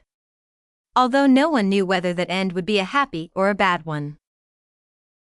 It's far more interesting following that woman than spending the rest of my life as some run-of-the-mill loan shark. Young-jun was following Areun because he had wanted to move on to a much bigger stage. Ha-jin unconsciously smiled. You're so weird. It seemed like Ha-jin would need a lot of time to fully comprehend both Areun and Young-jun. Areun woke up at 7 a.m. and commenced her stretching routine on her bed like always. Although her strength and stamina were much lower than when she had been a man. The flexibility is the best, if nothing else. Areun had not known how flexible a woman's body was at first. She had gotten very into yoga recently, so she was doing the poses without realizing it as soon as she had opened her eyes. She was able to start the day as refreshingly as possible after loosening up her entire body. Once she came out into the kitchen, Seo greeted her as she was just about to prepare breakfast. Did you sleep well, Areun? Yeah. What's for breakfast? Eggs on toast and milk with sugar. What do you think? Areun's eyes sparkled. It was the perfect breakfast for a sweet tooth like herself, but she was not too happy about it since she had thought that she needed to lose weight lately. However, considering how her roommate was preparing it with sincerity, Aryun couldn't just refuse. I guess I'll just have a salad for lunch, Aryun compromised. Oh, right, Aryun. Could you wake Ijun up for me while I make breakfast? Is he still not awake? Yeah. It had only been a few days since Seo Ijun had claimed to be an early bird, but like Iseo had said, he became the incarnation of indolence on his breaks. Has he learned nothing from the army? Aryun remarked while clicking her tongue. She swung open his room door, and her gaze naturally shifted to his nether region. So healthy so early in the morning, I see. She poked Ijun's side with her foot. Hey, Ijun. How long are you gonna sleep for? Aryun Nuna. Ijun barely managed to open his eyes and belatedly realized the state he was in. He quickly covered his lower body with his blanket and laughed awkwardly. Did you sleep well? He asked. It looks like you slept a lot better than I did. Did you have an erotic dream? This is, an uncontrollable male phenomenon. I know, so you don't have to explain it. Your sister is making breakfast, so come after you wash up. Aryun left as soon as she finished what she had to say. Ijun felt like a storm had blown over their home early in the morning. Aryun, Iseo and Ijun had breakfast together. Ijun took a large bite of the eggs on toast that his sister had made for him. He then asked Aryun, "Are you busy today, Nuna?" Yeah, super busy. I'm gonna go work out in the morning and then go to my agency since Chief Young has something he wants to talk to me about. Why do you ask? It's nothing special. I just wanted to go watch a movie with you if you were free. Why can't you go watch it with your sister? Iseo remarked while pouting, I guess it's because he'd rather go with you than with me. Her statement had hit right on the mark. Aryun scolded Ijun in Iseo's place, family first, moron. Giving attention only to one's crush could make their family sad. Aryun had neglected her family entirely in her past life, but she did not want Ijun to repeat the mistakes that she had made. I happen to have 2 movie tickets, so go watch something with your sister, she remarked. Ijun took the tickets from Aryun as if it couldn't be helped. Come to think of it, Aryun Nuna. When's your next production? Next production?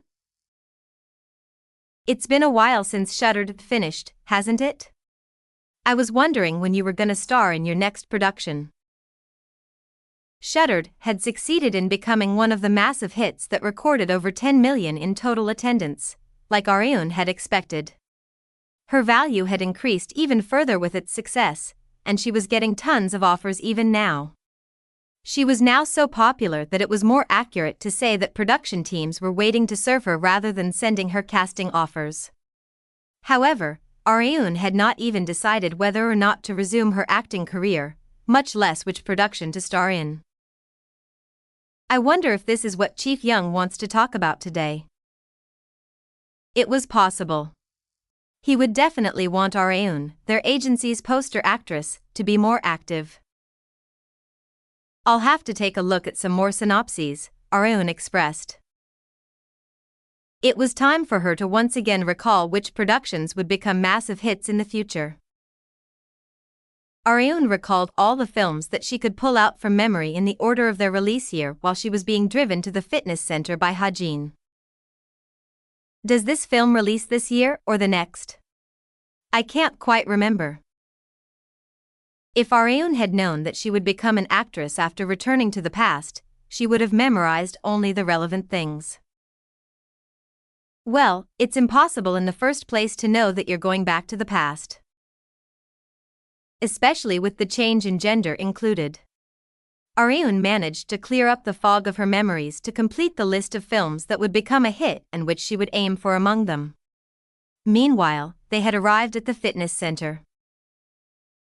"We've arrived, Chairwoman," Ha-jin expressed. "Thank you. I'll contact you when I'm almost done, so you can come pick me up then." "Understood." Areun headed to the elevator as soon as she got out of the car. She went into the women's changing room and changed her clothes. Once she got out, she could see Jae-woon wearing headphones waving at her. "Good morning, Areun." "Good morning, Sunbae. Have you been here long?" "Huh? How did you know?" "Because your face is covered in sweat." Not just his face, but his entire body was covered in beads of sweat. Areun had been able to tell from the beads traveling down the lines of his muscles since people usually didn't sweat this much after just arriving at the fitness center. "You have a good eye. Let's see. I think I've been here for around 2 hours?" Jae-woon guessed. "That's a long time." "I think it's because I'm feeling pretty good today. What about you?" "Not so much for me." Areun had so many things on her plate lately that her body was getting stiff, which was why she had purposefully spent her time learning yoga recently. "I asked my roommate's brother to give me a massage, but he said he didn't want to," Areun said. "A massage?" "Yes. I asked him to just loosen my shoulders and back a little, but he refused. Something about being burdened by the noises I make." "What noises?" "I'm not sure either." It was still a mystery to Areun. In times like this, it was best to reenact the situation. "Should I do it for you?" Jae-woon asked. He had stepped up in Ijun's place. "I'll leave it to you, Sunbae." "Okay." He had Areun sit in front of him. Her shoulders looked fragile just from a glance.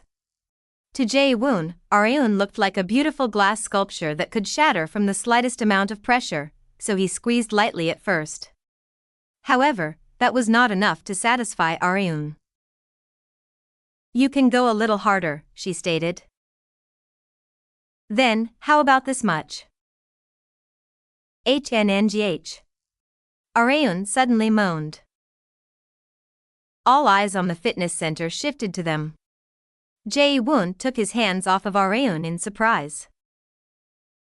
"I think I get why he feels burdened giving you massages." Areun was still the only one who didn't know. Chapter 191, Time to Work, 2. The unsolved massage mystery continued to linger in Kang Areun's mind. Did I do something wrong? No matter how much she thought about it, she had no idea. It got on her nerves even more from how reluctant Jae-woon was to tell her the reason even when she asked him about it. They're all so weird. Areun got out of the car in confusion. Team leader So Ha-jin asked, "Should I go up with you?" "No, it's okay. Even the most daring stalker wouldn't follow me into the agency building." Even if Areun was tailed by a second or third stalker, she just needed to beat them down like she had done in Busan. She told Ha-jin that she would contact her around 20 minutes before the meeting ended, entered the elevator and pressed the button for the 7th floor where Chief Young was waiting for her. The elevator stopped on the 1st floor, and a familiar face energetically greeted her as soon as the door opened. Oh my, if it isn't Areun." "Arg." Areun expressed. Rita's bright smile soon turned into one of frustration. "Do you dislike me that much?" "I don't dislike you, I just feel a bit of aversion to you." "That's the same thing." Areun couldn't refute Rita's words since they were the truth. Rita stood alongside her beloved junior and asked, "Where are you going?"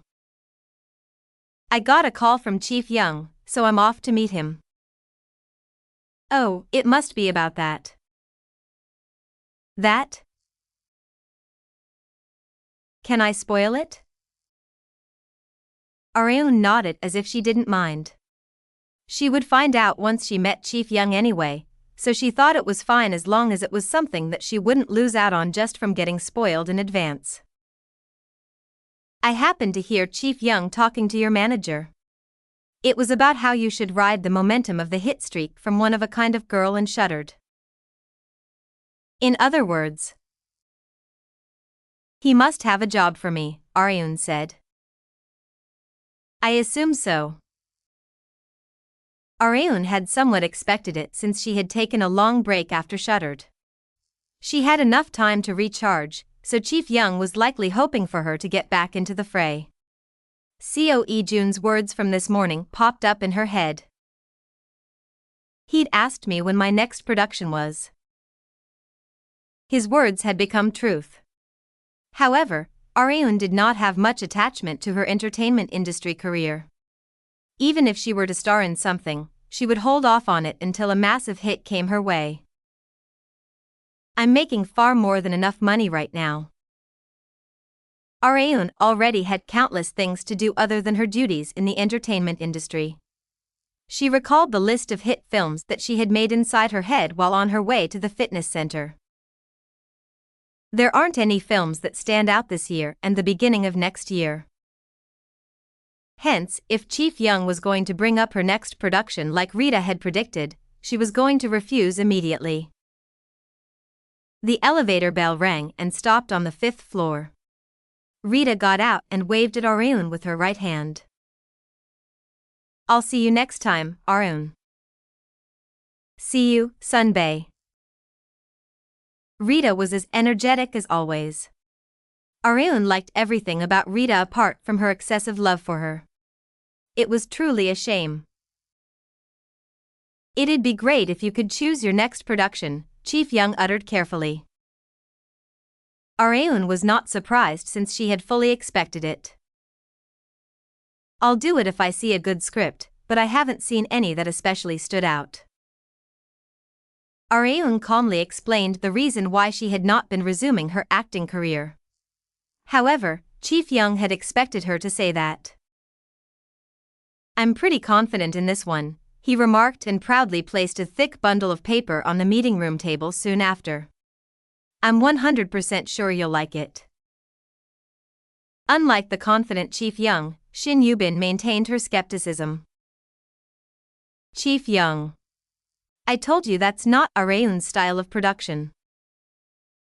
"That's for Areun to decide, isn't it? Just give it a read." Their opinions already seemed pretty divided. Areun had not looked through its contents yet, but Areun had the same thought as Yubin.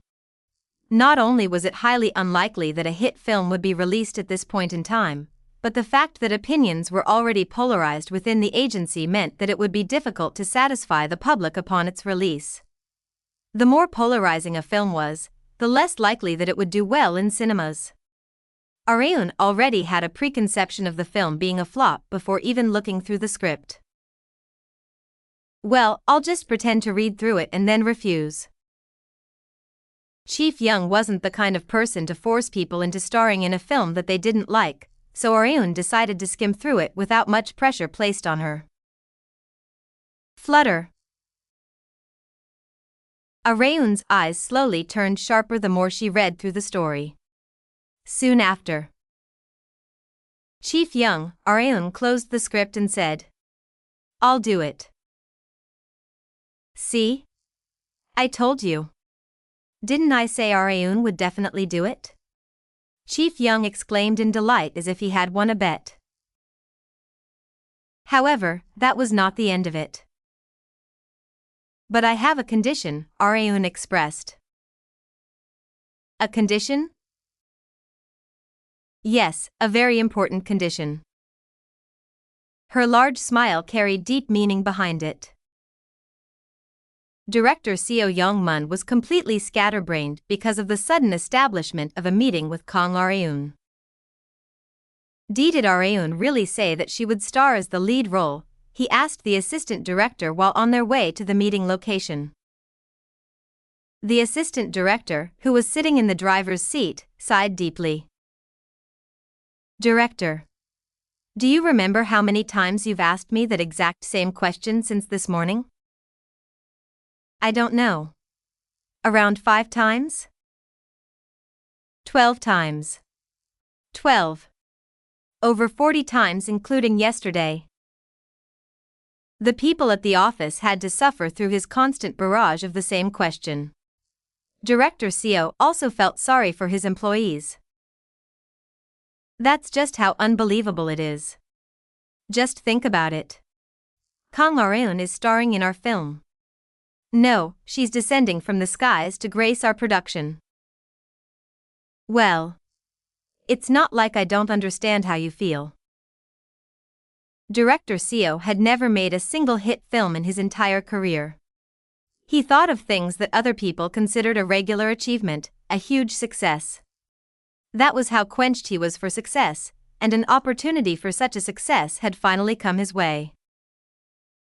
He had somewhat successfully acquired enough funds for production thanks to a decent investment, and he also personally thought very highly of the synopsis.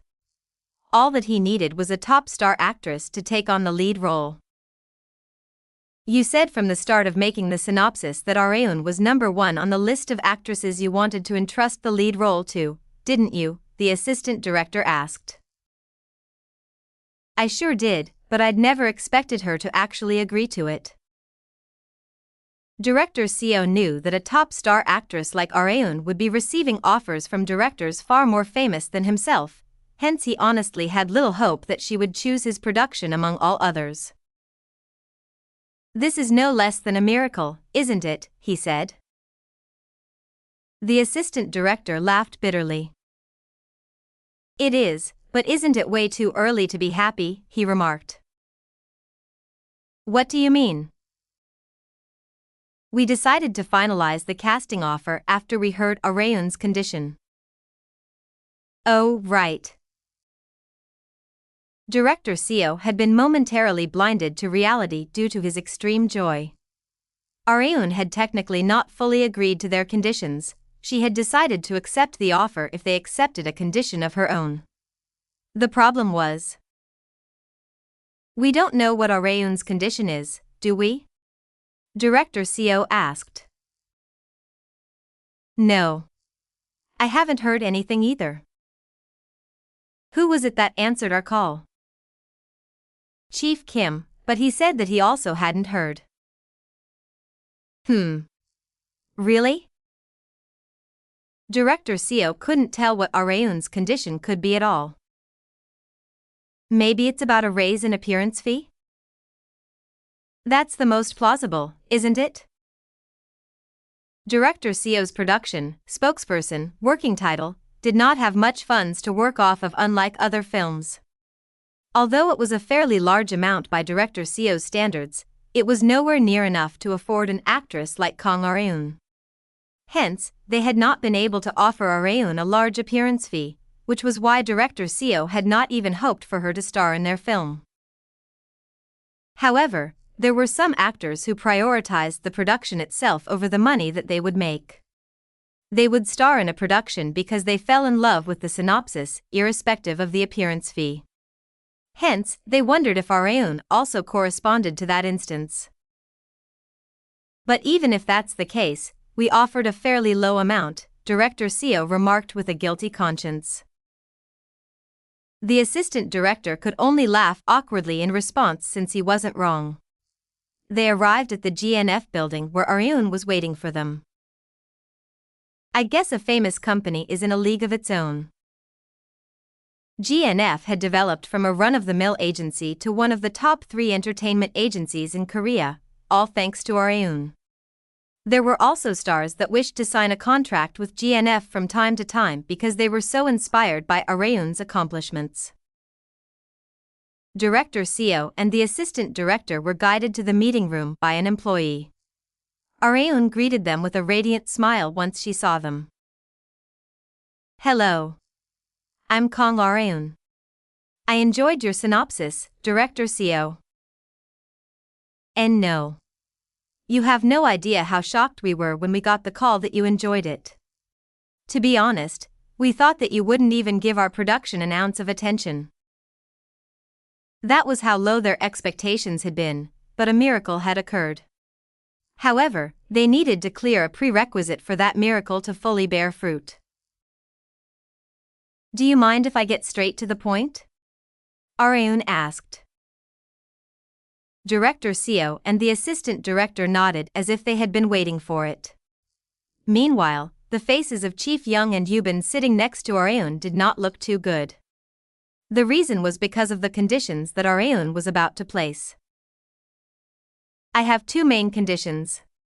First is to secure more funds by bringing in another investor. In other words, upping the ante. That's not difficult. I'm sure we'll be able to get plenty of investment offers if you decide to take on the lead role. And as for the second condition, this is the deal breaker. I'd like for the scenario and character settings to be edited. By edit, do you mean the entire thing? Yes. Director Seo finally understood why Chief Young and Yubin had been making such faces. The assistant director asked, exactly how much are you asking to be edited? Not much. Areun smiled and gave them a rough number for them to easily understand. Around 80%? In other words, she was telling them to change mostly everything. Chapter 192, Time to Work, 3. Director Seo Young-mun was having a hard time speaking after hearing Kang Areun's second condition. She had said that she wouldn't be editing much, but isn't 80% almost everything? Yes, that's right. Director Seo's next work, Spokesperson, was a film of the political genre, which was one of the most touchy genres of film in Korea. Political films had always existed in Korea, but not a single one of them had been a hit. However, Spokesperson would set a record among political films as the worst Korean political film to ever be made, flopped to the point that it would not even make enough money to break even. That was the fate waiting for this film, which was why Areun had requested for the script to be completely changed. This film will completely flop at this rate, Areun declared.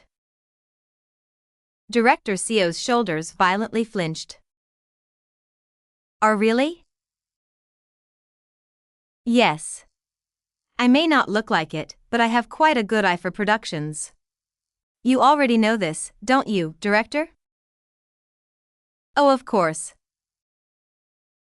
Every single drama and film that Areun had chosen to star in had become massive hits, earning her the nickname Goddess of Hits. Not only did she have a good eye for productions, she had also been the first one to recognize the latent potentials of Han-Gyo, Lee Seon, and some others. There were many such rumors in the entertainment industry that Director Seo couldn't just ignore Areun's opinion. Not just that, if this man is like what I remember. Director Seo was very easily persuaded by others. In other words, he was extremely gullible, which was why Areun had been able to give her opinion to carry out an extensive edit of the script. If she played her cards right, Director Seo would take the bait. He's almost bitten it. All that was left for Areun to do was to reel him in, but being too hasty would only scare him away. Fishing was an art of patience. She decided to wait patiently and throw another piece of bait. Why don't you give us a call after you look through the edits that I've made?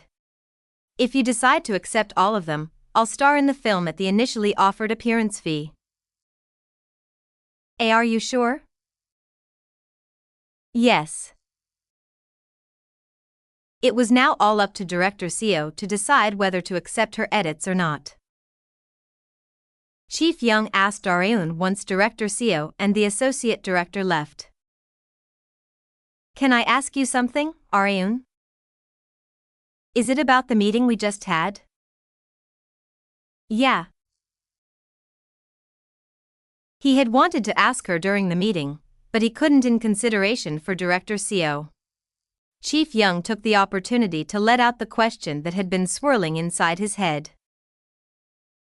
Did you dislike Director Seo's script that much? Yes, extremely. Not only was it obvious just from the script that the film would flop, it had actually flopped in the future as well. That was why Areun had requested for extensive edits to be made to the story, characters, and their backgrounds. The factors that had caused Director Seo's film spokesperson to flop were all stored in Areun's head. She had written down a list of points that the audience had made about what they found disappointing about spokesperson, and was planning on sending this list to Director Seo soon. If he accepted every single edit that she suggested, we could aim for a mid-sized hit, no, even a huge hit. Of course, a huge success was only in her hopes. She just believed that she was more than capable of preventing this film from flopping. Chief Young asked another question: if you need to edit the script that much, then why don't you just choose a different production?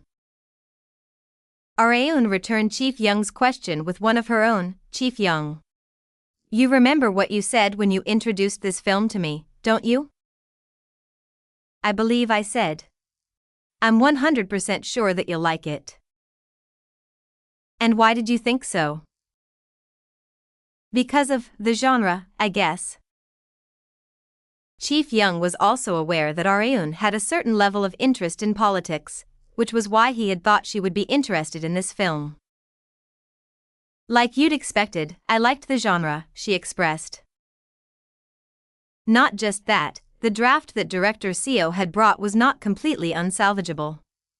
As long as more detail was put into the settings, characters were given more individuality, and the quality was increased through securing more production funds, it was more than capable of becoming a success. There were many reasons why she had chosen this production, but her self-interest was also included. I'll scare the living hell out of Kim Han-Gyo. Areun was planning on making a character who was extremely similar to Han-Gyo, and make that character the most villainous of all villains to ever exist in film. I'll give you a sneak peek on how you'll be utterly ruined. Areun smiled menacingly. In the morning after the meeting, Director Seo quickly read through all the edits that Areun had sent him by email. The assistant director asked Director Seo, who was staring at his computer screen in complete silence, about yesterday's events. Is Areun usually the type to intervene in the scriptwriting process?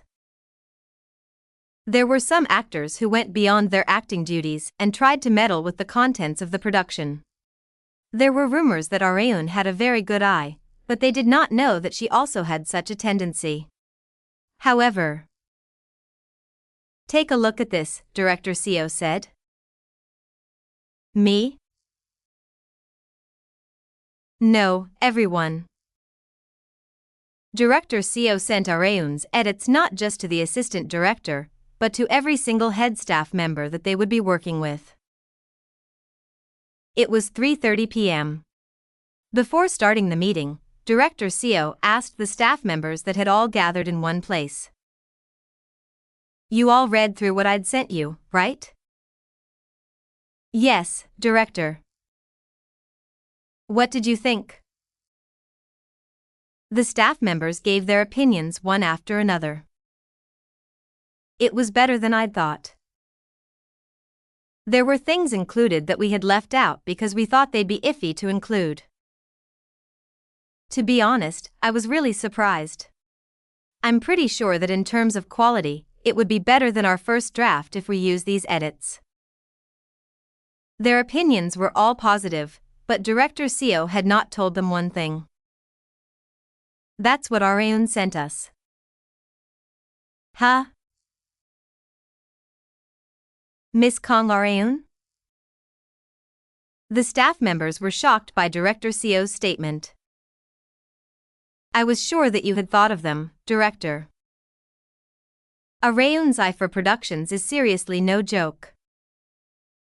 Areun had shown talent exceeding that of an expert, causing an uproar in the meeting room for a while.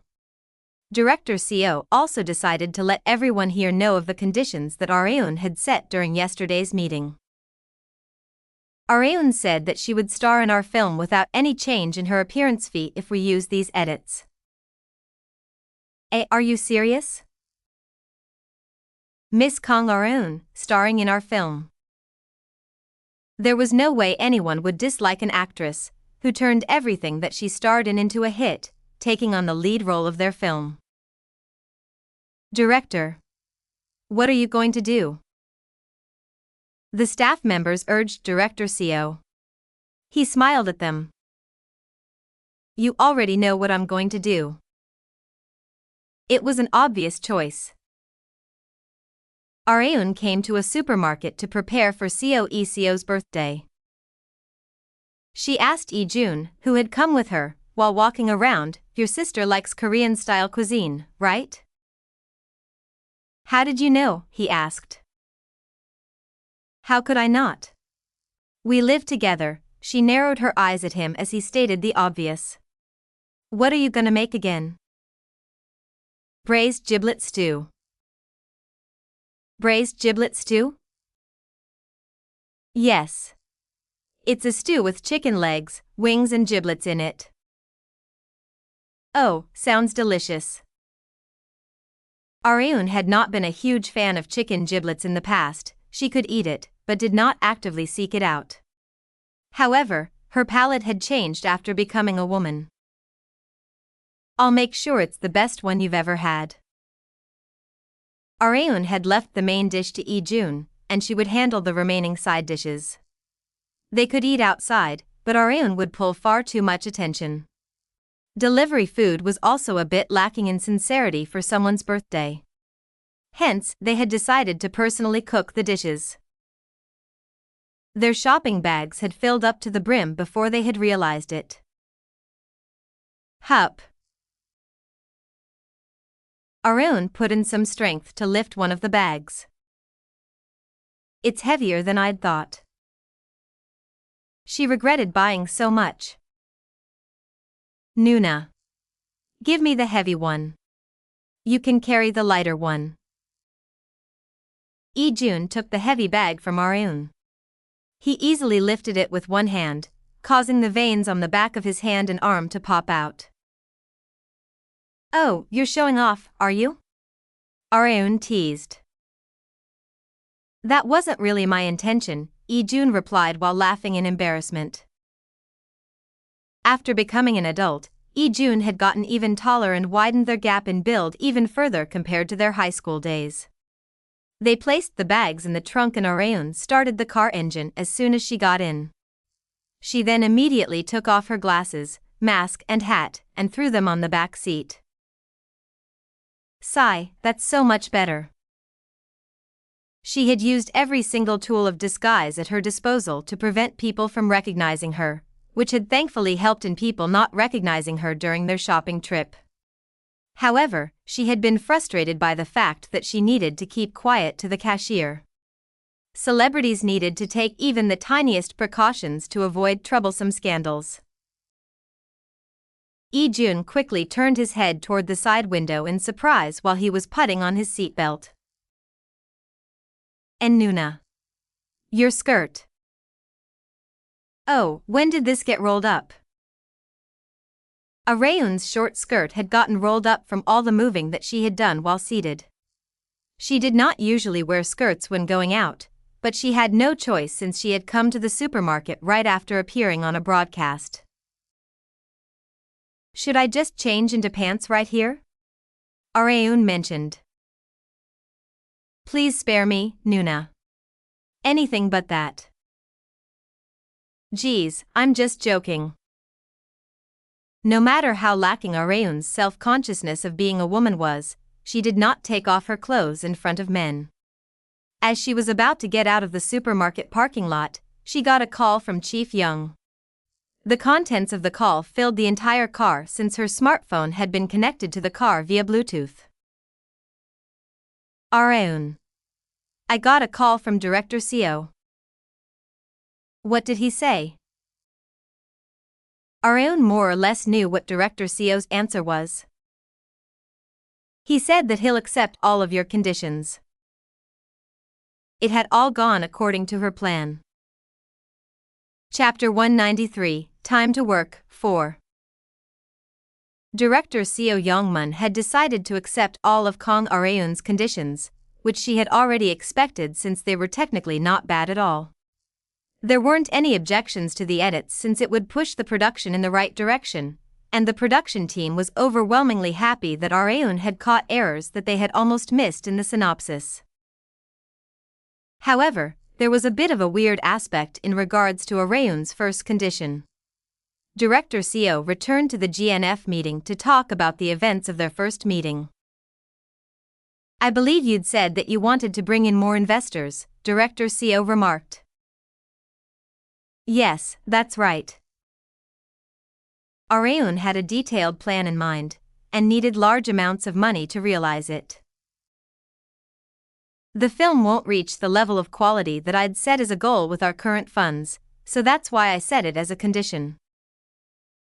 It was also good for Director Seo to acquire more production funds since it would provide some leeway in their shoots.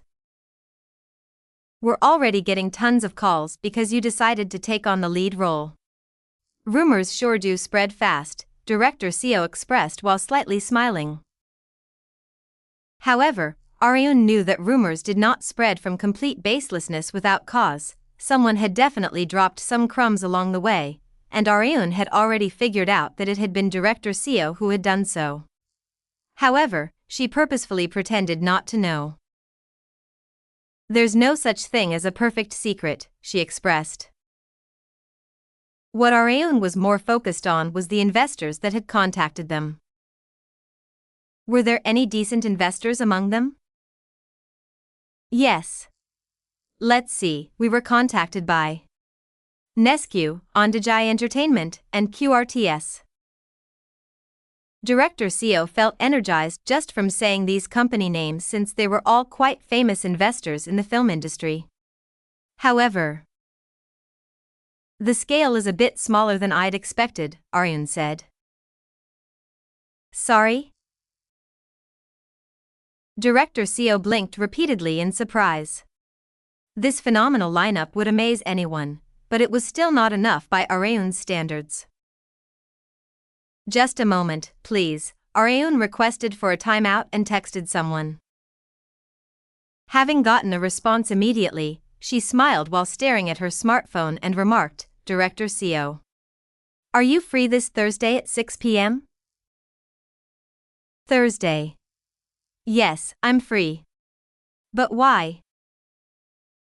He wondered if it was to have an additional meeting, but he was wrong. There's this one investor that I know very well, and they'd like to meet you and me. And which company is that? The corners of Areun's light pink lips curled upward. TP Entertainment.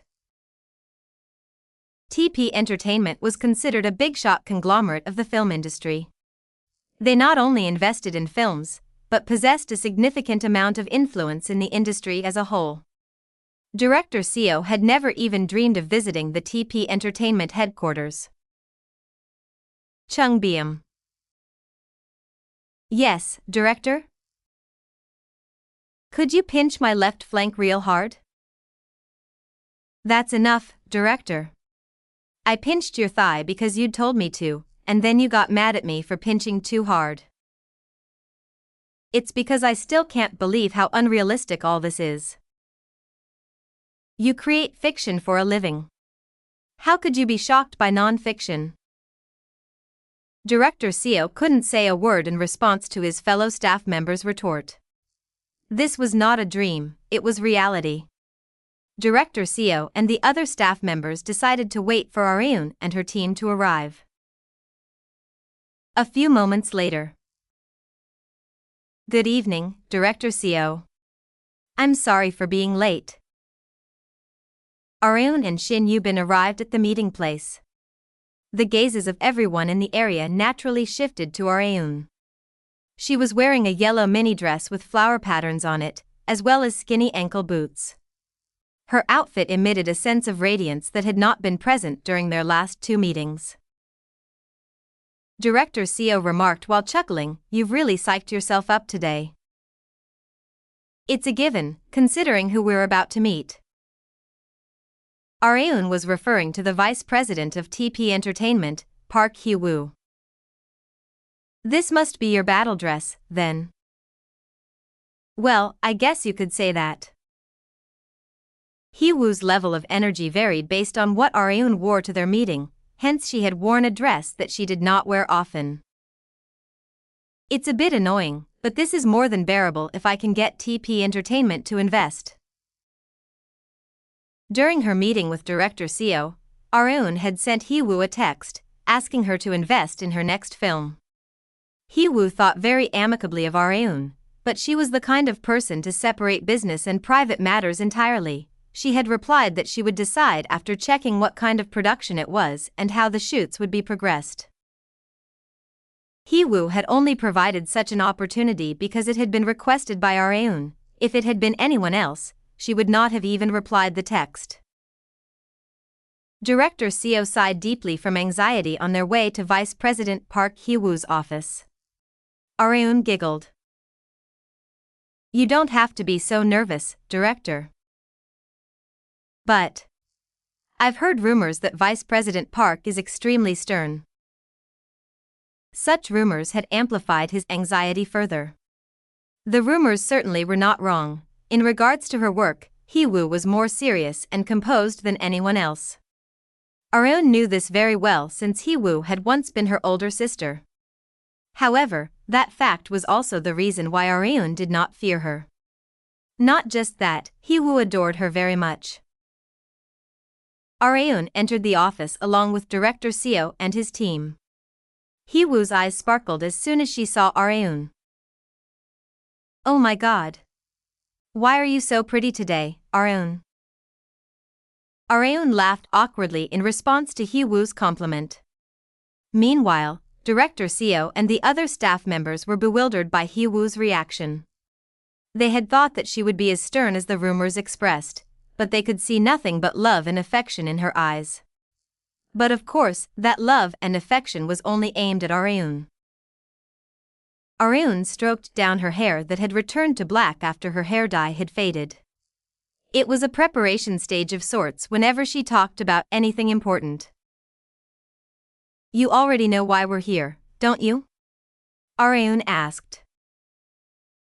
"Yes, of course. I've already looked through the material that you sent me in its entirety." Areun had sent Hee-woo the script that had been newly drafted with her edits included. Its level of completion was far higher than the first draft that Areun had read through. "That aside, Areun, I guess you've ended up starring in a political film after all your interest in politics," Hee-woo expressed as if she had expected it to happen one day or another. The eyes and ears of everyone in the room were focused on Hee-woo to figure out whether she would invest or not. She remarked, "But I don't think I can invest in it." Not even Areun had expected such a response. Areun had thought that she had already reached max affinity with Hee-woo. However, she had been conceited. The story itself is good. Films with plain morals like rewarding evil and punishing vice are prone to be full of typical clichés, but the large number of twists makes it entertaining. Hee-woo's assessment of the production was highly positive. "But why won't you invest in it?" Areun asked in curiosity. "There's nothing wrong with the production itself, but the problem is what would come of it." Areun, Director Seo, I'm sure you both know that touchy genres like this bring forth a ton of gossip. This was especially so for the political genre. Politics is, in the purest sense, a battle between factions. People are divided into different factions based on their political inclinations, and they fight one another for superiority. That's politics. The female protagonist of Spokesperson also has her own principles. In other words, one could say that her political inclinations put her in a specific political spectrum. Although the character was not strongly skewed to one side in particular, her inclinations definitely put her in a certain area of the spectrum. TP Group maintains complete neutrality. Our own. I'm sure you already know this, but my father is fully apolitical. The same goes for me. If TP Group invested in Spokesperson, and people found out about it, wouldn't they think that the company is inclined to that specific side of the spectrum? I'm sure that other complications will follow as well. For example, people who are of the opposite political inclination might boycott all products related to TP Group. If something like that happens, the cons would far outweigh the pros of investing in this film. Hee-woo wanted a safe success, not one riddled with risk factors. And I might just be imagining this, but doesn't the villain of this story remind you of a certain Congressman Kim? Hee-woo remarked. Hee-woo was almost certainly referring to Congressman Kim Han-Gyo. That's Nuna for you. She's way too goddamn quick-witted. Areun thought. Hee-woo was not one to be won over by Areun simply because she had dolled herself up as best she could. Areun lightly inhaled. The investment would go out the window if she withdrew now, so she decided to use a trump card that she had hidden all this time. You don't have to worry about that. And why is that? Hee-woo asked. Because many incidents will occur around this film's release date that will allow the audience to sympathize with the film. Hee-woo's smooth forehead wrinkled slightly. Are you saying something big will happen in the political scene soon? I wonder. I don't know the exact details either. I only heard a snippet from reporter on Sujin, Areun answered. Reporter on Sujin. She was a specialist known for often taking shots at Kim Han-Gyo and Kim Chi-yeol. Areun made Hee-woo think that Sujin had a huge story in her hands. Well, it's not like I lied. Areun was personally going to make it so.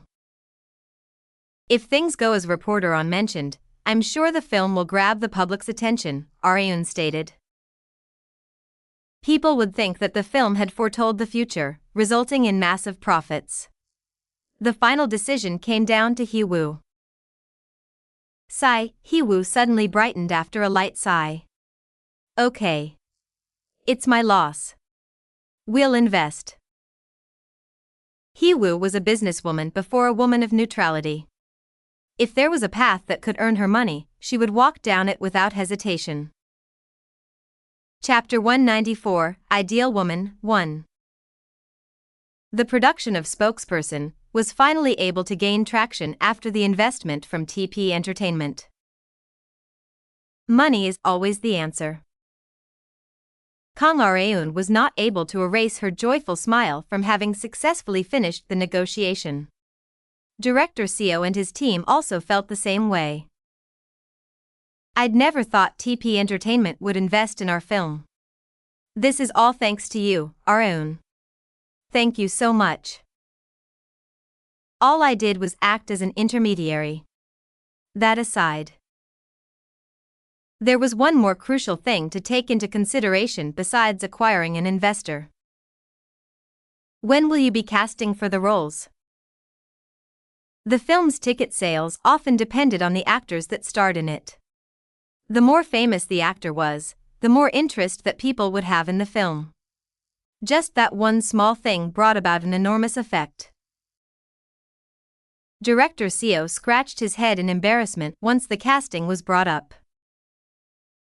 I haven't found any decent actors yet. Really?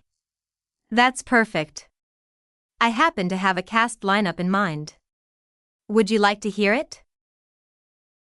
Director Seo and the other members of the production team had already come to realize Areun's capability after her synopsis feedback, so they wanted to hear what she had in mind. There were a few characters besides Areun's role, Na Ji-young, that were key to the story: Oh Tae-min and Park Soo-won. They would act as Na Ji-young's reliable supporters.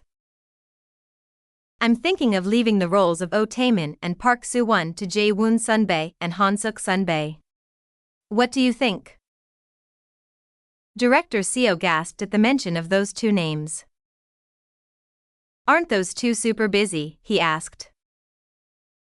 Jae-woon and Ji Han-suk were extremely famous as of late, so countless production teams were likely already aiming to cast them. Director Seo was not confident that he would be able to compete against them, but Areun thought otherwise. You'll be able to afford them since we've procured more than enough funds. And besides, Areun had another weapon besides money. I'm pretty sure they'll agree to anything I ask them to, as long as it's reasonable.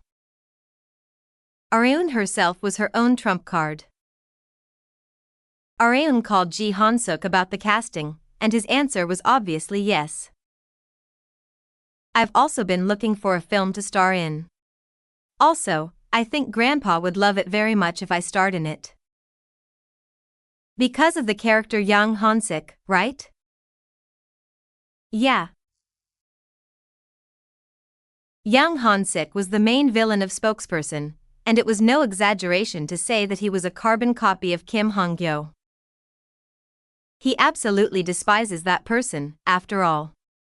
He'd love it even if he sees a character that's just like him in a film gets what's coming to him. I'm sure he would.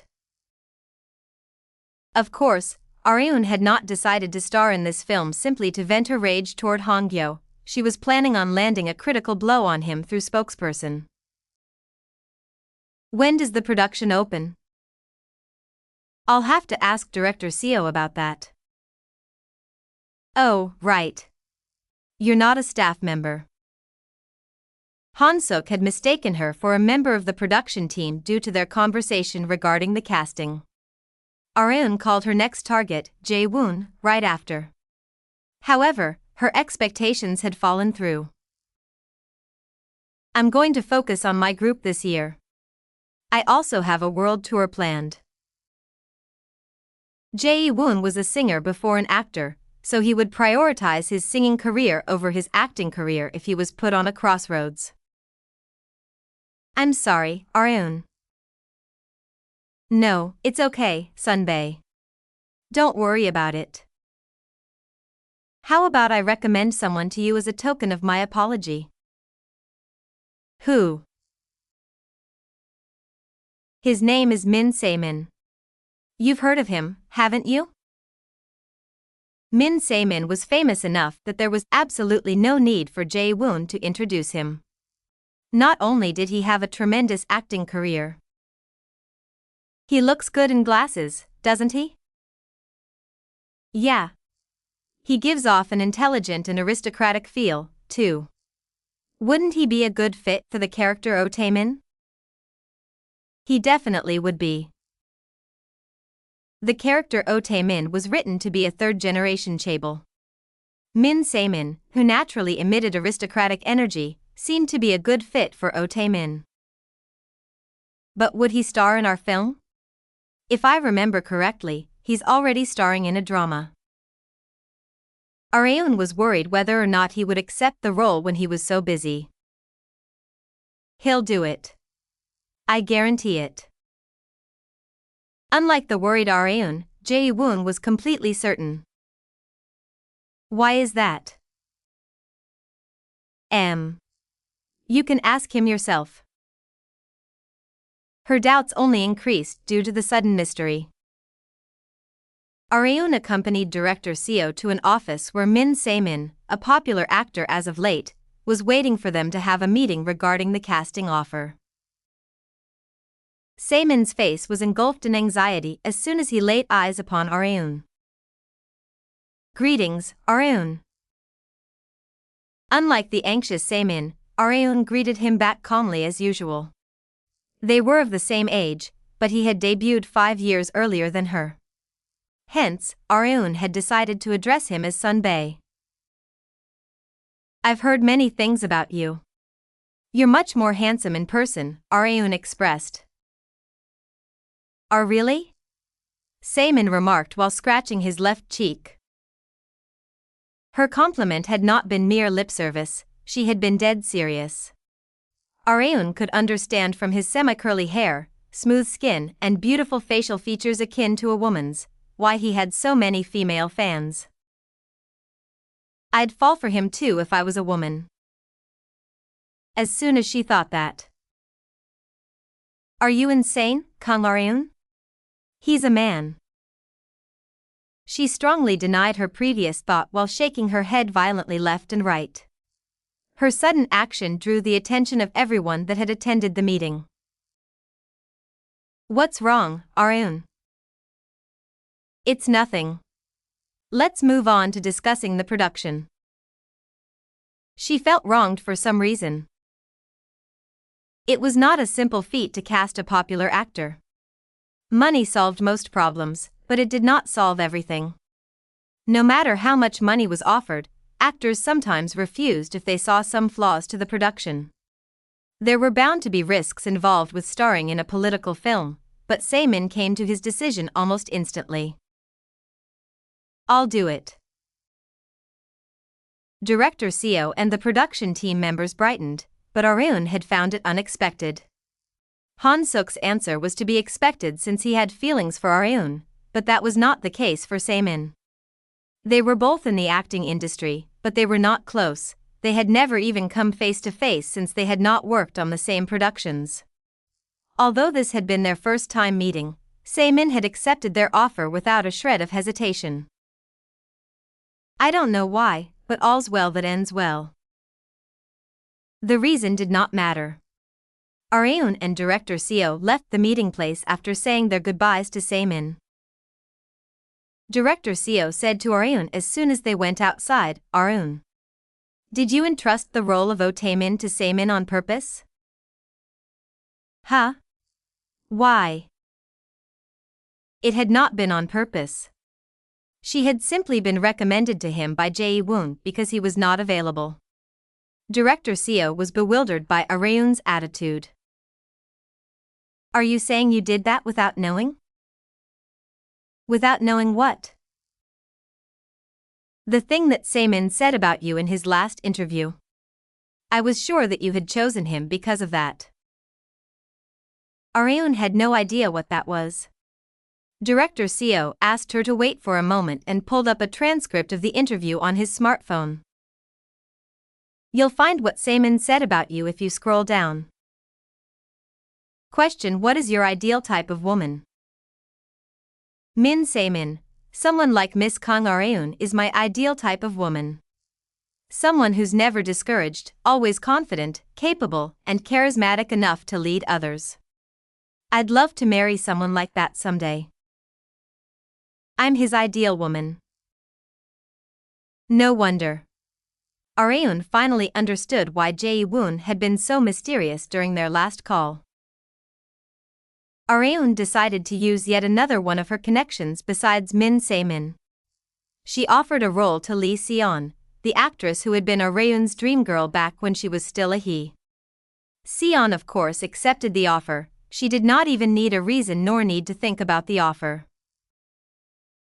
It was my dream to star in a production with you, Areun Sunbae, Seon remarked with sparkling eyes.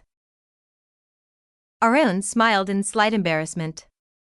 She liked that Seon was so enthusiastic, but she was worried about one thing. This character's personality is the complete opposite of yours. Are you sure you'll be okay? The personality of the character that Seon would be playing was closer to Areun's true personality. The character was straightforward and strong-willed, very different from how Areun perceived Seon. However, Seon was not worried. Actors need to be able to portray characters that don't match their own personalities. Seon was overflowing with confidence, unlike the first time that Areun had met her. Lean on me whenever you're stumped on something while practicing.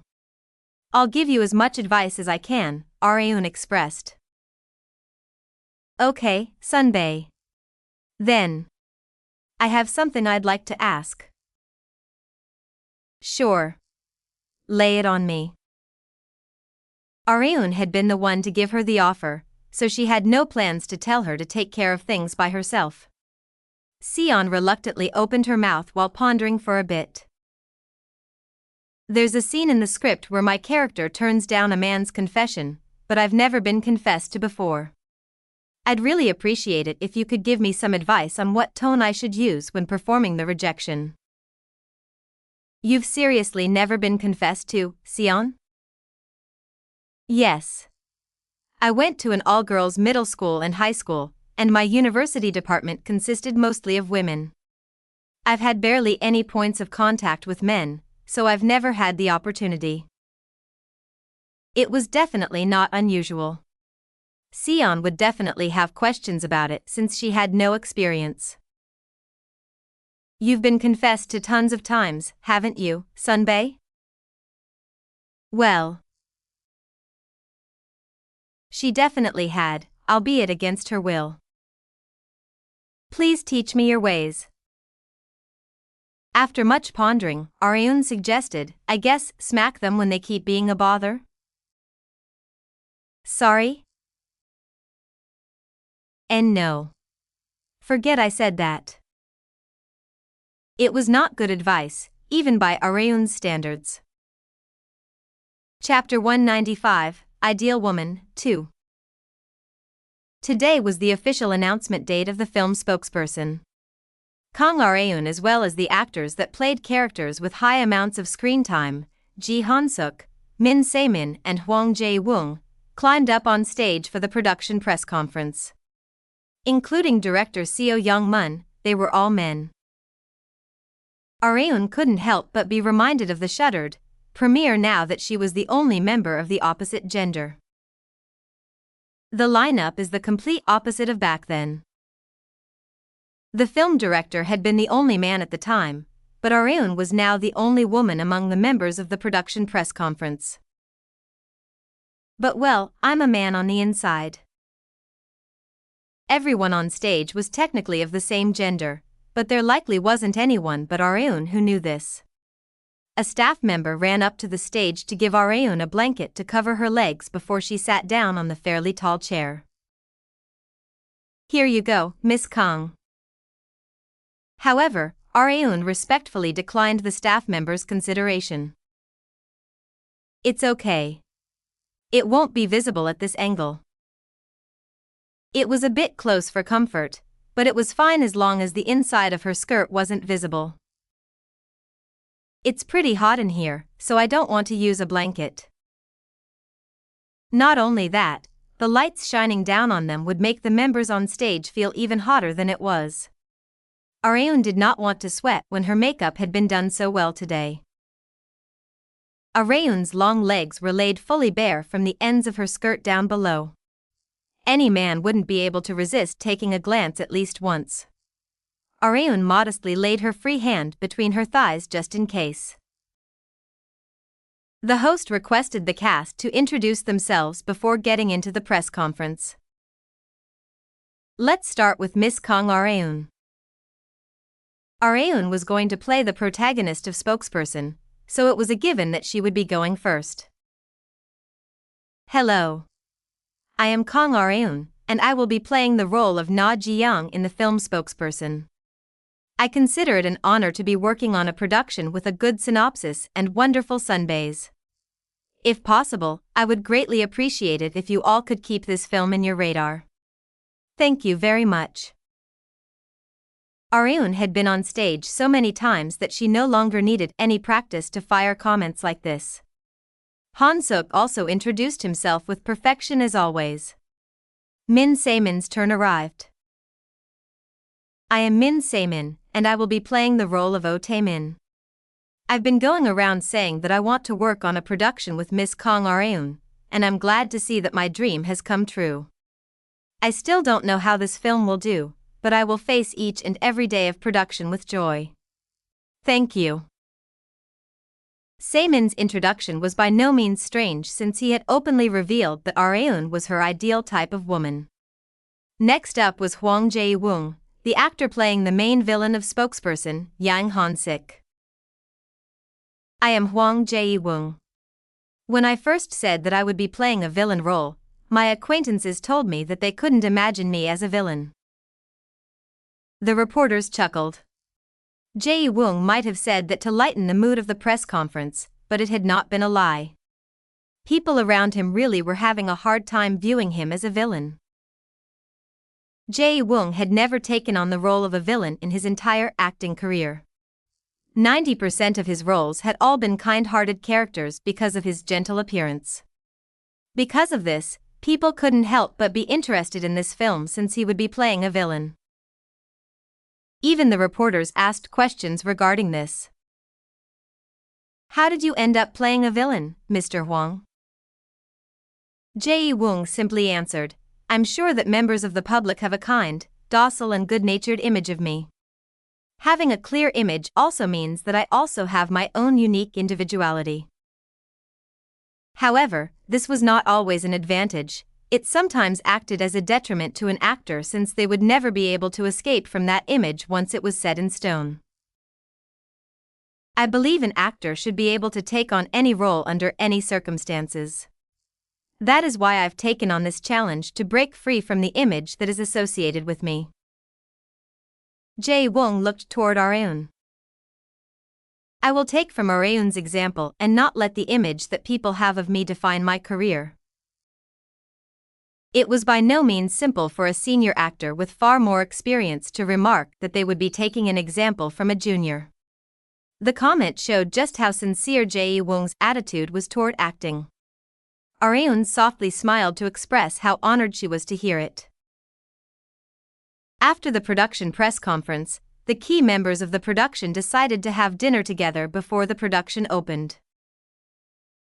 Han-suk, who was sitting across from Areun, said to her, "It hasn't even been that long since you've debuted, but I don't sense a hint of rookie energy around you anymore. You're a full-fledged veteran now." It was even more apparent to him since he had been watching over her ever since her debut. Areun giggled while covering her mouth. "I'm still a ways away from being considered a veteran. A title like that can only go to people like Hwang Jae-woong Sunbae. He's completely out of this world, so you can just consider him an exception." Including Jae-woong's career as a child actor, he had over 30 years of acting experience. He had been acting for longer than Areun had been alive. Jae-woong pulled people toward him because he always cared for everyone regardless of whether they were his seniors or juniors. Jae-woong approached the table where Areun and Han-suk were seated. "Can I join you guys?" he asked. "Yes, of course, Sunbae." Han-suk offered him a seat next to his. Areun just so happened to have something she wanted to say to Jae-woong, so this was perfect. "Thank you very much for taking the role of young Han-sik, Sunbae." It had likely been a very difficult decision for him. Like Jae-woong had mentioned during the production press conference, this character was of a completely different type from what he had played until now. Areun had shoved every single secret side of Kim Han-gyo unknown to the public into this one character to the point that a comically evil villain had been born. It would be a very difficult role to play, but I felt it as soon as I read through the script that I have to take on this role, so you don't need to thank me. Jae-woong was very satisfied with his own decision. The actor that had played young Han-sik and spokesperson, in Areun's knowledge of the future, had not been Jae-woong but a different actor, and that had been one of the many reasons why the film had flopped. An uncharismatic villain was bound to lower the entertainment of the film, so Areun and director Seo had thought very long and hard about who to cast for the role. In the end, they decided to entrust the role to Hwang Jae-woong, and Jae-woong thankfully accepted right away. Jae-woong took a drink from his glass and said to Areun and Han-suk after getting up from his seat, "We're on the same boat now, so I'll be in your care. We should be the ones saying that to you, Sunbae. We'll see you on the set next time. VRR." The display of Han-suk's smartphone, which was on the table, flashed once Jae-woong left. Han-Suk unconsciously expressed his disappointment due to the loss of his opportunity to spend some quality time alone with Areun. I'm sorry, Areun. I'm gonna take a short call. I'll be back in a flash, so stay right here. Okay. Areun repeatedly clicked her tongue lightly while she watched Han-Suk reluctantly walk away. He's being obsessive. As for who he was being obsessive toward, it was obviously herself.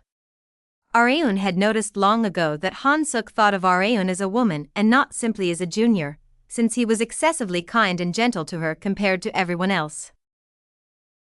It would be a different story if they were still children, but men unconsciously showed affection towards someone that they liked, and women usually picked that up. Areun picked these things up much faster than most women because she had experience being both genders. However, there were exceptions. I'd never expected Sang-Woon's love confession. This had been because she had only considered Choi Sang-Woon a friend, but she more or less saw his second confession coming. Areun recalled what Lee Seon had said to her. She said, I've probably been confessed to a lot. Areun had actually not been directly confessed to many times, but she had been indirectly hit on countless times. Being hit on by a fellow man? Areun had very mixed feelings about it. She had one occasional thought for a very long time. Even if I have to live on as a woman, I don't have to marry a man, do I? Areun had absolutely no intention to do so even now. However, her female ego would slowly but surely overpower her male one over time, because her body was already that of a woman. There was the proverb out of sight, out of mind, which meant one soon forgot things that were no longer visible or present. Although her situation was not completely in line with that proverb, it explained how much influence the physical had over the mental. Areun had even done many things today that proved that very statement. She had casually put her hands between her thighs so that the inside of her skirt wouldn't show, and she even covered her mouth with her hand when laughing. Such acts had all become natural habits. These are all things that women normally do. Areun had done them consciously in the past, but they had now practically become muscle memory. How complicated. She sighed with her chin resting on her left hand. Just then, Saemin occupied the vacant seat across from Areun. Is there something on your mind, Areun? Feel free to confide in me if you'd like. Areun had many times when she wanted nothing more than someone who she could lay everything bare to, but couldn't because everything on her mind was too much of a fantasy for others to accept. She said that it was all right, and her gaze shifted to Saemin's smartphone display. I think you've gotten a text, she remarked. Oh, it's from Hyung-Jun. Who's Hyung-Jun? Park Hyung-Jun. He's the main vocalist of Arkine. Oh, him. Park Hyung-Jun was the most popular member of the 7-member boy group Arkine. Wait, Park Hyung-Jun? Areun's memories of the future suddenly flashed. Are you close with him, Sunbae? She asked. Yes, he's a good friend of mine. He wants me to go to some sort of party tomorrow. Areun's mouth moved before she had realized it. You shouldn't go to that party. Chapter 196, Ideal Woman, 3. Min Saemin was taken aback by Kang Areun's comment. Even Areun was surprised by what she had uttered in spite of herself. Oh shit, I spoke before I knew it. Her thoughts had come out of her mouth completely unfiltered. Areun sometimes made mistakes like this because she was fully aware of what would happen in the future. Most people thought little of the secrets that Areun leaked and let it slide, but that was not the case for Saemin since he was highly interested in Areun. What do you mean by that? He asked. I didn't mean much by it. I just. Just what? She went through all sorts of excuses that she could make, but couldn't find one that made sense. She had no choice. Now that it has come to this, I need to use my trump card. Areun had earned something that she could consider her trump card the moment she became a woman. You could say it's female intuition. It was a term that many other women besides Areun often used. There were times when women's intuition was sharper than a canine fang, so Areun would fall back to that whenever she couldn't for the life of her figure out a good excuse. It was now up to Saemin whether or not he would believe Areun. That aside, I really hope he doesn't go. Areun was sincerely hoping that Saemin would listen to her. Park Hyung-joon would soon cause a massive incident in the entertainment industry. He would fall into complete ruin due to narcotics. It would have been less of a problem if he had taken full responsibility for his actions, but he had not done that in the future that Areun knew. Hyung-joon had offered narcotics to his acquaintances as well, which had left a huge impact in the entertainment industry for a long time. Several celebrities became subject to criminal investigations due to this incident, and Saemin had been one of them. He was of course acquitted, but simply being part of that incident had left an enormously negative impact on his image, as well as the film that he would be starring in. Why was I only reminded of the Park Hyung-joon incident just now? No, she was relieved just from the fact that she had been reminded of it. Meanwhile, Saemin fell into deep thought after hearing something meaningful from Areun. She had simply told him not to attend the party since she had a bad feeling about it. Although she had absolutely no scientific reason nor proof, her words continued to bother him. Do you know something about Hyung-joon? Saemin asked. He wondered if she had purposefully been vague because it was a difficult subject to bring up despite her knowing exactly what it was. Now that things had progressed this far, Areun decided to be aggressive to get Saemin out from Hyung-joon's clutches with certainty. Yes. I've heard some bad rumors, she remarked. What kind of rumors? I can't really say. I'm not completely sure whether it's true or not. Not just that, Areun did not want to slander Hyung-joon since he and Saemin were apparently very close. But I already told Hyung-joon that I would go. Can't you tell him that you can't come because you forgot that you had a prior engagement? A prior engagement, huh? Then I guess I should call some of my acquaintances to see if any of them are free.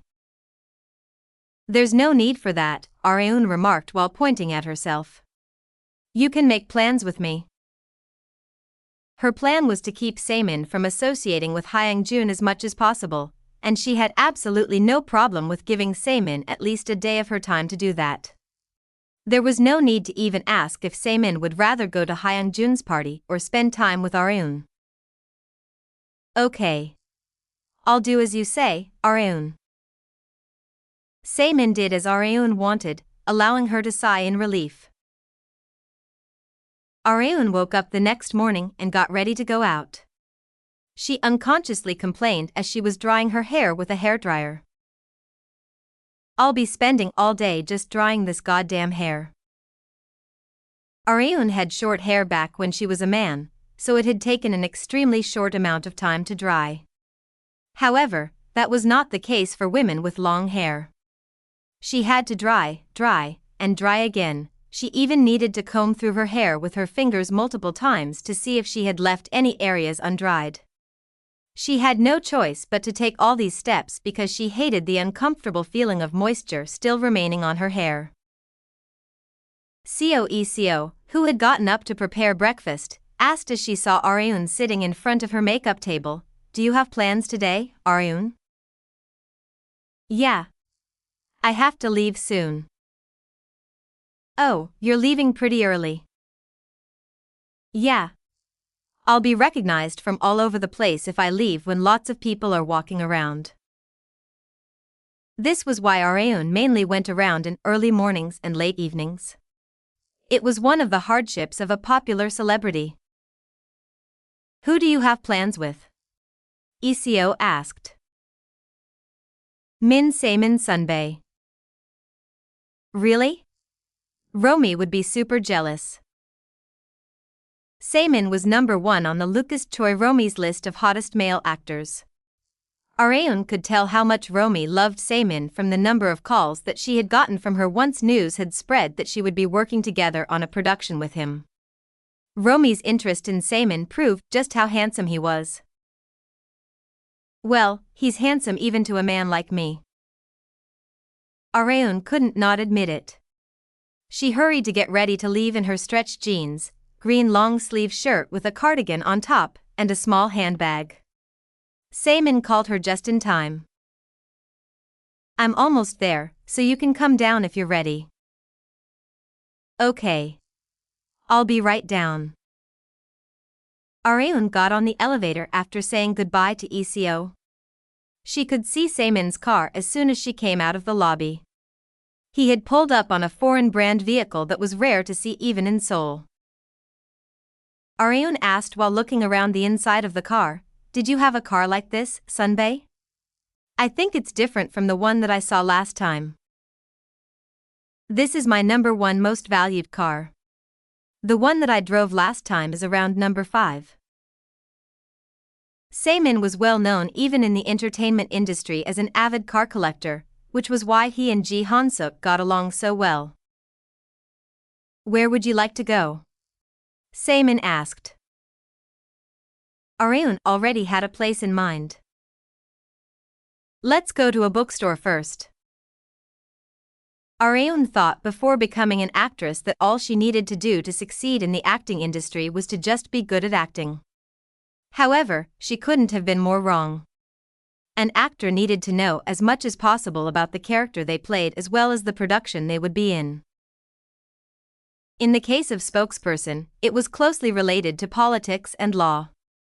Hence, Areon had been planning on reading through and purchasing books related to those subjects.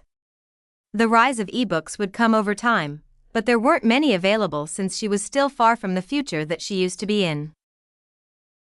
That was why Areon had decided to come to an offline bookstore first with Saemin. It was so early in the morning that there weren't many people. The employees also did their best not to bother Areon and Saemin, allowing them to look through the books in peace. Saemin laughed awkwardly as they were walking around the bookstore. "It's been a really long time since I've been to a bookstore." "Were you not good at studying, Sunbae?" "Not at all. I wasn't really interested in my studies. My grades were also pretty average. Han Suk-hyung apparently always used to place in the top 10 of his school, but..." "Oh, I've heard you were also very good at studying, Areon."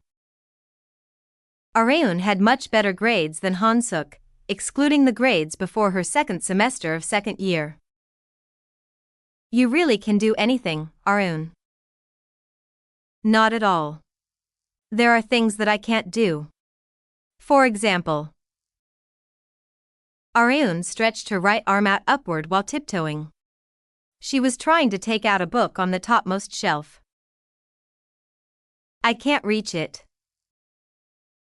She often experienced such inconveniences due to her lack of height compared to when she had been a man. Saemin smiled widely after seeing a rare scene of Areon acting cute. Unlike Areon, who couldn't reach the book even on tiptoes, Saemin took the book out all too easily. "Here you go." "Thank you, Sunbae." Compared to Areon's height, which was in the 160 centimeters range, Saemin was over 180 centimeters tall. They were almost 20 centimeters apart in height. "Are there any other books you'd like? I'll take them out for you." "In that case, could you get me the one on the far right over there?" "No problem." Areon had easily acquired the books that she'd wanted thanks to her tall partner. The two of them returned to the car after paying for the books. Saemin grabbed the steering wheel and looked back at the back seats, amazed to see the pile of books. They were all Areun's. You must have a lot of love for this production, Areun. It was a given, since this production would help her screw Kim Han-Gyo over. Areun was planning on making Spokesperson a hit, whatever it took. And to do that, she needed ample preparations. I want to make this film a success no matter what, Areun expressed. Saemin also made a resolution after seeing Areun's firm determination, that he would do his absolute best for the one that he admired and liked. Saemin came across an article that was hard to believe just one day before the production opened. Saemin, take a look at this. Hurry. Saemin couldn't believe the information in the article that his manager had shown him. Narcotics detected in the wine? Investigations on the famous celebrity Mr. Park commences. Mr. Park acknowledges the narcotics allegation. Who could he be? The article did not include Hyung-jun's name, but people were already mentioning it. This is about Hyung-jun, right? Saemin could only stay quiet in response to his manager's question. He had been wondering why he hadn't been able to get in touch with Hyung-jun since a few days ago. So it was because of this. The article also included the private party that Hyung-jun had invited Saemin to. If Saemin had gone to that party, he might have been roped into this incident as well. Areun had saved Saemin. Thank God I listened to Areun. Saemin was scared out of his wits despite not even having watched a horror film. Chapter 197, You Deserve to Be Punished, 1. Ji Han-suk had recently bought a new house to move out of his parents' home. He muttered while sighing in exhaustion, I'm home. He then found his action to be pointless. Is there even a need to say I'm home when I live alone? He said to himself while laughing in self-scorn. Han-suk was at least a bit less lonely when he used to live with his family since there was always someone to welcome him home, but he was sometimes overwhelmed by loneliness after becoming independent. I guess I should hang out with people at times like this. Han-suk thought about calling Jae-woon, but decided not to. He's probably busy preparing for his world tour. I'd feel bad about calling him out. He thought about his other close acquaintances, but he continued to recall reasons why he shouldn't call them. Just then, a certain woman flashed in his mind. I wonder if Areun's free? Han-suk had never once cared for someone this much in his life besides his family, so Areun naturally came to mind. He pondered over whether to give her a call or not. Okay. I'll give it a shot, at least. It would be great if she was willing to meet, and it would also be fine if she was busy. I'm more than happy enough to hear her voice, he said to himself. Han-suk scratched his left cheek in embarrassment at what he had just said. He pressed the call button. Hello? He could hear Areun's voice through the phone. Hey, Areun. It's me. Yes, Sunbae? Are you free today? I was wondering if you'd like to have a meal together. That sounds good. Would you like to eat out, or would you like me to make something for you? Han-suk's ears perked up as soon as Areun mentioned that she would make him something. If you're fine with that, I'd love for you to. Okay. Just a second. Han-suk thought in confusion. Just a second. What do you mean? Areun had already hung up before Han-suk even had a chance to ask. Just then, the light of the dark living room suddenly turned on, shocking Han-suk at the sight that had befallen on him. Welcome back, Sunbae, Areun greeted Han-suk with her hair tied back and wearing an apron. Han-suk's eyes violently shook. How did you get in my No, wait. Arun. You're. Han-Suk quickly scanned Arun's entire body. Are you naked right now? He could not see any traces of clothes on her body besides the apron, all he could see was her pale, smooth skin. Arun smiled mysteriously instead of answering. Han-Suk had almost been entranced by her smile for a moment, but snapped out of it by fiercely shaking his head. What in the world is going on right now? He exclaimed. First, put some clothes on, Arun. Han-Suk decided to take care of the situation before his eyes right now before anything more serious happened. However, his words went into one of Arun's ears and out the other. She pranced toward Han-Suk a bit too close for comfort. Your flustered side is a lot cuter than I'd expected. This was Han-Suk's first time being called cute by a female junior. He kept stepping back until his back was against the wall. Arun yanked on Han-Suk's necktie and brought his face closer to hers. Her red lips formed a crescent. Sunbae. Do you like me? Han-Suk couldn't keep himself together after her bold question.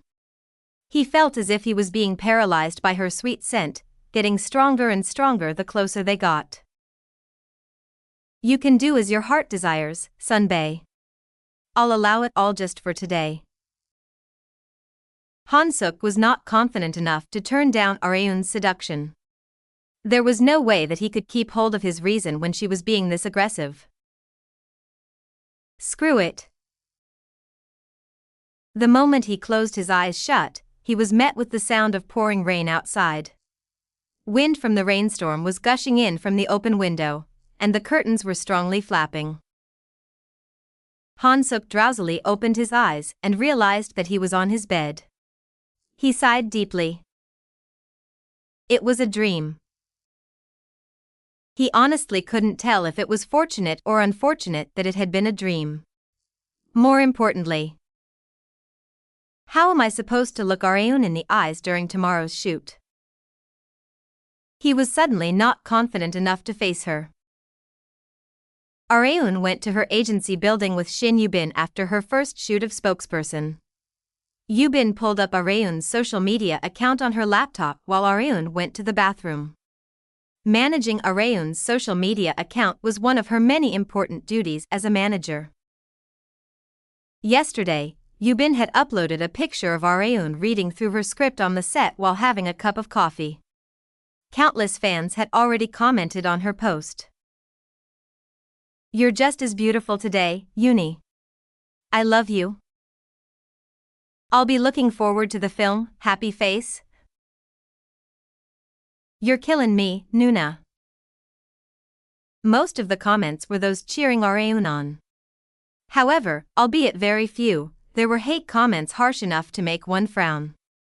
It would be fine if it stopped simply at hate comments on social media, but there were some people who sent private messages filled with curses and sexual harassment comments. Sigh. What's wrong with this person? The message contained language so dirty that it was hard to say out loud. It was enough to annoy Yubin despite the comment not having been aimed at her. Celebrities, especially beautiful female ones, often had to endure sexual insults, and Arun was no exception. Rather, she was getting it even worse since she had become extremely popular as of late. Yubin's expression stiffened as she checked who had sent the private message. The ID was Yue3821. This guy again? He had been spamming Arun's DMs without missing a day since last week. He always sent 30 per day at most. His obsession with Arun was out of this world. As Yubin couldn't take her eyes off the laptop, Arun came out of the bathroom after finishing her business and walked toward Yubin. What are you looking at? She asked. Yubin's face was momentarily dyed in bewilderment. She tried to close the laptop to hide its contents, but Arun's hands had been faster. She grabbed the top panel of the laptop and quickly scanned the screen. It was filled with sexual harassment comments that were hard to even articulate in words. UA3821 sent this, didn't he? Yubin nodded while smiling awkwardly. Areun's agency managed her social media account for her, but Areun also logged in to look through it from time to time. Hence, she naturally ended up remembering the IDs of a few people that sent her hateful DMs, and the one that she had just mentioned was the worst of the bunch. Looks like he sent more today after all that he'd sent yesterday, Areun remarked. She was apathetic compared to what Yubin had feared. Are you okay, Areun? Areun was just a normal girl before she was an actress. There was likely no one in the world who would be completely fine with being insulted by someone whom they had never met. However, it did not leave a large impact on Areun. Well, I can handle something of this level. When Areun first saw these private messages, she felt more like they were directed at someone else entirely, probably because she was getting messages that would be sent to a woman when she was a man on the inside. However, that didn't mean that she was completely fine with it. He should be punished, shouldn't he? She had endured and let it slide as much as she could tolerate, but the individual did not seem to be satisfied at all. Areun's lack of action only spurred UA3821 to send her more private messages. From Areun's perspective, she had turned a blind eye for long enough, she would not be merciful any longer. I've screenshotted every single message that he'd sent me. I'll email everything to you, so please pass it over to the law firm, Miss Manager. Areun had been gathering evidence in advance to prepare for this day. Yubin had also been waiting for Areun to come to that decision. Got it. I'll tell the lawyer to contact us once everything is ready to go. I'll leave it to you, Miss Manager. One needed to be punished for their sins.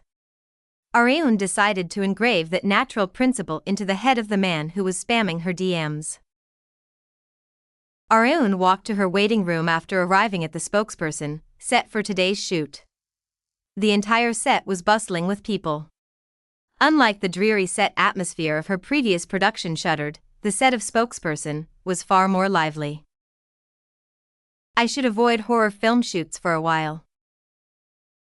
Areun had thought that it would be alright since she was on the production team and not watching the film, but she had come to realize that reality was not so simple.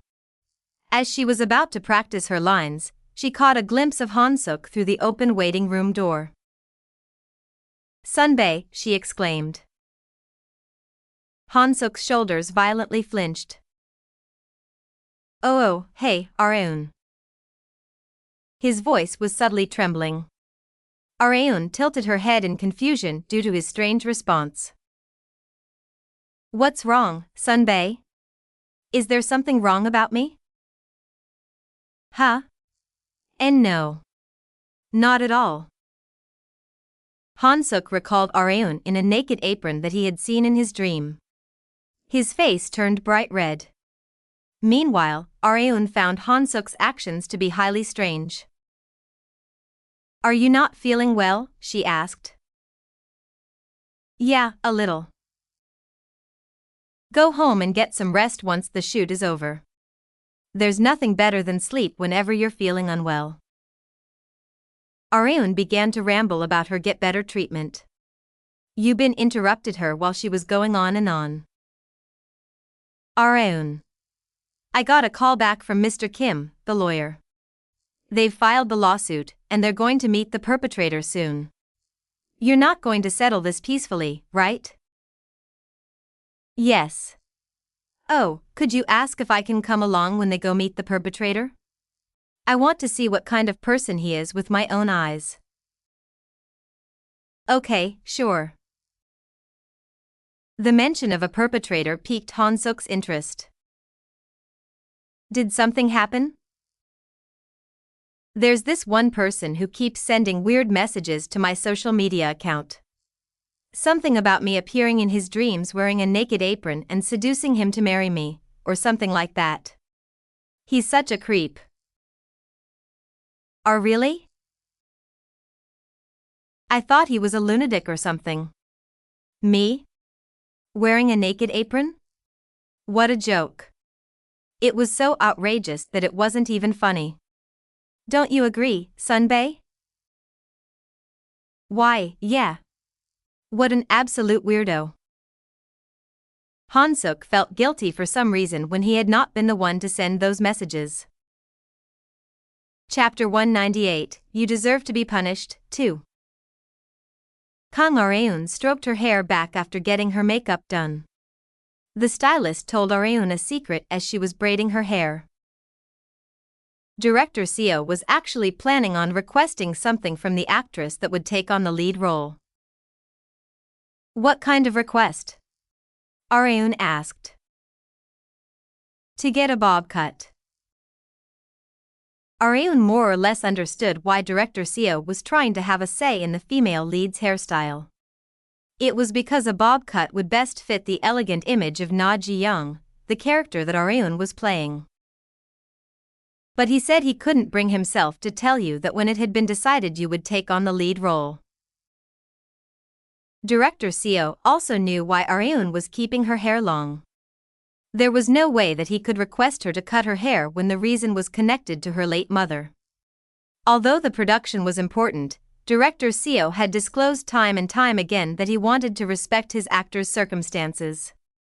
Hence, he had let Areun maintain her long hair. However, Areun was secretly hoping for Director Seo to firmly suggest that she cut her hair.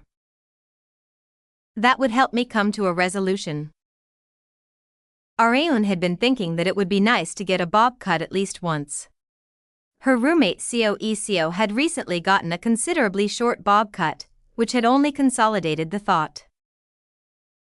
For God's sake. Why have I become so kind? In her days as a man, Areun would have most definitely cut it without hesitation while claiming the family circumstance had nothing to do with her. However, she couldn't bring herself to do that anymore. I wonder if my personality changed along with my gender. Areun couldn't completely deny it since she had experienced it many times during her second life. The stylist lightly patted Areun's shoulder twice with a smile full of satisfaction. All done. Braids look great on you too. Areun had almost never braided her hair before. Not only was she terrible at it, but it was also a huge hassle. Seo had done it for her whenever there had been a need to do so. Areun thoroughly examined her changed hairstyle in front of a mirror. I look like an elite honor student. It perfectly fit the image of Na Ji-young in spokesperson. The character was set to be from a poor household, but managed to use her brains to jump into the elite course and become a successful career woman. She possessed a righteous personality and did not overlook injustice. We're pretty far apart. Areun unconsciously smiled self-deprecatingly. Unlike Ji-young, she was the kind of person who could join forces with the devil if it meant that she could fulfill her objective. She had never expected to play a righteous character when she herself couldn't be further from it. I guess that's just how life is. However, she had recently come to think that such things weren't so bad. In that aspect, being street-casted by Chief Young unexpectedly turned out to be for the better. As Areun was examining herself in the mirror, she finally set out to get ready for the shoot after being told by a staff member that they would be starting soon. Time to go to work. She couldn't be entranced by her own looks forever. Areun went up to the podium with a piece of paper. The extras that were portraying reporters were positioned with cameras to cover her. No, to be more specific, they were filming Areun playing the character Na Ji-young. This was the scene where Ji-young made a statement as a spokesperson. Areun set her script down on the podium before the director's cue. It's pretty nice that I can just read the script. There was no need for her to memorize the lengthy line word for word. Moments later, the camera director and Director Seo signaled to begin the scene. Areun's eyes changed once the slate was clapped. The congresspersons have gone through lengthy discussions regarding the mismanagement of the embezzlement investigation against Naseol Industries. We propose the launch of a special investigations office for a proper investigation, as well as. Areun continued to read the statement with perfect enunciation on par with an announcer. She had visited an acting school after a long time to take pronunciation correction lessons. Although she was confident in physical tasks, she needed to take lessons in things such as correcting her pronunciation.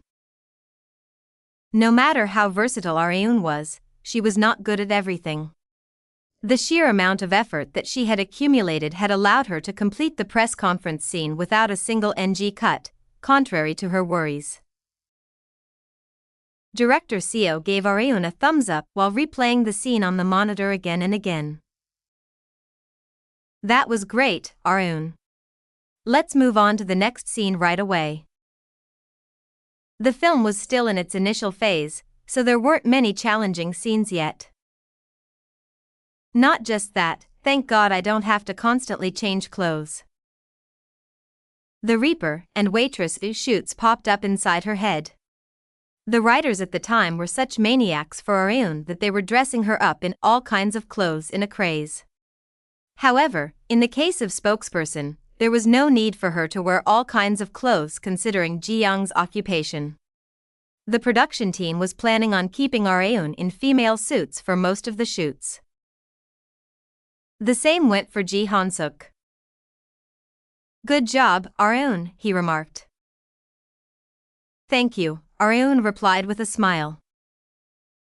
Han-suk avoided her gaze before he had realized it as soon as he saw her smile. Han-suk had been like this many times recently whenever the two of them talked. Did I do something to offend you, Sunbae? Areun asked. Huh? No. Why would you ask something like that all of a sudden? Because I feel like you've been avoiding me lately. Areun had a strong feeling that was the case. Her hunch was spot on. Han-suk had been unconsciously avoiding looking Areun in the eyes ever since he dreamt of her seducing him in a naked apron. It was not because Areun had done something wrong, but because he felt guilty that he had been looking at the woman that he liked in such an impure way. It's not like I'm avoiding you. Then what is it? Areun asked. Even so, Han-suk couldn't just lay everything out on the table since he could be branded as a pervert the moment that he did. I am just feeling under the weather lately. Ha ha ha. His awkward laugh instantly gave away the fact that he was lying, but Areun decided not to push further since the person himself didn't want to get into the real reason.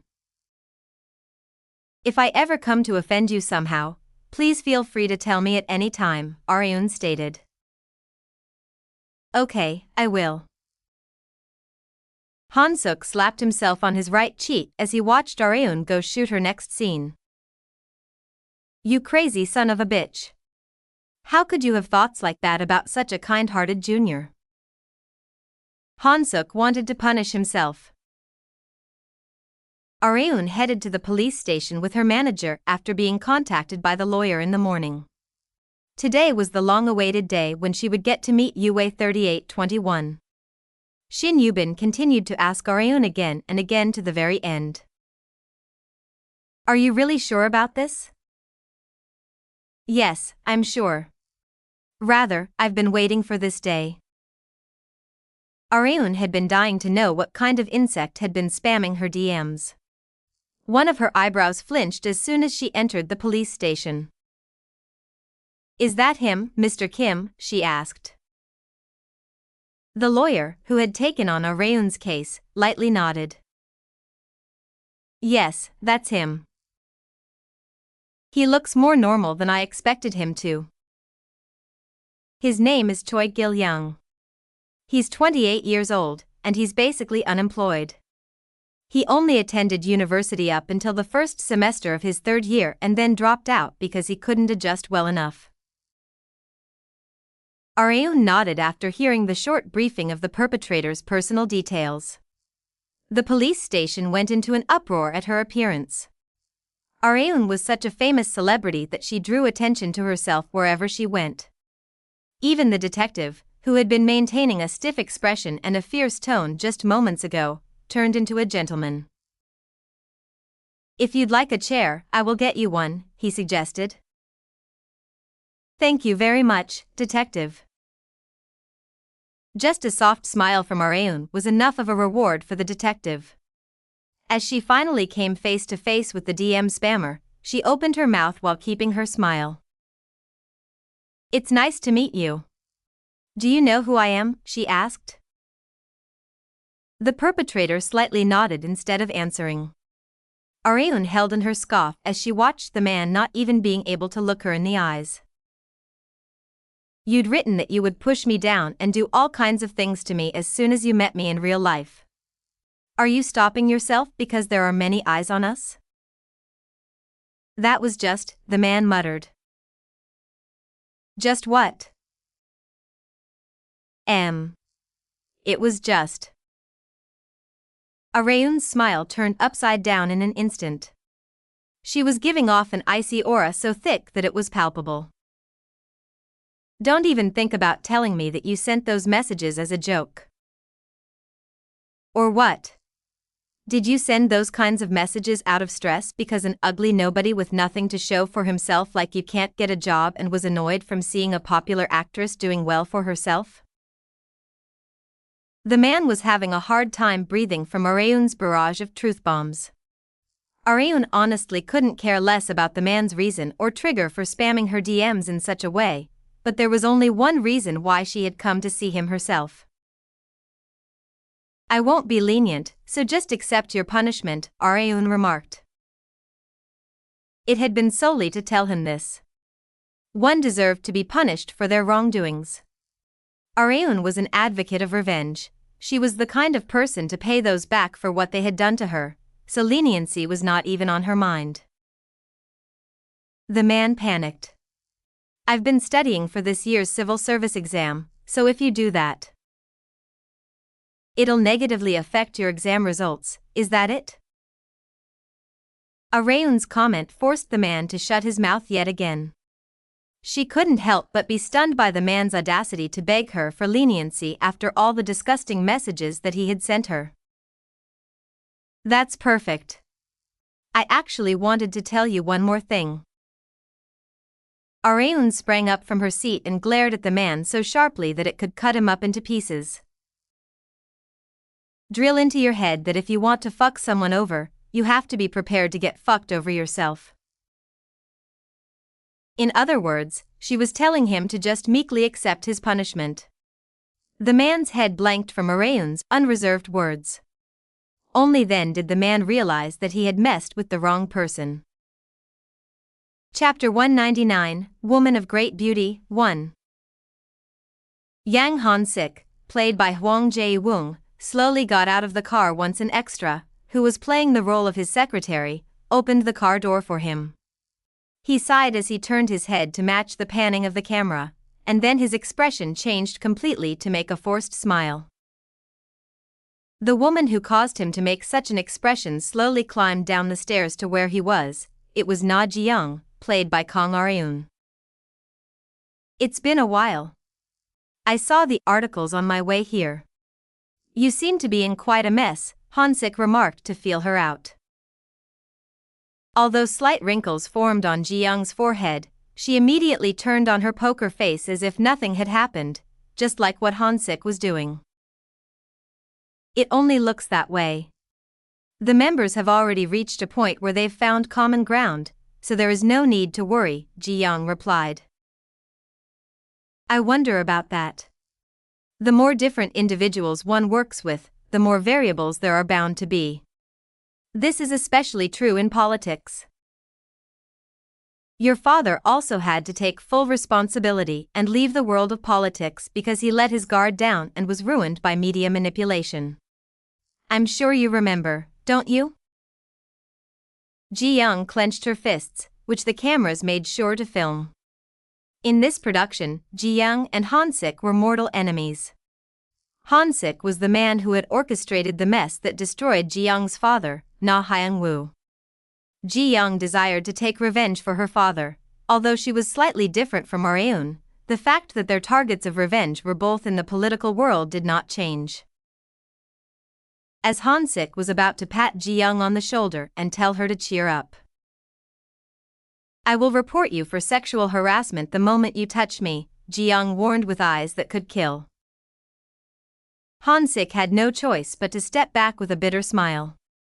Their battle of nerves continued for a few moments longer.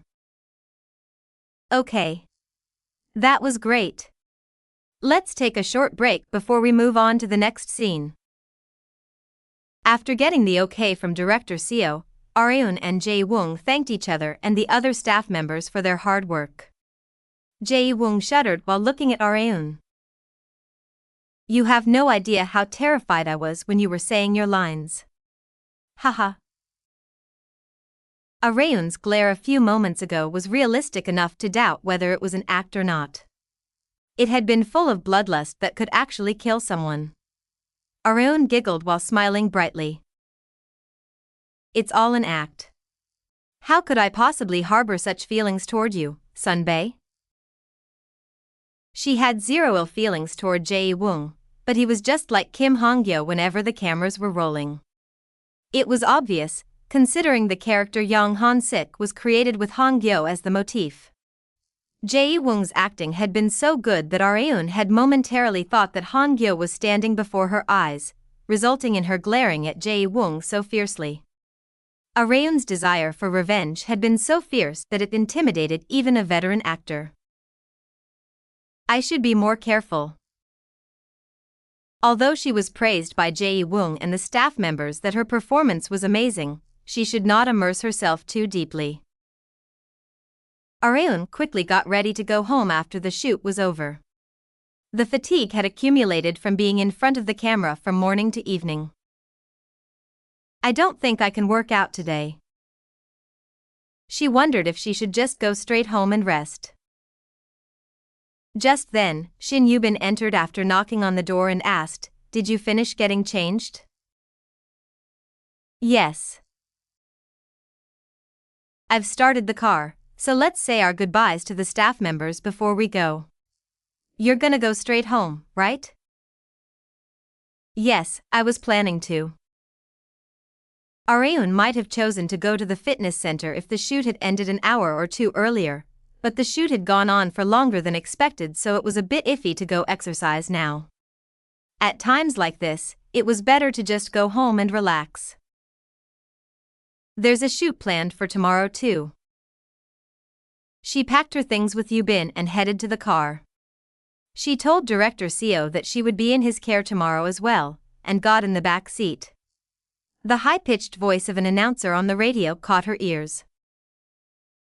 Ippon with a shoulder throw. Contestant Young Han-sung is one match away from the gold medal. Korean judo has only a few more steps until it reaches the peak of the world. Ladies and gentlemen, please continue to cheer for contestant Young Han-sung to the very end. "Whoa, it looks like Young Han-sung made it to the finals," Yubin said. Areun showed interest in Yubin's comment. "You know Young Han-sung?" "Of course I do.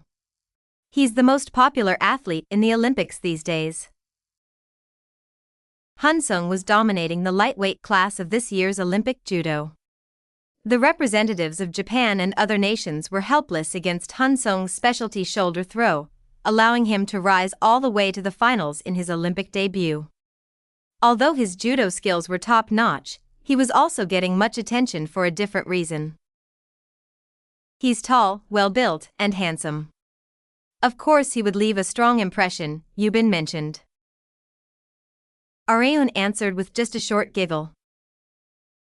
"I don't know about handsome, but he certainly does look manly." His looks aside, even Areun acknowledged Han-sung's skills in judo. Areun was considerably skilled in judo herself, but she had to admit that she was no match against an Olympic national representative. I wonder if young Han-Sung will win the gold medal? Hearing that, Areun answered with forbidden knowledge before she had realized it. He will. Guaranteed. Huh? Guaranteed? Areun knew everything that was going to happen in the future, so she also knew that Han-Sung was going to win the gold medal in this year's Olympics. Yubin tilted her head in confusion from how certain Areun was. How do you know that? It's just a hunch. Her occasional leaks of forbidden knowledge were becoming a problem. I really need to be more careful. Areun decided to reflect on her mistakes on the car ride home. Areun realized the craze of the Olympics in Korea only after she went to the Levanche building after a long time. Every single employee was talking about the Olympics. Areun asked Park Seo-hun and Do Ha-young, who were sitting across from her, do people watch the Olympics a lot these days? Seo-hun couldn't understand why Areun was asking such an obvious question. Of course they do. Were you not able to watch young Han-Sung winning the gold medal yesterday? Well, it's more accurate to say that I didn't watch it. Why not? Areun and director Do Ha-young blocked their ears and scowled at Seo-hun, who had suddenly raised his voice. Sigh, calm down. Don't yell out of the blue like that, Ha-young scolded. Sorry. Seo-hun had ended up becoming a nuisance from getting overexcited. That was how immersed he had been in this year's Olympics. On the flip side, Areun had not been. There was nothing more boring than a match which one already knew the result. Areun knew who would win the gold medals, who would win or lose which matches, and even the exact rank that Korea would place. Hence, her interest in the Olympics couldn't help but be low. Seo-hun couldn't comprehend Areun's lack of interest. Director Do aside, aren't you super interested in sports? Seo-hun asked. Areun loved to exercise, so Seo-hun had been certain that she would be keeping tabs on every single Olympic sports category. However, that had not been the case. I have my reasons for not watching them, but it's not like I can tell him. She was put in a bit of a predicament. I've just been too busy to watch them. Areun decided to just blame it on her schedule, which Seo-hun accepted without suspicion. Anyway, it seems like young Han-Sung will get tons of attention now. He's handsome, well-built, and also seems to have a great personality, Seo-hun expressed. Han-Sung was born as the eldest son of a single-parent household. He had poured everything he had into the sport with the thought of being the breadwinner, and his efforts had rewarded him with an Olympic gold medal. He couldn't help but be loved by the public. No matter what one did, they always needed a good story. If that story was enough of a tear-jerker, then Han-Sung was certain to be engraved in the minds of the public as a sports star for a long time. I hear he's already getting tons of commercial model offers, Seo-hun mentioned. I'm sure he is. It was an obvious result. Seo-hun also suggested they give it a shot as well. Why don't we also give him an offer? To young Han-Sung? Yeah. We happen to be a sportswear company. Isn't it a perfect fit for him? He was not wrong. Levanche was deeply related to sports, so it was natural for them to have Han-Sung in their sights. However, there was a problem. Would he even accept our offer in the first place? Ha-young posed. Seo-hun fell silent for a moment due to her sharp remark. Han-Sung was sure to be receiving tons of offers from massive conglomerates. No matter how quick Levanche was on the rise, they were still not powerful enough to compete against conglomerates. Areun leaned on the couch and briefly expressed while stroking her hair down, just give up on him. Why? Isn't it a waste? It is, but giving up is better than unnecessarily wasting energy on an unwinnable battle. Try searching for another model instead, or I could find you one. Areun suggested that Seol-hun find an alternative model, but Seol-hun continued to show his disappointment from not being able to pursue Han-sung. Well, it's not completely off the table, he uttered. What is it? Tell me, Areun said. She was curious about what his idea was. Seol-hun's eyes then fixed themselves on her. Her eyebrows lightly flinched. What? Is there something on my face? Areun asked. No, not that, Seol-hun said while pointing directly at her. I was just thinking that young Han-sung might take our offer if he happens to be a massive fan of yours. Wasn't that the case for Min Se-min? You told us that he accepted your film casting offer because he wanted to star in the same production as you. In other words, a contract established from one's love as a fan. However, Areun reacted lukewarmly. It's not like every single person in the world is into me. Also, young Han-sung isn't Min Se-min Sunbae. Instances like that aren't that common, so dream on. No, it's probably more common than you think. That was how charming of a woman Kang Areun was, but the biggest problem was that the person herself had no awareness of that charm. Chapter 200, Woman of Great Beauty, 2.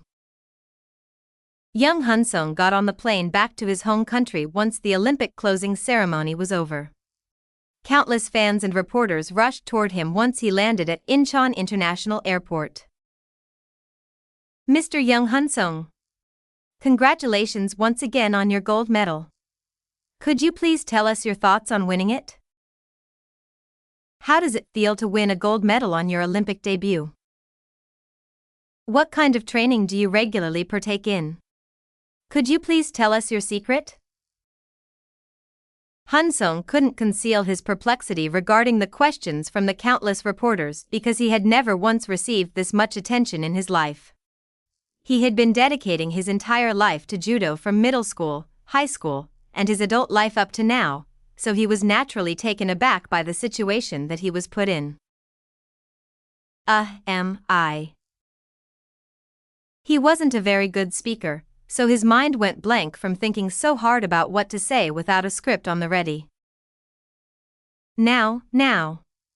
Mr. Young just came back, so he's exhausted. Please just let him be for today. We have tons of interviews scheduled for tomorrow, so we will answer any question that you have then. Hye Young-soo, the coach of the national judo team as well as someone who could be considered Han-sung's mentor, stepped in between the reporters and Han-sung. Han-sung managed to safely leave the airport thanks to Coach Hyo. Han-sung was the only one among the national representative team members whose home was in a different direction, so he would naturally be alone in the car. Hup. Being bothered by that, Coach Hyo climbed onto the same car as Han-sung. Coach, why are you? To make sure you get home okay, Coach Hyo expressed. Coach Hyo lived in Seoul. Not just that, he lived quite close to Incheon International Airport, so he had no need to follow Han-sung all the way down to the countryside. No, it's okay. I'm sure you're exhausted, so you get home first, Coach. Han-sung. You still remember what I told you on the plane ride to the Olympics venue, right? Han-sung slowly nodded and recited what Coach Hyo had told him word by word. You said, it's the natural duty of a coach to take care of their athletes. I'm the kind of person who can't rest easy until I know that the athlete I'm taking care of got home safely. I'm doing this for you, but it's also for my own self-satisfaction, so you don't need to be burdened by it. Han-sung had always liked how considerate Coach Hyo was. Since he was his mentor who had led him on the path to judo, he was more like his benefactor than a mentor. Thank you, Coach. Gratitude is hardly necessary. I might have been ashamed to look my mother and younger siblings in the eyes if it hadn't been for you. Han-Sung's mother was working solely for the sake of keeping her children fed under their harsh family circumstances, and his younger siblings had never once complained about not being able to enjoy their lives as much as their friends. Han-Sung trained his damnedest in judo for his family, and managed to taste the sweet fruit that was the Olympic gold medal as a result. It's all thanks to you, Coach, Han-Sung remarked. Coach Hyo chuckled from Han-Sung's sudden confession. I simply guided you because you had talent in judo. Also, I'm not the one who won you that gold medal. It was your hard work through blood, sweat, and tears. So don't thank me, thank yourself. Coach Hyo patted Han-Sung's wide shoulders several times. He then laid back on his seat and looked out the window as he watched the airport disappear into the distance while stretching. You don't have any matches for a while. Have you thought about what you're gonna do for the time being? He asked. I'm not sure. If so, then how about you appear on some shows? You could also model for some commercials. They pay a lot. Han-Sung needed money. I think it'd be pretty good for you to go all out when your value is at its peak. You know Saechan, don't you? Yes, of course. Saechan was Han-Sung's son Bae, who had been a national representative under Coach Hyo 7 years earlier than him. Saechan did a ton of commercials after winning the Olympic silver medal. Thanks to that, he bought a few luxury foreign cars. I heard the appearance fees he got were insane.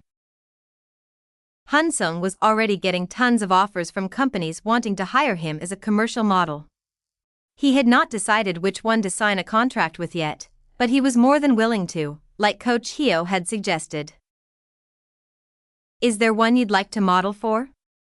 Household appliances like air conditioners are manufactured by conglomerates, so they'll offer a ton of money. What a pleasant worry, Han-Sung said. Of course it should be, considering the hard work you put into getting that gold medal. Han-Sung chuckled before he realized it. There is one I want to do. Which one? No. I'll let you know once it's finalized. Man, you're gonna leave me hanging like this? After all we've been through? I'm sorry, Coach. Even if Han-Sung and Coach Hyo were close, Han-Sung was still a bit too embarrassed to tell his coach every single private aspect of his life. Kang Areun came to the Levanche office early in the morning and sighed as she saw the huge stack of documents for approval piled on her desk. She had entrusted most of the company's duties to Park Seol-hun, but important projects required her approval before being propelled. Although the majority of the work was done by Seol-hun and Do Hyang, Areun was still the chairwoman of Levanche. I'll have to do my job. Even if she didn't like it, she had no choice since she was the one to have brought it upon herself. She sat down on the chair and rapidly went through the documents. A few strands of her hair that she had swept back slid downward due to the wind blowing through the open window, which she tucked behind her left ear all too casually. She had become used to performing such feminine acts. Are you busy, Chairwoman Kang? Seol-hun asked while opening Areun's office door and peeking in while she was focused on her work. Areun, who had been twirling her pen, looked toward Seol-hun. Yup. With what? The answer was obvious. With the documents for approval that you piled on my desk. What else? You're the one who told me to run anything important by you. It had been a while since Seol-hun had won an argument against Areun. She sighed deeply and laid down her pen for a moment. You're not here to give me more work, are you? She asked. Areun would rather not get more work than what she already had. Seo-hun pondered for a moment. Well, I guess you could call it work, he answered. What's with that vague answer? It's just that I'm about to go to Dumont-Trois. Why there? For a collaboration. Check the top document of the second pile from the right. A collaboration project with Dumont-Trois was among the agendas that were waiting for Areun's approval. They're a food manufacturing company, aren't they? Is there anything common between us to promote? She asked. There is. There's this product called Very Sandwich that's one of their most profitable products. You know what it is, right? Areun immediately nodded. She occasionally bought them in the convenience store when there wasn't enough time for a full meal. We're thinking of making a sportswear product using that sandwich's design, Seo-hun said. So, a fun summer product? Funsu, what? Seo-hun had never heard of the term before. It was a portmanteau between fun and consumer, and it referred to products that provided fun to consumers when purchasing them. For example, there were down jackets with the design of a famous flower-based product, or even something combined with beer. Fun summer products were not a trend in this era, so Seo-hun did not know that he was unconsciously planning to manufacture a fun summer product. They become a problem down the road, though. All sorts of fun summer products would be released over time, combining shoe polish with soft drinks, toothpaste with milk, and various other combinations. They would also be sanctioned in the future because of safety issues regarding whether or not such products were safe for children to consume, and this was especially so for food products. Well, we're a clothing company, so I guess that doesn't apply to us. Areun nodded and went back to the matter at hand. So, did you come to get my approval on the collaboration before you meet them? No, Seo-hun replied. I was wondering if you could come with me to the meeting as well.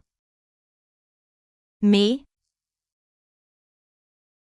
You were high school classmates with Chairman Park Lee-myeon's son, weren't you? Not just that, I heard you two were close. They were not close, rather, Park Se-woon was one-sidedly acting all familiarly with Areun. I was thinking Dumont-Trois would consider us more positively if they knew someone between the two of us, Seo-hun stated. Since Levanche was the one to suggest the collaboration, Seo-hun was planning on using every single card that would help in their negotiation. Areun did not need to think for very long. Okay, sure. She would definitely have refused in her high school days, but the Se-woon that she had met in recent years was different. He's matured. Although he had still not given up on Areun, he had become far more mature compared to his high school days. Hence, Areun was not as reluctant to reunite with Se-woon compared to how she was in high school. Okay. We're gonna leave in 30 minutes, so take a break until then? Areun finished Seo-hun's sentence for him. Seo-hun replied in exasperation, What nonsense are you talking about? I was gonna say, finish the work you have remaining. TCH. Areun tried to subtly make time for a break, but there was no shot. I am Director Park Se-woon of Dumont-Trois, Se-woon introduced himself while pulling out his card. He used to exude extreme playboy energy in the past, but it had been replaced with the aura of a capable young company executive. He looked sharp, which was very nice to see. I am Park Seo-hun, we spoke on the phone. And this is?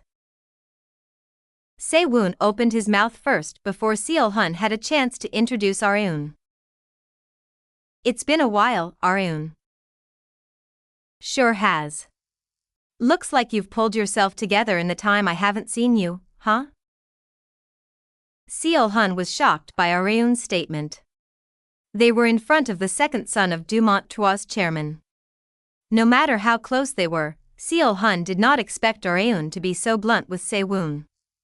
However, Se-woon did not seem to have minded it very much. I'm still far from it. Well, I might have matured a bit quicker if I'd been smacked by you more often. It's not too late. Do you want me to smack you? Anything but that. Seo-hun's mind was going blank from their conversation, which was flowing to another galaxy entirely. 1. This is a term commonly used in Korea.